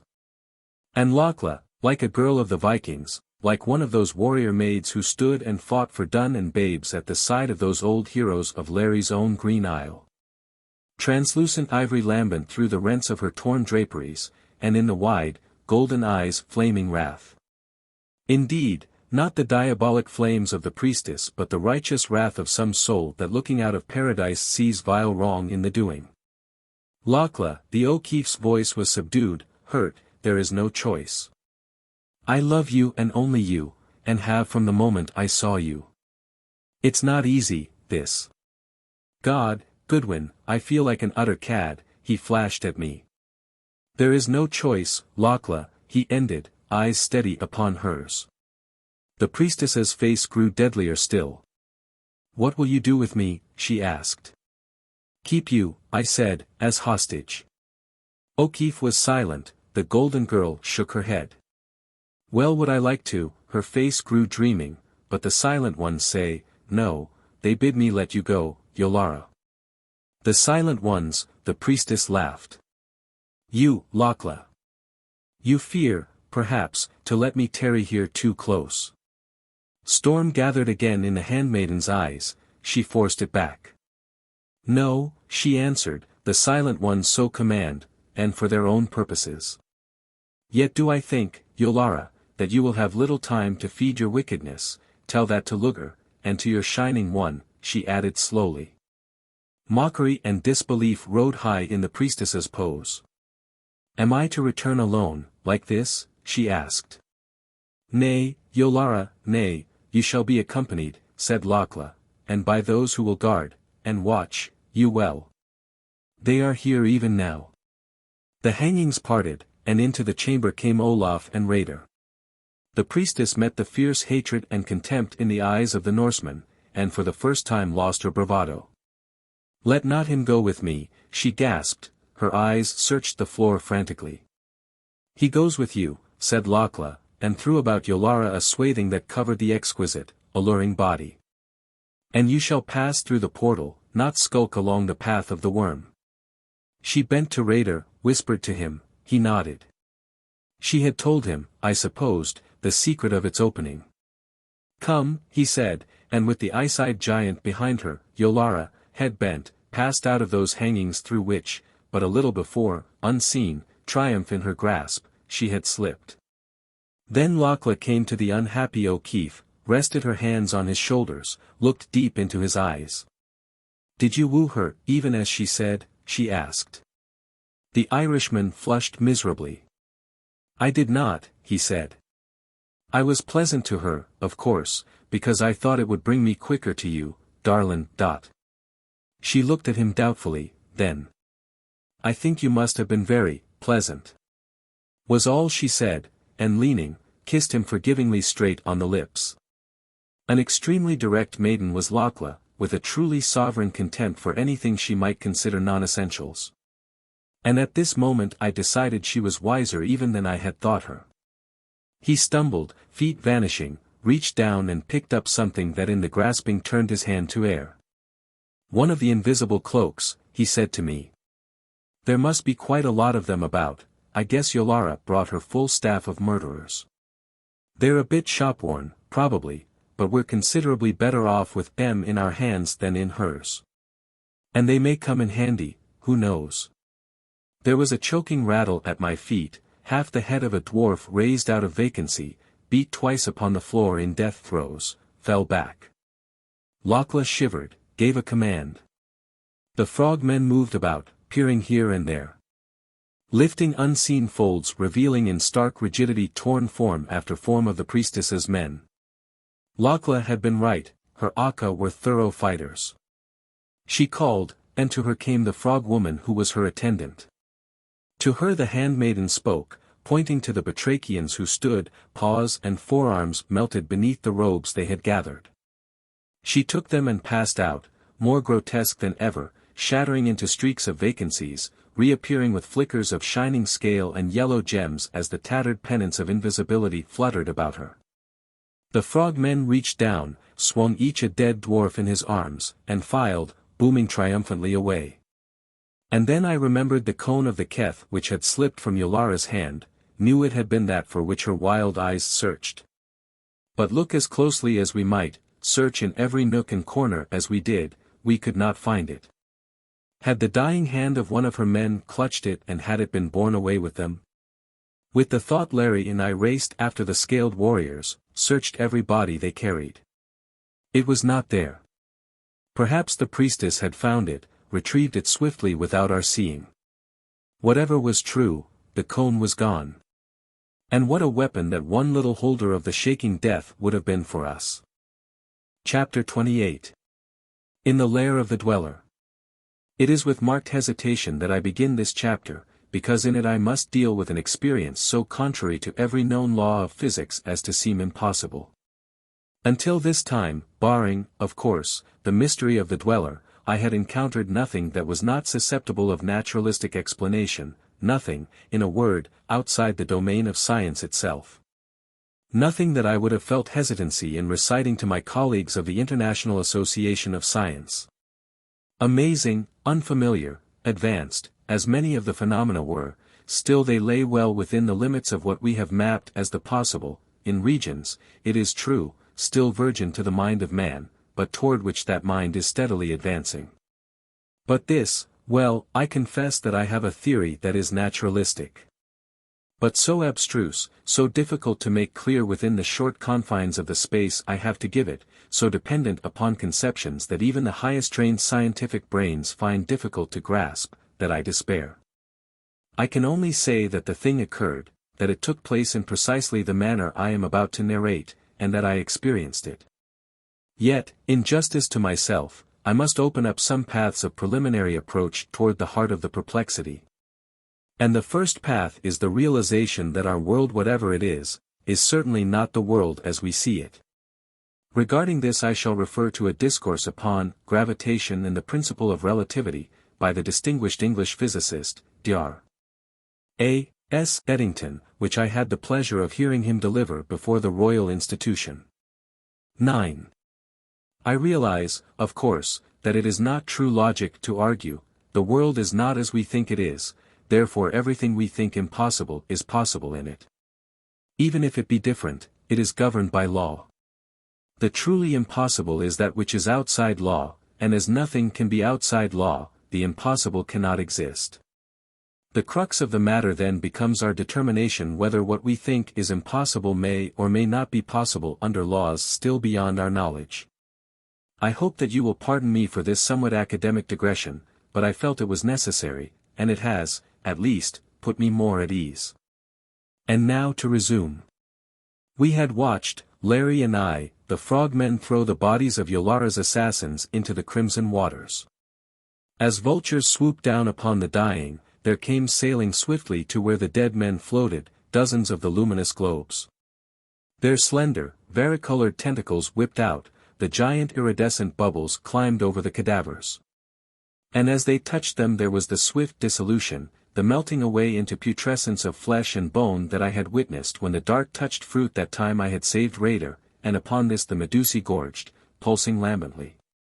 Their wondrous colors shifting, changing, glowing stronger, elfin moons now indeed, but satellites whose glimmering beauty was fed by death, alembics of enchantment whose glorious hues were sucked from horror. Sick, I turned away, O'Keefe as pale as I, passed back into the corridor that had opened on the ledge from which we had watched, met Lakla hurrying toward us. Before she could speak there throbbed faintly about us a vast sighing. It grew into a murmur, a whispering, shook us, then passing like a presence, died away in far distance. The portal has opened, said the handmaiden. A fainter sighing, like an echo of the other, mourned about us. Yolara is gone, she said, the portal is closed. Now must we hasten, for the three have commanded that you, Goodwin, and Larry and I tread that strange road of which I have spoken, and which Olaf may not take lest his heart break, and we must return ere he and Raider cross the bridge. Her hand sought Larry's. Come, said Lakla, and we walked on, down and down through hall after hall, flight upon flight of stairways. Deep, deep indeed, we must be beneath the domed castle. Lakla paused before a curved, smooth breast of the crimson stone rounding gently into the passage. She pressed its side, it revolved, we entered, it closed behind us. The room, the hollow, in which we stood was faceted like a diamond, and like a cut brilliant its sides glistened, though dully. Its shape was a deep oval, and our path dropped down to a circular polished base, roughly 2 yards in diameter. Glancing behind me I saw that in the closing of the entrance there had been left no trace of it save the steps that led from where that entrance had been, and as I looked these steps turned, leaving us isolated upon the circle. Only the faceted walls about us, and in each of the gleaming faces the three of us reflected, dimly. It was as though we were within a diamond egg whose graven angles had been turned inward. But the oval was not perfect. At my right a screen cut it, a screen that gleamed with fugitive, fleeting luminescences, stretching from the side of our standing place up to the tip of the chamber. Slightly convex and crisscrossed by millions of fine lines like those upon a spectroscopic plate, but with this difference, that within each line I sensed the presence of multitudes of finer lines, dwindling into infinitude, ultramicroscopic. Traced by some instrument compared to whose delicacy our finest tool would be as a crowbar to the needle of a micrometer. A foot or two from it stood something like the standee of a compass, bearing, like it a cradle dial under whose crystal ran concentric rings of prisoned, lambent vapors, faintly blue. From the edge of the dial jutted a little shelf of crystal, a keyboard, in which were cut 8 small cups. Within these cups the handmaiden placed her tapering fingers. She gazed down upon the disk. Pressed a digit, and the screen behind us slipped noiselessly into another angle. "Put your arm around my waist, Larry, darlin', and stand close," she murmured. "You, Goodwin, place your arm over my shoulder."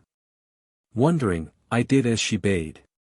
She pressed other fingers upon the shelf's indentations. 3 of the rings of vapor spun into intense light, raced around each other.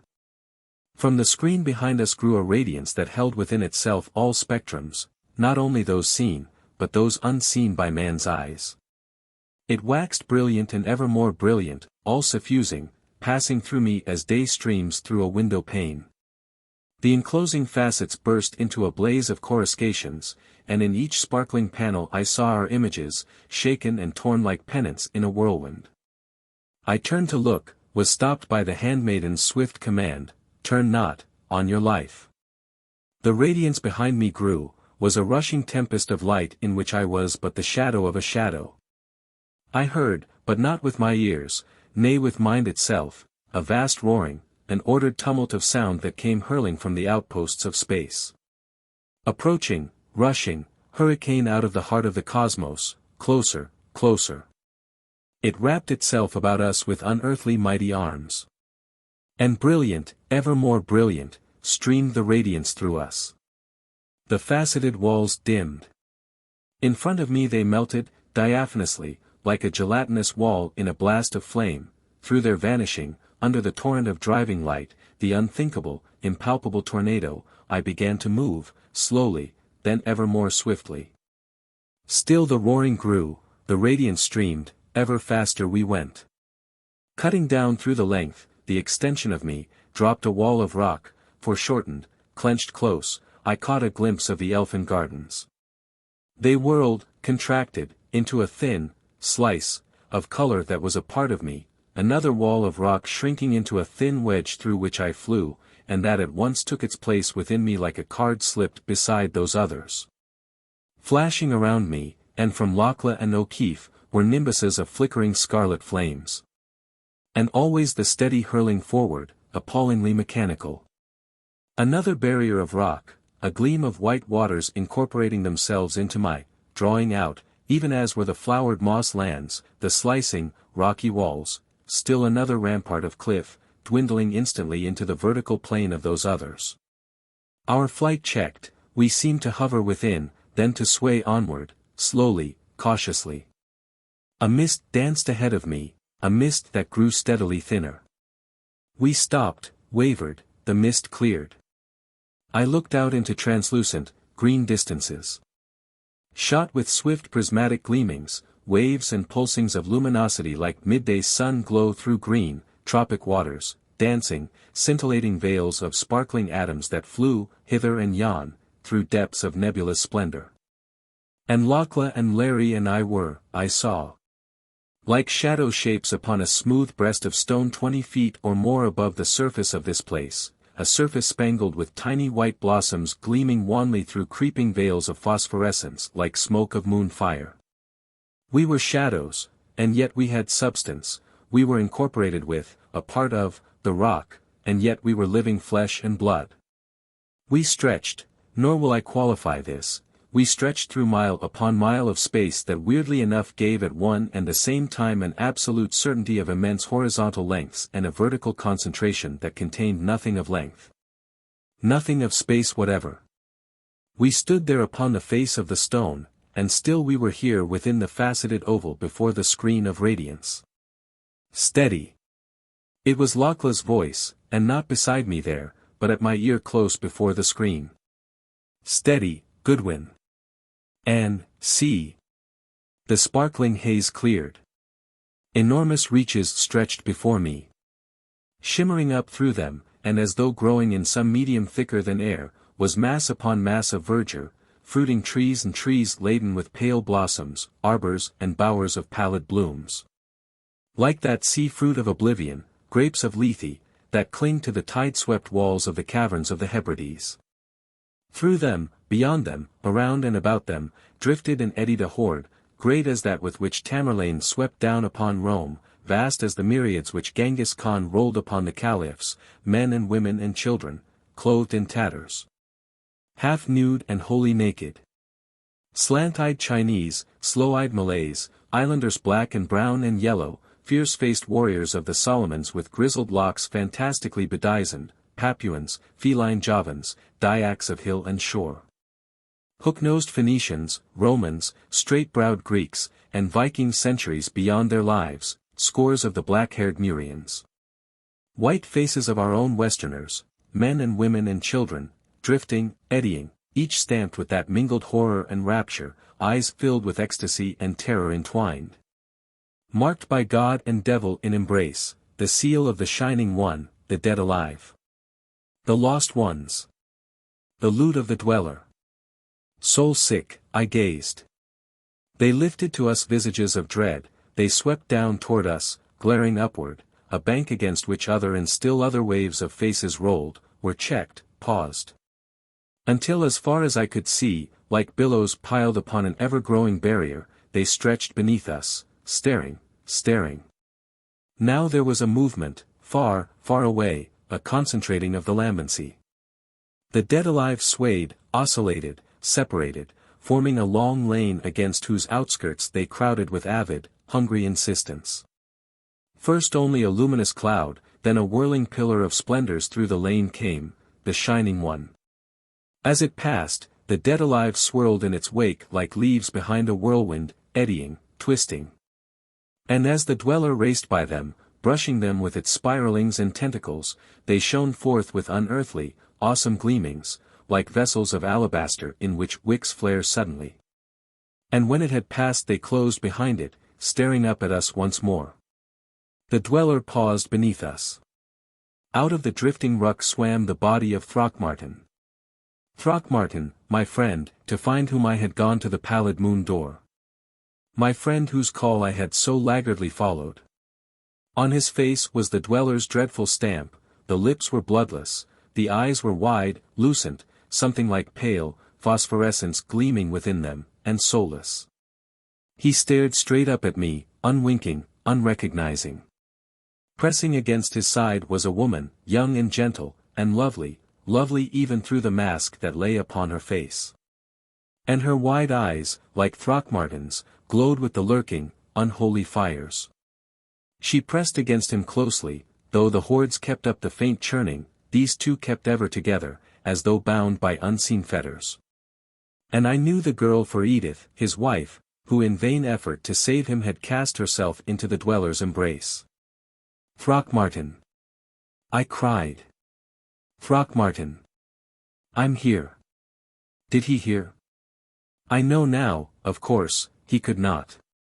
But then I waited, hope striving to break through the nightmare hands that gripped my heart. Their wide eyes never left me. There was another movement about them, others pushed past them.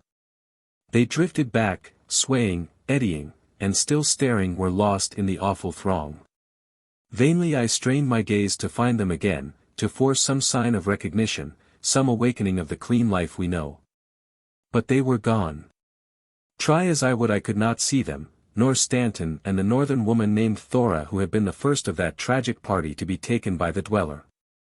Throckmorton. I cried again, despairingly. My tears blinded me.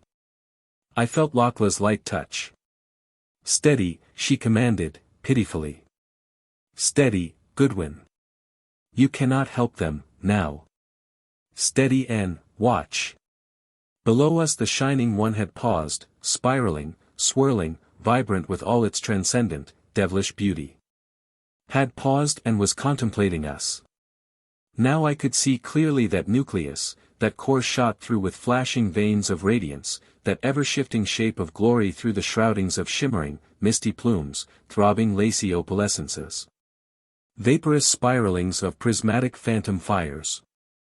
Steady over it hung the 7 little moons of amethyst, of saffron, of emerald and azure and silver, of rose of life and moon white.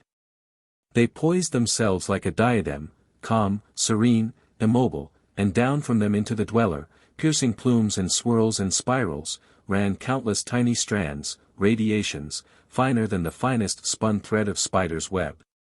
Gleaming filaments through which seemed to run, power, from the 7 globes. Like, yes, that was it, miniatures of the 7 torrents of moon flame that poured through the septichromatic, high crystals in the moon pool's chamber roof. Swam out of the coruscating haze the face. Both of man and of woman it was, like some ancient, androgynous deity of Etruscan fanes long dust, and yet neither woman nor man. Human and unhuman, seraphic and sinister, benign and malefic, and still no more of these 4 than is flame, which is beautiful whether it warms or devours, or wind whether it feathers the trees or shatters them. Or the wave which is wondrous whether it caresses or kills.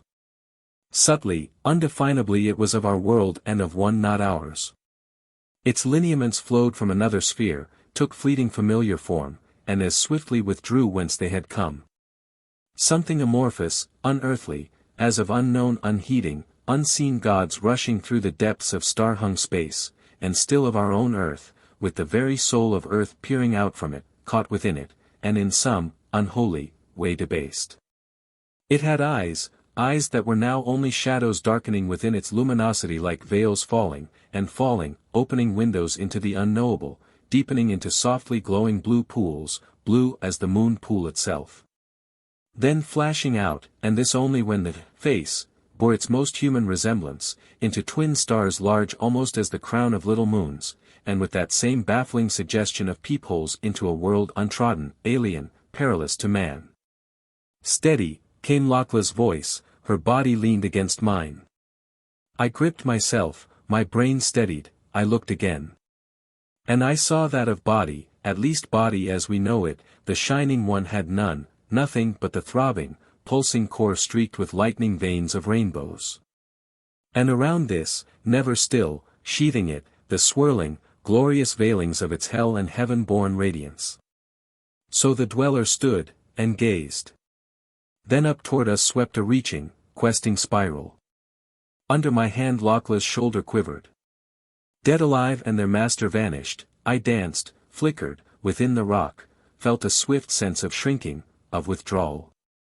Slice upon slice the carded walls of stone, of silvery waters, of elfin gardens slipped from me as cards are withdrawn from a pack, one by one, slipped, wheeled, flattened, and lengthened out as I passed through them and they passed from me. Gasping, shaken, weak, I stood within the faceted oval chamber, arms still about the handmaiden's white shoulder, Larry's hand still clutching her girdle. The roaring, impalpable gale from the cosmos was retreating to the outposts of space, was still, the intense, streaming, flooding radiance lessened, died. "Now have you beheld," said Lakla, "and well you trod the road. And now shall you hear, even as the silent ones have commanded, what the Shining One is, and how it came to be." The steps flashed back, the doorway into the chamber opened. Larry as silent as I, we followed her through it. Chapter 29. The Shaping of the Shining One.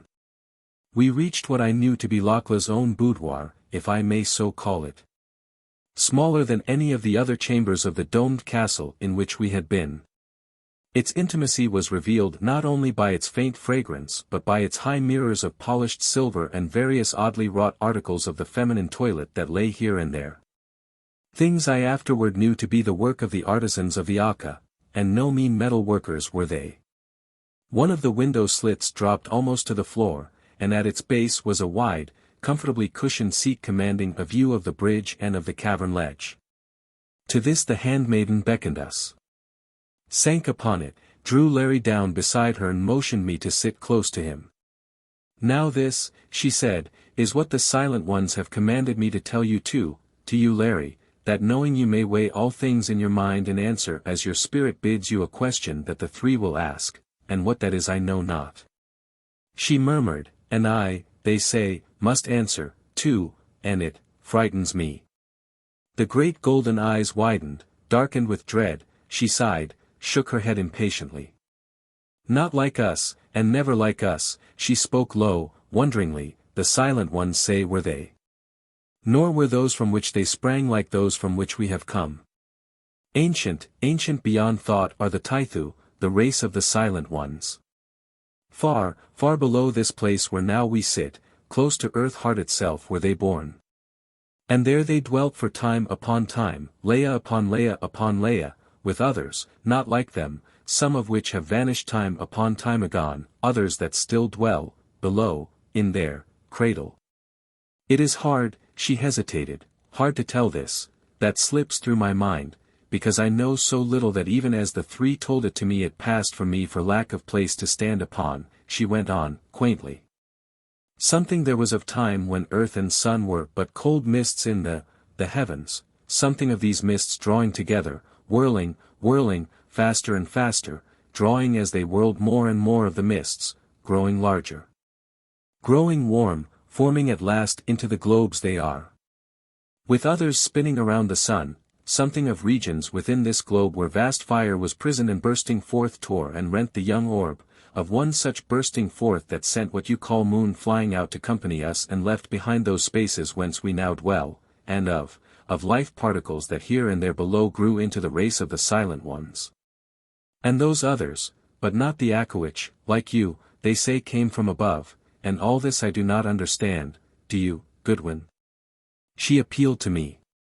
I nodded, for what she had related so fragmentarily was in reality an excellent approach to the Chamberlain-Moulton theory of a coalescing nebula contracting into the sun and its planets. Astonishing was the recognition of this theory. Even more so was the reference to the life particles, the idea of Arrhenius, the great Swede, of life starting on Earth through the dropping of minute, life spores, propelled through space by the driving power of light and encountering favorable environment here, developing through the vast ages into man and every other living thing we know. 10. Nor was it incredible that in the ancient nebula that was the matrix of our solar system similar, or rather dissimilar, particles and all but the subtle essence we call life, might have become entangled and resisting every cataclysm as they had resisted the absolute zero of outer space, found in these cavern spaces their proper environment to develop into the race of the Silent Ones and, only they could tell what else. They say, the handmaiden's voice was sure, they say that in their cradle, near earth's heart they grew untroubled by the turmoil and disorder which flayed the surface of this globe.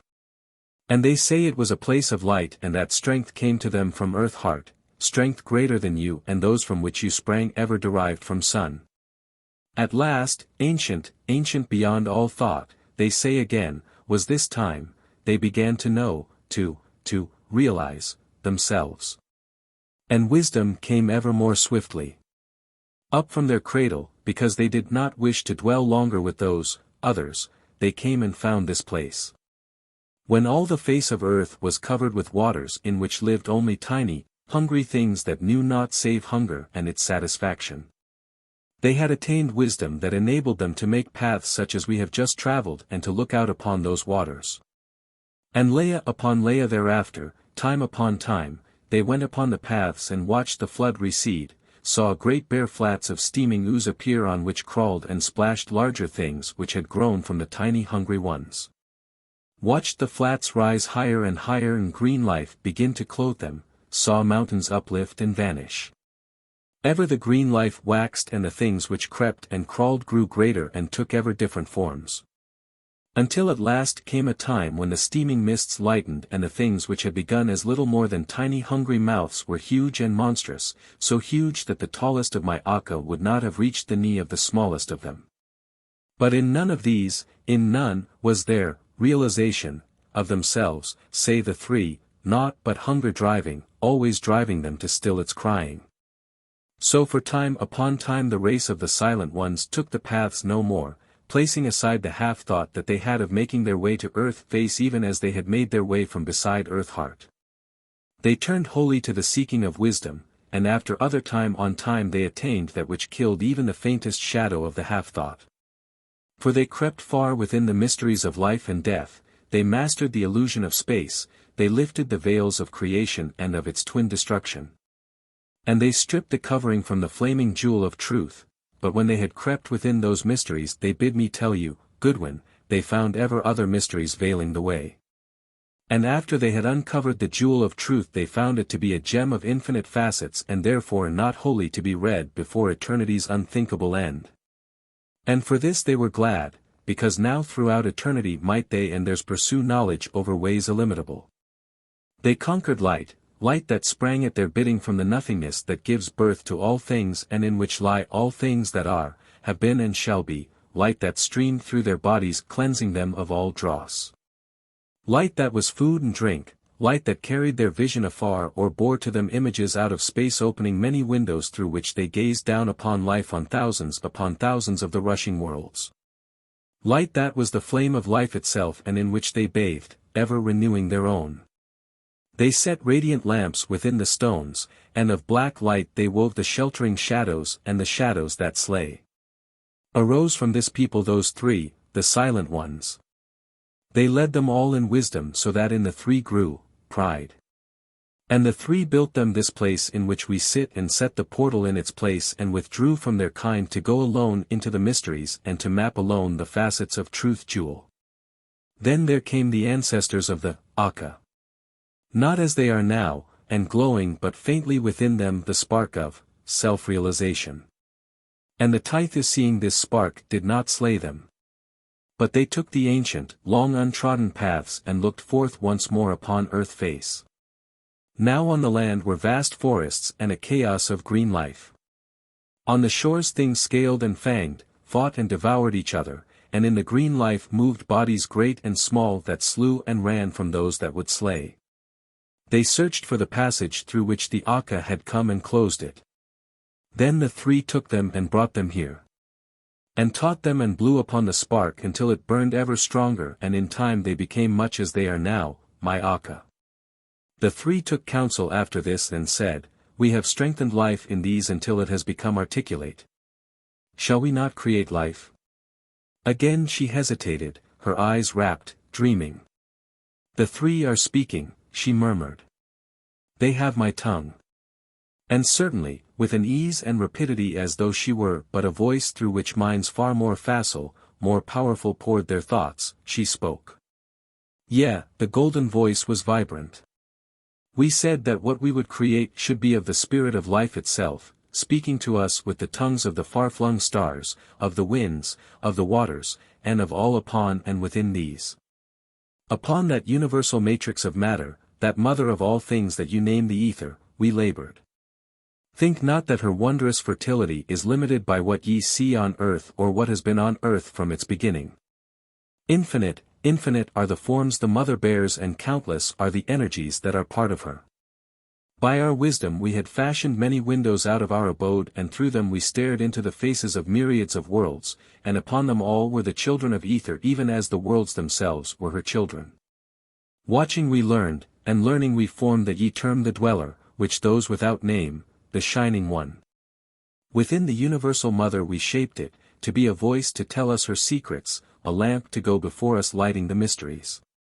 Out of the ether we fashioned it, giving it the soul of light that still ye know not nor perhaps ever may know, and with the essence of life that ye saw blossoming deep in the abyss and that is the pulse of earth heart we filled it. And we wrought with pain and with love, with yearning and with scorching pride and from our travail came the shining one, our child. There is an energy beyond and above ether, a purposeful, sentient force that laps like an ocean the furthest flung star, that transfuses all that ether bears, that sees and speaks and feels in us and in you. That is incorporate in beast and bird and reptile, in tree and grass and all living things, that sleeps in rock and stone, that finds sparkling tongue in jewel and star and in all dwellers within the firmament. And this ye call consciousness. We crown the Shining One with the 7 orbs of light which are the channels between it and the sentience we sought to make articulate, the portals through which flow its currents and so flowing, become chote, vocal, self-realizant within our child. But as we shaped, there passed some of the essence of our pride. In giving will we had given power, perforce, to exercise that will for good or for evil, to speak or to be silent, to tell us what we wished of that which poured into it through the 7 orbs or to withhold that knowledge itself. And in forging it from the immortal energies we had endowed it with their indifference, open to all consciousness it held within it the pole of utter joy and the pole of utter woe with all the arc that lies between. All the ecstasies of the countless worlds and suns and all their sorrows. All that ye symbolize as gods and all ye symbolize as devils, not negativing each other, for there is no such thing as negation, but holding them together, balancing them, encompassing them, pole upon pole. So this was the explanation of the entwined emotions of joy and terror that had changed so appallingly Throckmorton's face and the faces of all the dwellers' slaves. The handmaiden's eyes grew bright, alert, again. The brooding passed from her face, the golden voice that had been so deep found its own familiar pitch. I listened while the 3 spoke to you, she said. Now the shaping of the Shining One had been a long, long travail and time had flown over the outer world layer upon layer. For a space the Shining One was content to dwell here. To be fed with the foods of light, to open the eyes of the 3 to mystery upon mystery and to read for them facet after facet of the gem of truth. Yet as the tides of consciousness flowed through it they left behind shadowings and echoes of their burdens, and the Shining One grew stronger, always stronger of itself within itself. Its will strengthened and now not always was it the will of the 3, and the pride that was woven in the making of it waxed, while the love for them that its creators had set within it waned. Not ignorant were the Tythu of the work of the 3. First there were a few, then more and more who coveted the Shining One and who would have had the 3 share with them the knowledge it drew in for them. But the silent ones in their pride, would not. There came a time when its will was now all its own, and it rebelled, turning its gaze to the wider spaces beyond the portal, offering itself to the many there who would serve it. Tiring of the 3, their control and their abode. Now the Shining One has its limitations, even as we. Over water it can pass, through air and through fire, but pass it cannot, through rock or metal. So it sent a message, how I know not, to the Tythu who desired it, whispering to them the secret of the portal. And when the time was ripe they opened the portal and the Shining One passed through it to them. Nor would it return to the 3 though they commanded, and when they would have forced it they found that it had hived and hidden a knowledge that they could not overcome. Yet by their arts the 3 could have shattered the 7 shining orbs. But they would not because, they loved, it. Those to whom it had gone built for it that place I have shown you, and they bowed to it and drew wisdom from it. And ever they turned more and more from the ways in which the Tythu had walked, for it seemed that which came to the Shining One through the 7 orbs had less and less of good and more of the power you call evil. Knowledge it gave and understanding, yes, but not that which, clear and serene, lights the paths of right wisdom, rather were they flares pointing the dark roads that lead to the ultimate evil. Not all of the race of the 3 followed the counsel of the Shining One. There were many, many, who would have none of it nor of its power. So were the Tythu split, and to this place where there had been none, came hatred, fear and suspicion. Those who pursued the ancient ways went to the 3 and pleaded with them to destroy their work, and they would not, for still they loved it. Stronger grew the dweller and less did it lay before its worshippers, for now so they had become, the fruits of its knowledge, and it grew, restless, turning its gaze upon earth face even as it had turned it from the 3. It whispered to the Tythu to take again the paths and look out upon the world. Lo! Above them was a great fertile land on which dwelt an unfamiliar race, skilled in arts, seeking and finding wisdom, mankind. Mighty builders were they. Vast were their cities and huge their temples of stone. They called their lands Muria and they worshipped a god Thanaroa whom they imagined to be the maker of all things, dwelling far away. They worshipped as closer gods, not indifferent but to be prayed to and to be propitiated, the moon and the sun. 2 kings they had, each with his council and his court. One was high priest to the moon and the other high priest to the sun. The mass of this people were black-haired, but the Sun King and his nobles were ruddy with hair like mine, and the Moon King and his followers were like Yolara, or Luger. And this, the 3 say, Goodwin, came about because for time upon time the law had been that whenever a ruddy-haired or ashen-tressed child was born of the black-haired it became dedicated at once to either Sun God or Moon God. Later wedding and bearing children only to their own kind.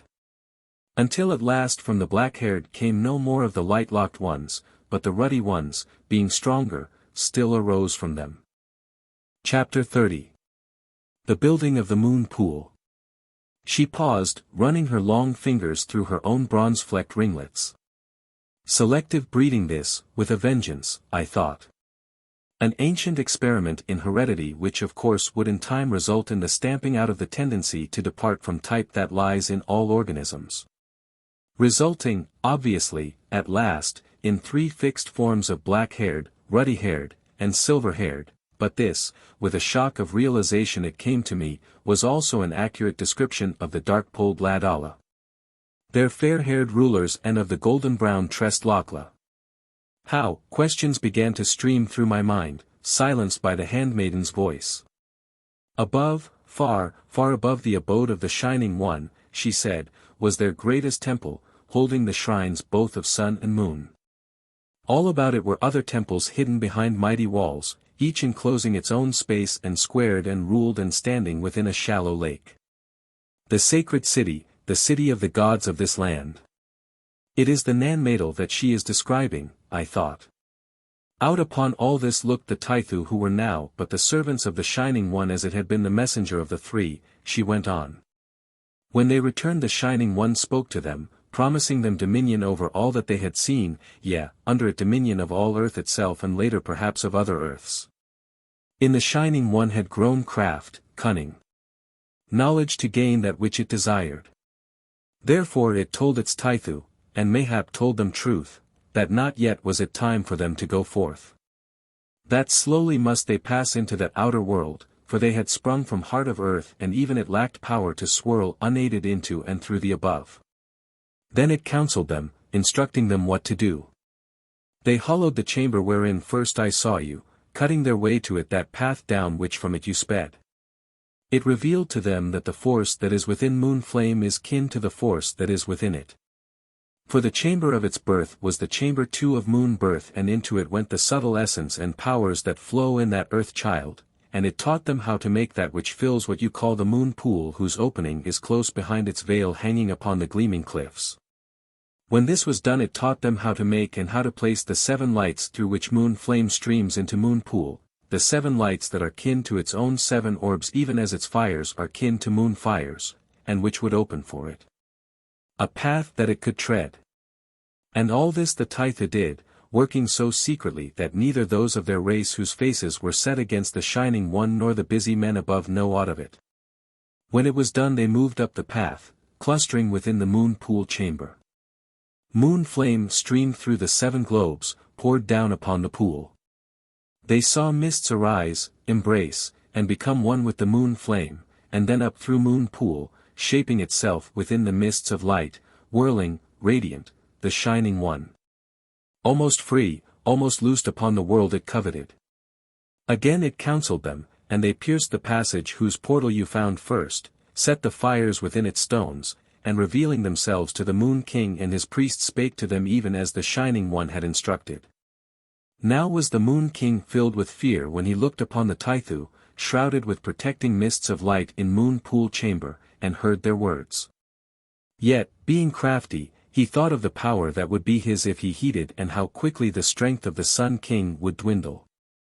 So he and his made a pact with the Shining One's messengers. When next the moon was round and poured its flames down upon moon pool, the Tytha gathered there again, watched the child of the three take shape within the pillars, speed away, and out. They heard a mighty shouting, a tumult of terror, of awe and of worship, a silence, a vast sighing, and they waited, wrapped in their mists of light, for they feared to follow nor were they near the paths that would have enabled them to look without. Another tumult, and back came the Shining One, murmuring with joy, pulsing, triumphant, and clasped within its vapors a man and woman, ruddy-haired, golden-eyed, in whose faces rapture and horror lay side by side, gloriously, hideously. And still holding them it danced above the moon pool and sank. Now must I be brief. Lat after lat the Shining One went forth, returning with its sacrifices. And stronger after each it grew, and gayer and more cruel. Ever when it passed with its prey toward the pool, the Tythu who watched felt a swift, strong intoxication, a drunkenness of spirit, streaming from it to them. And the Shining One forgot what it had promised them of dominion, and in this new evil delight they too forgot. The outer land was torn with hatred and open strife. The Moon King in his kind, through the guidance of the evil Tythu and the favor of the Shining One, had become powerful and the Sun King in his were darkened. And the Moon Priests preached that the child of the three was the Moon God itself come to dwell with them. Now vast tides arose and when they withdrew they took with them great portions of this country. And the land itself began to sink. Then said the Moon King that the moon had called to ocean to destroy because wroth that another than he was worshipped. The people believed and there was slaughter. When it was over there was no more a Sun King nor any of the ruddy-haired folk. Slain were they, slain down to the babe at breast. But still the tide swept higher, still dwindled the land. As it shrank multitudes of the fleeing people were led through Moon Pool chamber and carried here. They were what now are called the Ladala, and they were given place and set to work, and they thrived. Came many of the fair-haired, and they were given dwellings. They sat beside the evil Tythu. They became drunk even as they with the dancing of the Shining One, they learned, not all, only a little part but little enough, of their arts. And ever the Shining One danced more gaily out there within the black amphitheatre. Grew ever stronger, and ever the hordes of its slaves behind the veil increased. Nor did the Tythu who clung to the old ways check this, they could not. By the sinking of the land above, their own spaces were imperiled. All of their strength and all of their wisdom it took to keep this land from perishing, nor had they help from those others mad for the poison of the Shining One. And they had no time to deal with them or the earth race with whom they had foregathered. At last came a slow, vast flood. It rolled even to the bases of the walled islets of the city of the gods, and within these now were all that were left of my people on earth face. I am of those people, she paused, looking at me proudly, one of the daughters of the Sun King whose seed is still alive in the Ladala. As Larry opened his mouth to speak she waved a silencing hand. This tide did not recede, she went on. And after a time the remnant, the Moon King leading them, joined those who had already fled below. The rocks became still, the quaking ceased, and now those ancient ones who had been laboring could take breath. And anger grew within them as they looked upon the work of their evil kin. Again they sought the three, and the three now knew what they had done and their pride was humbled. They would not slay the Shining One themselves, for still they loved it. But they instructed these others how to undo their work, how also they might destroy the evil Tythu were it necessary. Armed with the wisdom of the three they went forth, but now the Shining One was strong indeed. They could not slay it. Nay, it knew and was prepared, they could not even pass beyond its veil nor seal its abode. Ah, strong, strong, mighty of will, full of craft and cunning had the Shining One become. So they turned upon their kind who had gone astray and made them perish, to the last. The Shining One came not to the aid of its servants, though they called, for within its will was the thought that they were of no further use to it. That it would rest a while and dance with them, who had so little of the power and wisdom of its Tythu and therefore no reins upon it. And while this was happening black-haired and fair-haired ran and hid and were but shaking vessels of terror. The Ancient Ones took counsel. This was their decision, that they would go from the gardens before the silver waters, leaving, since they could not kill it, the Shining One with its worshippers. They sealed the mouth of the passage that leads to the moon pool chamber, and they changed the face of the cliff so that none might tell where it had been. But the passage itself they left open, having foreknowledge, I think, of a thing that was to come to pass in the far future. Perhaps it was your journey here, my Larry and Goodwin, verily I think so. And they destroyed all the ways save that which we three trod to the dwellers' abode. For the last time they went to the three, to pass sentence upon them. This was the doom, that here they should remain, alone, among the Aka, served by them, until that time dawned when they would have willed to destroy the evil they had created, and even now, loved. Nor might they seek death, nor follow their judges until this had come to pass. This was the doom they put upon the three for the wickedness that had sprung from their pride, and they strengthened it with their arts that it might not be broken. Then they passed, to a far land they had chosen where the Shining One could not go, beyond the black precipices of Dowell, a green land. Ireland, interrupted Larry, with conviction, I knew it. Since then time upon time had passed, she went on, unheeding. The people called this place Muria after their sunken land, and soon they forgot where had been the passage that Tythu had sealed. The Moon King became the voice of the dweller, and always with the voice is a woman of the Moon King's kin who is its priestess. And many have been the journeys upward of the Shining One, through the moon pool, returning with still others in its coils. And now again has it grown restless, longing for the wider spaces. It has spoken to Yolara and to Luger even as it did to the dead Tythu, promising them dominion. And it has grown stronger, drawing to itself power to go far on the moon stream where it will. Thus was it able to seize your friend, Goodwin, and Olaf's wife and babe, and many more. Yolara and Luger planned to open way to earth face, to depart with their court, and under the Shining One grasp the world. And this is the tale the Silent Ones bade me tell you, and it is done. Breathlessly I had listened to the stupendous epic of a long-lost world. Now I found speech to voice the question ever with me, the thing that lay as close to my heart as did the welfare of Larry, indeed the whole object of my quest, the fate of Throckmorton and those who had passed with him into the dweller's lair. Yes, and of Olaf's wife, too. Lakla, I said, the friend who drew me here and those he loved who went before him, can we not save them? The three say no, Goodwin. There was again in her eyes the pity with which she had looked upon Olaf. The Shining One feeds upon the flame of life itself, setting in its place its own fires and its own will. Its slaves are only shells through which it gleams. Death, say the three, is the best that can come to them. Yet will that be a boon great indeed? But they have souls, Mavourneen, Larry said to her. And they're alive still, in a way. Anyhow, their souls have not gone from them. I caught a hope from his words, skeptic though I am, holding that the existence of soul has never been proved by dependable laboratory methods, for they recalled to me that when I had seen Throckmorton, Edith had been close beside him. It was days after his wife was taken, that the dweller seized Throckmorton, I cried.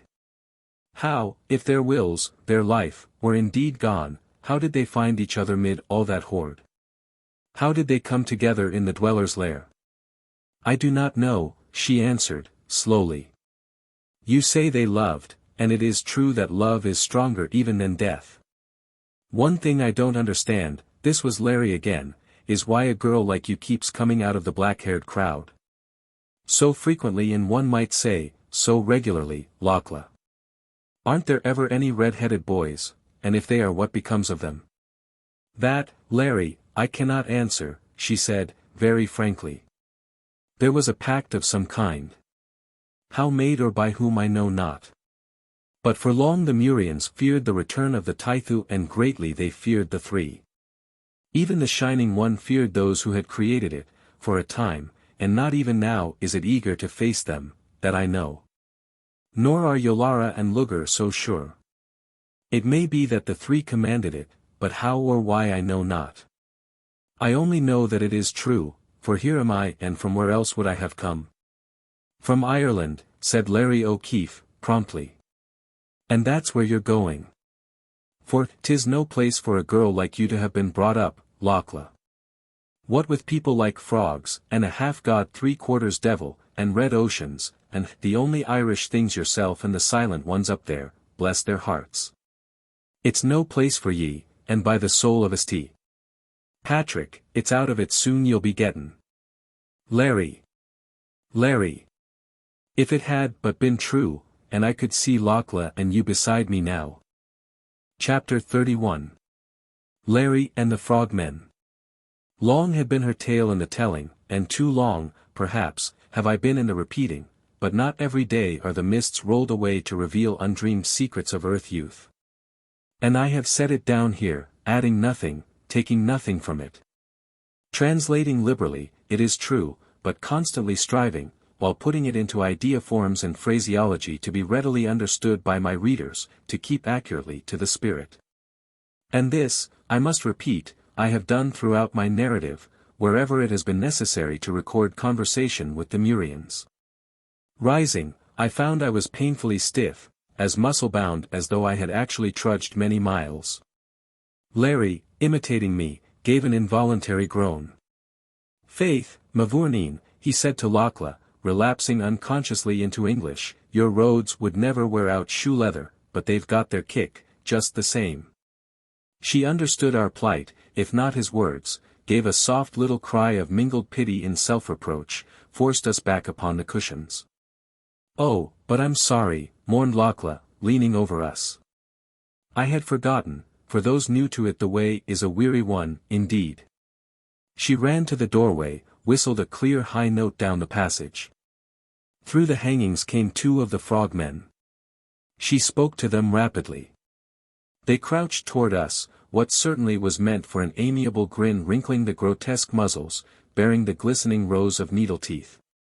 And while I watched them with the fascination that they never lost for me, the monsters calmly swung one arm around our knees, lifted us up like babies, and as calmly started to walk away with us. "Put me down. Put me down, I say." The O'Keefe's voice was both outraged and angry. Squinting around I saw him struggling violently to get to his feet. The Aka only held him tighter, booming comfortingly, peering down into his flushed face inquiringly. "But, Larry, darlin'." Lakla's tones were, well, maternally surprised. "You're stiff and sore, and Craw can carry you quite easily." "I won't be carried," sputtered the O'Keefe. "Damn it, Goodwin, there are such things as the unities even here, and for a lieutenant of the Royal Air Force to be picked up and carted around like a bundle of rags, it's not discipline. Put me down, ye Omadhaun, or I'll poke ye in the snout," he shouted to his bearer, who only boomed gently, and stared at the handmaiden, plainly for further instructions. "But, Larry, dear." Lakla was plainly distressed. "It will hurt you to walk." "And I don't want you to hurt, Larry, darlin'." "Holy shade of St. Patrick," moaned Larry. Again he made a mighty effort to tear himself from the frogman's grip, gave up with a groan. "Listen, Alana," he said plaintively. "When we get to Ireland, you and I, we won't have anybody to pick us up and carry us about every time we get a bit tired. And it's getting me in bad habits you are." "Oh, yes, we will, Larry," cried the handmaiden, "because many, oh, many, of my Aka will go with us." "Will you tell this, boob, to put me down?" gritted the now thoroughly aroused O'Keefe. I couldn't help laughing. He glared at me. "Bo-o-be?" exclaimed Lakla. "Yes, Bo-o-be," said O'Keefe, "and I have no desire to explain the word in my present position, light of my soul." The handmaiden sighed, plainly dejected. But she spoke again to the Aka, who gently lowered the O'Keefe to the floor. "I don't understand," she said hopelessly. "If you want to walk, why, of course, you shall, Larry." She turned to me. "Do you?" she asked. "I do not," I said firmly. "Well, then," murmured Lakla, "go you, Larry and Goodwin, with Craw and Gulk, and let them minister to you. After, sleep a little, for not soon will Raider and Olaf return. And let me feel your lips before you go, Larry, darlin'." She covered his eyes caressingly with her soft little palms, pushed him away. "Now go," said Lakla, "and rest." Unashamed I lay back against the horny chest of Gulk. And with a smile noticed that Larry, even if he had rebelled at being carried, did not disdain the support of Kraw's shining, black-scaled arm which, slipping around his waist, half lifted him along. They parted a hanging and dropped us softly down beside a little pool, sparkling with the clear water that had heretofore been brought us in the wide basins. Then they began to undress us. And at this point the O'Keefe gave up. "Whatever they're going to do we can't stop, Doc," he moaned. "Anyway, I feel as though I've been pulled through a knothole, and I don't care, as the song says." When we were stripped we were lowered gently into the water. But not long did the Akka let us splash about the shallow basin. They lifted us out, and from jars began deftly to anoint and rub us with aromatic unguents. I think that in all the medley of grotesque, of tragic, of baffling, strange and perilous experiences in that underground world none was more bizarre than this, valeting. I began to laugh, Larry joined me, and then Kraw and Gulk joined in our merriment with deep batrachian cachinnations and gruntings. Then, having finished appareling us and still chuckling, the two touched our arms and led us out, into a room whose circular sides were ringed with soft divans. Still smiling, I sank at once into sleep. How long I slumbered I do not know. A low and thunderous booming coming through the deep window slit, reverberated through the room and awakened me. Larry yawned, arose briskly. "Sounds as though the bass drums of every jazz band in New York were serenading us," he observed. Simultaneously we sprang to the window, peered through. We were a little above the level of the bridge, and its full length was plain before us. Thousands upon thousands of the Akka were crowding upon it, and far away other hordes filled like a glittering thicket both sides of the cavern ledge's crescent strand. On black scale and orange scale the crimson light fell, picking them off in little flickering points. Upon the platform from which sprang the smaller span over the abyss were Lakla, Olaf, and Raider. The handmaiden clearly acting as interpreter between them and the giant she had called Nak, the Frog King. "Come on," shouted Larry. Out of the open portal we ran, over the World Heart Bridge, and straight into the group. "Oh!" cried Lakla, "I didn't want you to wake up so soon, Larry, darlin'. See here, Mavourneen." Indignation thrilled in the Irishman's voice. "I'm not going to be done up with baby ribbons and laid away in a cradle for safekeeping while a fight is on. Don't think it. Why didn't you call me? You needed rest." There was indomitable determination in the handmaiden's tones, the eternal maternal shining defiant from her eyes. "You were tired and you hurt. You shouldn't have got up." "Needed the rest," groaned Larry. "Look here, Lakla, what do you think I am?" "You're all I have," said that maiden firmly, "and I'm going to take care of you, Larry, darlin'. Don't you ever think anything else." "Well, pulse of my heart, considering my delicate health and general fragility, would it hurt me, do you think, to be told what's going on?" he asked. "Not at all, Larry," answered the handmaiden serenely. Yolara went through the portal. She was very, very angry. "She was all the devil's woman that she is," rumbled Olaf. Raider met the messenger, went on the golden girl calmly. "The lad Allah are ready to rise when Luger and Yolara lead their hosts against us. They will strike at those left behind. And in the meantime we shall have disposed my Akka to meet Yolara's men. And on that disposal we must all take counsel, you, Larry, and Raider, Olaf and Goodwin and Nak, the ruler of the Akka." "Did the messenger give any idea when Yolara expects to make her little call?" asked Larry. "Yes," she answered. "They prepare, and we may expect them in." She gave the equivalent of about 36 hours of our time. "But, Lakla," I said, the doubt that I had long been holding finding voice, "should the Shining One come, with its slaves, are the three strong enough to cope with it?" There was troubled doubt in her own eyes. "I do not know," she said at last, frankly. "You have heard their story. What they promise is that they will help." "I do not know," any more than do you, Goodwin. I looked up at the dome beneath which I knew the dread Trinity stared forth. Even down upon us. And despite the awe, the assurance, I had felt when I stood before them I, too, doubted. Well, said Larry, you and I, Uncle, he turned to Raider, and Olaf here had better decide just what part of the battle we'll lead. Lead, the handmaiden was appalled. You lead, Larry. Why you are to stay with Goodwin and with me, up there we can watch. Heart's beloved, O'Keefe was stern indeed. 1,000 times I've looked death straight in the face, peered into his eyes. Yes, and with 10,000 feet of space under me and bursting shells tickling the ribs of the boat I was in. And d'ye think I'll sit now on the grandstand and watch while a game like this is being pulled? You don't know your future husband, soul of my delight. And so we started toward the golden opening, squads of the frogmen following us soldierly in disappearing about the huge structure. Nor did we stop until we came to the handmaiden's boudoir. There we seated ourselves. Now, said Larry, 2 things I want to know. First, how many can Yolara muster against us? Second, how many of these Aka have we to meet them? Raider gave our equivalent for 80,000 men as the force Yolara could muster without stripping her city. Against this force, it appeared, we could count, roughly, upon 200,000 of the Aka.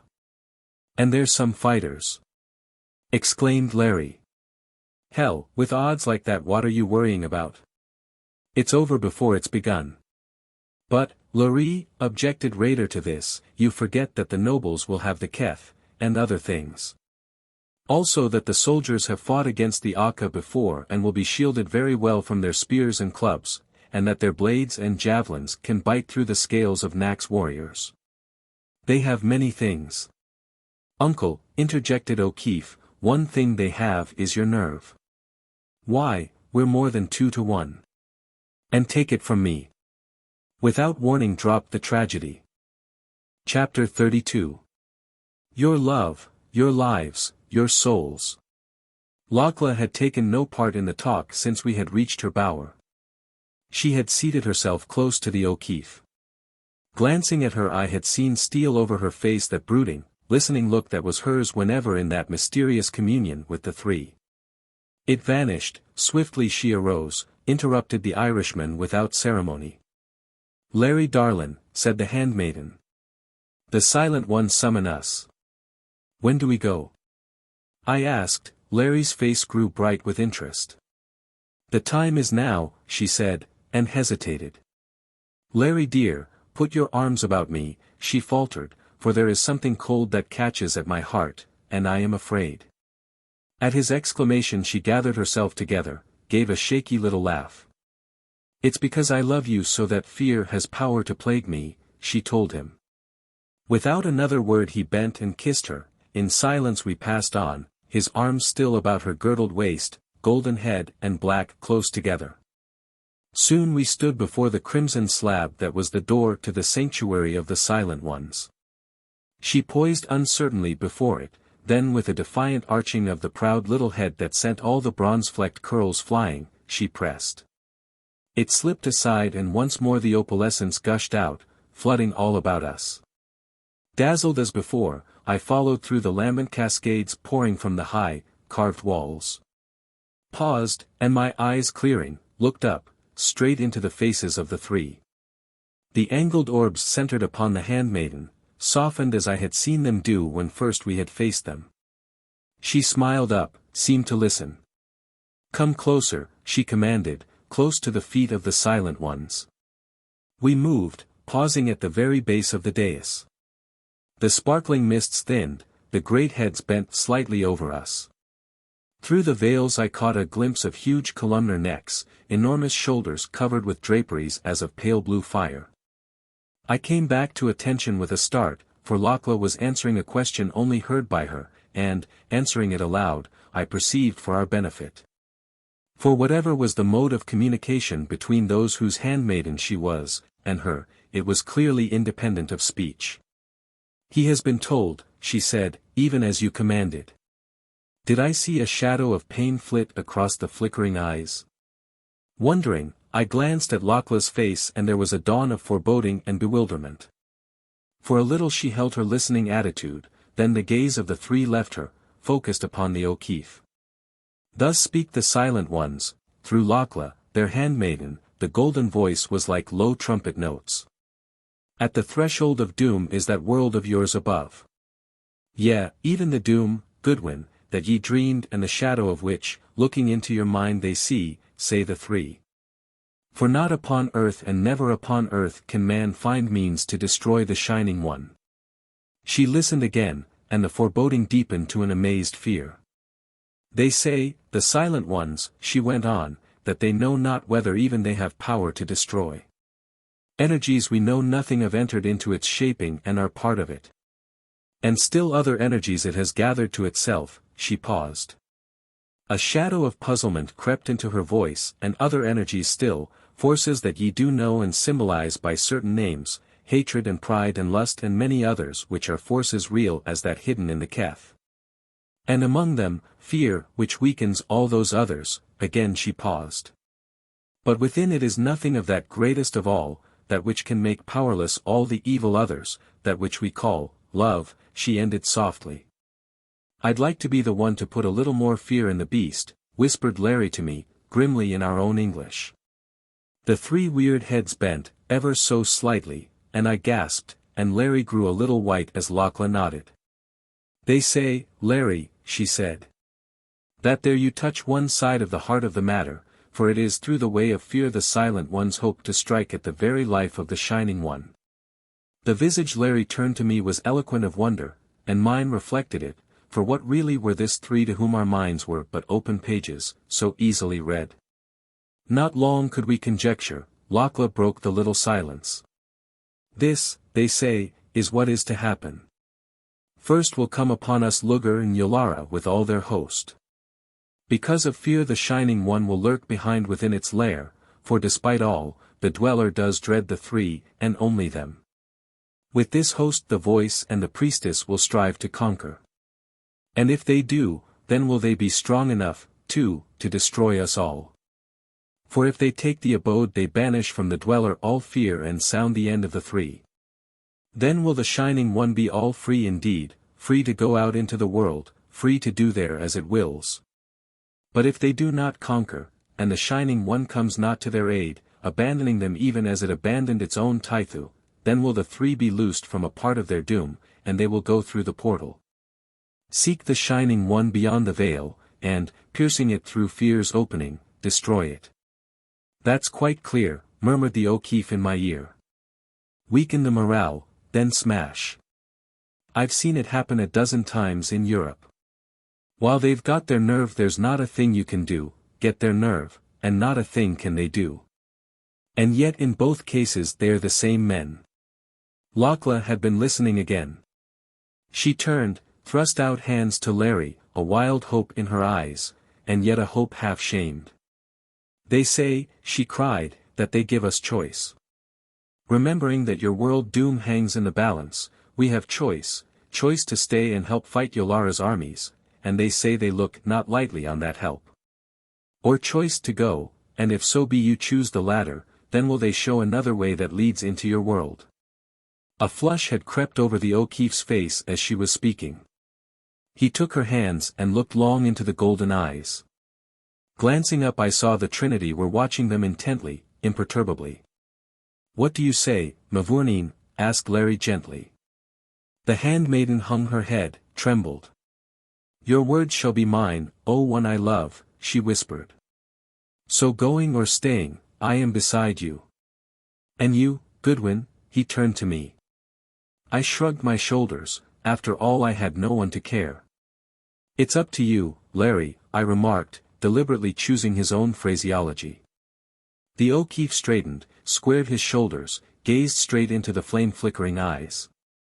We stick, he said briefly. Shamefacedly I recall now that at the time I thought this colloquialism not only irreverent, but in somewhat bad taste. I am glad to say I was alone in that bit of weakness.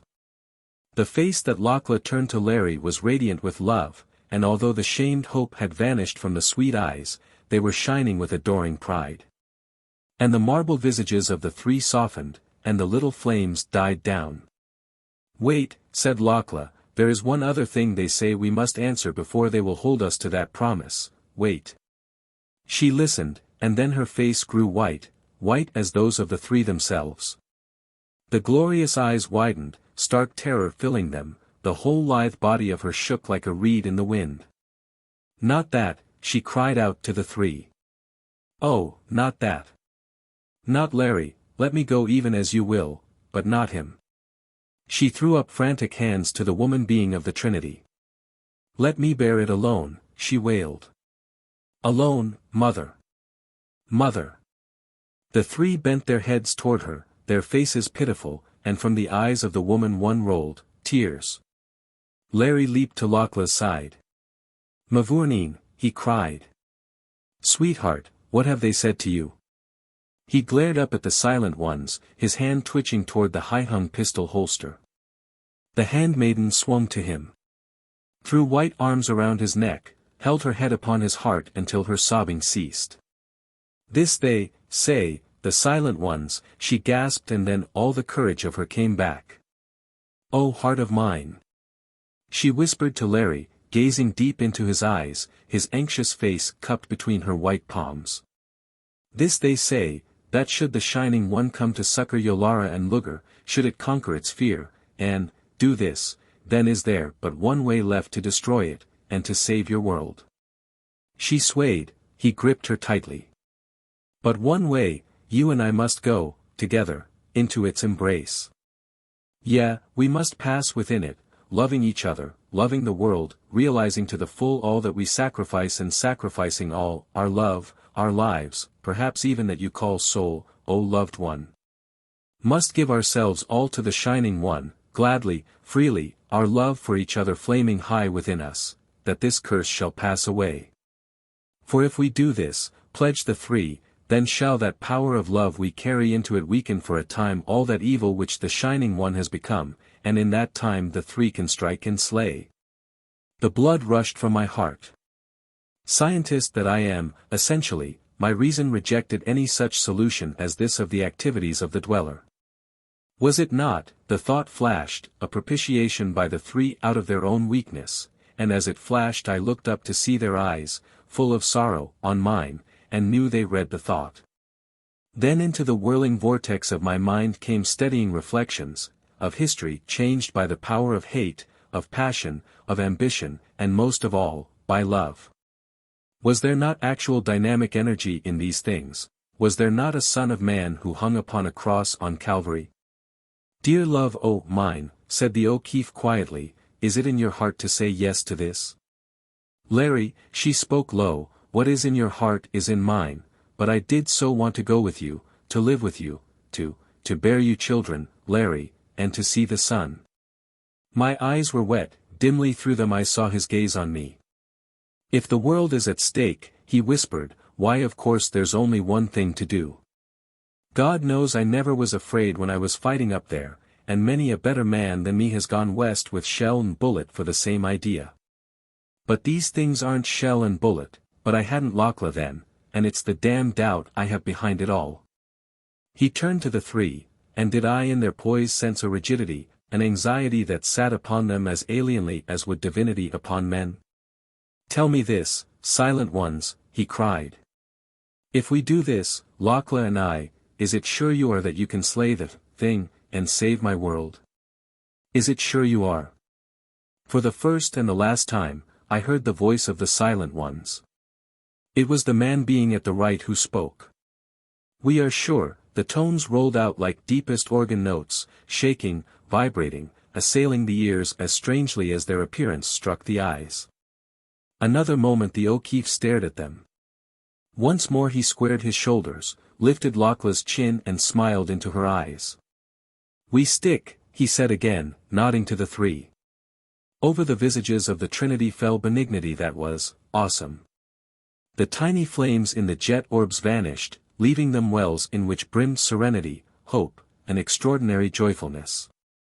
The woman sat upright, tender gaze fixed upon the man and girl. Her great shoulders raised as though she had lifted her arms and had drawn to her those others. The three faces pressed together for a fleeting moment, raised again. The woman bent forward, and as she did so, Lakla and Lair, as though drawn by some outer force, were swept upon the dais. Out from the sparkling mist stretched two hands, enormously long, six-fingered, thumbless, a faint tracery of golden scales upon their white backs, utterly unhuman and still in some strange way beautiful, radiating power and, all womanly. They stretched forth, they touched the bent heads of Lakla and the O'Keefe, caressed them, drew them together, softly stroked them, lovingly, with more than a touch of benediction. And withdrew. The sparkling mists rolled up once more, hiding the silent ones. As silently as once before we had gone we passed out of the place of light, beyond the crimson stone, back to the handmaiden's chamber. Only once on our way did Lair speak. "Cheer up, darlin'," he said to her, "it's a long way yet before the finish. And, are you thinking that Luger and Yolara are going to pull this thing off? Are you?" The handmaiden only looked at him, eyes love and sorrow filled. "They are," said Lair. "They are. Like hell they are." Chapter 33. The Meeting of Titans. It is not my intention, nor is it possible no matter how interesting to me, to set down ad seriatim the happenings of the next 12 hours. But a few will not be denied recital. O'Keefe regained cheerfulness. "After all, Doc," he said to me, "it's a beautiful scrap we're going to have. At the worst is no more than the Leprechaun warned about. I would have told the Tithada about the Banshee raid he promised me. But I was a bit taken off my feet at the time. The old girl and all the clan'll be along," said the little green man, "and I bet the three will be damned glad of it, take it from me. Lakla, shining-eyed and half fearful too. I have other tidings that I am afraid will please you little, Lair, darlin'. The silent ones say that you must not go into battle yourself. You must stay here with me, and with Goodwin, for if, the Shining One does come, then must we be here to meet it. And you might not be, you know, Lair, if you fight," she said, looking shyly up at him from under the long lashes. The O'Keefe's jaw dropped. "That's about the hardest yet," he answered slowly. "Still, I see their point, the lamb corralled for the altar has no right to stray out among the lions," he added grimly. "Don't worry, sweet," he told her. "As long as I've sat in the game I'll stick to the rules." Olaf took fierce joy in the coming fray. "The Norns spin close to the end of this web," he rumbled. "Ja. And the threads of Luger and the Hex woman are between their fingers for the breaking. Thor will be with me, and I have fashioned me a hammer in glory of Thor." In his hand was an enormous mace of black metal, fully 5 feet long, crowned with a massive head. I passed to the 12 hours closing. At the end of the Coria road where the giant fernland met the edge of the cavern's ruby floor, hundreds of the Aka were stationed in ambush, armed with their spears tipped with the rotting death and their nail-studded, metal-headed clouts. These were to attack when the Murians debauched from the Corials. We had little hope of doing more here than effect some attrition of Yolara's hosts, for at this place the captains of the Shining One could wield the Keth and their other uncanny weapons freely. We had learned, too, that every forge and artisan had been put to work to make an armor Marakinov had devised to withstand the natural battle equipment of the Frog people, and both Lair and I had a disquieting faith in the Russians' ingenuity. At any rate the numbers against us would be lessened. Next, under the direction of the Frog King, levies commanded by subsidiary chieftains had completed rows of rough walls along the probable route of the Murians through the cavern. These afforded the Aka a fair protection behind which they could hurl their darts and spears. Curiously enough they had never developed the bow as a weapon. At the opening of the cavern a strong barricade stretched almost to the two ends of the crescent strand, almost, I say, because there had not been time to build it entirely across the mouth. And from edge to edge of the Titanic bridge, from where it sprang outward at the shore of the Crimson Sea to 100 feet away from the golden door of the abode, barrier after barrier was piled. Behind the wall defending the mouth of the cavern, waited other thousands of the Aka. At each end of the unfinished barricade they were mustered thickly, and at right and left of the crescent where their forest began, more legions were assembled to make way up to the ledge as opportunity offered. Rank upon rank they manned the bridge barriers, they swarmed over the pinnacles and in the hollows of the island's ragged outer lip. The domed castle was a hive of them, if I may mix my metaphors, and the rocks and gardens that surrounded the abode glittered with them. "Now," said the handmaiden, "there's nothing else we can do, save wait." She led us out through her bower and up the little path that ran to the embrasure. Through the quiet came a sound, a sighing, a half-mournful whispering that beat about us and fled away. "They come," cried Lakla, the light of battle in her eyes. Larry drew her to him, raised her in his arms, kissed her. "A woman," acclaimed the O'Keefe. "A real woman, and mine." With the cry of the portal there was movement among the Aka, the glint of moving spears, flash of metal-tipped clubs, rattle of horny spurs, rumblings of battle cries. And we waited it seemed interminably, gaze fastened upon the low wall across the cavern mouth. Suddenly I remembered the crystal through which I had peered when the hidden assassins had crept upon us. Mentioning it to Lakla, she gave a little cry of vexation, a command to her attendant, and not long that faithful if unusual lady had returned with a tray of the glasses. Raising mine, I saw the lines furthest away leap into sudden activity. Spurred warrior after warrior leaped upon the barricade and over it.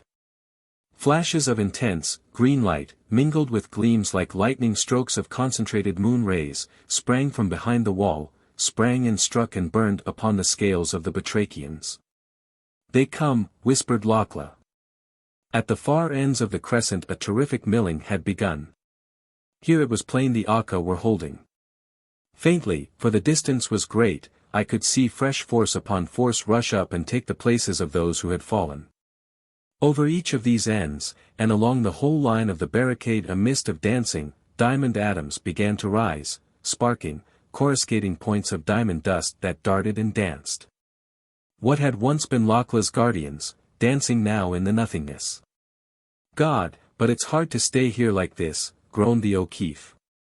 Olaf's teeth were bared, the lips drawn back in such a fighting grin as his ancestors berserk on their raven ships must have borne. Raider was livid with rage, the handmaiden's nostrils flaring wide, all her wrathful soul in her eyes.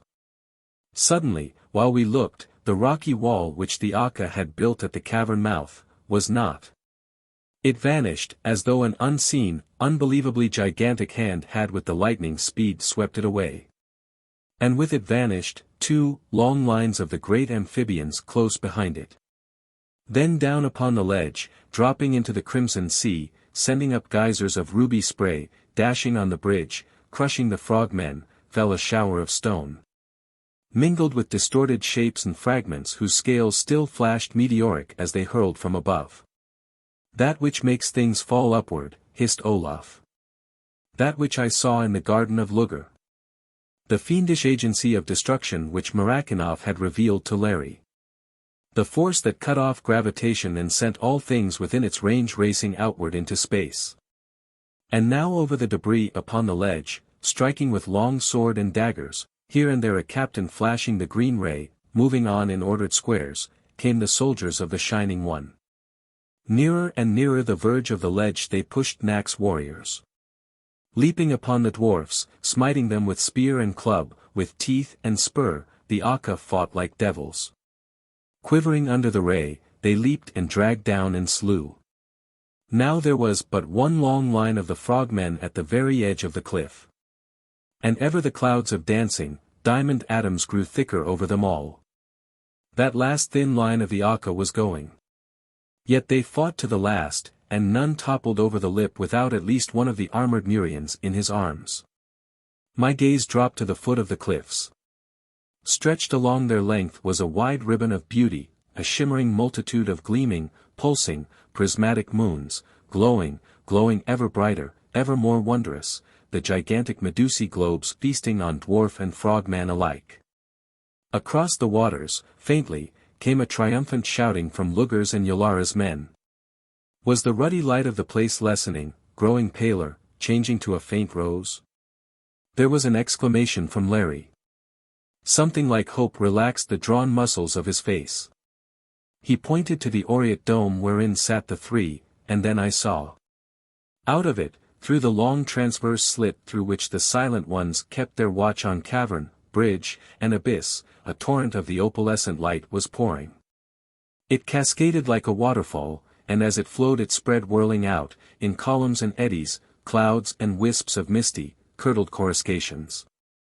It hung like a veil over all the islands, filtering everywhere, driving back the crimson light as though possessed of impenetrable substance, and still it cast not the faintest shadowing upon our vision. "Good God," breathed Larry. "Look!" The radiance was marching, down the colossal bridge. It moved swiftly, in some unthinkable way intelligently. It swathed the Akka, and closer, ever closer it swept toward the approach upon which Yolara's men had now gained foothold. From their ranks came flash after flash of the green ray, aimed at the abode. But as the light sped and struck the opalescence it was blotted out. The shimmering mist seemed to enfold, to dissipate it. Lakla drew a deep breath. "The Silent Ones forgive me for doubting them," she whispered, and again hope blossomed on her face even as it did on Larry's. The frogmen were gaining. Clothed in the armor of that mist, they pressed back from the bridgehead the invaders. There was another prodigious movement at the ends of the crescent, and racing up, pressing against the dwarfs, came other legions of Nax's warriors. And reinforcing those out on the prodigious arch, the frogmen stationed in the gardens below us poured back to the castle and out through the open portal. "They're licked," shouted Larry. "There." So quickly I could not follow the movement. His automatic leaped to his hand, spoke, once and again and again. Raider leaped to the head of the little path, sword in hand, Olaf, shouting and whirling his mace, followed. I strove to get my own gun quickly. For up that path were running 20 of Lugger's men, while from below Lugger's own voice roared. "Quick! Slay not the handmaiden or her lover. Carry them down. Quick! But slay the others." The handmaiden raced toward Larry, stopped, whistled shrilly, again and again. Larry's pistol was empty, but as the dwarfs rushed upon him I dropped 2 of them with mine. It jammed, I could not use it, I sprang to his side. Raider was down, struggling in a heap of Lugger's men. Olaf, a Viking of old, was whirling his great hammer, and striking through armor, flesh, and bone. Larry was down, Lakla flew to him. But the Norseman, now streaming blood from a dozen wounds, caught a glimpse of her coming, turned, thrust out a mighty hand, sent her reeling back, and then with his hammer cracked the skulls of those trying to drag the O'Keefe down the path. A cry from Lakla, the dwarfs had seized her, had lifted her despite her struggles, were carrying her away. One I dropped with the butt of my useless pistol, and then went down myself under the rush of another. Through the clamor I heard a booming of the Akka, closer, then through it the bellow of Lugger. I made a mighty effort, swung a hand up, and sunk my fingers in the throat of the soldier striving to kill me. Writhing over him, my fingers touched a poniard, I thrust it deep, staggered to my feet. The O'Keefe, shielding Lakla, was battling with a long sword against a half-dozen of the soldiers. I started toward him, was struck, and under the impact hurled to the ground. Dizzily I raised myself, and leaning upon my elbow, stared and moved no more. For the dwarfs lay dead, and Larry, holding Lakla tightly, was staring even as I, and ranged at the head of the path were the Akka, whose booming advance in obedience to the handmaiden's call I had heard. And at what we all stared was Olaf, crimson with his wounds, and Lugger, in blood-red armor, locked in each other's grip, struggling, smiting, tearing, kicking, and swaying about the little space before the embrasure. I crawled over toward the O'Keefe. He raised his pistol, dropped it. "Can't hit him without hitting Olaf," he whispered. Lakla signaled the frogmen. They advanced toward the 2, but Olaf saw them, broke the red dwarf's hold, sent Lugger reeling a dozen feet away. "No!" shouted the Norseman, the ice of his pale blue eyes glinting like frozen flames, blood streaming down his face and dripping from his hands. "No! Luger is mine. None but me slays him. Ho, you Luger, and cursed him and Yolara and the dweller hideously, I cannot set those curses down here. They spurred Luger. Mad now as the Norseman, the red dwarf sprang. Olaf struck a blow that would have killed an ordinary man, but Luger only grunted, swept in, and seized him about the waist. One mighty arm began to creep up toward Huldriksson's throat. Where, Olaf, cried O'Keefe, but Olaf did not answer. He waited until the red dwarf's hand was close to his shoulder, and then, with an incredibly rapid movement, once before had I seen something like it in a wrestling match between Papuans, he had twisted Luger around. Twisted him so that Olaf's right arm lay across the tremendous breast, the left behind the neck, and Olaf's left leg held the voice's armored thighs vice-like against his right knee, while over that knee lay the small of the red dwarf's back. For a second or two the Norseman looked down upon his enemy, motionless in that paralyzing grip. And then, slowly, he began to break him. Lakla gave a little cry, made a motion toward the two. But Larry drew her head down against his breast, hiding her eyes, then fastened his own upon the pair, white-faced, stern. Slowly, ever so slowly, proceeded Olaf. Twice Luger moaned. At the end he screamed, horribly. There was a cracking sound, as of a stout stick snapped. Huldrikssson stooped, silently. He picked up the limp body of the voice, not yet dead, for the eyes rolled, the lips strove to speak. Lifted it, walked to the parapet, swung it twice over his head, and cast it down to the red waters. Chapter 34.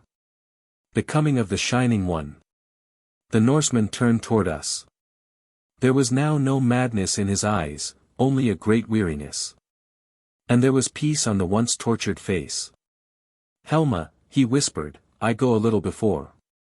Soon you will come to me and the Indling who will await you, Helma, mein Liebe. Blood gushed from his mouth, he swayed, fell. And thus died Olaf Huldrikssson. We looked down upon him, nor did Lakla, nor Larry, nor I try to hide our tears. And as we stood the Aka brought to us that other mighty fighter, Raider, but in him there was life, and we attended to him there as best we could. Then Lakla spoke. We will bear him into the castle where we may give him greater care, she said. For, lo! The hosts of Yolara have been beaten back, and on the bridge comes Nak with tidings. We looked over the parapet. It was even as she had said. Neither on ledge nor bridge was there trace of living men of Muria, only heaps of slain that lay everywhere, and thick against the cavern mouth still danced the flashing atoms of those the green ray had destroyed. Over! Exclaimed Larry incredulously. We live then, heart of mine. The silent ones recall their veils, she said, pointing to the dome. Back through the slitted opening the radiance was streaming, withdrawing from sea and island. Marching back over the bridge with that same ordered, intelligent motion. Behind it the red light pressed, like skirmishers on the heels of a retreating army. And yet, faltered the handmaiden as we passed into her chamber, and doubtful were the eyes she turned upon the O'Keefe. I don't believe, he said, there's a kick left in them. What was that sound beating into the chamber faintly, so faintly? My heart gave a great throb and seemed to stop for an eternity. What was it, coming nearer, ever nearer? Now Lakla and O'Keefe heard it, life ebbing from lips and cheeks. Nearer, nearer, a music as of myriads of tiny crystal bells, tinkling, tinkling, a storm of pizzicati upon violins of glass.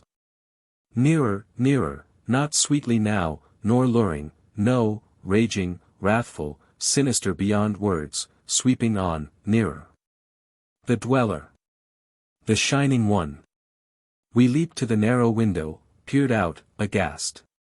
The bell notes swept through and about us, a hurricane. The crescent strand was once more a ferment. Back were the Aka being swept, as though by brooms, tottering on the edge of the ledge, falling into the waters. Swiftly they were finished.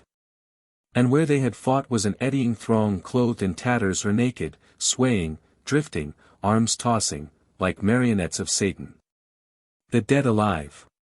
The slaves of the dweller.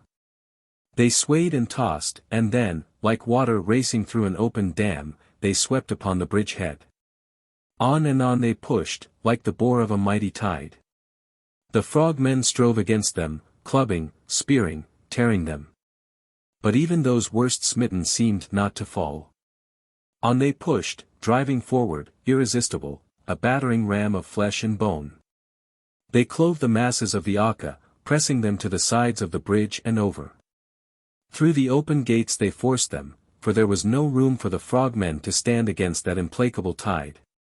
Then those of the Aka who were left turned their backs and ran. We heard the clang of the golden wings of the portal, and none too soon to keep out the first of the dwellers' dreadful hordes. Now upon the cavern ledge and over the whole length of the bridge there were none but the dead alive, men and women, black-polled Ladala, slow-eyed Malays, slant-eyed Chinese, men of every race that sailed the seas, milling, turning, swaying. Like leaves caught in a sluggish current. The bell notes became sharper, more insistent. At the cavern mouth a radiance began to grow, a gleaming from which the atoms of diamond dust seemed to try to flee. As the radiance grew and the crystal notes rang nearer, every head of that hideous multitude turned stiffly, slowly toward the right, looking toward the far bridge end, their eyes fixed and glaring.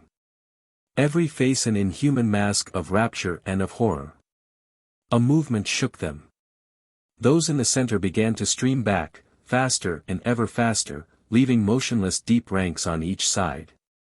Back they flowed until from golden doors to cavern mouth a wide lane stretched, walled on each side by the dead alive. The far radiance became brighter, it gathered itself at the end of the dreadful lane. It was shot with sparklings and with pulsings of polychromatic light. The crystal storm was intolerable, piercing the ears with countless tiny lances, brighter still the radiance. From the cavern swirled the Shining One. The dweller paused, seemed to scan the island of the Silent Ones half doubtfully, then slowly, stately, it drifted out upon the bridge. Closer it drew. Behind it glided Yolara at the head of a company of her dwarfs, and at her side was the hag of the council whose face was the withered, shattered echo of her own. Slower grew the dweller's pace as it drew nearer. Did I sense in it a doubt, an uncertainty? The crystal-tongued, unseen choristers that accompanied it subtly seemed to reflect the doubt, their notes were not sure, no longer insistent, rather was there in them an undertone of hesitancy, of warning.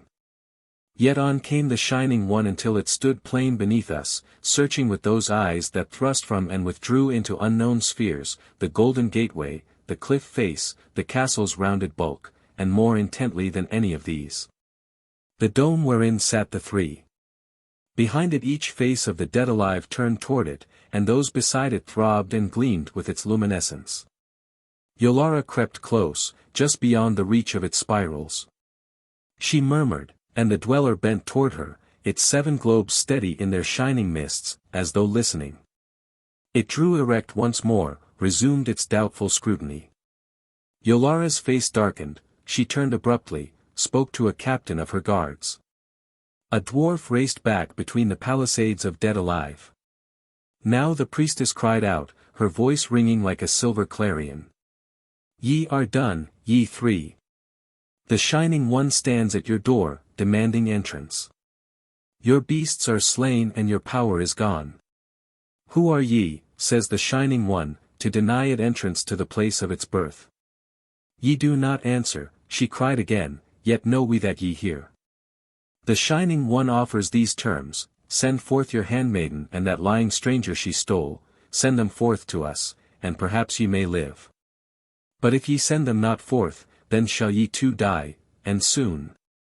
We waited, silent, even as did Yolara, and again there was no answer from the three. The priestess laughed, the blue eyes flashed. It is ended, she cried. If you will not open, needs must we open for you. Over the bridge was marching a long double file of the dwarfs.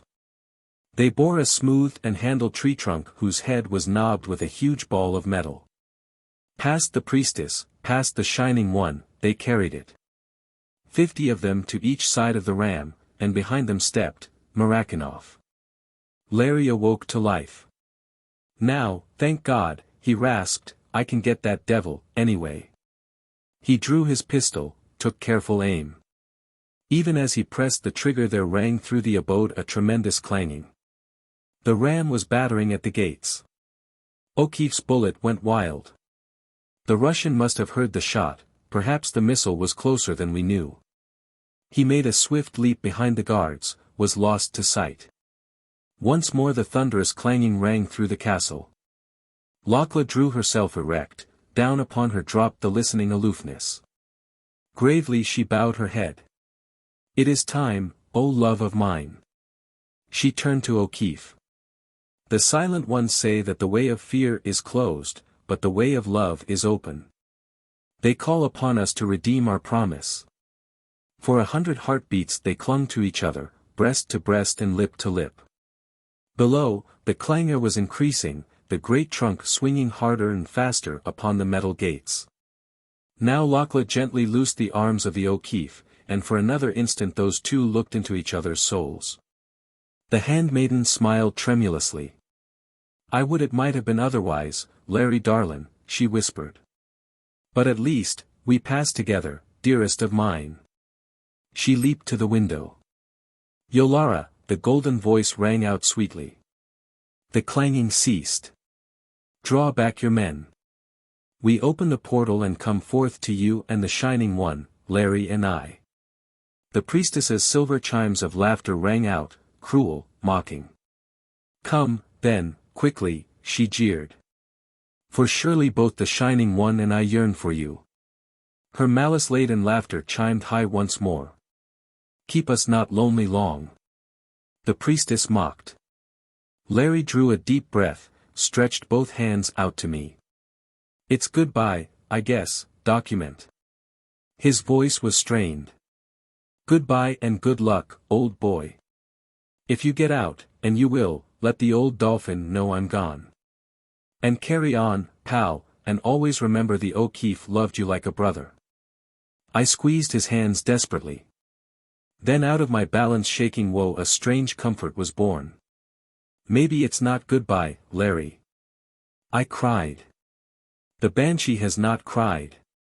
A flash of hope passed over his face, the old reckless grin shone forth. It's so, he said. By the Lord, it's so. Then Lakla bent toward me, and for the second time, kissed me. Come, she said to Larry. Hand in hand they moved away, into the corridor that led to the door outside of which waited the Shining One and its priestess. And unseen by them, wrapped as they were within their love and sacrifice, I crept softly behind. For I had determined that if enter the dweller's embrace they should not go alone. They paused before the golden portals, the handmaiden pressed its opening lever, the massive leaves rolled back. Heads high, proudly, serenely, they passed through and out upon the hither span. I followed. On each side of us stood the dweller's slaves, faces turned rigidly toward their master. 100 feet away the Shining One pulsed and spiraled in its evilly glorious lambency of sparkling plumes.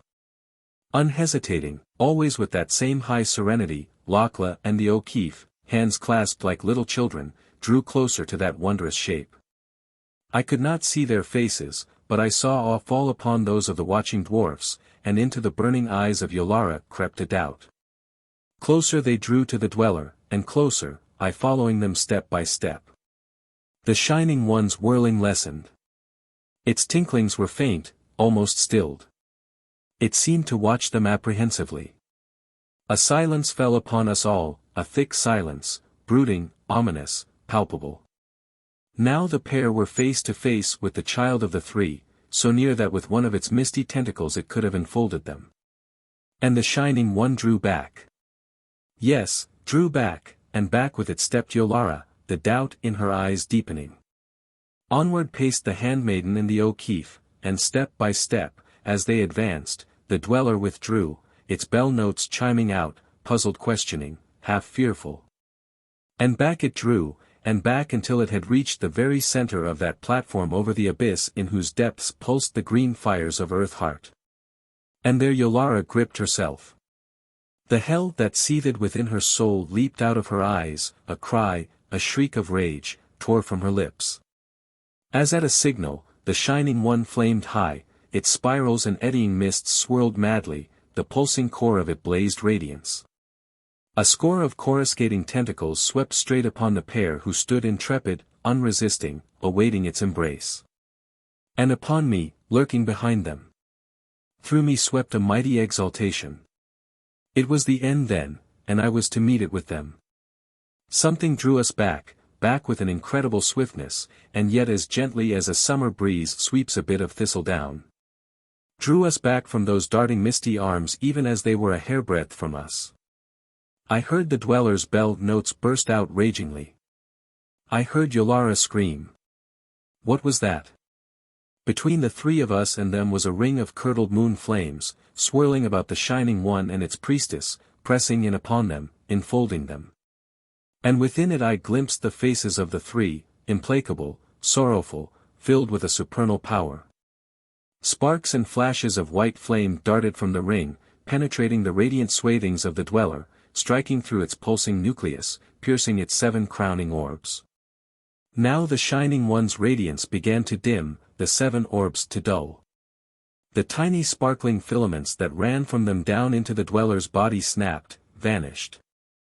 Through the battling nebulosities Yolara's face swam forth, horror-filled, distorted, inhuman. The ranks of the dead alive quivered, moved, writhed, as though each felt the torment of the thing that had enslaved them. The radiance that the three wielded grew more intense, thicker, seemed to expand. Within it, suddenly, were scores of flaming triangles, scores of eyes like those of the Silent Ones. And the Shining One's 7 little moons of amber, of silver, of blue and amethyst and green, of rose and white, split, shattered, were gone. Abruptly the tortured crystal chiming ceased. Dulled, all its soul-shaking beauty dead, blotched and shadowed squalidly, its gleaming plumes tarnished, its dancing spirals stripped from it, that which had been the Shining One wrapped itself about Yolara, wrapped and drew her into itself. Writhed, swayed, and hurled itself over the edge of the bridge, down into the green fires of the unfathomable abyss, with its priestess still enfolded in its coils. From the dwarfs who had watched that terror came screams of panic fear. They turned and ran, racing frantically over the bridge toward the cavern mouth. The serried ranks of the dead alive trembled, shook. Then from their faces tied the horror of wedded ecstasy and anguish. Peace, utter peace, followed in its wake. And as fields of wheat are bent and fall beneath the wind, they fell. No longer dead alive, now all of the blessed dead, freed from their dreadful slavery. Abruptly from the sparkling mists the cloud of eyes was gone. Faintly revealed in them were only the heads of the Silent Ones. And they drew before us, were before us. No flames now in their ebon eyes, for the flickering fires were quenched in great tears, streaming down the marble white faces. They bent toward us, over us, their radiance enfolded us. My eyes darkened. I could not see. I felt a tender hand upon my head, and panic and frozen dread and nightmare web that held me fled. Then they, too, were gone. Upon Larry's breast the handmaiden was sobbing out her heart, but this time with the joy of one who is swept up from the very threshold of hell into paradise. Chapter 35. Larry, farewell. My heart, Larry, it was the handmaiden's murmur. My heart feels like a bird that is flying from a nest of sorrow. We were pacing down the length of the bridge, guards of the Akka beside us, others following with those companies of Ladala that had rushed to aid us. In front of us the bandaged raider swung gently within a litter. Beside him, in another, lay Nak, the Frog King, much less of him than there had been before the battle began, but living. Hours had passed since the terror I have just related. My first task had been to search for Throckmorton and his wife among the fallen multitudes strewn thick as autumn leaves along the flying arch of stone, over the cavern ledge, and back as far as the eye could reach. At last, Lakla and Larry helping, we found them. They lay close to the bridge end, not parted, locked tight in each other's arms, pallid face to face, her hair streaming over his breast. As though when that unearthly life the dweller had set within them passed away, their own had come back for one fleeting instant, and they had known each other, and clasped before kindly death had taken them. Love is stronger than all things. The handmaiden was weeping softly. Love never left them. Love was stronger than the Shining One. And when its evil fled, love went with them, wherever souls go. Of Stanton and Thora there was no trace. Nor, after our discovery of those other two, did I care to look more. They were dead, and they were free. We buried Throckmorton and Edith beside Olaf in Lakla's bower. But before the body of my old friend was placed within the grave I gave it a careful and sorrowful examination. The skin was firm and smooth, but cold, not the cold of death, but with a chill that set my touching fingers tingling unpleasantly. The body was bloodless, the course of veins and arteries marked by faintly indented white furrows, as though their walls had long collapsed. Lips, mouth, even the tongue, was paper white. There was no sign of dissolution as we know it. No shadow or stain upon the marble surface. Whatever the force that, streaming from the dweller or impregnating its lair, had energized the dead alive, it was barrier against putrescence of any kind, that at least was certain. But it was not barrier against the poison of the Medusae, for, our sad task done, and looking down upon the waters, I saw the pale forms of the dwellers' hordes dissolving. Vanishing into the shifting glories of the gigantic moons sailing down upon them from every quarter of the sea of crimson. While the frog-men, those late levies from the farthest forests, were clearing bridge and ledge of cavern of the litter of the dead, we listened to a leader of the Ladala. They had risen, even as the messenger had promised Raider.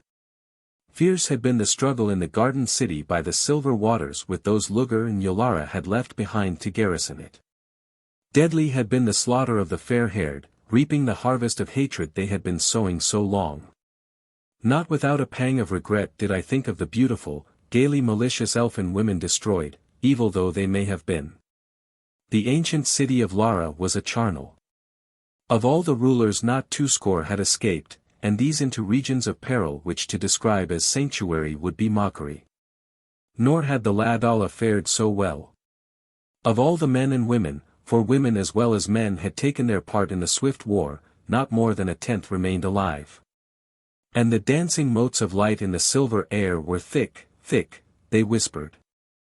They told us of the Shining One rushing through the veil, comet-like, its host streaming behind it, raging with it, in ranks that seemed interminable. Of the massacre of the priests and priestesses in the Cyclopean temple. Of the flashing forth of the summoning lights by unseen hands, followed by the tearing of the rainbow curtain, by colossal shatterings of the radiant cliffs. The vanishing behind their debris of all trace of entrance to the haunted place wherein the hordes of the Shining One had slaved, the sealing of the Lair. Then, when the tempest of hate had ended in seething Lora, how, thrilled with victory, armed with the weapons of those they had slain, they had lifted the shadow, passed through the portal. Met and slaughtered the fleeing remnants of Yolara's men, only to find the tempest stilled here, too. But of Marakinov they had seen nothing. Had the Russian escaped, I wondered, or was he lying out there among the dead? But now the Ladala were calling upon Lakla to come with them, to govern them. I don't want to, Larry darlin', she told him. I want to go out with you to Ireland. But for a time, I think the three would have us remain and set that place in order. The O'Keefe was bothered about something else than the government of Muria. If they've killed off all the priests, who's to marry us, heart of mine, he worried. None of those Sia and Sienna rights, no matter what, he added hastily. Marry, cried the handmaiden incredulously. Marry us? Why, Larry dear, we are married. The O'Keefe's astonishment was complete, his jaw dropped, collapse seemed imminent. We are, he gasped. When? He stammered fatuously. Why, when the mother drew us together before her. When she put her hands on our heads after we had made the promise. Didn't you understand that? Asked the handmaiden wonderingly. He looked at her, into the purity of the clear golden eyes, into the purity of the soul that gazed out of them. All his own great love transfiguring his keen face. "And, is that enough for you, Mavourneen?" he whispered humbly. "Enough?" The handmaiden's puzzlement was complete, profound. "Enough? Larry darlin', what more could we ask?" He drew a deep breath, clasped her close. "Kiss the bride, Doc," cried the O'Keefe. "And for the third and, soul's sorrow." The last time, Lakla dimpling and blushing, I thrilled to the touch of her soft, sweet lips. Quickly were our preparations for departure made. Raider, conscious, his immense vitality conquering fast his wounds, was to be borne ahead of us. And when all was done, Lakla, Larry, and I made our way up to the scarlet stone that was the doorway to the chamber of the three. We knew, of course, that they had gone, following, no doubt, those whose eyes I had seen in the curdled mists, and who, coming to the aid of the three at last from whatever mysterious place that was their home, had thrown their strength with them against the Shining One. Nor were we wrong. When the great slab rolled away, no torrents of opalescence came rushing out upon us. The vast dome was dim, tenantless, its curved walls that had cascaded light shone now but faintly, the dais was empty. Its wall of moon-flame radiance gone. A little time we stood, heads bent, reverent, our hearts filled with gratitude and love, yes, and with pity for that strange trinity so alien to us and yet so near. Children even as we, though so unlike us, of our same Mother Earth. And what I wondered had been the secret of that promise they had wrung from their handmaiden and from Larry. And whence, if what the three had said had been all true, whence had come their power to avert the sacrifice at the very verge of its consummation? "Love is stronger than all things," had said Lakla. Was it that they had needed, must have, the force which dwells within love, within willing sacrifice, to strengthen their own power and to enable them to destroy the evil, glorious things so long shielded by their own love? Did the thought of sacrifice, the will toward abnegation, have to be as strong as the Eternal's, unshaken by faintest thrill of hope, before the three could make of it their key to unlock the Dweller's guard and strike through at its life? Here was a mystery indeed. Lakla softly closed the crimson stone. The mystery of the Red Dwarf's appearance was explained when we discovered a half-dozen of the water coria moored in a small cove not far from where the secta flashed their heads of living bloom. The dwarfs had borne the shallops with them, and from somewhere beyond the cavern ledge had launched them unperceived, stealing up to the farther side of the island and risking all in one bold stroke. Well, Luger, no matter what he held of wickedness, held also high courage. The cavern was paved with the dead alive, the Aka carrying them out by the hundreds, casting them into the waters. Through the lane down which the Dweller had passed we went as quickly as we could, coming at last to the space where the coria waited. And not long after we swung past where the shadow had hung and hovered over the shining depths of the midnight pool. Upon Lakla's insistence we passed on to the palace of Luger, not to Yolara's, I do not know why, but go there then she would not. And within one of its columned rooms, maidens of the black-haired folks, the wistfulness, the fear, all gone from their sparkling eyes, served us. There came to me a huge desire to see the destruction they had told us of the Dweller's lair. To observe for myself whether it was not possible to make a way of entrance and to study its mysteries. I spoke of this, and to my surprise both the handmaiden and the O'Keefe showed an almost embarrassed haste to acquiesce in my hesitant suggestion. "Sure," cried Larry, "there's lots of time before night." He caught himself sheepishly. Cast a glance at Lakla. "I keep forgettin', there's no night here," he mumbled. "What did you say, Larry?" asked she. "I said I wish we were sitting in our home in Ireland, watching the sun go down," he whispered to her. Vaguely I wondered why she blushed. But now I must hasten. We went to the temple, and here at least the ghastly litter of the dead had been cleaned away. We passed through the blue cavern space, crossed the narrow arch that spanned the rushing sea stream, and, ascending, stood again upon the ivoried pave at the foot of the frowning, towering Amphitheatre of Jet. Across the silver waters there was sign of neither web of rainbows nor colossal pillars or the templed lips that I had seen curving out beneath the veil when the Shining One had swirled out to greet its priestess and its voice and to dance with the sacrifices. There was but a broken and rent mass of the radiant cliffs against whose base the lake lapped. Long I looked, and turned away saddened. Knowing even as I did what the irised curtain had hidden, still it was as though some thing of supernal beauty and wonder had been swept away, never to be replaced, a glamour gone forever, a work of the high gods destroyed. "Let's go back," said Larry abruptly. I dropped a little behind them to examine a bit of carving, and, after all, they did not want me. I watched them pacing slowly ahead, his arm around her, black hair close to bronze-gold ringlets. Then I followed. Half were they over the bridge when through the roar of the imprisoned stream I heard my name called softly. "Goodwin. Dr. Goodwin." Amazed, I turned. From behind the pedestal of a carved group slunk, Murakanoff. My premonition had been right. Some way he had escaped, slipped through to here. He held his hands high, came forward cautiously. "I am finished," he whispered, "done.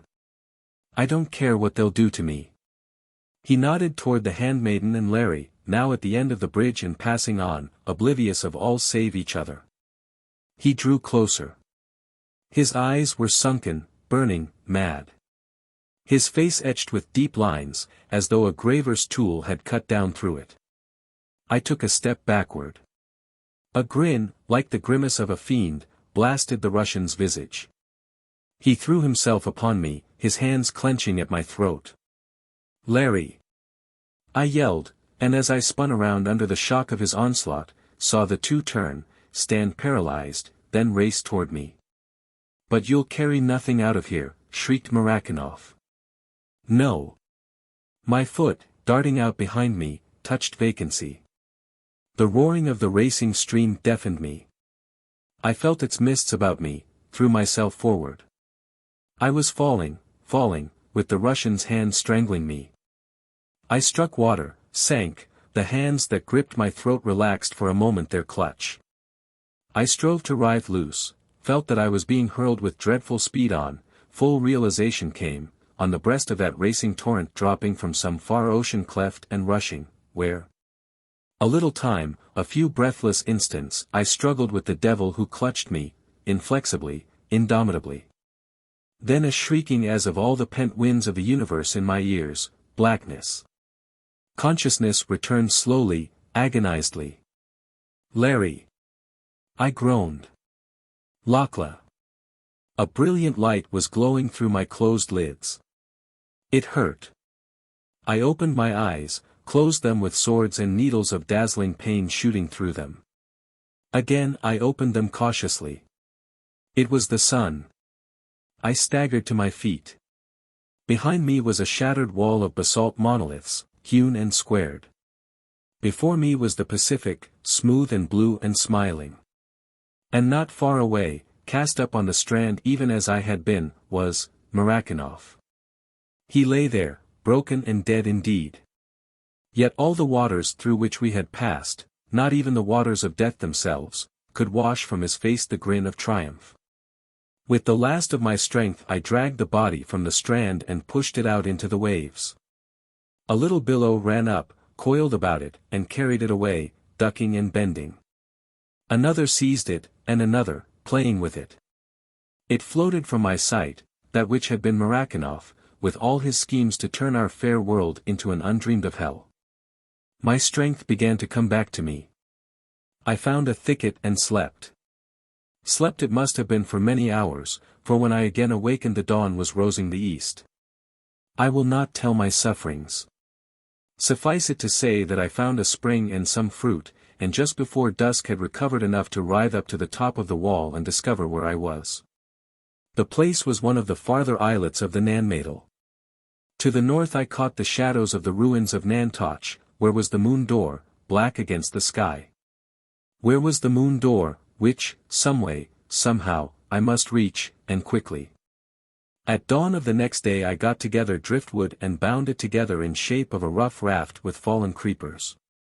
Then, with a makeshift paddle, I set forth for Nantoch. Slowly, painfully, I crept up to it. It was late afternoon before I grounded my shaky craft on the little beach between the ruined sea gates and, creeping up the giant steps, made my way to the inner enclosure. And at its opening I stopped, and the tears ran streaming down my cheeks while I wept aloud with sorrow and with disappointment and with weariness. For the great wall in which had been set the pale slab whose threshold we had crossed to the land of the Shining One lay shattered and broken. The monoliths were heaped about. The wall had fallen, and about them shone a film of water, half covering them. There was no moon door. Dazed and weeping, I drew closer, climbed upon their outlying fragments. I looked out only upon the sea. There had been a great subsidence, an earth shock, perhaps, tilting downward all that side, the echo, little doubt, of that cataclysm which had blasted the dweller's lair. The little squared islet called Tau, in which were hidden the 7 globes, had entirely disappeared. Upon the waters there was no trace of it. The moon door was gone, the passage to the moon pool was closed to me, its chamber covered by the sea. There was no road to Lair, nor to Lakla. And there, for me, the world ended.